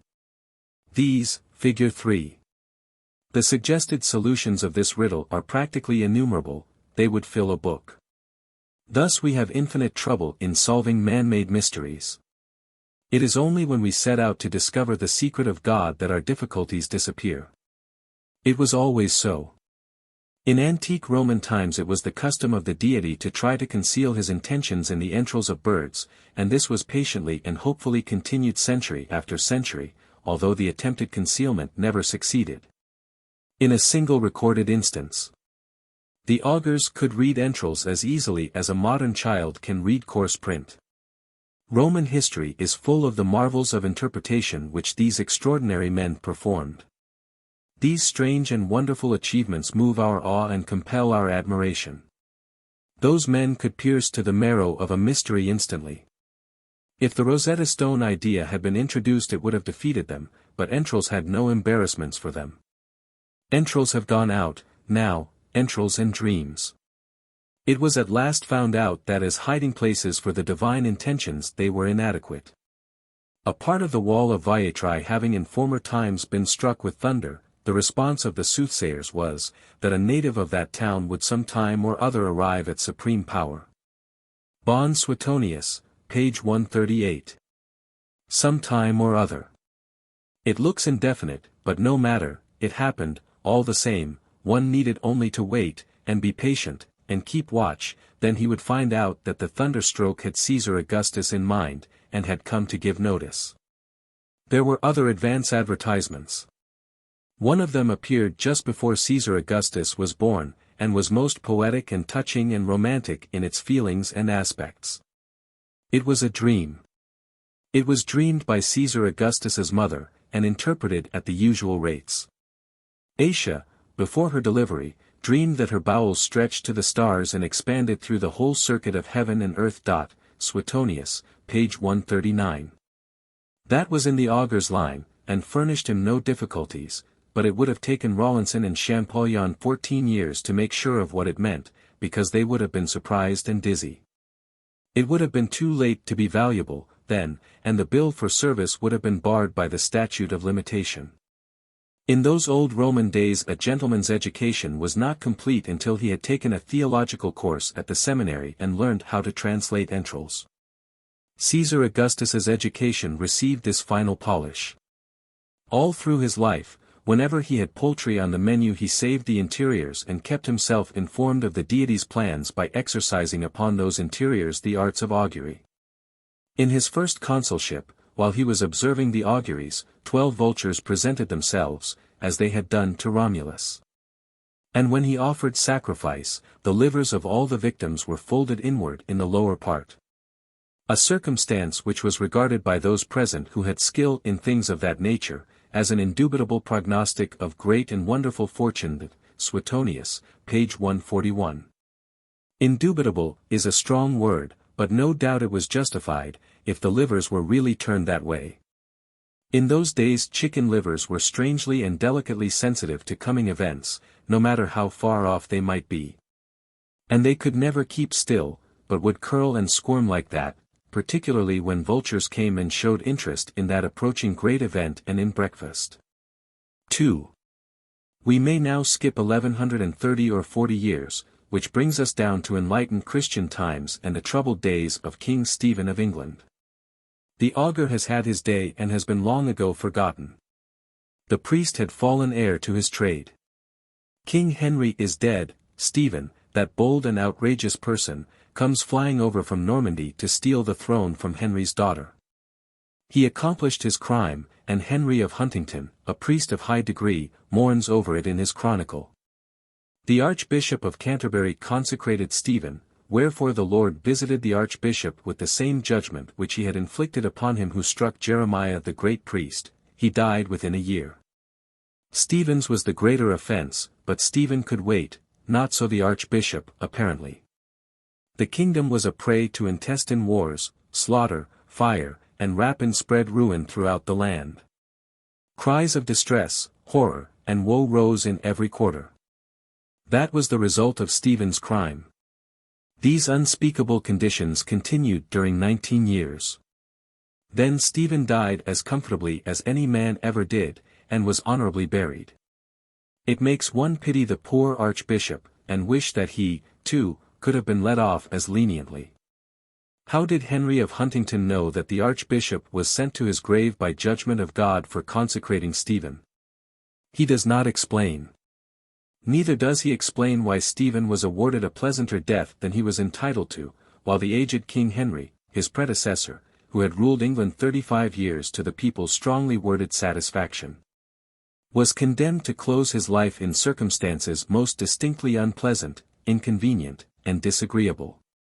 His was probably the most uninspiring funeral that is set down in history. There is not a detail about it that is attractive. It seems to have been just the funeral for Stephen, and even at this far distant day it is matter of just regret that by an indiscretion the wrong man got it. Whenever God punishes a man, Henry of Huntingdon knows why it was done, and tells us.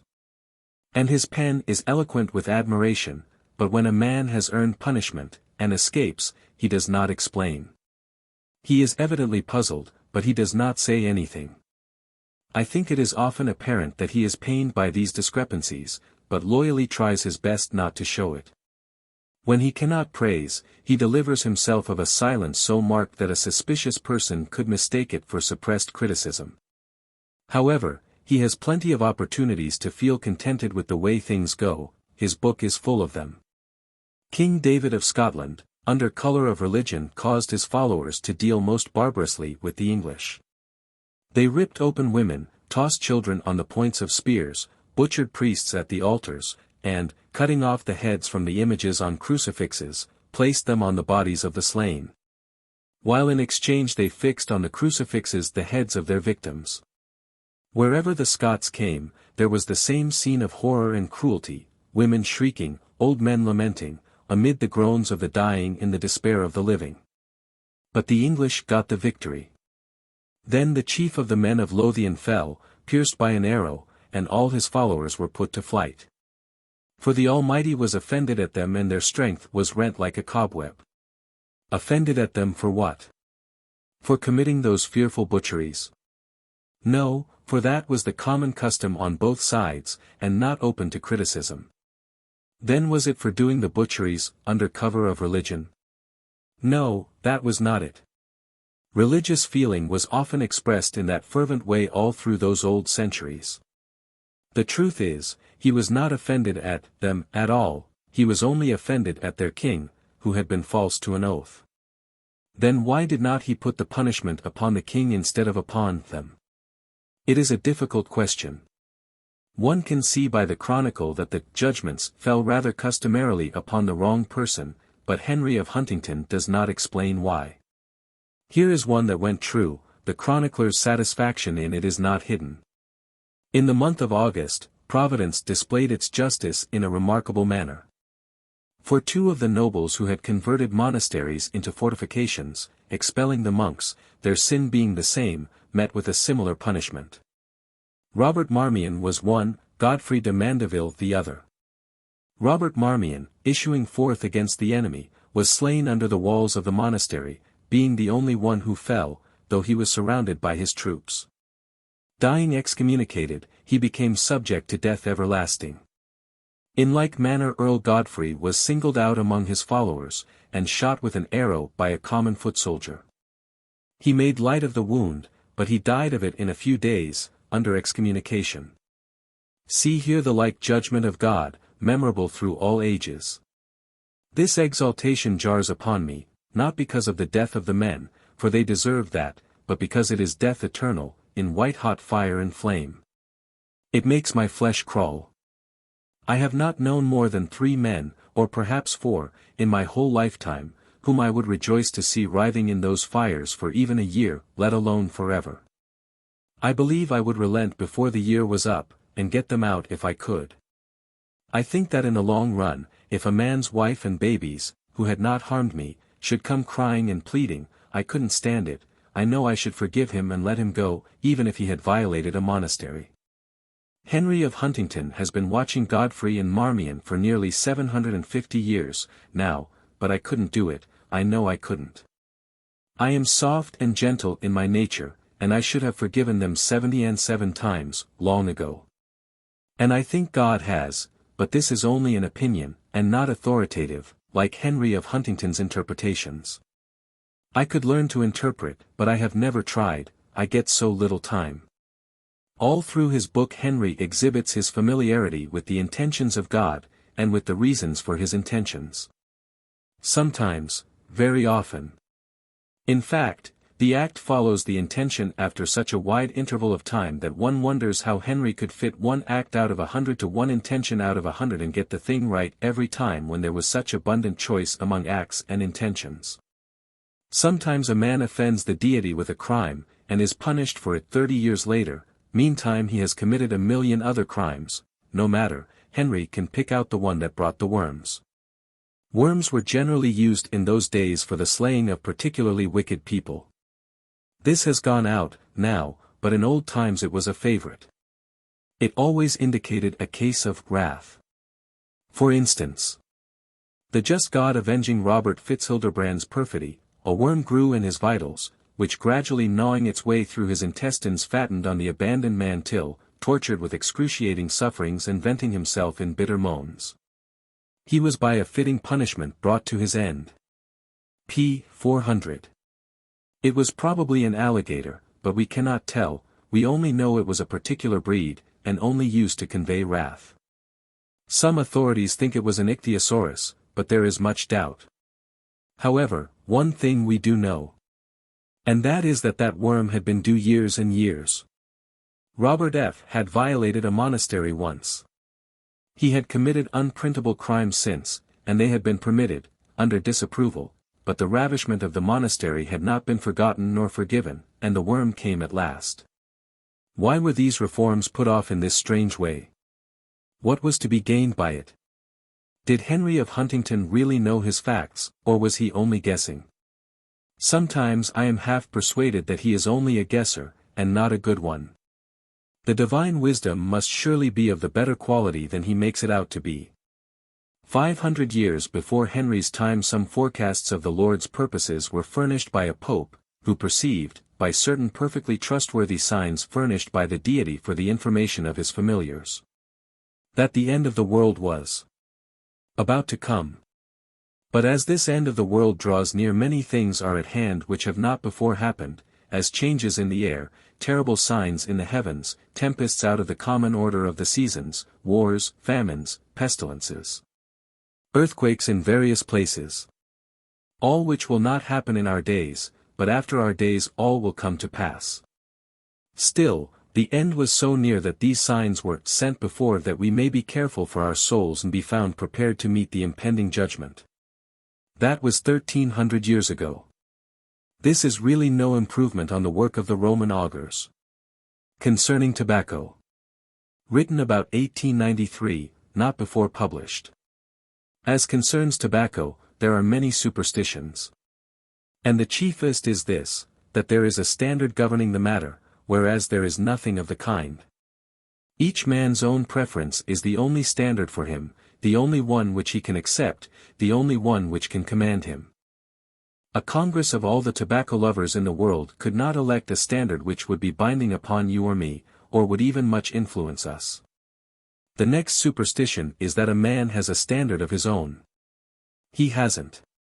He thinks he has, but he hasn't. He thinks he can tell what he regards as a good cigar from what he regards as a bad one, but he can't. He goes by the brand, yet imagines he goes by the flavor. One may palm off the worst counterfeit upon him. If it bears his brand he will smoke it contentedly and never suspect. Children of 25, who have 7 years of experience, try to tell me what is a good cigar and what isn't. Me, who never learned to smoke, but always smoked. Me, who came into the world asking for a light. No one can tell me what is a good cigar, for me. I am the only judge. People who claim to know say that I smoke the worst cigars in the world. They bring their own cigars when they come to my house. They betray an unmanly terror when I offer them a cigar, they tell lies and hurry away to meet engagements which they have not made when they are threatened with the hospitalities of my box. Now then, observe what superstition, assisted by a man's reputation, can do. I was to have 12 personal friends to supper one night. One of them was as notorious for costly and elegant cigars as I was for cheap and devilish ones. I called at his house and when no one was looking borrowed a double handful of his very choicest cigars which cost him 40 cents apiece and bore red and gold labels in sign of their nobility. I removed the labels and put the cigars into a box with my favorite brand on it, a brand which those people all knew, and which cowed them as men are cowed by an epidemic. They took these cigars when offered at the end of the supper, and lit them and sternly struggled with them, in dreary silence, for hilarity died when the fell brand came into view and started around, but their fortitude held for a short time only. Then they made excuses and filed out, treading on one another's heels with indecent eagerness, and in the morning when I went out to observe results the cigars lay all between the front door and the gate. All except one, that one lay in the plate of the man from whom I had cabbaged the lot. 1 or 2 whiffs was all he could stand. He told me afterward that some day I would get shot for giving people that kind of cigars to smoke. Am I certain of my own standard? Perfectly, yes, absolutely, unless somebody fools me by putting my brand on some other kind of cigar, for no doubt I am like the rest, and know my cigar by the brand instead of by the flavor. However, my standard is a pretty wide one and covers a good deal of territory. To me, almost any cigar is good that nobody else will smoke, and to me almost all cigars are bad that other people consider good. Nearly any cigar will do me, except a Havana.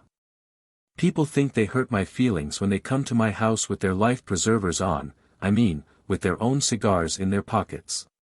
It is an error, I take care of myself in a similar way.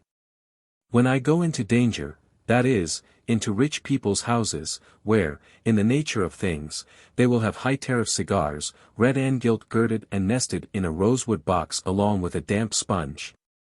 Cigars which develop a dismal black ash and burn down the side and smell, and will grow hot to the fingers, and will go on growing hotter and hotter. And go on smelling more and more infamously and unendurably the deeper the fire tunnels down inside below the thimbleful of honest tobacco that is in the front end. The furnisher of it praising it all the time and telling you how much the deadly thing cost. Yes, when I go into that sort of peril I carry my own defense along. I carry my own brand, 27 cents a barrel, and I live to see my family again. I may seem to light his red-gartered cigar, but that is only for courtesy's sake. I smuggle it into my pocket for the poor, of whom I know many, and light one of my own, and while he praises it I join in, but when he says it cost 45 cents I say nothing, for I know better. However, to say true, my tastes are so catholic that I have never seen any cigars that I really could not smoke, except those that cost $1 apiece. I have examined those and know that they are made of dog hair, and not good dog hair at that. I have a thoroughly satisfactory time in Europe, for all over the continent one finds cigars which not even the most hardened newsboys in New York would smoke. I brought cigars with me, the last time, I will not do that any more. In Italy, as in France, the government is the only cigar peddler. Italy has 3 or 4 domestic brands, the Minghetti, the Trabuco, the Virginia, and a very coarse one which is a modification of the Virginia. The Minghettis are large and comely, and cost $3.60 a hundred. I can smoke 100 in 7 days and enjoy every one of them. The Trabucos suit me, too, I don't remember the price. But one has to learn to like the Virginia, nobody is born friendly to it. It looks like a rat-tail file, but smokes better, some think. It has a straw through it. You pull this out, and it leaves a flue, otherwise there would be no draft, not even as much as there is to a nail. Some prefer a nail at first. However, I like all the French, Swiss, German, and Italian domestic cigars, and have never cared to inquire what they are made of, and nobody would know, anyhow, perhaps. There is even a brand of European smoking tobacco that I like. It is a brand used by the Italian peasants. It is loose and dry and black, and looks like tea grounds. When the fire is applied it expands, and climbs up and towers above the pipe, and presently tumbles off inside of one's vest. The tobacco itself is cheap, but it raises the insurance.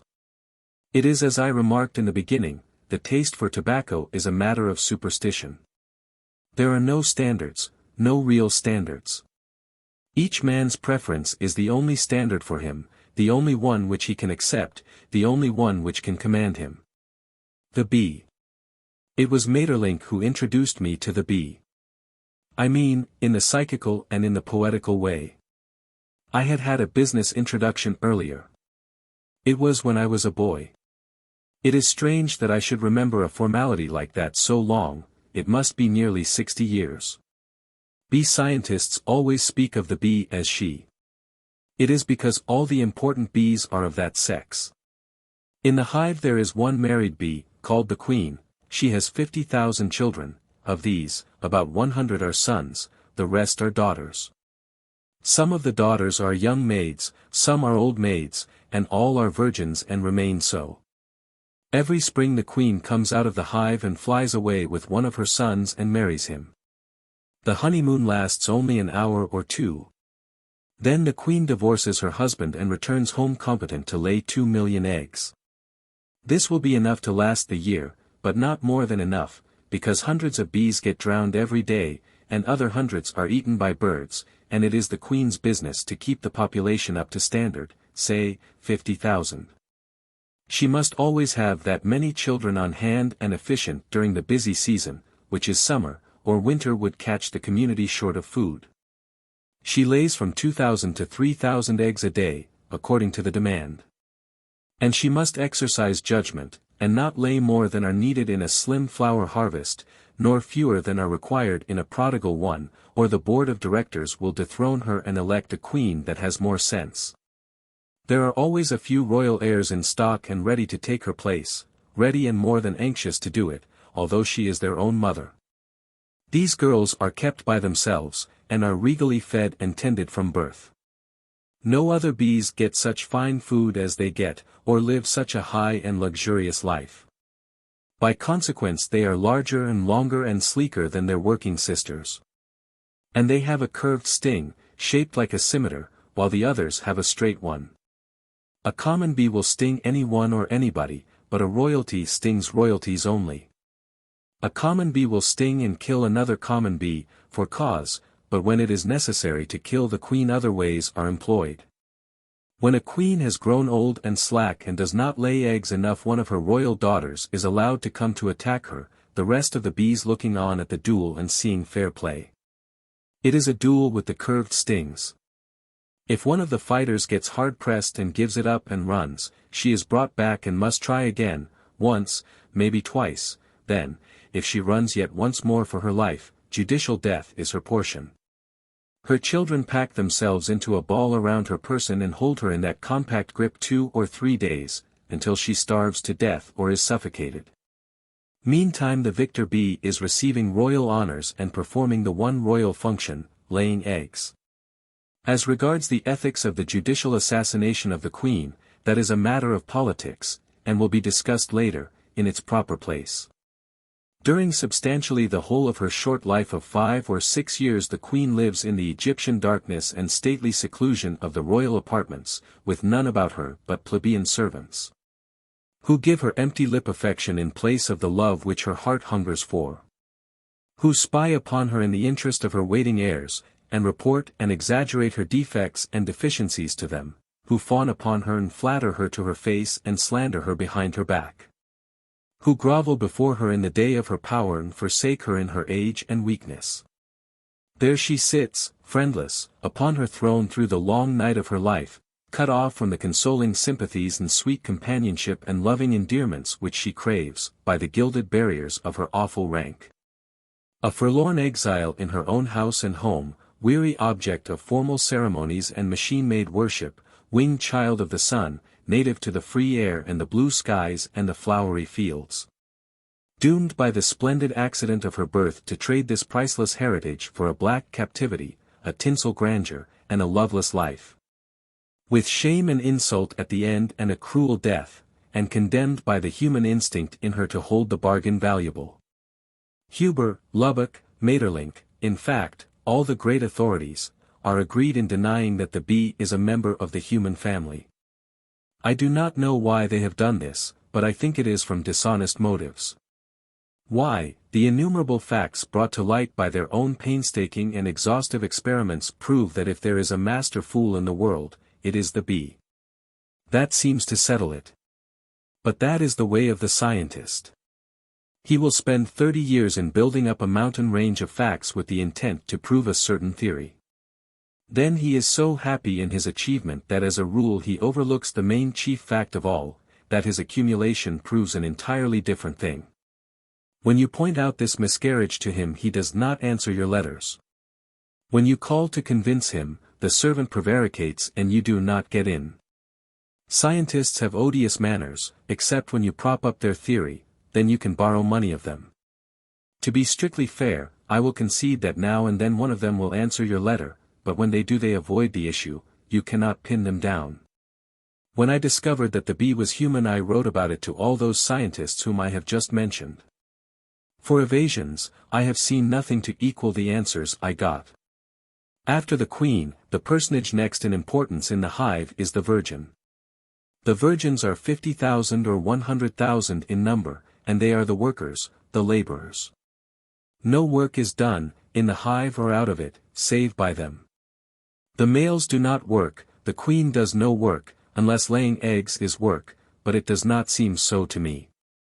There are only 2 million of them, anyway, and all of 5 months to finish the contract in. The distribution of work in a hive is as cleverly and elaborately specialized as it is in a vast American machine shop or factory. A bee that has been trained to one of the many and various industries of the concern doesn't know how to exercise any other, and would be offended if asked to take a hand in anything outside of her profession. She is as human as a cook. And if you should ask the cook to wait on the table, you know what would happen. Cooks will play the piano if you like, but they draw the line there. In my time I have asked a cook to chop wood, and I know about these things. Even the hired girl has her frontiers, true, they are vague, they are ill-defined, even flexible, but they are there. This is not conjecture, it is founded on the absolute. And then the butler. You ask the butler to wash the dog. It is just as I say, there is much to be learned in these ways, without going to books. Books are very well, but books do not cover the whole domain of aesthetic human culture. Pride of profession is one of the boniest bones in existence, if not the boniest. Without doubt it is so in the hive. Taming the Bicycle. Written about 1893. Not before published. In the early 80s Mark Twain learned to ride one of the old high-wheel bicycles of that period. He wrote an account of his experience, but did not offer it for publication. The form of bicycle he rode long ago became antiquated, but in the humor of his pleasantry is a quality which does not grow old. I thought the matter over, and concluded I could do it. So I went down and bought a barrel of Pond's extract and a bicycle. The expert came home with me to instruct me. We chose the backyard, for the sake of privacy, and went to work. Mine was not a full-grown bicycle, but only a colt, a 50-inch, with the pedals shortened up to 48, and skittish, like any other colt. The expert explained the thing's points briefly, then he got on its back and rode around a little, to show me how easy it was to do. He said that the dismounting was perhaps the hardest thing to learn, and so we would leave that to the last. But he was in error there. He found, to his surprise and joy, that all that he needed to do was to get me onto the machine and stand out of the way. I could get off, myself. Although I was wholly inexperienced, I dismounted in the best time on record. He was on that side, shoving up the machine, we all came down with a crash, he at the bottom, I next, and the machine on top. We examined the machine, but it was not in the least injured. This was hardly believable. Yet the expert assured me that it was true, in fact, the examination proved it. I was partly to realize, then, how admirably these things are constructed. We applied some Pond's extract, and resumed. The expert got on the other side to shove up this time, but I dismounted on that side, so the result was as before. The machine was not hurt. We oiled ourselves up again, and resumed. This time the expert took up a sheltered position behind, but somehow or other we landed on him again. He was full of surprised admiration, said it was abnormal. She was all right, not a scratch on her, not a timber started anywhere. I said it was wonderful, while we were greasing up, but he said that when I came to know these steel spider webs I would realize that nothing but dynamite could cripple them. Then he limped out to position, and we resumed once more. This time the expert took up the position of shortstop, and got a man to shove up behind. We got up a handsome speed, and presently traversed a brick, and I went out over the top of the tiller and landed, head down, on the instructor's back, and saw the machine fluttering in the air between me and the sun. It was well it came down on us, for that broke the fall, and it was not injured. 5 days later I got out and was carried down to the hospital, and found the expert doing pretty fairly. In a few more days I was quite sound. I attribute this to my prudence in always dismounting on something soft. Some recommend a feather bed, but I think an expert is better. The expert got out at last, brought 4 assistants with him. It was a good idea. These 4 held the graceful cobweb upright while I climbed into the saddle, then they formed in column and marched on either side of me while the expert pushed behind, all hands assisted at the dismount. The bicycle had what is called the wobbles, and had them very badly. In order to keep my position, a good many things were required of me, and in every instance the thing required was against nature. Against nature, but not against the laws of nature. That is to say, that whatever the needed thing might be, my nature, habit, and breeding moved me to attempt it in one way, while some immutable and unsuspected law of physics required that it be done in just the other way. I perceived by this how radically and grotesquely wrong had been the lifelong education of my body and members. They were steeped in ignorance, they knew nothing, nothing which it could profit them to know. For instance, if I found myself falling to the right, I put the tiller hard down the other way, by a quite natural impulse, and so violated a law, and kept on going down. The law required the opposite thing, the big wheel must be turned in the direction in which you are falling. It is hard to believe this, when you are told it. And not merely hard to believe it, but impossible, it is opposed to all your notions. And it is just as hard to do it, after you do come to believe it. Believing it, and knowing by the most convincing proof that it is true, does not help it, you can't any more do it than you could before. You can neither force nor persuade yourself to do it at first. The intellect has to come to the front, now. It has to teach the limbs to discard their old education and adopt the new. The steps of one's progress are distinctly marked. At the end of each lesson he knows he has acquired something, and he also knows what that something is, and likewise that it will stay with him. It is not like studying German, where you mull along, in a groping, uncertain way, for 30 years.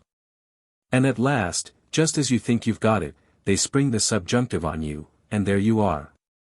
No, and I see now, plainly enough, that the great pity about the German language is, that you can't fall off it and hurt yourself. There is nothing like that feature to make you attend strictly to business. But I also see, by what I have learned of bicycling, that the right and only sure way to learn German is by the bicycling method. That is to say, take a grip on one villainy of it at a time, and learn it, not ease up and shirk to the next, leaving that one half learned. When you have reached the point in bicycling where you can balance the machine tolerably fairly and propel it and steer it, then comes your next task, how to mount it. You do it in this way, you hop along behind it on your right foot, resting the other on the mounting peg, and grasping the tiller with your hands. At the word, you rise on the peg, stiffen your left leg, hang your other one around in the air in a general and indefinite way, lean your stomach against the rear of the saddle, and then fall off, maybe on one side, maybe on the other. But you fall off. You get up and do it again, and once more, and then several times. By this time you have learned to keep your balance, and also to steer without wrenching the tiller out by the roots. I say tiller because it is a tiller. Handlebar is a lamely descriptive phrase.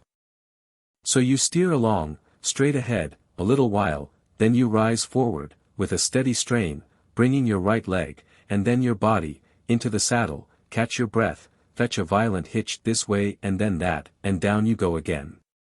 But you have ceased to mind the going down by this time, you are getting to light on one foot or the other with considerable certainty. 6 more attempts and 6 more falls make you perfect. You land in the saddle comfortably, next time, and stay there, that is, if you can be content to let your legs dangle, and leave the pedals alone a while, but if you grab at once for the pedals, you are gone again. You soon learn to wait a little and perfect your balance before reaching for the pedals. Then the mounting art is acquired, is complete, and a little practice will make it simple and easy to you, though spectators ought to keep off a rod or two to one side, along at first, if you have nothing against them. And now you come to the voluntary dismount. You learn the other kind first of all. It is quite easy to tell one how to do the voluntary dismount, the words are few, the requirements simple, and apparently undifficult. Let your left pedal go down till your left leg is nearly straight, turn your wheel to the left, and get off as you would from a horse. It certainly does sound exceedingly easy, but it isn't. I don't know why it isn't, but it isn't. Try as you may, you don't get down as you would from a horse, you get down as you would from a house afire. You make a spectacle of yourself every time. 2. During the 8 days I took a daily lesson of an hour and a half. At the end of this 12 working hours apprenticeship I was graduated, in the rough. I was pronounced competent to paddle my own bicycle without outside help. It seems incredible, this celerity of acquirement. It takes considerably longer than that to learn horseback riding in the rough. Now it is true that I could have learned without a teacher, but it would have been risky for me, because of my natural clumsiness.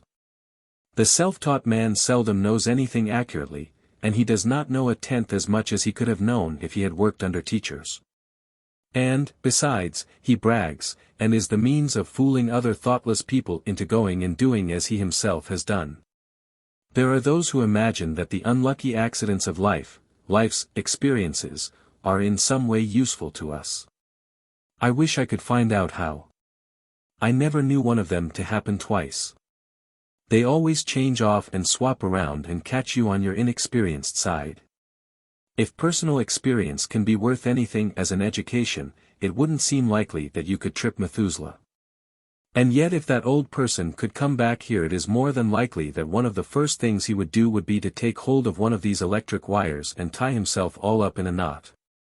Now the surer thing and the wiser thing would be for him to ask somebody whether it was a good thing to take hold of.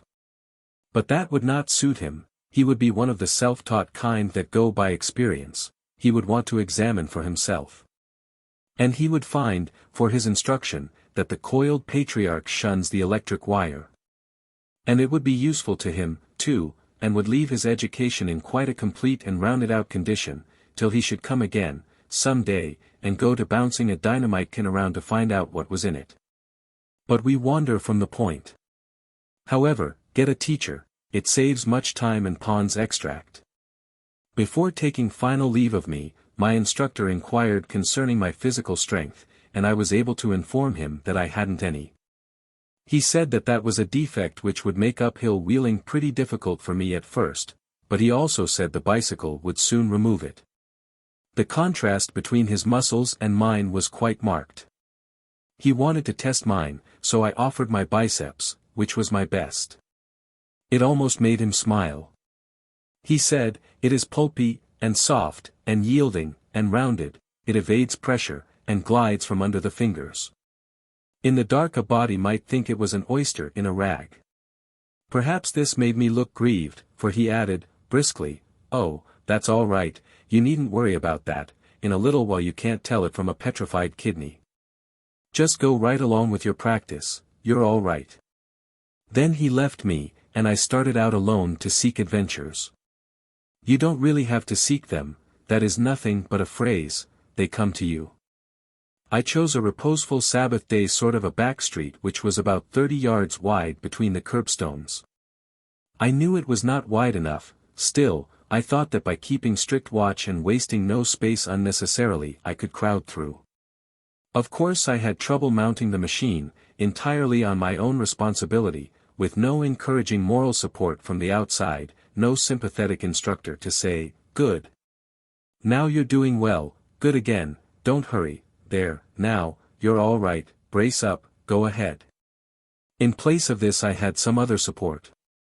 This was a boy, who was perched on a gatepost munching a hunk of maple sugar. He was full of interest and comment. The first time I failed and went down, he said that if he was me he would dress up in pillows, that's what he would do. The next time I went down he advised me to go and learn to ride a tricycle first. The third time I collapsed he said he didn't believe I could stay on a horse car. But the next time I succeeded, and got clumsily underway in a weaving, tottering, uncertain fashion, and occupying pretty much all of the street. My slow and lumbering gait filled the boy to the chin with scorn, and he sung out, but don't he rip along. Then he got down from his post and loafed along the sidewalk, still observing and occasionally commenting. Presently he dropped into my wake and followed along behind. A little girl passed by, balancing a washboard on her head, and giggled, and seemed about to make a remark, but the boy said, rebukingly, "Let him alone, he's going to a funeral."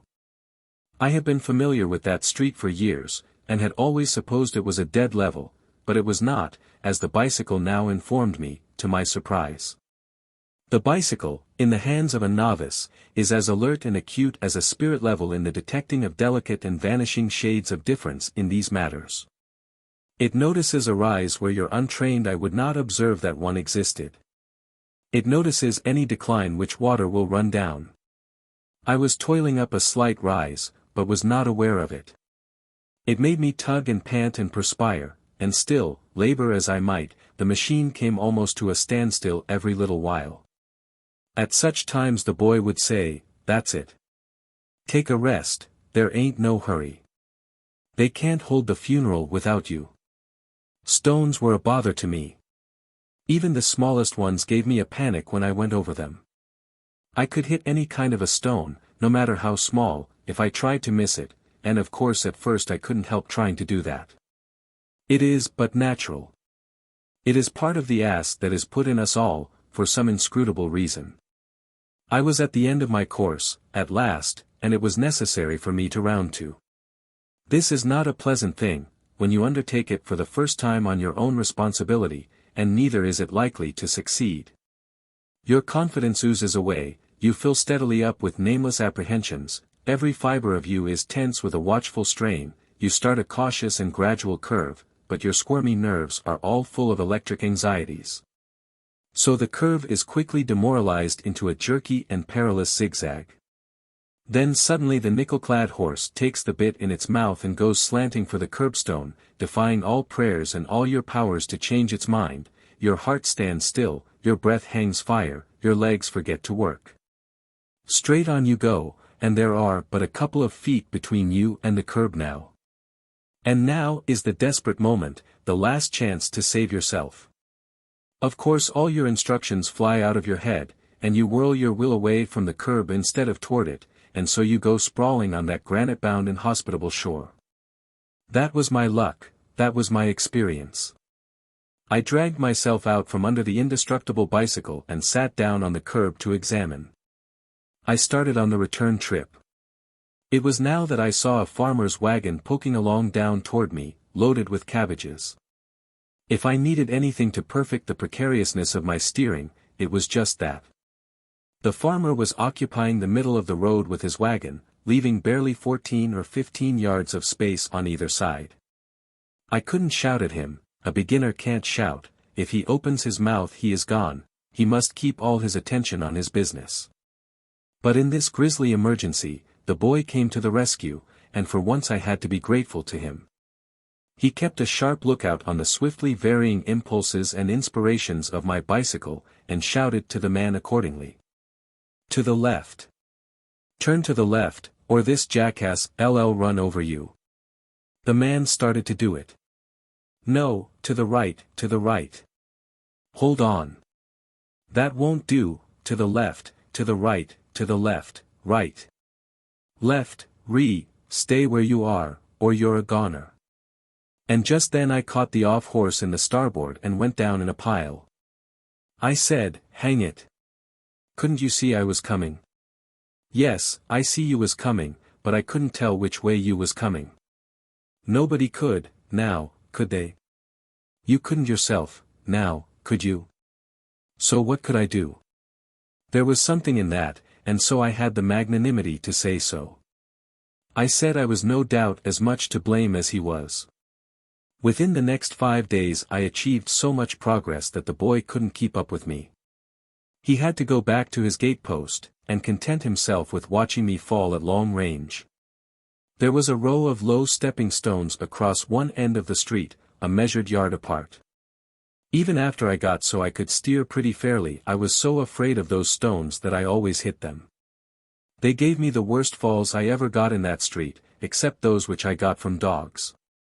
I have seen it stated that no expert is quick enough to run over a dog, that a dog is always able to skip out of his way. I think that may be true, but I think that the reason he couldn't run over the dog was because he was trying to. I did not try to run over any dog. But I ran over every dog that came along. I think it makes a great deal of difference.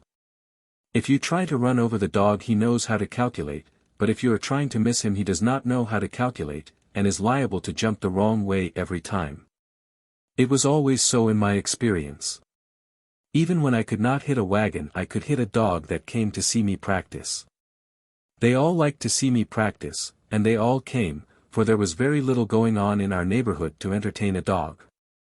It took time to learn to miss a dog, but I achieved even that. I can steer as well as I want to, now, and I will catch that boy out one of these days and run over him if he doesn't reform.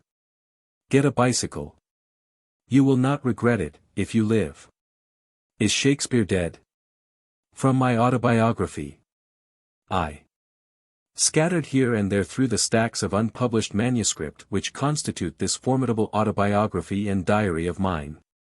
Certain chapters will in some distant future be found which deal with claimants historically notorious, Satan, claimant. The golden calf, claimant, the veiled prophet of Chorasan, claimant, Louis XVII, claimant, William Shakespeare, claimant, Arthur Orton, claimant, Mary Baker G. Eddy, claimant, and the rest of them.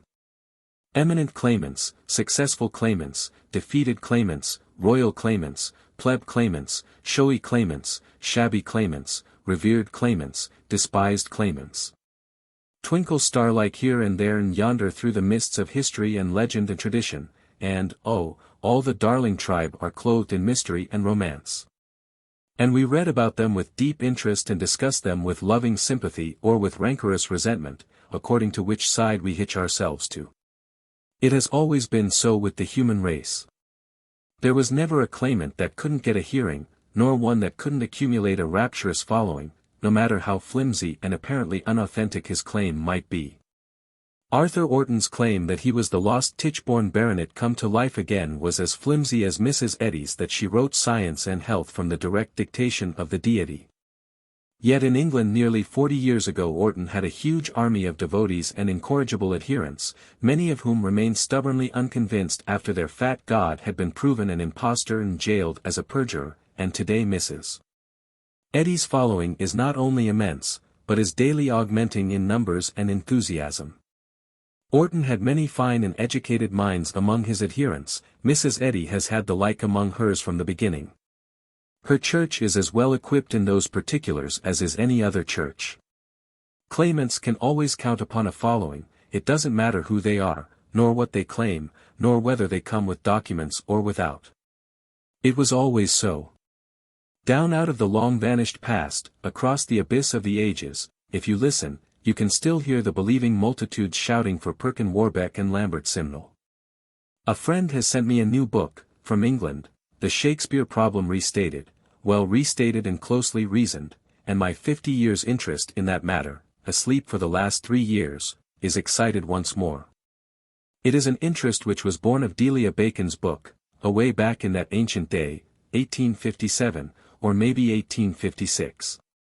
About a year later my pilot master, Bixby, transferred me from his own steamboat to the Pennsylvania, and placed me under the orders and instructions of George Ealer, dead now, these many, many years. I steered for him a good many months, as was the humble duty of the pilot apprentice, stood a daylight watch and spun the wheel under the severe superintendence and correction of the master. He was a prime chess player and an idolater of Shakespeare. He would play chess with anybody, even with me, and it cost his official dignity something to do that. Also, quite uninvited, he would read Shakespeare to me, not just casually, but by the hour, when it was his watch and I was steering. He read well, but not profitably for me, because he constantly injected commands into the text. That broke it all up, mixed it all up, tangled it all up, to that degree, in fact, that if we were in a risky and difficult piece of river an ignorant person couldn't have told, sometimes, which observations were Shakespeare's and which were Eeyler's. For instance, "What man dare, I dare.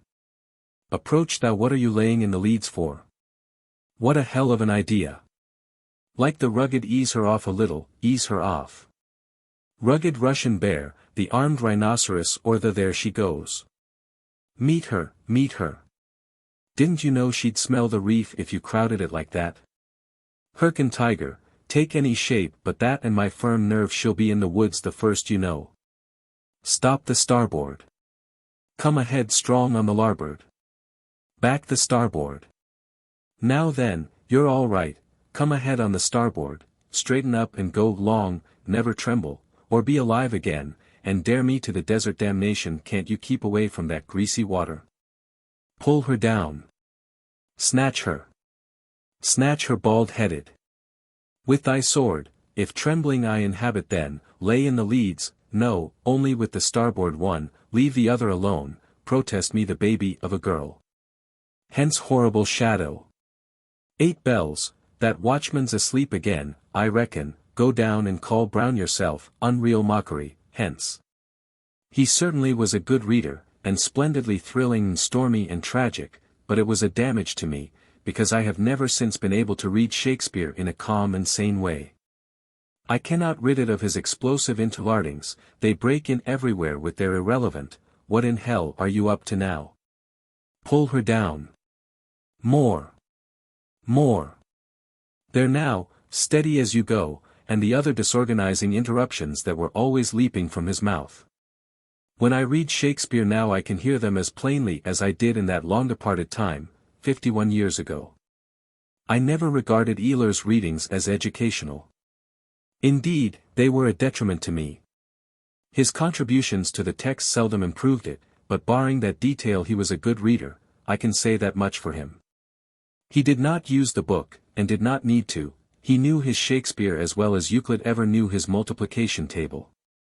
Did he have something to say, this Shakespeare-adoring Mississippi pilot, anent Delia Bacon's book? Yes. And he said it. Said it all the time, for months, in the morning watch, the middle watch, and dog watch, and probably kept it going in his sleep. He bought the literature of the dispute as fast as it appeared, and we discussed it all through 1,300 miles of river 4 times traversed in every 35 days, the time required by that swift boat to achieve 2 round trips. We discussed, and discussed, and discussed, and disputed and disputed and disputed, at any rate, he did, and I got in a word now and then when he slipped a cog and there was a vacancy. He did his arguing with heat, with energy, with violence. And I did mine with the reserve and moderation of a subordinate who does not like to be flung out of a pilot-house that is perched 40 feet above the water. He was fiercely loyal to Shakespeare and cordially scornful of Bacon and of all the pretensions of the Baconians. So was I, at first. And at first he was glad that that was my attitude. There were even indications that he admired it. Indications dimmed, it is true, by the distance that lay between the lofty boss-pilotical altitude and my lowly one, yet perceptible to me.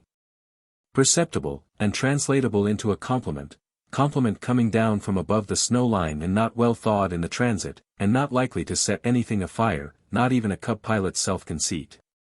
Still a detectable compliment, and precious. Naturally it flattered me into being more loyal to Shakespeare, if possible, than I was before, and more prejudiced against Bacon, if possible, than I was before. And so we discussed and discussed, both on the same side, and were happy. For a while. Only for a while. Only for a very little while, a very, very, very little while. Then the atmosphere began to change, began to cool off. A brighter person would have seen what the trouble was, earlier than I did, perhaps, but I saw it early enough for all practical purposes. You see, he was of an argumentative disposition. Therefore it took him but a little time to get tired of arguing with a person who agreed with everything he said and consequently never furnished him a provocative to flare up and show what he could do when it came to clear, cold, hard, rose-cut, hundred-faceted, diamond-flashing reasoning. That was his name for it. It has been applied since, with complacency, as many as several times, in the Bacon-Shakespeare scuffle. On the Shakespeare side. Then the thing happened which has happened to more persons than to me when principle and personal interest found themselves in opposition to each other and a choice had to be made. I let principle go, and went over to the other side. Not the entire way, but far enough to answer the requirements of the case. That is to say, I took this attitude, to wit, I only believed Bacon wrote Shakespeare, whereas I knew Shakespeare didn't. Eler was satisfied with that, and the war broke loose. Study, practice, experience in handling my end of the matter presently enabled me to take my new position almost seriously, a little bit later, utterly seriously. A little later still, lovingly, gratefully, devotedly, finally, fiercely, rabidly, uncompromisingly.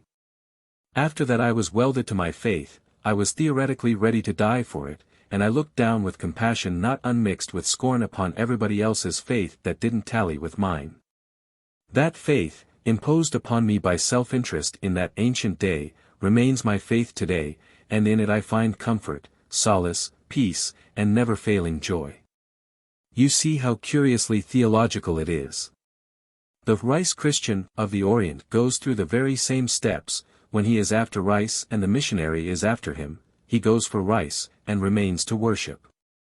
Eler did a lot of our reasoning, not to say substantially all of it. The slaves of his cult have a passion for calling it by that large name. We others do not call our inductions and deductions and reductions by any name at all. They show for themselves what they are, and we can with tranquil confidence leave the world to ennoble them with a title of its own choosing. Now and then when Eler had to stop to cough, I pulled my induction talents together and hove the controversial lead myself, always getting 8 feet, 8.5, often 9, sometimes even quarter less Twain, as I believed. But always, no bottom, as he said. I got the best of him only once. I prepared myself. I wrote out a passage from Shakespeare, it may have been the very one I quoted a while ago, I don't remember, and riddled it with his wild steamboatful interlardings. When an unrisky opportunity offered, one lovely summer day, when we had sounded and buoyed a tangled patch of crossings known as Hell's Half-Acre, and were aboard again and he had sneaked the Pennsylvania triumphantly through it without once scraping sand, and the A.T. Lacey had followed in our wake and got stuck, and he was feeling good, I showed it to him. It amused him. I asked him to fire it off, read it, I diplomatically added, as only he could read dramatic poetry. The compliment touched him where he lived. He did read it with surpassing fire and spirit, read it as it will never be read again. For he knew how to put the right music into those thunderous interlardings and make them seem a part of the text, make them sound as if they were bursting from Shakespeare's own soul. Each one of them a golden inspiration and not to be left out without damage to the massed and magnificent whole. I waited a week, to let the incident fade, waited longer. Waited until he brought up for reasonings and vituperation my pet position, my pet argument, the one which I was fondest of, the one which I prized far above all others in my ammunition wagon, to wit, that Shakespeare couldn't have written Shakespeare's works, for the reason that the man who wrote them was limitlessly familiar with the laws, and the law courts, and law proceedings, and lawyer talk, and lawyer ways. And if Shakespeare was possessed of the infinitely divided stardust that constituted this vast wealth, how did he get it, and where and when? From books. From books. That was always the idea. I answered as my readings of the champions of my side of the great controversy had taught me to answer, that a man can't handle glibly and easily and comfortably and successfully the argot of a trade at which he has not personally served. He will make mistakes, he will not, and cannot, get the trade phrasings precisely and exactly right, and the moment he departs, by even a shade, from a common trade form, the reader who has served that trade will know the writer hasn't. Eler would not be convinced. He said a man could learn how to correctly handle the subtleties and mysteries and freemasonries of any trade by careful reading and studying. But when I got him to read again the passage from Shakespeare with the interlardings, he perceived, himself, that books couldn't teach a student a bewildering multitude of pilot phrases so thoroughly and perfectly that he could talk them off in book and play or conversation and make no mistake that a pilot would not immediately discover. It was a triumph for me. He was silent a while, and I knew what was happening. He was losing his temper. And I knew he would presently close the session with the same old argument that was always his stay and his support in time of need. The same old argument, the one I couldn't answer, because I daren't, the argument that I was an ass, and better shut up. He delivered it, and I obeyed. Oh dear, how long ago it was, how pathetically long ago. And here am I, old, forsaken, forlorn, and alone, arranging to get that argument out of somebody again. When a man has a passion for Shakespeare, it goes without saying that he keeps company with other standard authors. Eler always had several high-class books in the pilot house, and he read the same ones over and over again, and did not care to change to newer and fresher ones. He played well on the flute, and greatly enjoyed hearing himself play. So did I. He had a notion that a flute would keep its health better if you took it apart when it was not standing a watch, and so, when it was not on duty it took its rest, disjointed, on the compass shelf under the breastboard. When the Pennsylvania blew up and became a drifting wreck heap freighted with wounded and dying poor souls, my young brother Henry among them, Pilot Brown had the watch below, and was probably asleep and never knew what killed him. But Eler escaped unhurt. He and his pilot house were shot up into the air. Then they fell, and Eler sank through the ragged cavern where the hurricane deck and the boiler deck had been, and landed in a nest of ruins on the main deck, on top of one of the unexploded boilers, where he lay prone in a fog of scald and deadly steam. But not for long. He did not lose his head. Long familiarity with danger had taught him to keep it, in any and all emergencies. He held his coat lapels to his nose with one hand, to keep out the steam, and scrabbled around with the other till he found the joints of his flute. Then he took measures to save himself alive, and was successful. I was not on board. I had been put ashore in New Orleans by Captain Kleinfelter.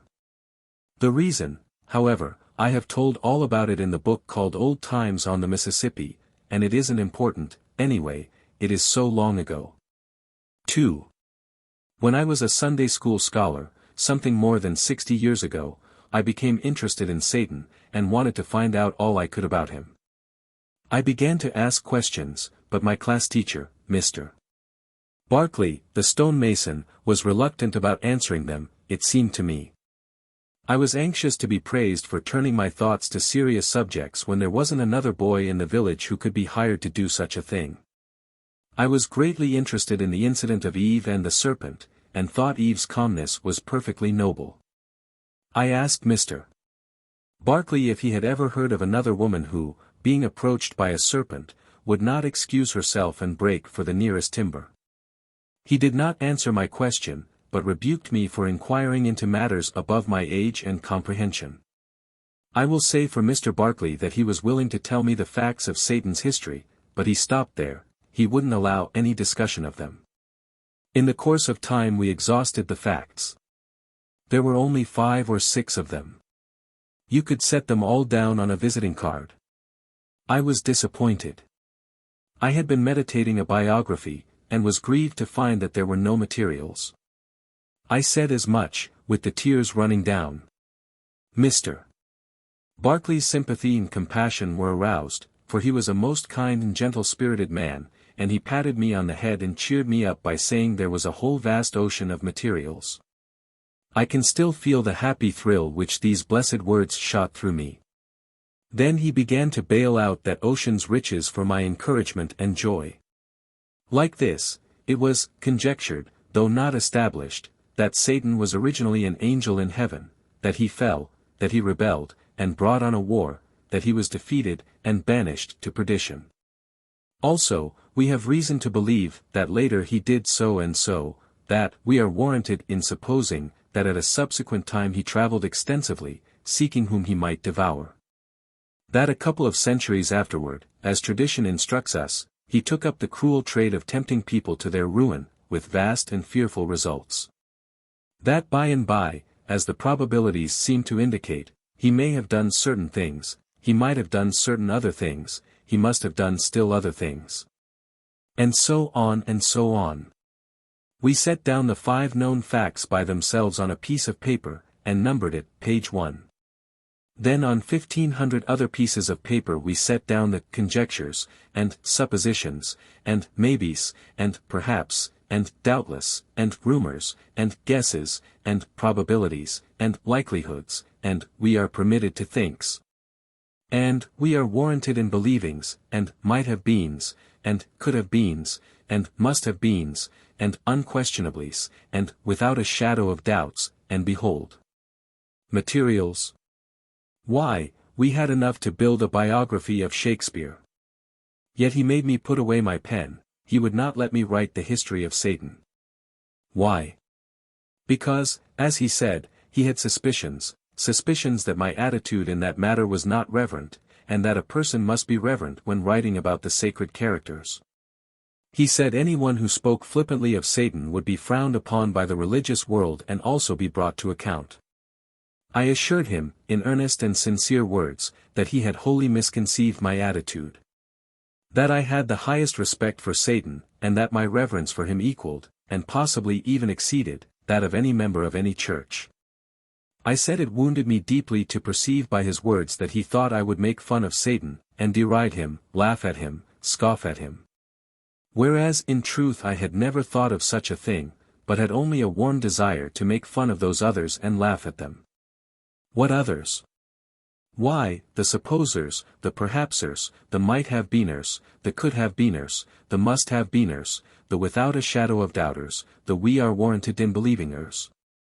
And all that funny crop of solemn architects who have taken a good solid foundation of 5 indisputable and unimportant facts and built upon it a conjectural Satan 30 miles high.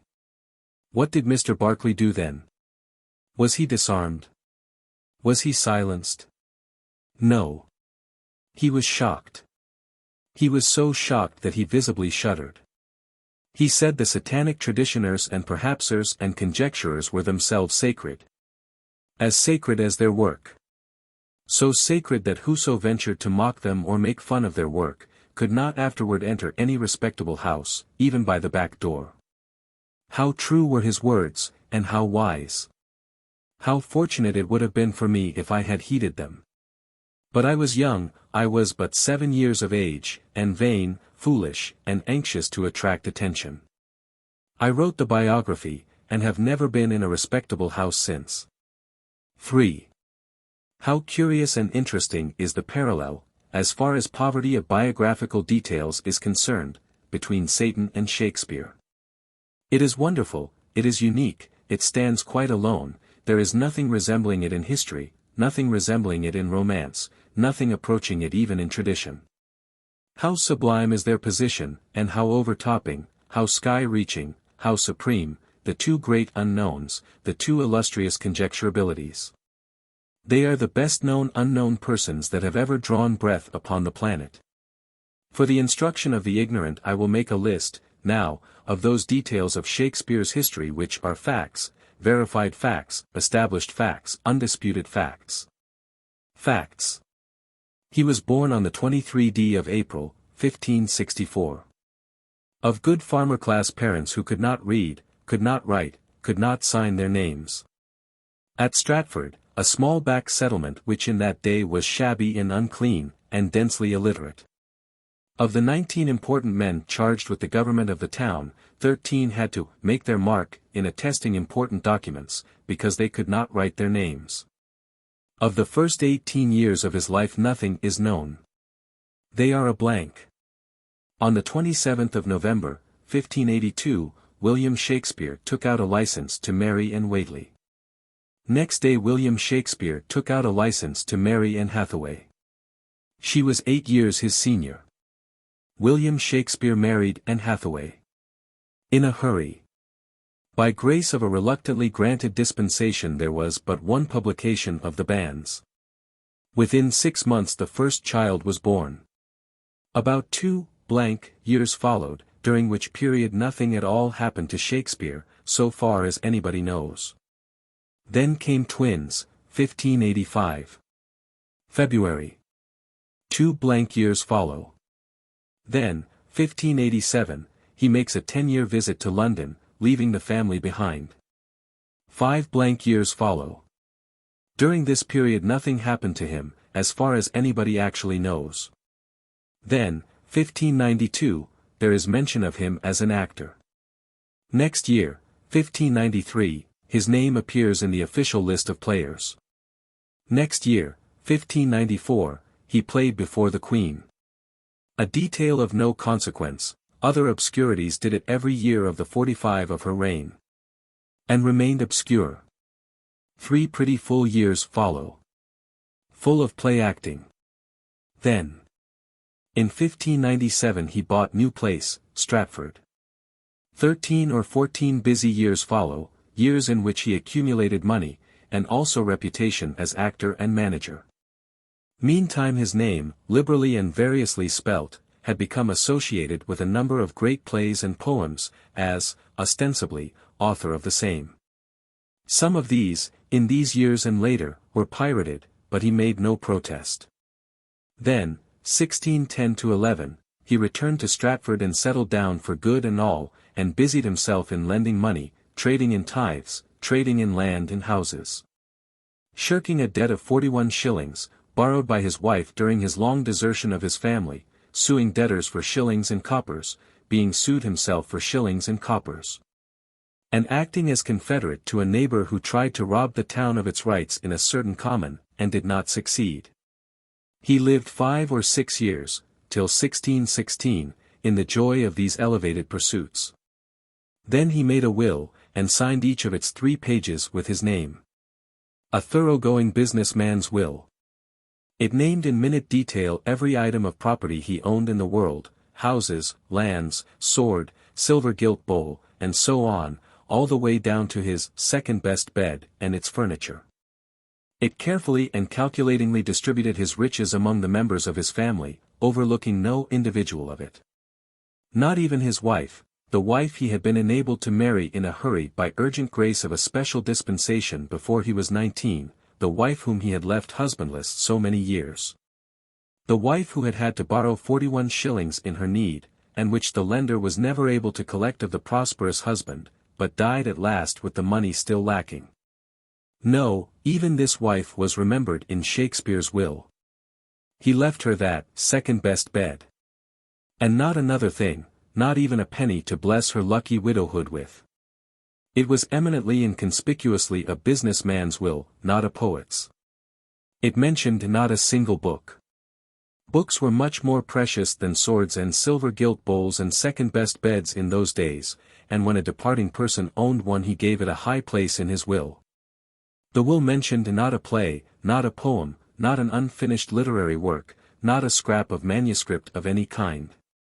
Many poets have died poor, but this is the only one in history that has died this poor, the others all left literary remains behind. Also a book. Maybe 2. If Shakespeare had owned a dog, but we need not go into that, we know he would have mentioned it in his will. If a good dog, Susanna would have got it, if an inferior one his wife would have got a dour interest in it. I wish he had had a dog, just so we could see how painstakingly he would have divided that dog among the family, in his careful business way. He signed the will in 3 places. In earlier years he signed 2 other official documents. These 5 signatures still exist. There are no other specimens of his penmanship in existence. Not a line. Was he prejudiced against the art? His granddaughter, whom he loved, was 8 years old when he died, yet she had had no teaching, he left no provision for her education, although he was rich. And in her mature womanhood she couldn't write and couldn't tell her husband's manuscript from anybody else's, she thought it was Shakespeare's. When Shakespeare died in Stratford, it was not an event. It made no more stir in England than the death of any other forgotten theatre actor would have made. Nobody came down from London. There were no lamenting poems, no eulogies, no national tears, there was merely silence, and nothing more. A striking contrast with what happened when Ben Jonson, and Francis Bacon, and Spencer, and Raleigh, and the other distinguished literary folk of Shakespeare's time passed from life. No praiseful voice was lifted for the lost bard of Avon. Even Ben Jonson waited 7 years before he lifted his. So far as anybody actually knows and can prove, Shakespeare of Stratford-on-Avon never wrote a play in his life. So far as anybody knows and can prove, he never wrote a letter to anybody in his life. So far as anyone knows, he received only one letter during his life. So far as anyone knows and can prove, Shakespeare of Stratford wrote only one poem during his life. This one is authentic. He did write that one, a fact which stands undisputed. He wrote the whole of it, he wrote the whole of it out of his own head. He commanded that this work of art be engraved upon his tomb, and he was obeyed. There it abides to this day. This is it. Good friend, for Jesus' sake forbear to dig the dust enclosed here. Blessed be ye man whitey spares thes stones. And cursed be he whitey moves my bones. In the list as above set down will be found every positively known fact of Shakespeare's life, lean and meager as the invoice is. Beyond these details we know not a thing about him. All the rest of his vast history, as furnished by the biographers, is built up, course upon course, of guesses, inferences, theories, conjectures, an Eiffel Tower of artificialities rising sky-high from a very flat and very thin foundation of inconsequential facts. 4. Conjectures. The historians suppose that Shakespeare attended the free school in Stratford from the time he was 7 years old till he was 13. There is no evidence in existence that he ever went to school at all. The historians infer that he got his Latin in that school, the school which they suppose he attended.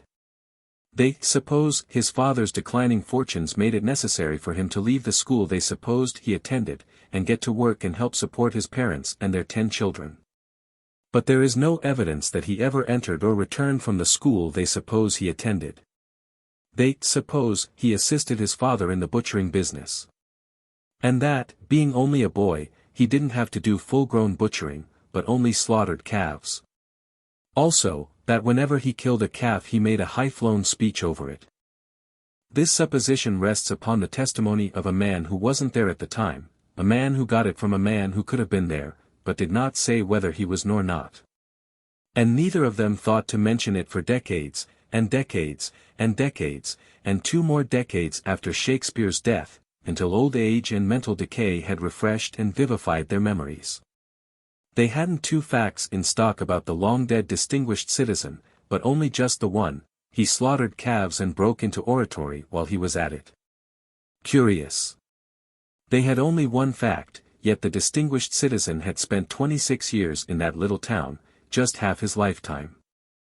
However, rightly viewed, it was the most important fact, indeed almost the only important fact, of Shakespeare's life in Stratford. Rightly viewed. For experience is an author's most valuable asset. Experience is the thing that puts the muscle and the breath and the warm blood into the book he writes. Rightly viewed, calf butchering accounts for Titus Andronicus, the only play, ain't it, that the Stratford Shakespeare ever wrote. And yet it is the only one everybody tried to chouse him out of, the Baconians included. The historians find themselves justified in believing that the young Shakespeare poached upon Sir Thomas Lucy's deer preserves and got haled before that magistrate for it. But there is no shred of respect-worthy evidence that anything of the kind happened. The historians, having argued the thing that might have happened into the thing that did happen, found no trouble in turning Sir Thomas Lucy into Mr. Justice Shallow. They have long ago convinced the world, on surmise and without trustworthy evidence, that Shallow is Sir Thomas. The next addition to the young Shakespeare's Stratford history comes easy. The historian builds it out of the surmised deer stealing, and the surmised trial before the magistrate, and the surmised vengeance-prompted satire upon the magistrate in the play. Result: the young Shakespeare was a wild, oh, such a wild young scamp, and that gratuitous slander is established for all time.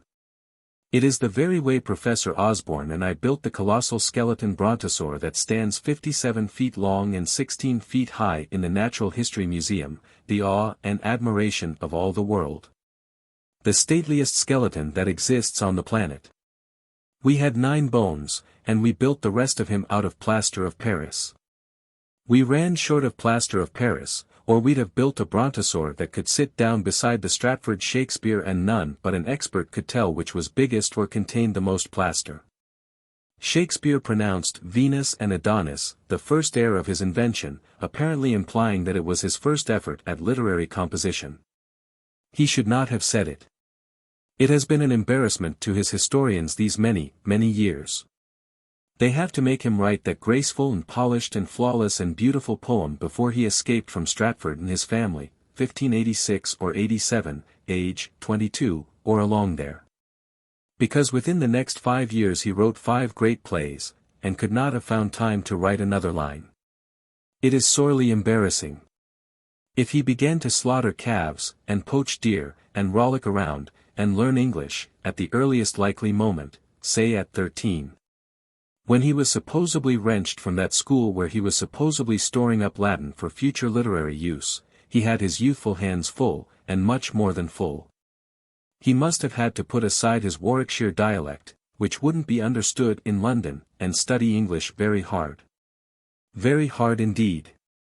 Incredibly hard, almost, if the result of that labor was to be the smooth and rounded and flexible and letter-perfect English of the Venus and Adonis, in the space of 10 years.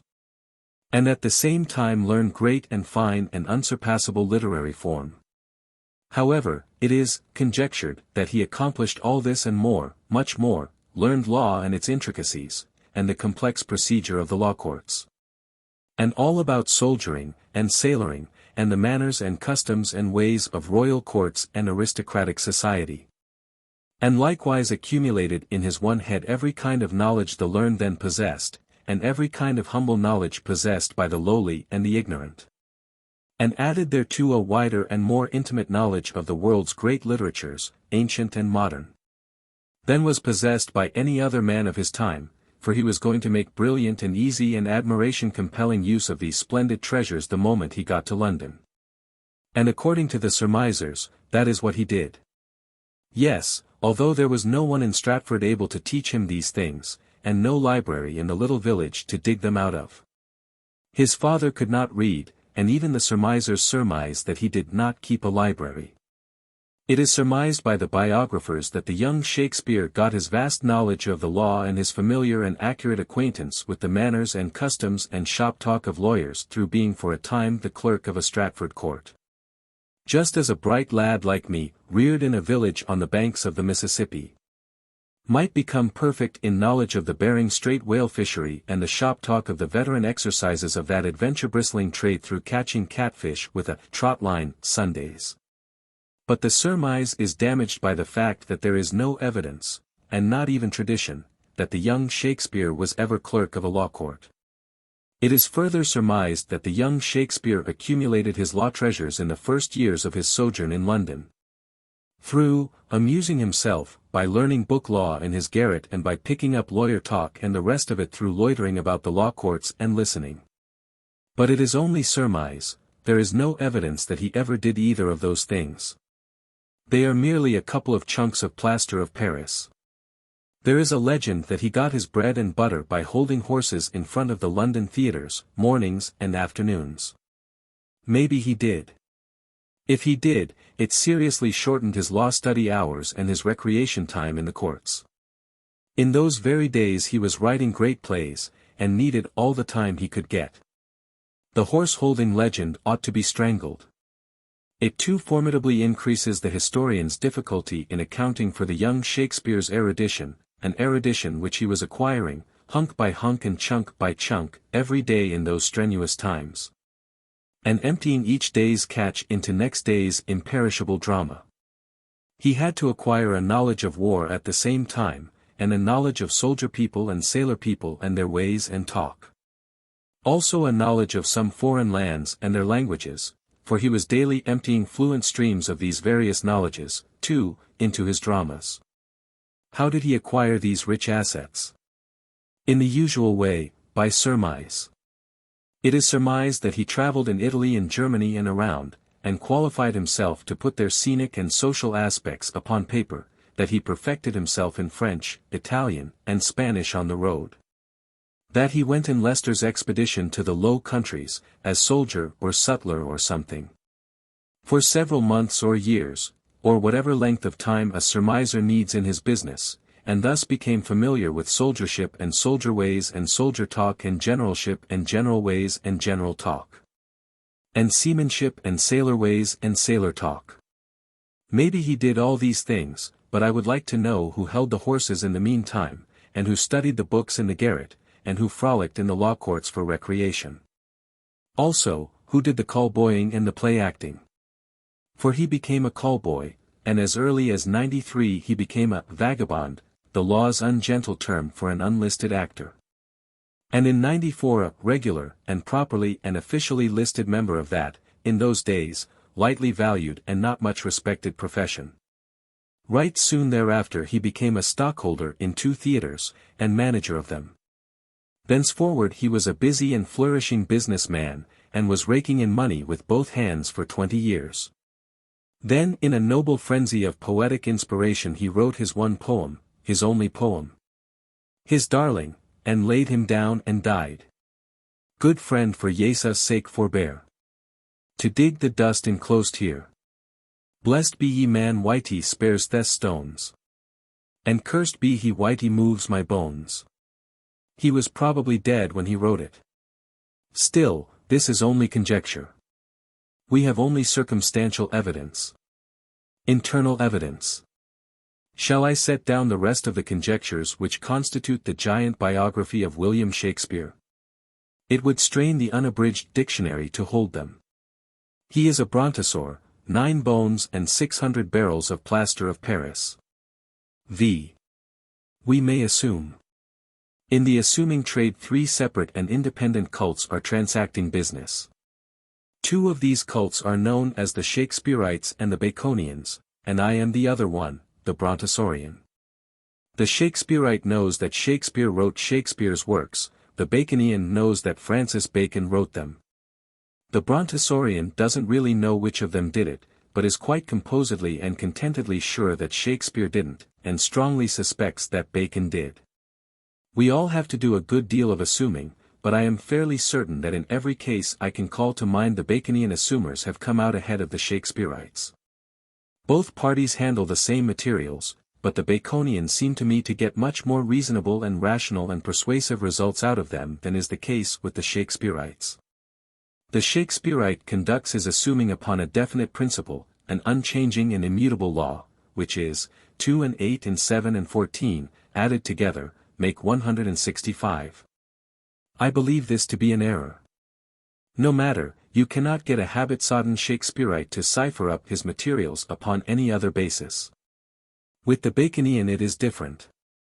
If you place before him the above figures and set him to adding them up, he will never in any case get more than 45 out of them, and in 9 cases out of 10 he will get just the proper 31. Let me try to illustrate the 2 systems in a simple and homely way calculated to bring the idea within the grasp of the ignorant and unintelligent. We will suppose a case, take a lap-bred, house-fed, uneducated, inexperienced kitten. Take a rugged old Tom that's scarred from stem to rudder post with the memorials of strenuous experience, and is so cultured, so educated, so limitlessly erudite that one may say of him all cat knowledge is his province. Also, take a mouse. Lock the 3 up in a holeless, crackless, exitless prison cell. Wait half an hour, then open the cell, introduce a Shakespearite and a Baconian, and let them cipher and assume. The mouse is missing. The question to be decided is, where is it? You can guess both verdicts beforehand. One verdict will say the kitten contains the mouse, the other will as certainly say the mouse is in the tomcat. The Shakespearite will reason like this: that is not my word, it is his. He will say the kitten may have been attending school when nobody was noticing, therefore we are warranted in assuming that it did so. Also, it could have been training in a court clerk's office when no one was noticing. Since that could have happened, we are justified in assuming that it did happen. It could have studied catology in a garret when no one was noticing, therefore it did. It could have attended catechizes on the shed roof nights, for recreation, when no one was noticing, and have harvested a knowledge of cat court forms and cat lawyer talk in that way. It could have done it, therefore without a doubt it did. It could have gone soldiering with a war tribe when no one was noticing, and learned soldier wiles and soldier ways, and what to do with a mouse when opportunity offers. The plain inference, therefore, is that that is what it did. Since all these manifold things could have occurred, we have every right to believe they did occur. These patiently and painstakingly accumulated vast acquirements and competences needed but one thing more, opportunity, to convert themselves into triumphant action. The opportunity came, we have the result. Beyond shadow of question the mouse is in the kitten. It is proper to remark that when we of the three cults plant a, we think we may assume, we expect it, under careful watering and fertilizing and tending, to grow up into a strong and hardy and weather-defying. There isn't a shadow of a doubt, at last, and it usually happens. We know what the Baconian's verdict would be. There is not a rag of evidence that the kitten has had any training, any education, any experience qualifying it for the present occasion, or is indeed equipped for any achievement above lifting such unclaimed milk as comes its way. But there is abundant evidence, unassailable proof, in fact, that the other animal is equipped, to the last detail, with every qualification necessary for the event. Without shadow of doubt the tomcat contains the mouse. 6. When Shakespeare died, in 1616, great literary productions attributed to him as author had been before the London world and in high favour for 24 years. Yet his death was not an event. It made no stir, it attracted no attention. Apparently his eminent literary contemporaries did not realize that a celebrated poet had passed from their midst. Perhaps they knew a play actor of minor rank had disappeared, but did not regard him as the author of his works. We are justified in assuming this. His death was not even an event in the little town of Stratford. Does this mean that in Stratford he was not regarded as a celebrity of any kind? We are privileged to assume, no, we are indeed obliged to assume, that such was the case. He had spent the first 22 or 23 years of his life there, and of course knew everybody and was known by everybody of that day in the town, including the dogs and the cats and the horses.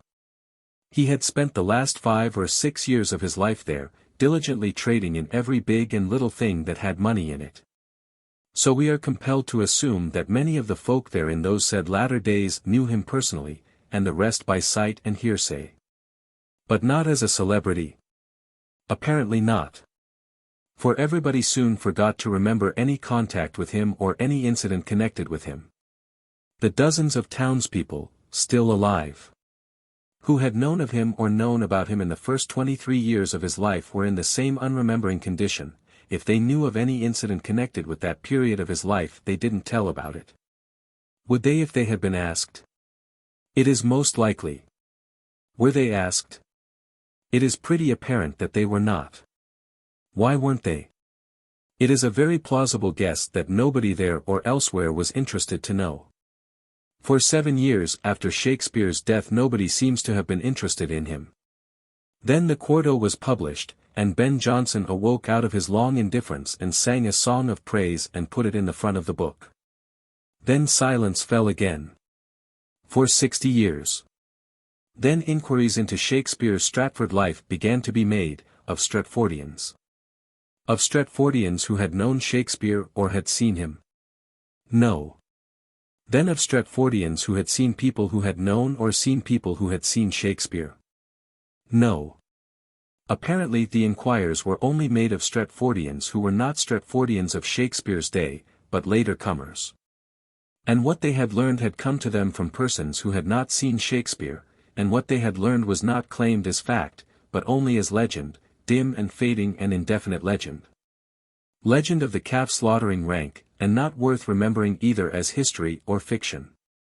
Has it ever happened before, or since, that a celebrated person who had spent exactly half of a fairly long life in the village where he was born and reared, was able to slip out of this world and leave that village voiceless and gossipless behind him, utterly voiceless, utterly gossipless, and permanently so. I don't believe it has happened in any case except Shakespeare's. And couldn't and wouldn't have happened in his case if he had been regarded as a celebrity at the time of his death. When I examine my own case, but let us do that, and see if it will not be recognizable as exhibiting a condition of things quite likely to result, most likely to result, indeed substantially sure to result in the case of a celebrated person, a benefactor of the human race. Like me. My parents brought me to the village of Hannibal, Missouri, on the banks of the Mississippi, when I was 2.5 years old. I entered school at 5 years of age, and drifted from one school to another in the village during 9.5 years. Then my father died, leaving his family in exceedingly straitened circumstances. Wherefore my book education came to a standstill forever, and I became a printer's apprentice, on board and clothes, and when the clothes failed I got a hymn book in place of them. This for summer wear, probably. I lived in Hannibal 15.5 years, altogether, then ran away, according to the custom of persons who are intending to become celebrated. I never lived there afterward. 4 years later I became a cub on a Mississippi steamboat in the St. Louis and New Orleans trade, and after a year and a half of hard study and hard work the U.S. inspectors rigorously examined me through a couple of long sittings and decided that I knew every inch of the Mississippi, 1,300 miles, in the dark and in the day, as well as a baby knows the way to its mother's paps day or night. So they licensed me as a pilot, knighted me, so to speak, and I rose up clothed with authority, a responsible servant of the United States government. Now then. Shakespeare died young, he was only 52. He had lived in his native village 26 years, or about that. He died celebrated, if you believe everything you read in the books. Yet when he died nobody there or elsewhere took any notice of it. And for 60 years afterward no townsman remembered to say anything about him or about his life in Stratford. When the inquirer came at last he got but one fact, no legend, and got that one at second hand, from a person who had only heard it as a rumor and didn't claim copyright in it as a production of his own.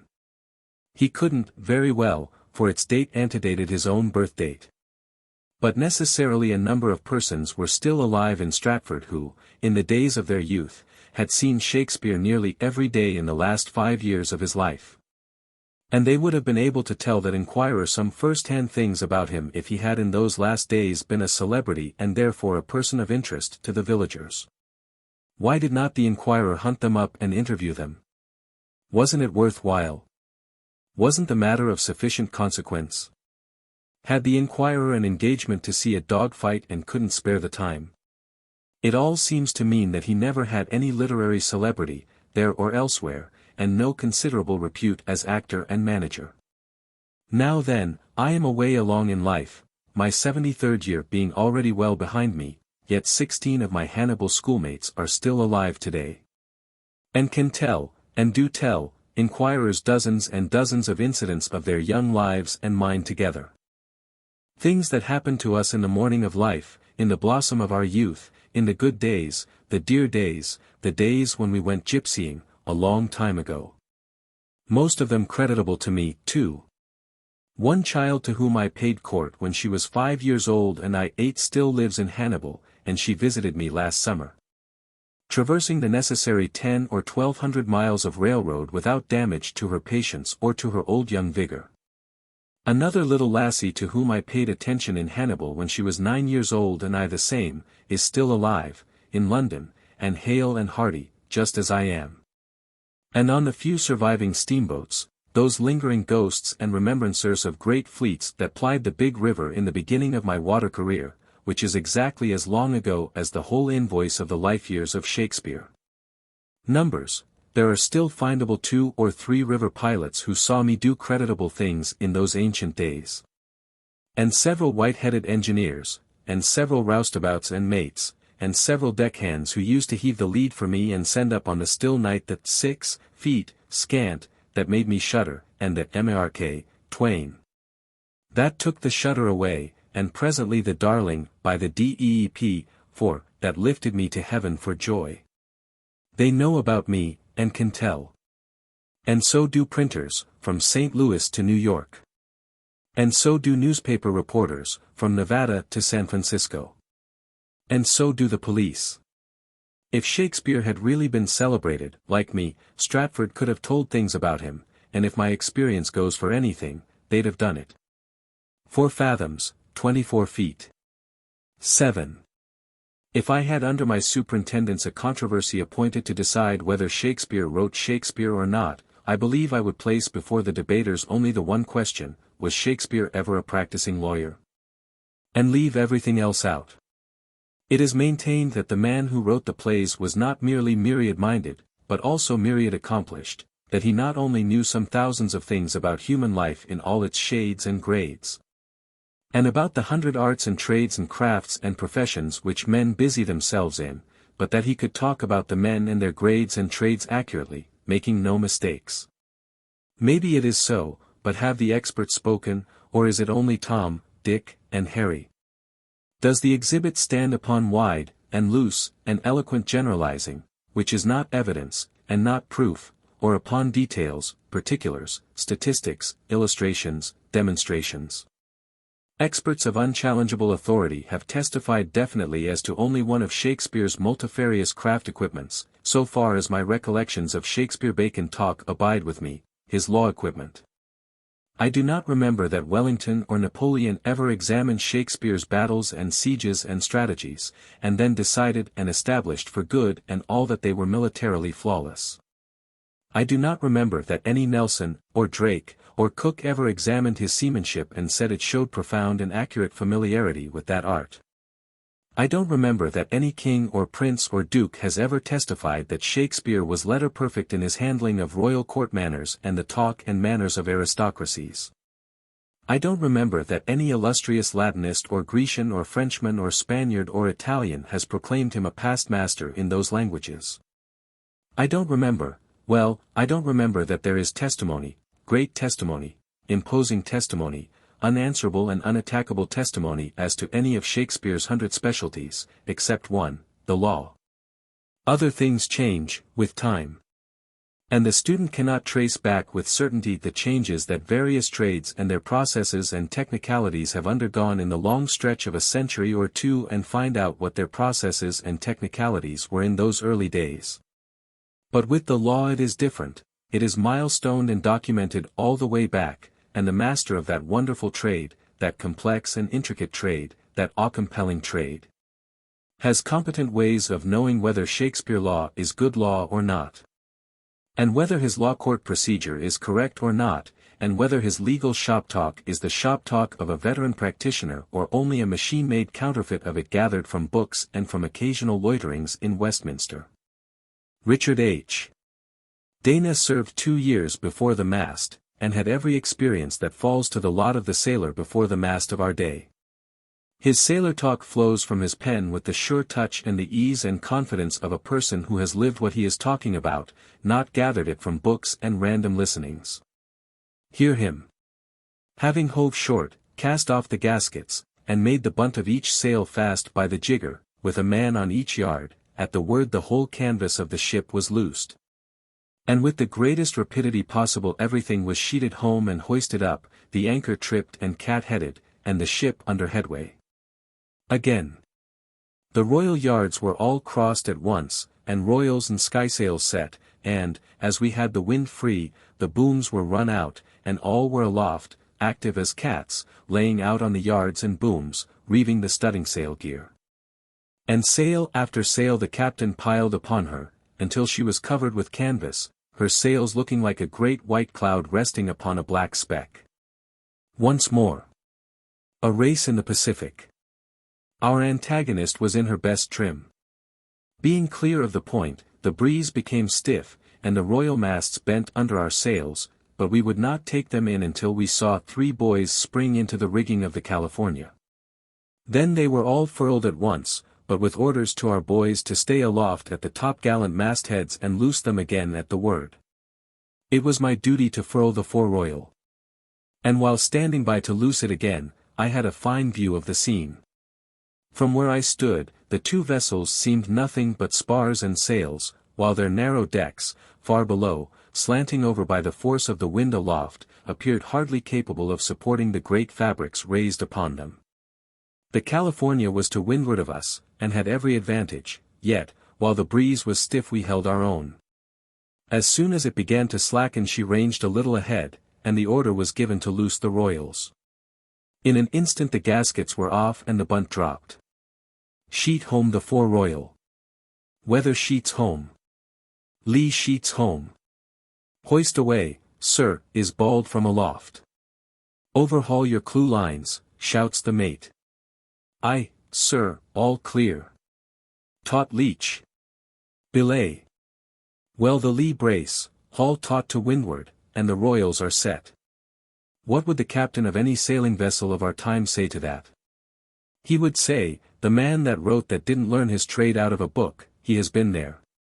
But would this same captain be competent to sit in judgment upon Shakespeare's seamanship, considering the changes in ships and ship talk that have necessarily taken place, unrecorded, unremembered, and lost to history in the last 300 years? It is my conviction that Shakespeare's sailor talk would be Choctaw to him. For instance, from The Tempest. Master. Boatswain. Boatswain. Here, master, what cheer? Master. Good, speak to the mariners, fall to, yarly, or we run ourselves to ground, bestir, bestir. Enter mariners. Boatswain.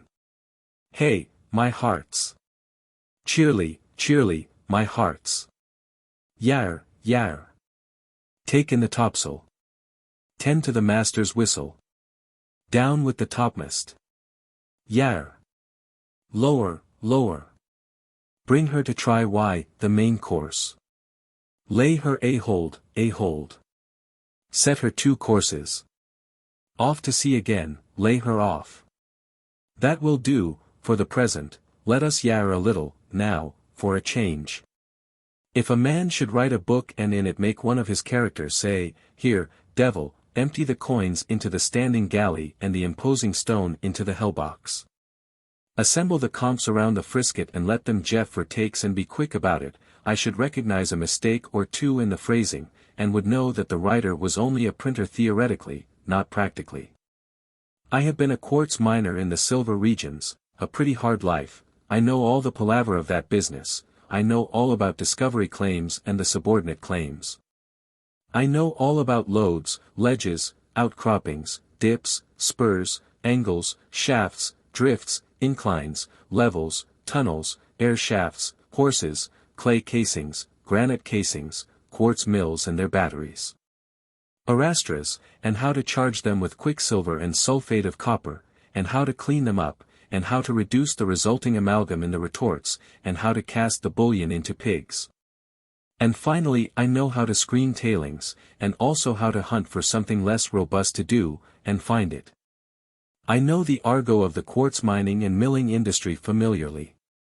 And so whenever Bret Harte introduces that industry into a story, the first time one of his miners opens his mouth I recognize from his phrasing that Harte got the phrasing by listening, like Shakespeare, I mean the Stratford one, not by experience. No one can talk the quartz dialect correctly without learning it with pick and shovel and drill and fuse. I have been a surface miner, gold, and I know all its mysteries, and the dialect that belongs with them. And whenever Harte introduces that industry into a story I know by the phrasing of his characters that neither he nor they have ever served that trade. I have been a pocket miner, a sort of gold mining not findable in any but one little spot in the world, so far as I know. I know how, with horn and water, to find the trail of a pocket and trace it step by step and stage by stage up the mountain to its source, and find the compact little nest of yellow metal reposing in its secret home under the ground. I know the language of that trade, that capricious trade, that fascinating buried treasure trade, and can catch any writer who tries to use it without having learned it by the sweat of his brow and the labor of his hands. I know several other trades and the argot that goes with them, and whenever a person tries to talk the talk peculiar to any of them without having learned it at its source, I can trap him always before he gets far on his road. And so, as I have already remarked, if I were required to superintend a Bacon-Shakespeare controversy, I would narrow the matter down to a single question, the only one, so far as the previous controversies have informed me, concerning which illustrious experts of unimpeachable competency have testified: was the author of Shakespeare's works a lawyer? A lawyer deeply read and of limitless experience? I would put aside the guesses and surmises, and perhaps, and might have beens, and could have beens, and must have beens, and we are justified in presumings, and the rest of those vague spectres and shadows and indefinitenesses, and stand or fall, win or lose, by the verdict rendered by the jury upon that single question.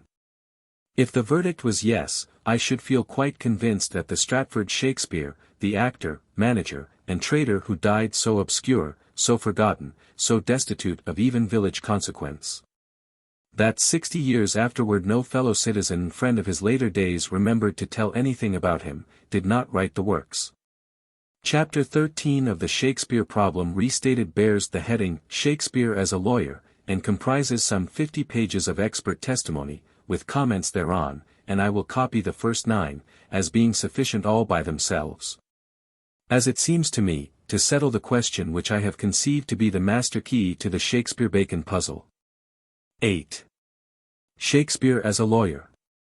From Chapter 13 of the Shakespeare Problem restated.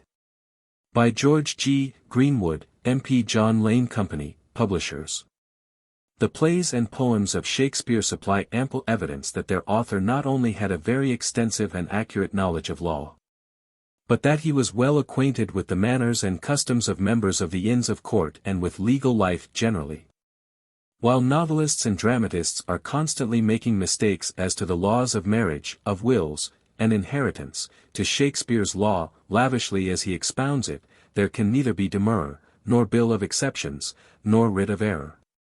Such was the testimony borne by one of the most distinguished lawyers of the 19th century, who was raised to the high office of Lord Chief Justice in 1850, and subsequently became Lord Chancellor. Its weight will, doubtless, be more appreciated by lawyers than by laymen. For only lawyers know how impossible it is for those who have not served an apprenticeship to the law to avoid displaying their ignorance if they venture to employ legal terms and to discuss legal doctrines. There is nothing so dangerous, wrote Lord Campbell, as for one not of the craft to tamper with our Freemasonry.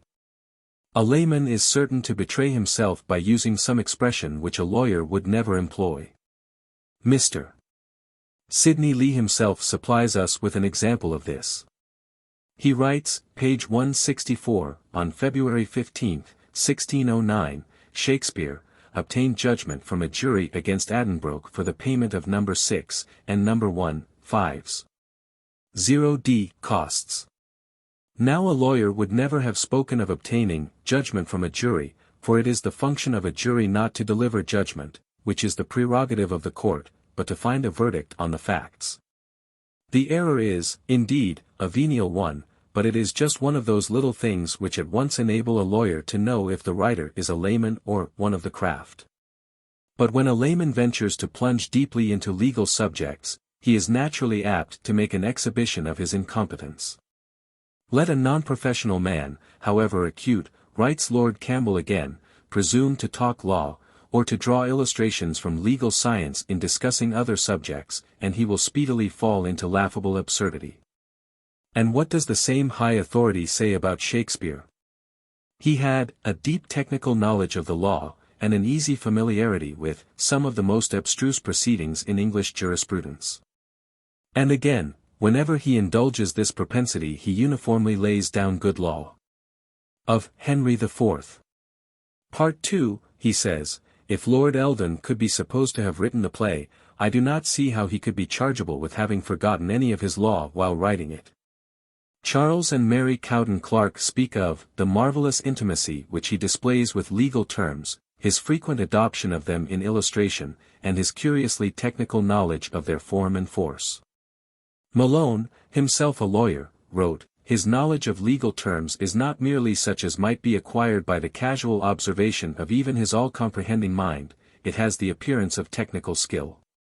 Another lawyer and well-known Shakespearean, Richard Grant White, says, no dramatist of the time, not even Beaumont, who was the younger son of a judge of the Common Pleas, and who after studying in the Inns of Court abandoned law for the drama, used legal phrases with Shakespeare's readiness and exactness.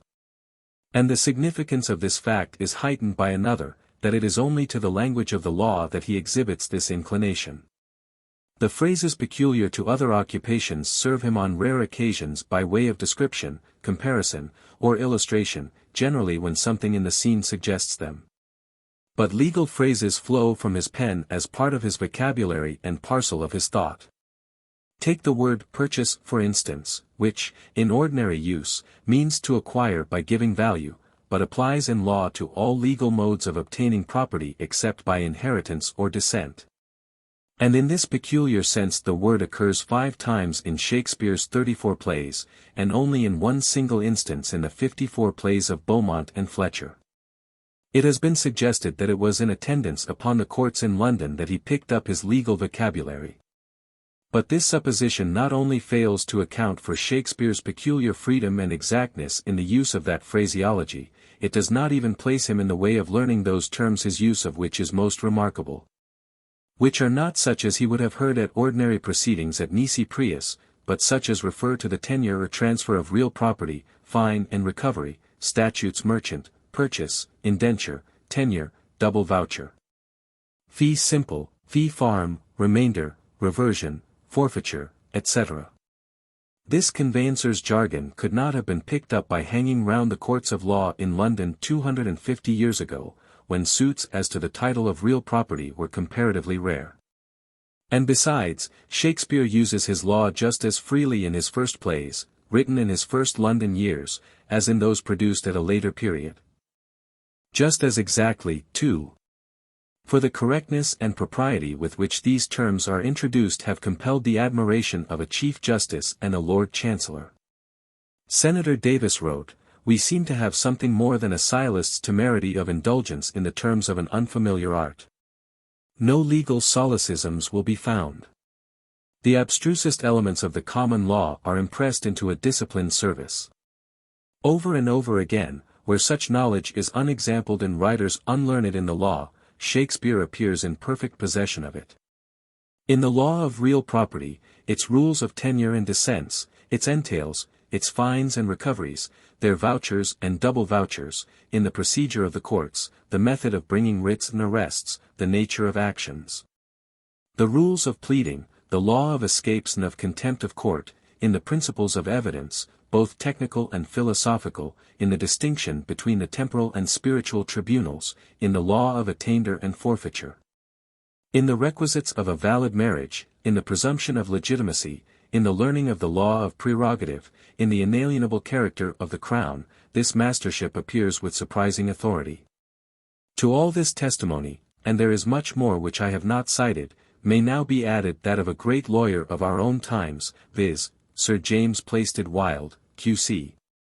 1855, created a Baron of the Exchequer in 1860, promoted to the post of Judge Ordinary and Judge of the Courts of Probate and Divorce in 1863, and better known to the world as Lord Penzance, to which dignity he was raised in 1869. Lord Penzance, as all lawyers know, and as the late Mr. Inderwick, K.C., has testified, was one of the first legal authorities of his day, famous for his remarkable grasp of legal principles, and endowed by nature with a remarkable facility for marshalling facts, and for a clear expression of his views. Lord Penzance speaks of Shakespeare's perfect familiarity with not only the principles, axioms, and maxims, but the technicalities of English law, a knowledge so perfect and intimate that he was never incorrect and never at fault. The mode in which this knowledge was pressed into service on all occasions to express his meaning and illustrate his thoughts was quite unexampled. He seems to have had a special pleasure in his complete and ready mastership of it in all its branches. As manifested in the plays, this legal knowledge and learning had therefore a special character which places it on a wholly different footing from the rest of the multifarious knowledge which is exhibited in page after page of the plays. At every turn and point at which the author required a metaphor, simile, or illustration, his mind ever turned first to the law. He seems almost to have thought in legal phrases, the commonest of legal expressions were ever at the end of his pen in description or illustration. That he should have descanted in lawyer language when he had a forensic subject in hand, such as Shylock's bond, was to be expected. But the knowledge of law in Shakespeare was exhibited in a far different manner. It protruded itself on all occasions, appropriate or inappropriate, and mingled itself with strains of thought widely divergent from forensic subjects. Again, to acquire a perfect familiarity with legal principles, and an accurate and ready use of the technical terms and phrases not only of the conveyancer's office, but of the pleader's chambers and the courts at Westminster. Nothing short of employment in some career involving constant contact with legal questions and general legal work would be requisite. But a continuous employment involves the element of time, and time was just what the manager of 2 theatres had not at his disposal. In what portion of Shakespeare's, i.e., Shakespeare's, career would it be possible to point out that time could be found for the interposition of a legal employment in the chambers or offices of practicing lawyers? Stratfordians, as is well known, casting about for some possible explanation of Shakespeare's extraordinary knowledge of law, have made the suggestion that Shakespeare might, conceivably, have been a clerk in an attorney's office before he came to London. Mr. Collier wrote to Lord Campbell to ask his opinion as to the probability of this being true. His answer was as follows: "You require us to believe implicitly a fact, of which, if true, positive and irrefragable evidence in his own handwriting might have been forthcoming to establish it." Not having been actually enrolled as an attorney, neither the records of the local court at Stratford or of the superior courts at Westminster would present his name as being concerned in any suit as an attorney. But it might reasonably have been expected that there would be deeds or wills witnessed by him still extant, and after a very diligent search none such can be discovered. Upon this Lord Penzance comments: "It cannot be doubted that Lord Campbell was right in this. No young man could have been at work in an attorney's office without being called upon continually to act as a witness, and in many other ways leaving traces of his work and name. There is not a single fact or incident in all that is known of Shakespeare, even by rumor or tradition, which supports this notion of a clerkship. And after much argument and surmise which has been indulged in on this subject, we may, I think, safely put the notion on one side, for no less an authority than Mr. Grant White says finally that the idea of his having been clerk to an attorney has been blown to pieces. It is altogether characteristic of Mr. Chipton Collins that he, nevertheless, adopts this exploded myth. That Shakespeare was in early life employed as a clerk in an attorney's office may be correct. At Stratford there was by royal charter a court of record sitting every fortnight, with 6 attorneys, besides the town clerk, belonging to it. And it is certainly not straining probability to suppose that the young Shakespeare may have had employment in one of them. There is, it is true, no tradition to this effect, but such traditions as we have about Shakespeare's occupation between the time of leaving school and going to London are so loose and baseless that no confidence can be placed in them. It is, to say the least, more probable that he was in an attorney's office than that he was a butcher killing calves, in a high style, and making speeches over them. This is a charming specimen of Stratfordian argument. There is, as we have seen, a very old tradition that Shakespeare was a butcher's apprentice. John Dowdall, who made a tour in Warwickshire in 1693, testifies to it as coming from the old clerk who showed him over the church, and it is unhesitatingly accepted as true by Mr. Halliwell Phillips. Volume 1, page 11, and Volume 2, pages 71, 72. Mr. Sidney Lee sees nothing improbable in it, and it is supported by Aubrey, who must have written his account some time before 1680, when his manuscript was completed. Of the attorney's clerk hypothesis, on the other hand, there is not the faintest vestige of a tradition. It has been evolved out of the fertile imaginations of embarrassed Stratfordians, seeking for some explanation of the Stratford rustic's marvellous acquaintance with law and legal terms and legal life. But Mr. Chitton Collins has not the least hesitation in throwing over the tradition which has the warrant of antiquity in setting up in its stead this ridiculous invention, for which not only is there no shred of positive evidence, but which, as Lord Campbell and Lord Penzance point out, is really put out of court by the negative evidence, since no young man could have been at work in an attorney's office without being called upon continually to act as a witness, and in many other ways leaving traces of his work and name. And as Mr. Edwards further points out, since the day when Lord Campbell's book was published, between 40 and 50 years ago, every old deed or will, to say nothing of other legal papers, dated during the period of William Shakespeare's youth, has been scrutinized over half a dozen shires, and not one signature of the young man has been found. Moreover, if Shakespeare had served as clerk in an attorney's office, it is clear that he must have so served for a considerable period in order to have gained, if, indeed, it is credible that he could have so gained, his remarkable knowledge of the law. Can we then for a moment believe that, if this had been so, tradition would have been absolutely silent on the matter? That Dowdall's old clerk, over 80 years of age, should have never heard of it, though he was sure enough about the butcher's apprentice, and that all the other ancient witnesses should be in similar ignorance. But such are the methods of Stratfordian controversy. Tradition is to be scouted when it is found inconvenient, but cited as irrefragable truth when it suits the case. Shakespeare of Stratford was the author of the plays and poems, but the author of the plays and poems could not have been a butcher's apprentice. Away, therefore, with tradition.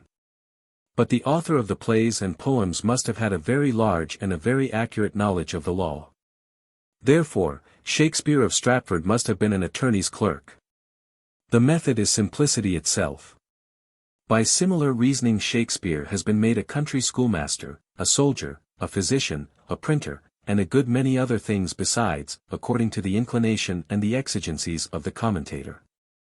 It would not be in the least surprising to find that he was studying Latin as a schoolmaster and law in an attorney's office at the same time. However, we must do Mr. Collins the justice of saying that he has fully recognized, what is indeed tolerably obvious, that Shakespeare must have had a sound legal training. It may, of course, be urged, he writes, that Shakespeare's knowledge of medicine, and particularly that branch of it which related to morbid psychology, is equally remarkable, and that no one has ever contended that he was a physician. Here Mr. Collins is wrong, that contention also has been put forward. It may be urged that his acquaintance with the technicalities of other crafts and callings, notably of marine and military affairs, was also extraordinary, and yet no one has suspected him of being a sailor or a soldier. Wrong again. Why, even Messrs. Garnett and Gosse suspect that he was a soldier. This may be conceded, but the concession hardly furnishes an analogy. To these and all other subjects he recurs occasionally, and in season, but with reminiscences of the law his memory, as is abundantly clear, was simply saturated. In season and out of season, now in manifest, now in recondite application, he presses it into the service of expression and illustration. At least a third of his myriad metaphors are derived from it. It would indeed be difficult to find a single act in any of his dramas, nay, in some of them, a single scene, the diction and imagery of which are not colored by it. Much of his law may have been acquired from 3 books easily accessible to him, namely, Toddle's Precedents, 1572, Poulton's Statutes, 1578, and France's Lawyer's Logik, 1588, works with which he certainly seems to have been familiar. But much of it could only have come from one who had an intimate acquaintance with legal proceedings. We quite agree with Mr. Castle that Shakespeare's legal knowledge is not what could have been picked up in an attorney's office, but could only have been learned by an actual attendance at the courts, at a pleader's chambers, and on circuit, or by associating intimately with members of the bench and bar. This is excellent. But what is Mr. Collins's explanation? Perhaps the simplest solution of the problem is to accept the hypothesis that in early life he was in an attorney's office. That he there contracted a love for the law which never left him, that as a young man in London he continued to study or dabble in it for his amusement, to stroll in leisure hours into the courts, and to frequent the society of lawyers. On no other supposition is it possible to explain the attraction which the law evidently had for him. And his minute and undeviating accuracy in a subject where no layman who has indulged in such copious and ostentatious display of legal technicalities has ever yet succeeded in keeping himself from tripping. A lane conclusion. No other supposition, indeed. Yes, there is another, and a very obvious supposition, namely, that Shakespeare was himself a lawyer, well versed in his trade, versed in all the ways of the courts, and living in close intimacy with judges and members of the Inns of Court. One is, of course, thankful that Mr. Collins has appreciated the fact that Shakespeare must have had a sound legal training, but I may be forgiven if I do not attach quite so much importance to his pronouncements on this branch of the subject as to those of Malone, Lord Campbell, Judge Holmes, Mr. Castle, K.C., Lord Penzance, Mr. Grant White, and other lawyers, who have expressed their opinion on the matter of Shakespeare's legal acquirements. Here it may, perhaps, be worth while to quote again from Lord Penzance's book as to the suggestion that Shakespeare had somehow or other managed to acquire a perfect familiarity with legal principles, and an accurate and ready use of the technical terms and phrases, not only of the conveyancer's office, but of the pleader's chambers and the courts at Westminster. This, as Lord Penzance points out, would require nothing short of employment in some career involving constant contact with legal questions and general legal work. But, in what portion of Shakespeare's career would it be possible to point out that time could be found for the interposition of a legal employment in the chambers or offices of practicing lawyers? It is beyond doubt that at an early period he was called upon to abandon his attendance at school and assist his father, and was soon after, at the age of 16, bound apprentice to a trade. While under the obligation of this bond he could not have pursued any other employment. Then he leaves Stratford and comes to London. He has to provide himself with the means of a livelihood, and this he did in some capacity at the theatre. No one doubts that. The holding of horses is scouted by many, and perhaps with justice, as being unlikely and certainly unproved. But whatever the nature of his employment was at the theatre, there is hardly room for the belief that it could have been other than continuous, for his progress there was so rapid. Ere long he had been taken into the company as an actor, and was soon spoken of as a Johannes Factotum. His rapid accumulation of wealth speaks volumes for the constancy and activity of his services. One fails to see when there could be a break in the current of his life at this period of it, giving room or opportunity for legal or indeed any other employment. In 1589, says Knight, we have undeniable evidence that he had not only a casual engagement, was not only a salaried servant, as many players were, but was a shareholder in the company of the Queen's players with other shareholders below him on the list. This, 1589, would be within 2 years after his arrival in London, which is placed by White and Halliwell Phillips about the year 1587. The difficulty in supposing that, starting with a state of ignorance in 1587, when he is supposed to have come to London, he was induced to enter upon a course of most extended study in mental culture, is almost insuperable. Still it was physically possible, provided always that he could have had access to the needful books. But this legal training seems to me to stand on a different footing.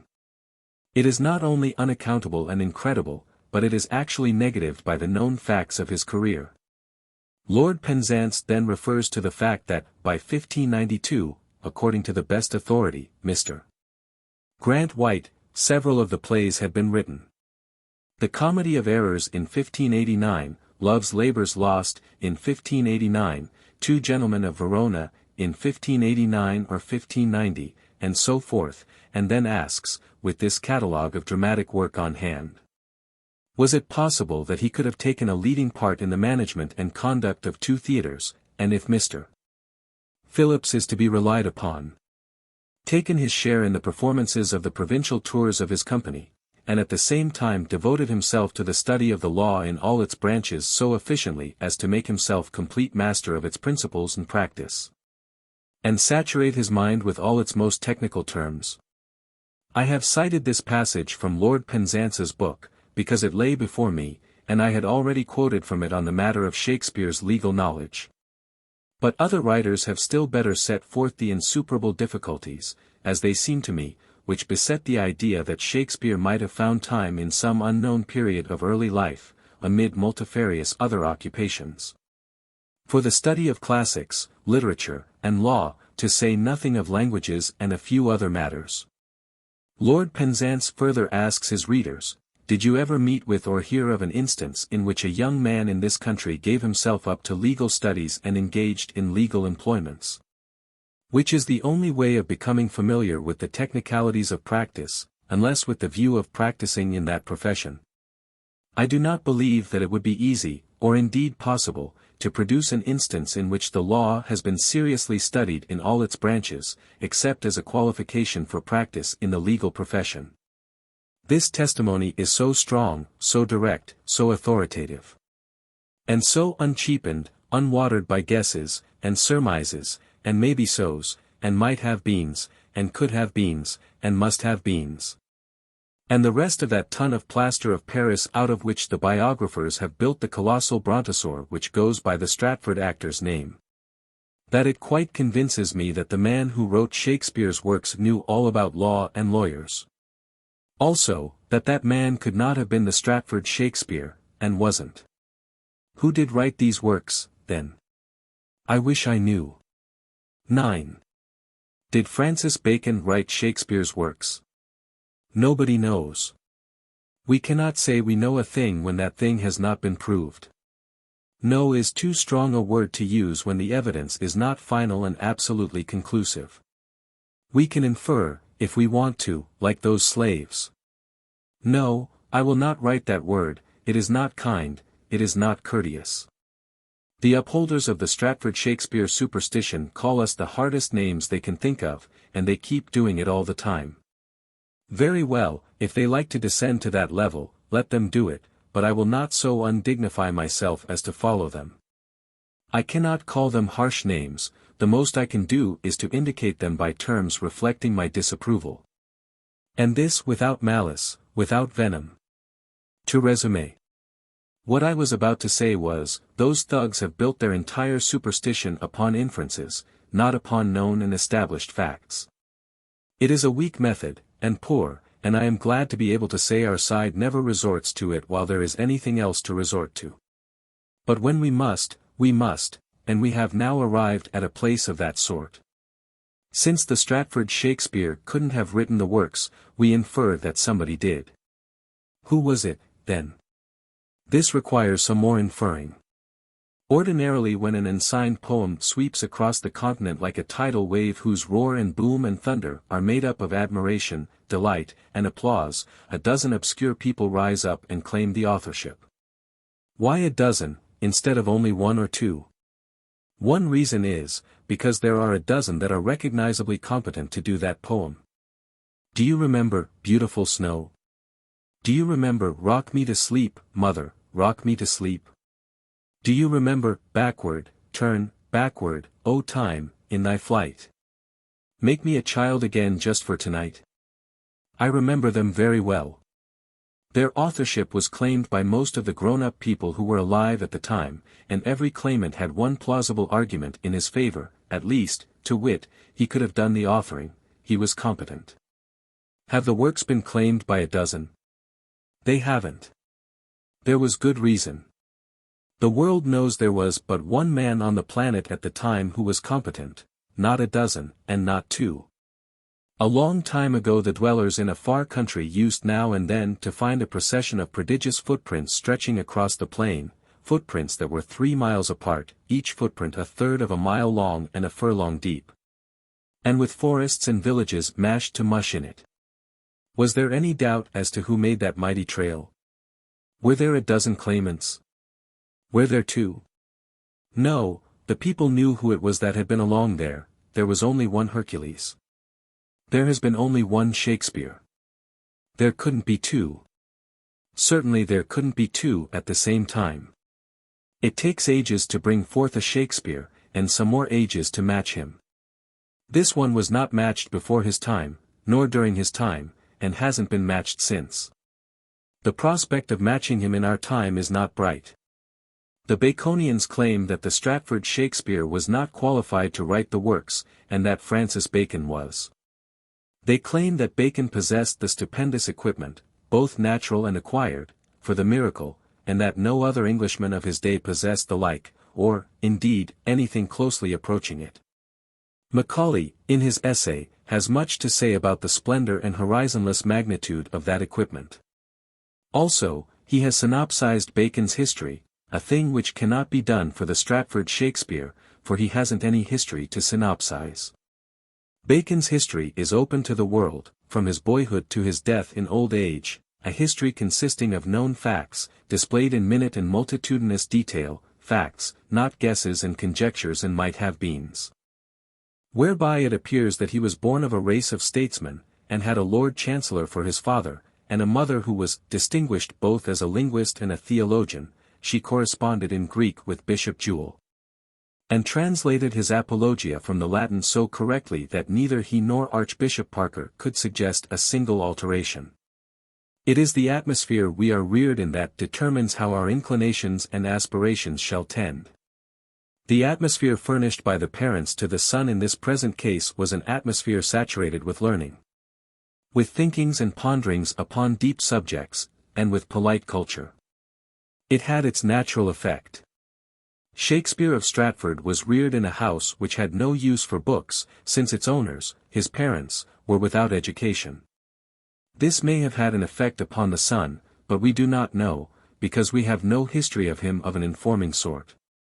There were but few books anywhere, in that day, and only the well-to-do and highly educated possessed them, they being almost confined to the dead languages. All the valuable books then extant in all the vernacular dialects of Europe would hardly have filled a single shelf, imagine it. The few existing books were in the Latin tongue mainly. A person who was ignorant of it was shut out from all acquaintance, not merely with Cicero and Virgil, but with the most interesting memoirs, state papers, and pamphlets of his own time, a literature necessary to the Stratford lad. For his fictitious reputation's sake, since the writer of his works would begin to use it wholesale and in a most masterly way before the lad was hardly more than out of his teens and into his 20s. At 15 Bacon was sent to the university, and he spent 3 years there. Thence he went to Paris in the train of the English ambassador, and there he mingled daily with the wise, the cultured, the great, and the aristocracy of fashion, during another 3 years. A total of 6 years spent at the sources of knowledge. Knowledge both of books and of men. The 3 spent at the university were coeval with the second and last 3 spent by the little Stratford lad at Stratford School supposedly, and perhapsly, and maybe, and by inference, with nothing to infer from. The second 3 of the Baconian 6 were, presumably, spent by the Stratford lad as apprentice to a butcher. That is, the thugs presume it, on no evidence of any kind. Which is their way, when they want a historical fact. Fact and presumption are, for business purposes, all the same to them.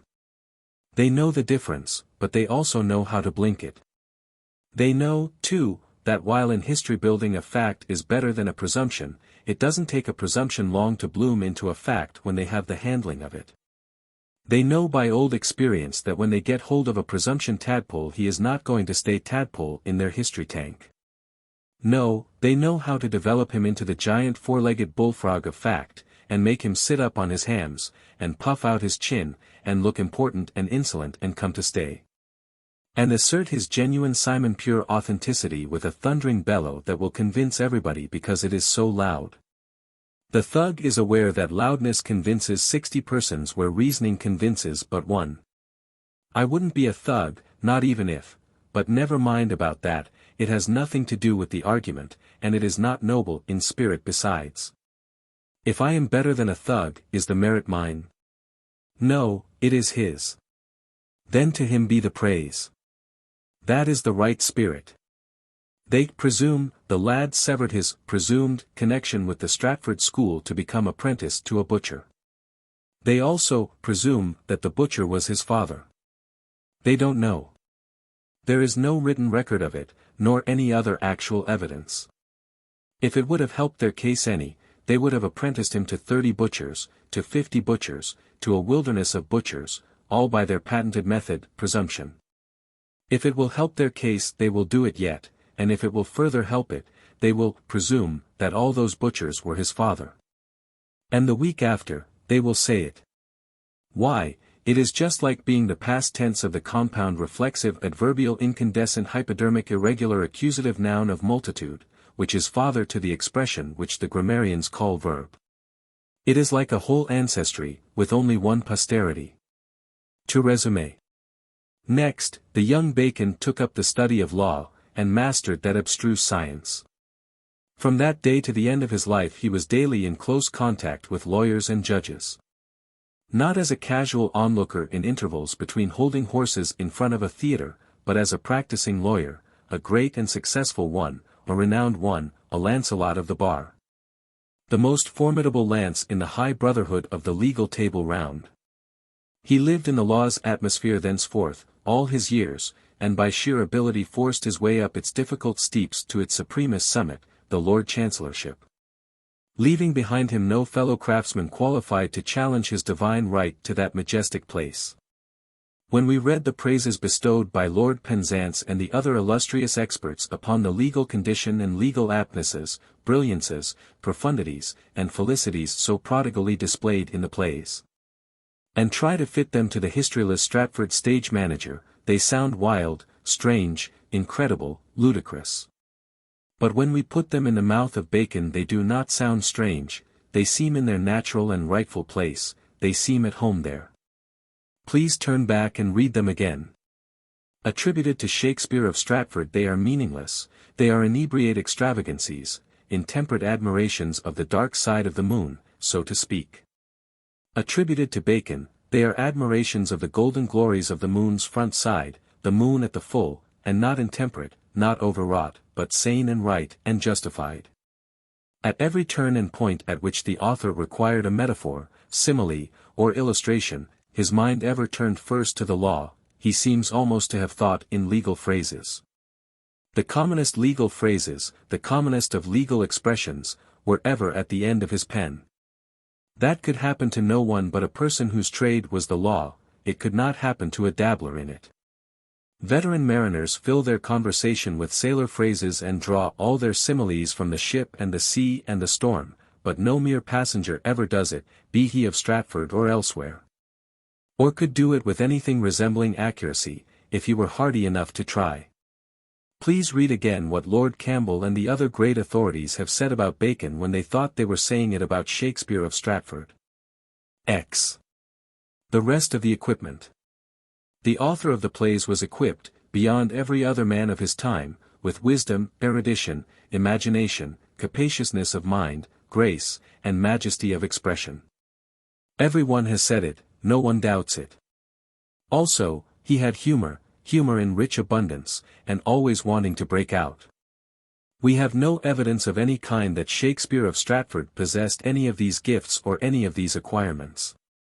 The only lines he ever wrote, so far as we know, are substantially barren of them, barren of all of them.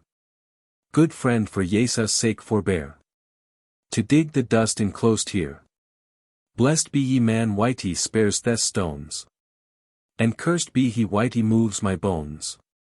Ben Jonson says of Bacon, as orator.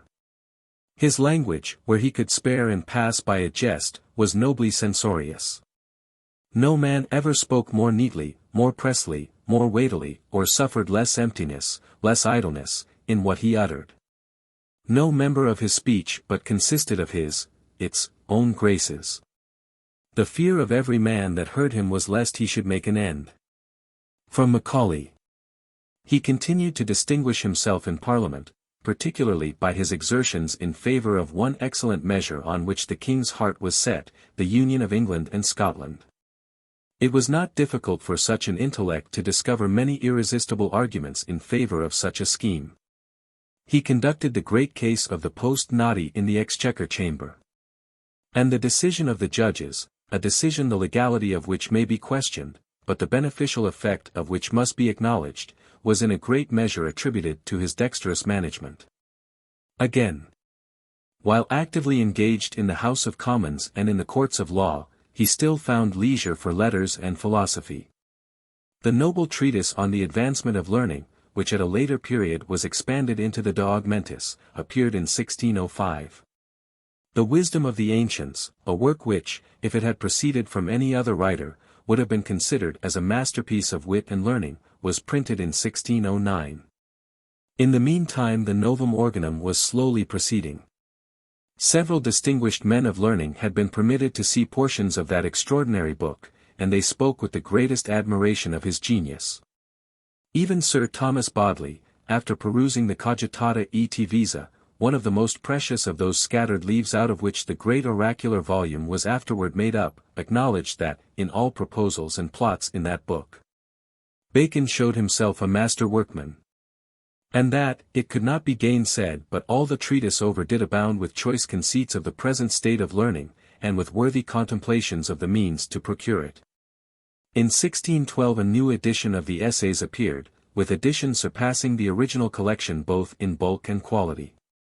Nor did these pursuits distract Bacon's attention from a work the most arduous, the most glorious, and the most useful that even his mighty powers could have achieved, the reducing and recompiling, to use his own phrase, of the laws of England. To serve the exacting and laborious offices of Attorney General and Solicitor General would have satisfied the appetite of any other man for hard work, but Bacon had to add the vast literary industries just described, to satisfy his. He was a born worker. The service which he rendered to letters during the last 5 years of his life, amid 10,000 distractions and vexations, increased the regret with which we think on the many years which he had wasted, to use the words of Sir Thomas Bodley, on such study as was not worthy such a student. He commenced a digest of the laws of England, a history of England under the princes of the House of Tudor, a body of national history, a philosophical romance. He made extensive and valuable additions to his essays. He published the inestimable treatise De Augmentis Scientiarum. Did these labors of Hercules fill up his time to his contentment, and quiet his appetite for work? Not entirely. The trifles with which he amused himself in hours of pain and languor bore the mark of his mind. The best jest book in the world is that which he dictated from memory, without referring to any book, on a day on which illness had rendered him incapable of serious study. Here are some scattered remarks, from Macaulay, which throw light upon Bacon, and seem to indicate, and maybe demonstrate, that he was competent to write the plays and poems. With great minuteness of observation he had an amplitude of comprehension such as has never yet been vouchsafed to any other human being. The essays contain abundant proofs that no nice feature of character, no peculiarity in the ordering of a house, a garden, or a court masque, could escape the notice of one whose mind was capable of taking in the whole world of knowledge. His understanding resembled the tent which the fairy Peribenu gave to Prince Ahmed, fold it, and it seemed a toy for the hand of a lady, spread it, and the armies of the powerful sultans might repose beneath its shade. The knowledge in which Bacon excelled all men was a knowledge of the mutual relations of all departments of knowledge. In a letter written when he was only 31, to his uncle, Lord Burleigh, he said, "I have taken all knowledge to be my province." Though Bacon did not arm his philosophy with the weapons of logic, he adorned her profusely with all the richest decorations of rhetoric. The practical faculty was powerful in Bacon, but not, like his wit, so powerful as occasionally to usurp the place of his reason and to tyrannize over the whole man. There are too many places in the plays where this happens. Poor old dying John of Gaunt volleying second-rate puns at his own name, is a pathetic instance of it. We may assume that it is Bacon's fault, but the Stratford Shakespeare has to bear the blame.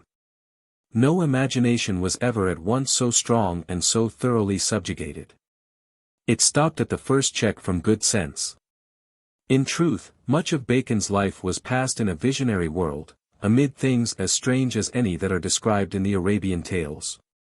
Amid buildings more sumptuous than the palace of Aladdin, fountains more wonderful than the golden water of Parizade, conveyances more rapid than the hippogriff of Ruggiero, arms more formidable than the lance of Astolfo, remedies more efficacious than the balsam of Fierobras. Yet in his magnificent daydreams there was nothing wild, nothing but what sober reason sanctioned. Bacon's greatest performance is the first book of the Novum Organum.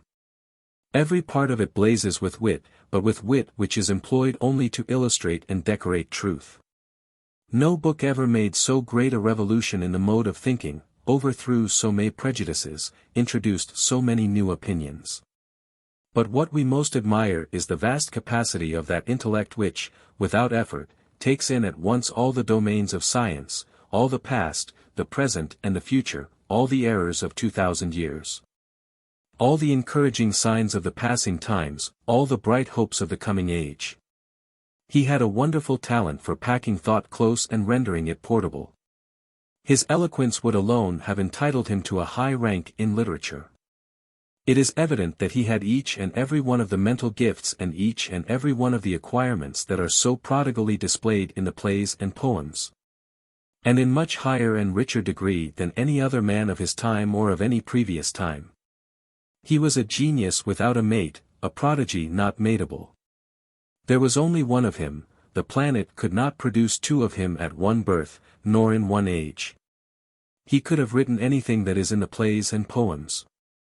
He could have written this. The cloud-capped towers, the gorgeous palaces. The solemn temples, the great globe itself. Yea, all which it inherit, shall dissolve. And, like an insubstantial pageant faded. Leave not a rack behind. We are such stuff. As dreams are made on, and our little life is rounded with a sleep. Also, he could have written this, but he refrained. Good friend, for Jesus' sake forbear to dig the dust enclosed here. Blessed be ye man whitey spares thes stones. And cursed be he whitey moves my bones. When a person reads the noble verses about the cloud-capped towers, he ought not to follow it immediately with good friend for Jesus' sake forbear, because he will find the transition from great poetry to poor prose too violent for comfort. It will give him a shock. You never notice how commonplace and unpoetic gravel is until you bite into a layer of it in a pie. 11. Am I trying to convince anybody that Shakespeare did not write Shakespeare's works? Ah, now, what do you take me for? Would I be so soft as that, after having known the human race familiarly for nearly 74 years? It would grieve me to know that anyone could think so injuriously of me, so uncomplimentarily, so unadmiringly of me. No, no, I am aware that when even the brightest mind in our world has been trained up from childhood in a superstition of any kind, it will never be possible for that mind, in its maturity, to examine sincerely, dispassionately, and conscientiously any evidence or any circumstance which shall seem to cast a doubt upon the validity of that superstition. I doubt if I could do it myself.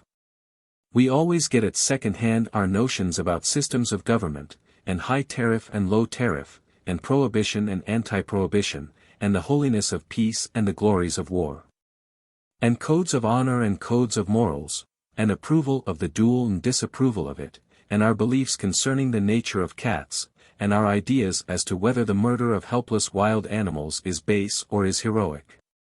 And our preferences in the matter of religious and political parties, and our acceptance or rejection of the Shakespeares and the Arthur Ortons and the Mrs. Eddies. We get them all at second hand, we reason none of them out for ourselves. It is the way we are made. It is the way we are all made, and we can't help it, we can't change it. And whenever we have been furnished a fetish, and have been taught to believe in it, and love it and worship it, and refrain from examining it, there is no evidence, howsoever clear and strong, that can persuade us to withdraw from it our loyalty and our devotion. In morals, conduct, and beliefs we take the color of our environment and associations, and it is a color that can safely be warranted to wash. Whenever we have been furnished with a tar baby ostensibly stuffed with jewels, and warned that it will be dishonorable and irreverent to disembowel it and test the jewels, we keep our sacrilegious hands off it. We submit, not reluctantly, but rather gladly, for we are privately afraid we should find, upon examination, that the jewels are of the sort that are manufactured at North Adams, Massachusetts. I haven't any idea that Shakespeare will have to vacate his pedestal this side of the year 2209. Disbelief in him cannot come swiftly. Disbelief in a healthy and deeply loved tar baby has never been known to disintegrate swiftly. It is a very slow process. It took several thousand years to convince our fine race, including every splendid intellect in it, that there is no such thing as a witch. It has taken several thousand years to convince the same fine race, including every splendid intellect in it, that there is no such person as Satan. It has taken several centuries to remove perdition from the Protestant Church's program of post-mortem entertainments. It has taken a weary long time to persuade American Presbyterians to give up infant damnation and try to bear it the best they can. And it looks as if their Scotch brethren will still be burning babies in the everlasting fires when Shakespeare comes down from his perch. We are the reasoning race. We can't prove it by the above examples, and we can't prove it by the miraculous histories, built by those Stratfordilators out of a hatful of rags and a barrel of sawdust, but there is a plenty of other things we can prove it by. If I could think of them. We are the reasoning race, and when we find a vague file of chipmunk tracks stringing through the dust of Stratford village, we know by our reasoning bowers that Hercules has been along there. I feel that our fetish is safe for 3 centuries yet. The bust, too, there in the Stratford church. The precious bust, the priceless bust, the calm bust, the serene bust, the emotionless bust, with the dandy mustache, and the putty face.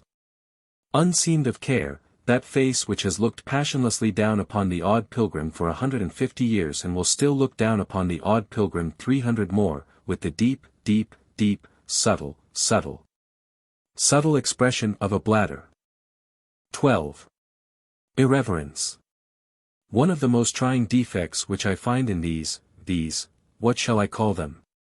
For I will not apply injurious epithets to them, the way they do to us, such violations of courtesy being repugnant to my nature and my dignity. The farthest I can go in that direction is to call them by names of limited reverence, names merely descriptive, never unkind, never offensive, never tainted by harsh feeling. If they would do like this, they would feel better in their hearts. Very well, then, to proceed. One of the most trying defects which I find in these Stratfordilators, these Shakespeareids, these thugs, these Bangalores, these troglodytes, these Herumfordites, these Blatherskites, these buccaneers, these bandoliers, is their spirit of irreverence. It is detectable in every utterance of theirs when they are talking about us. I am thankful that in me there is nothing of that spirit. When a thing is sacred to me it is impossible for me to be irreverent toward it. I cannot call to mind a single instance where I have ever been irreverent, except towards the things which were sacred to other people. Am I in the right? I think so. But I ask no one to take my unsupported word, no, look at the dictionary. Let the dictionary decide. Here is the definition. Irreverence. The quality or condition of irreverence toward God and sacred things. What does the Hindu say? He says it is correct. He says irreverence is lack of respect for Vishnu, and Brahma, and Krishna, and his other gods, and for his sacred cattle, and for his temples and the things within them. He endorses the definition, you see. And there are 300 million Hindus or their equivalents back of him. The dictionary had the acute idea that by using the capital G it could restrict irreverence to lack of reverence for our deity and our sacred things. But that ingenious and rather sly idea miscarried, for by the simple process of spelling his deities with capitals the Hindu confiscates the definition and restricts it to his own sects, thus making it clearly compulsory upon us to revere his gods and his sacred things, and nobody's else. We can't say a word, for he has our own dictionary at his back, and its decision is final. This law, reduced to its simplest terms, is this: 1. Whatever is sacred to the Christian must be held in reverence by everybody else. 2. Whatever is sacred to the Hindu must be held in reverence by everybody else. 3. Therefore, by consequence, logically, and indisputably, whatever is sacred to me must be held in reverence by everybody else. Now then, what aggravates me is that these troglodytes and Muscovites and bandoliers and buccaneers are also trying to crowd in and share the benefit of the law, and compel everybody to revere their Shakespeare and hold him sacred. We can't have that, there's enough of us already.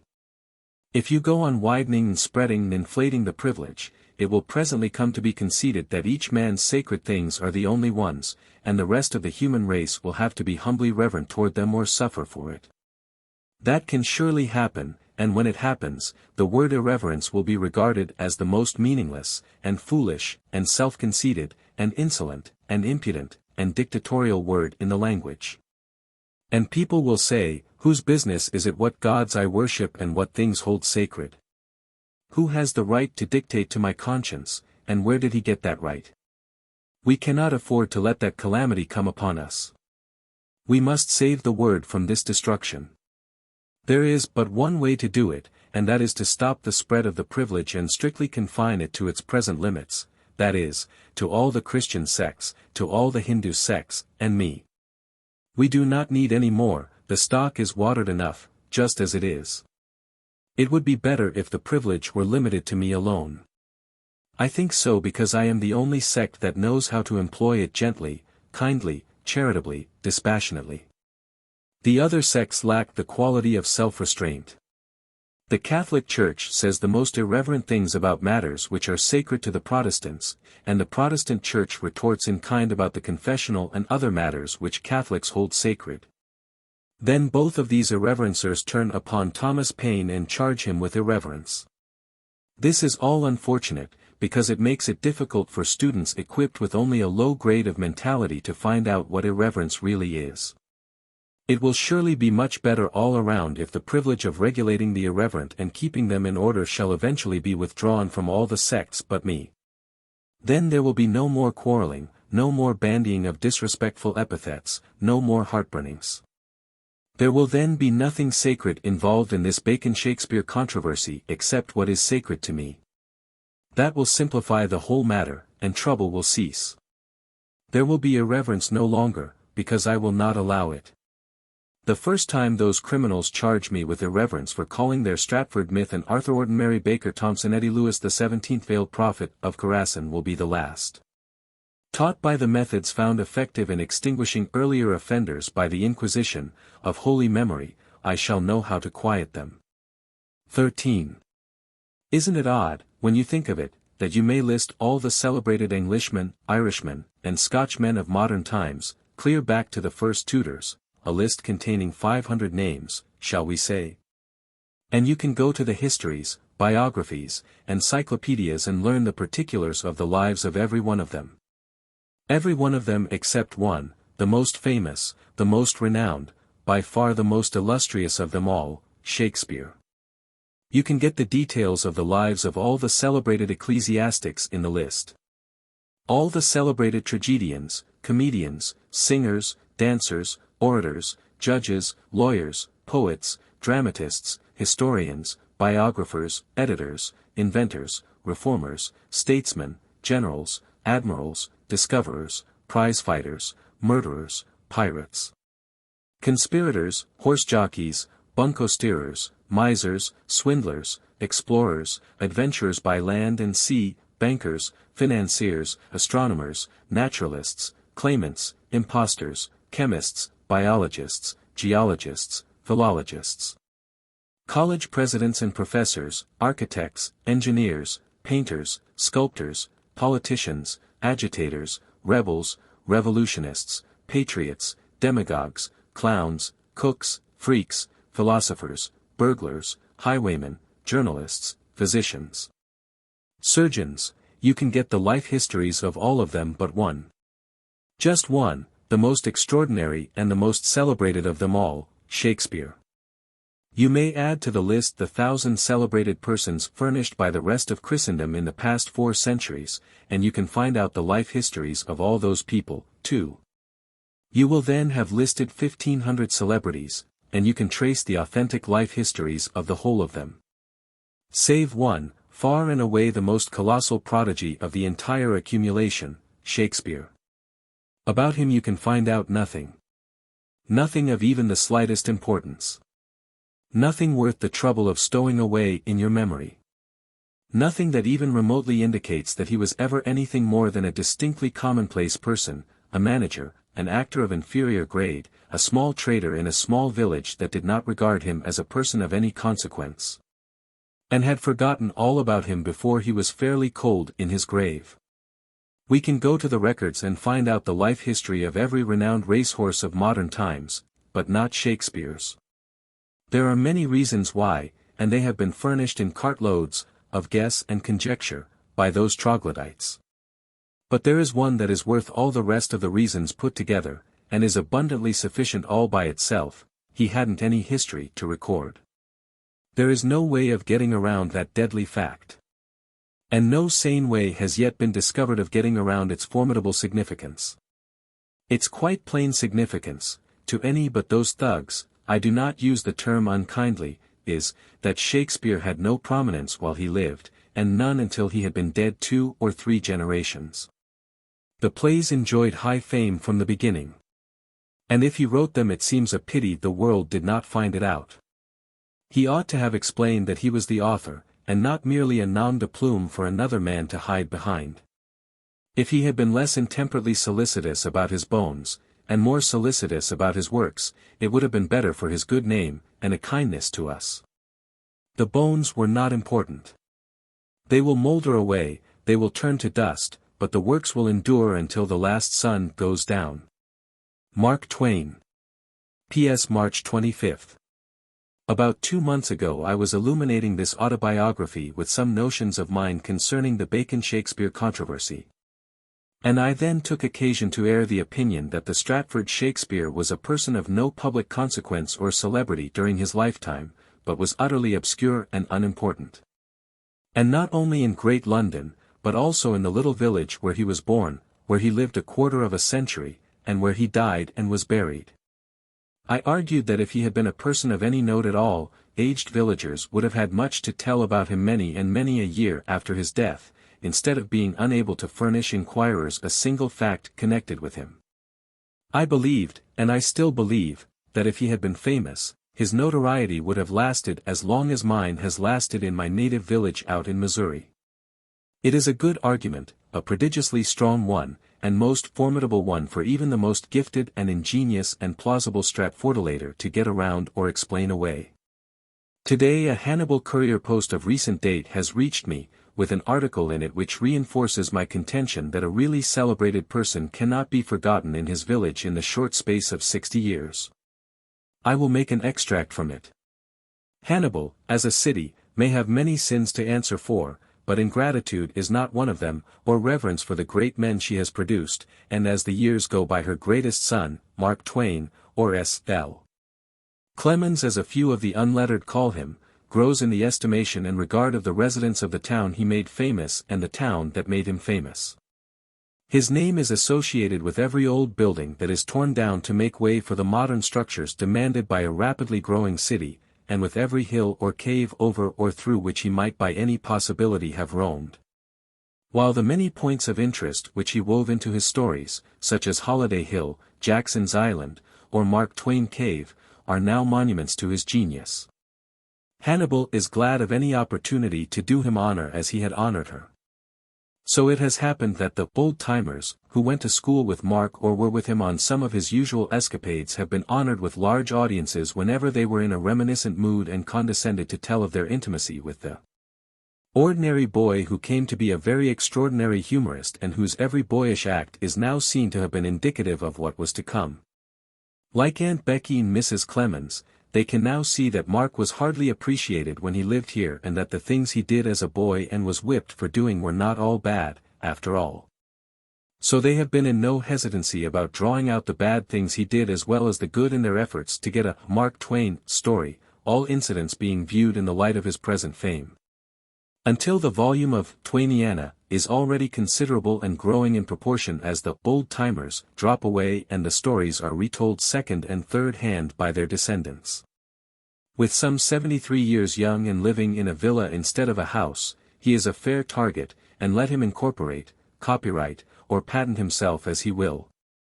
There are some of his works that will go swooping up Hannibal chimneys as long as graybeards gather about the fires and begin with, "I've heard father tell," or possibly, "Once when I." The Mrs. Clemens referred to as my mother, was my mother. And here is another extract from a Hannibal paper, of date 20 days ago.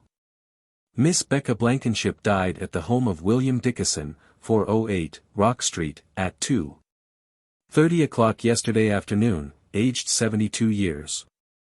The deceased was a sister of Huckleberry Finn, one of the famous characters in Mark Twain's Tom Sawyer. She had been a member of the Dickinson family, the housekeeper, for nearly 45 years, and was a highly respected lady. For the past 8 years she had been an invalid, but was as well cared for by Mr. Dickinson and his family as if she had been a near relative. She was a member of the Park Methodist Church and a Christian woman. I remember her well. I have a picture of her in my mind which was graven there, clear and sharp and vivid, 63 years ago. She was at that time 9 years old, and I was about 11. I remember where she stood, and how she looked. And I can still see her bare feet, her bare head, her brown face, and her short tow linen frock. She was crying. What it was about I have long ago forgotten. But it was the tears that preserved the picture for me, no doubt. She was a good child, I can say that for her. She knew me nearly 70 years ago. Did she forget me, in the course of time? I think not. If she had lived in Stratford in Shakespeare's time, would she have forgotten him? Yes. For he was never famous during his lifetime, he was utterly obscure in Stratford, and there wouldn't be any occasion to remember him after he had been dead a week.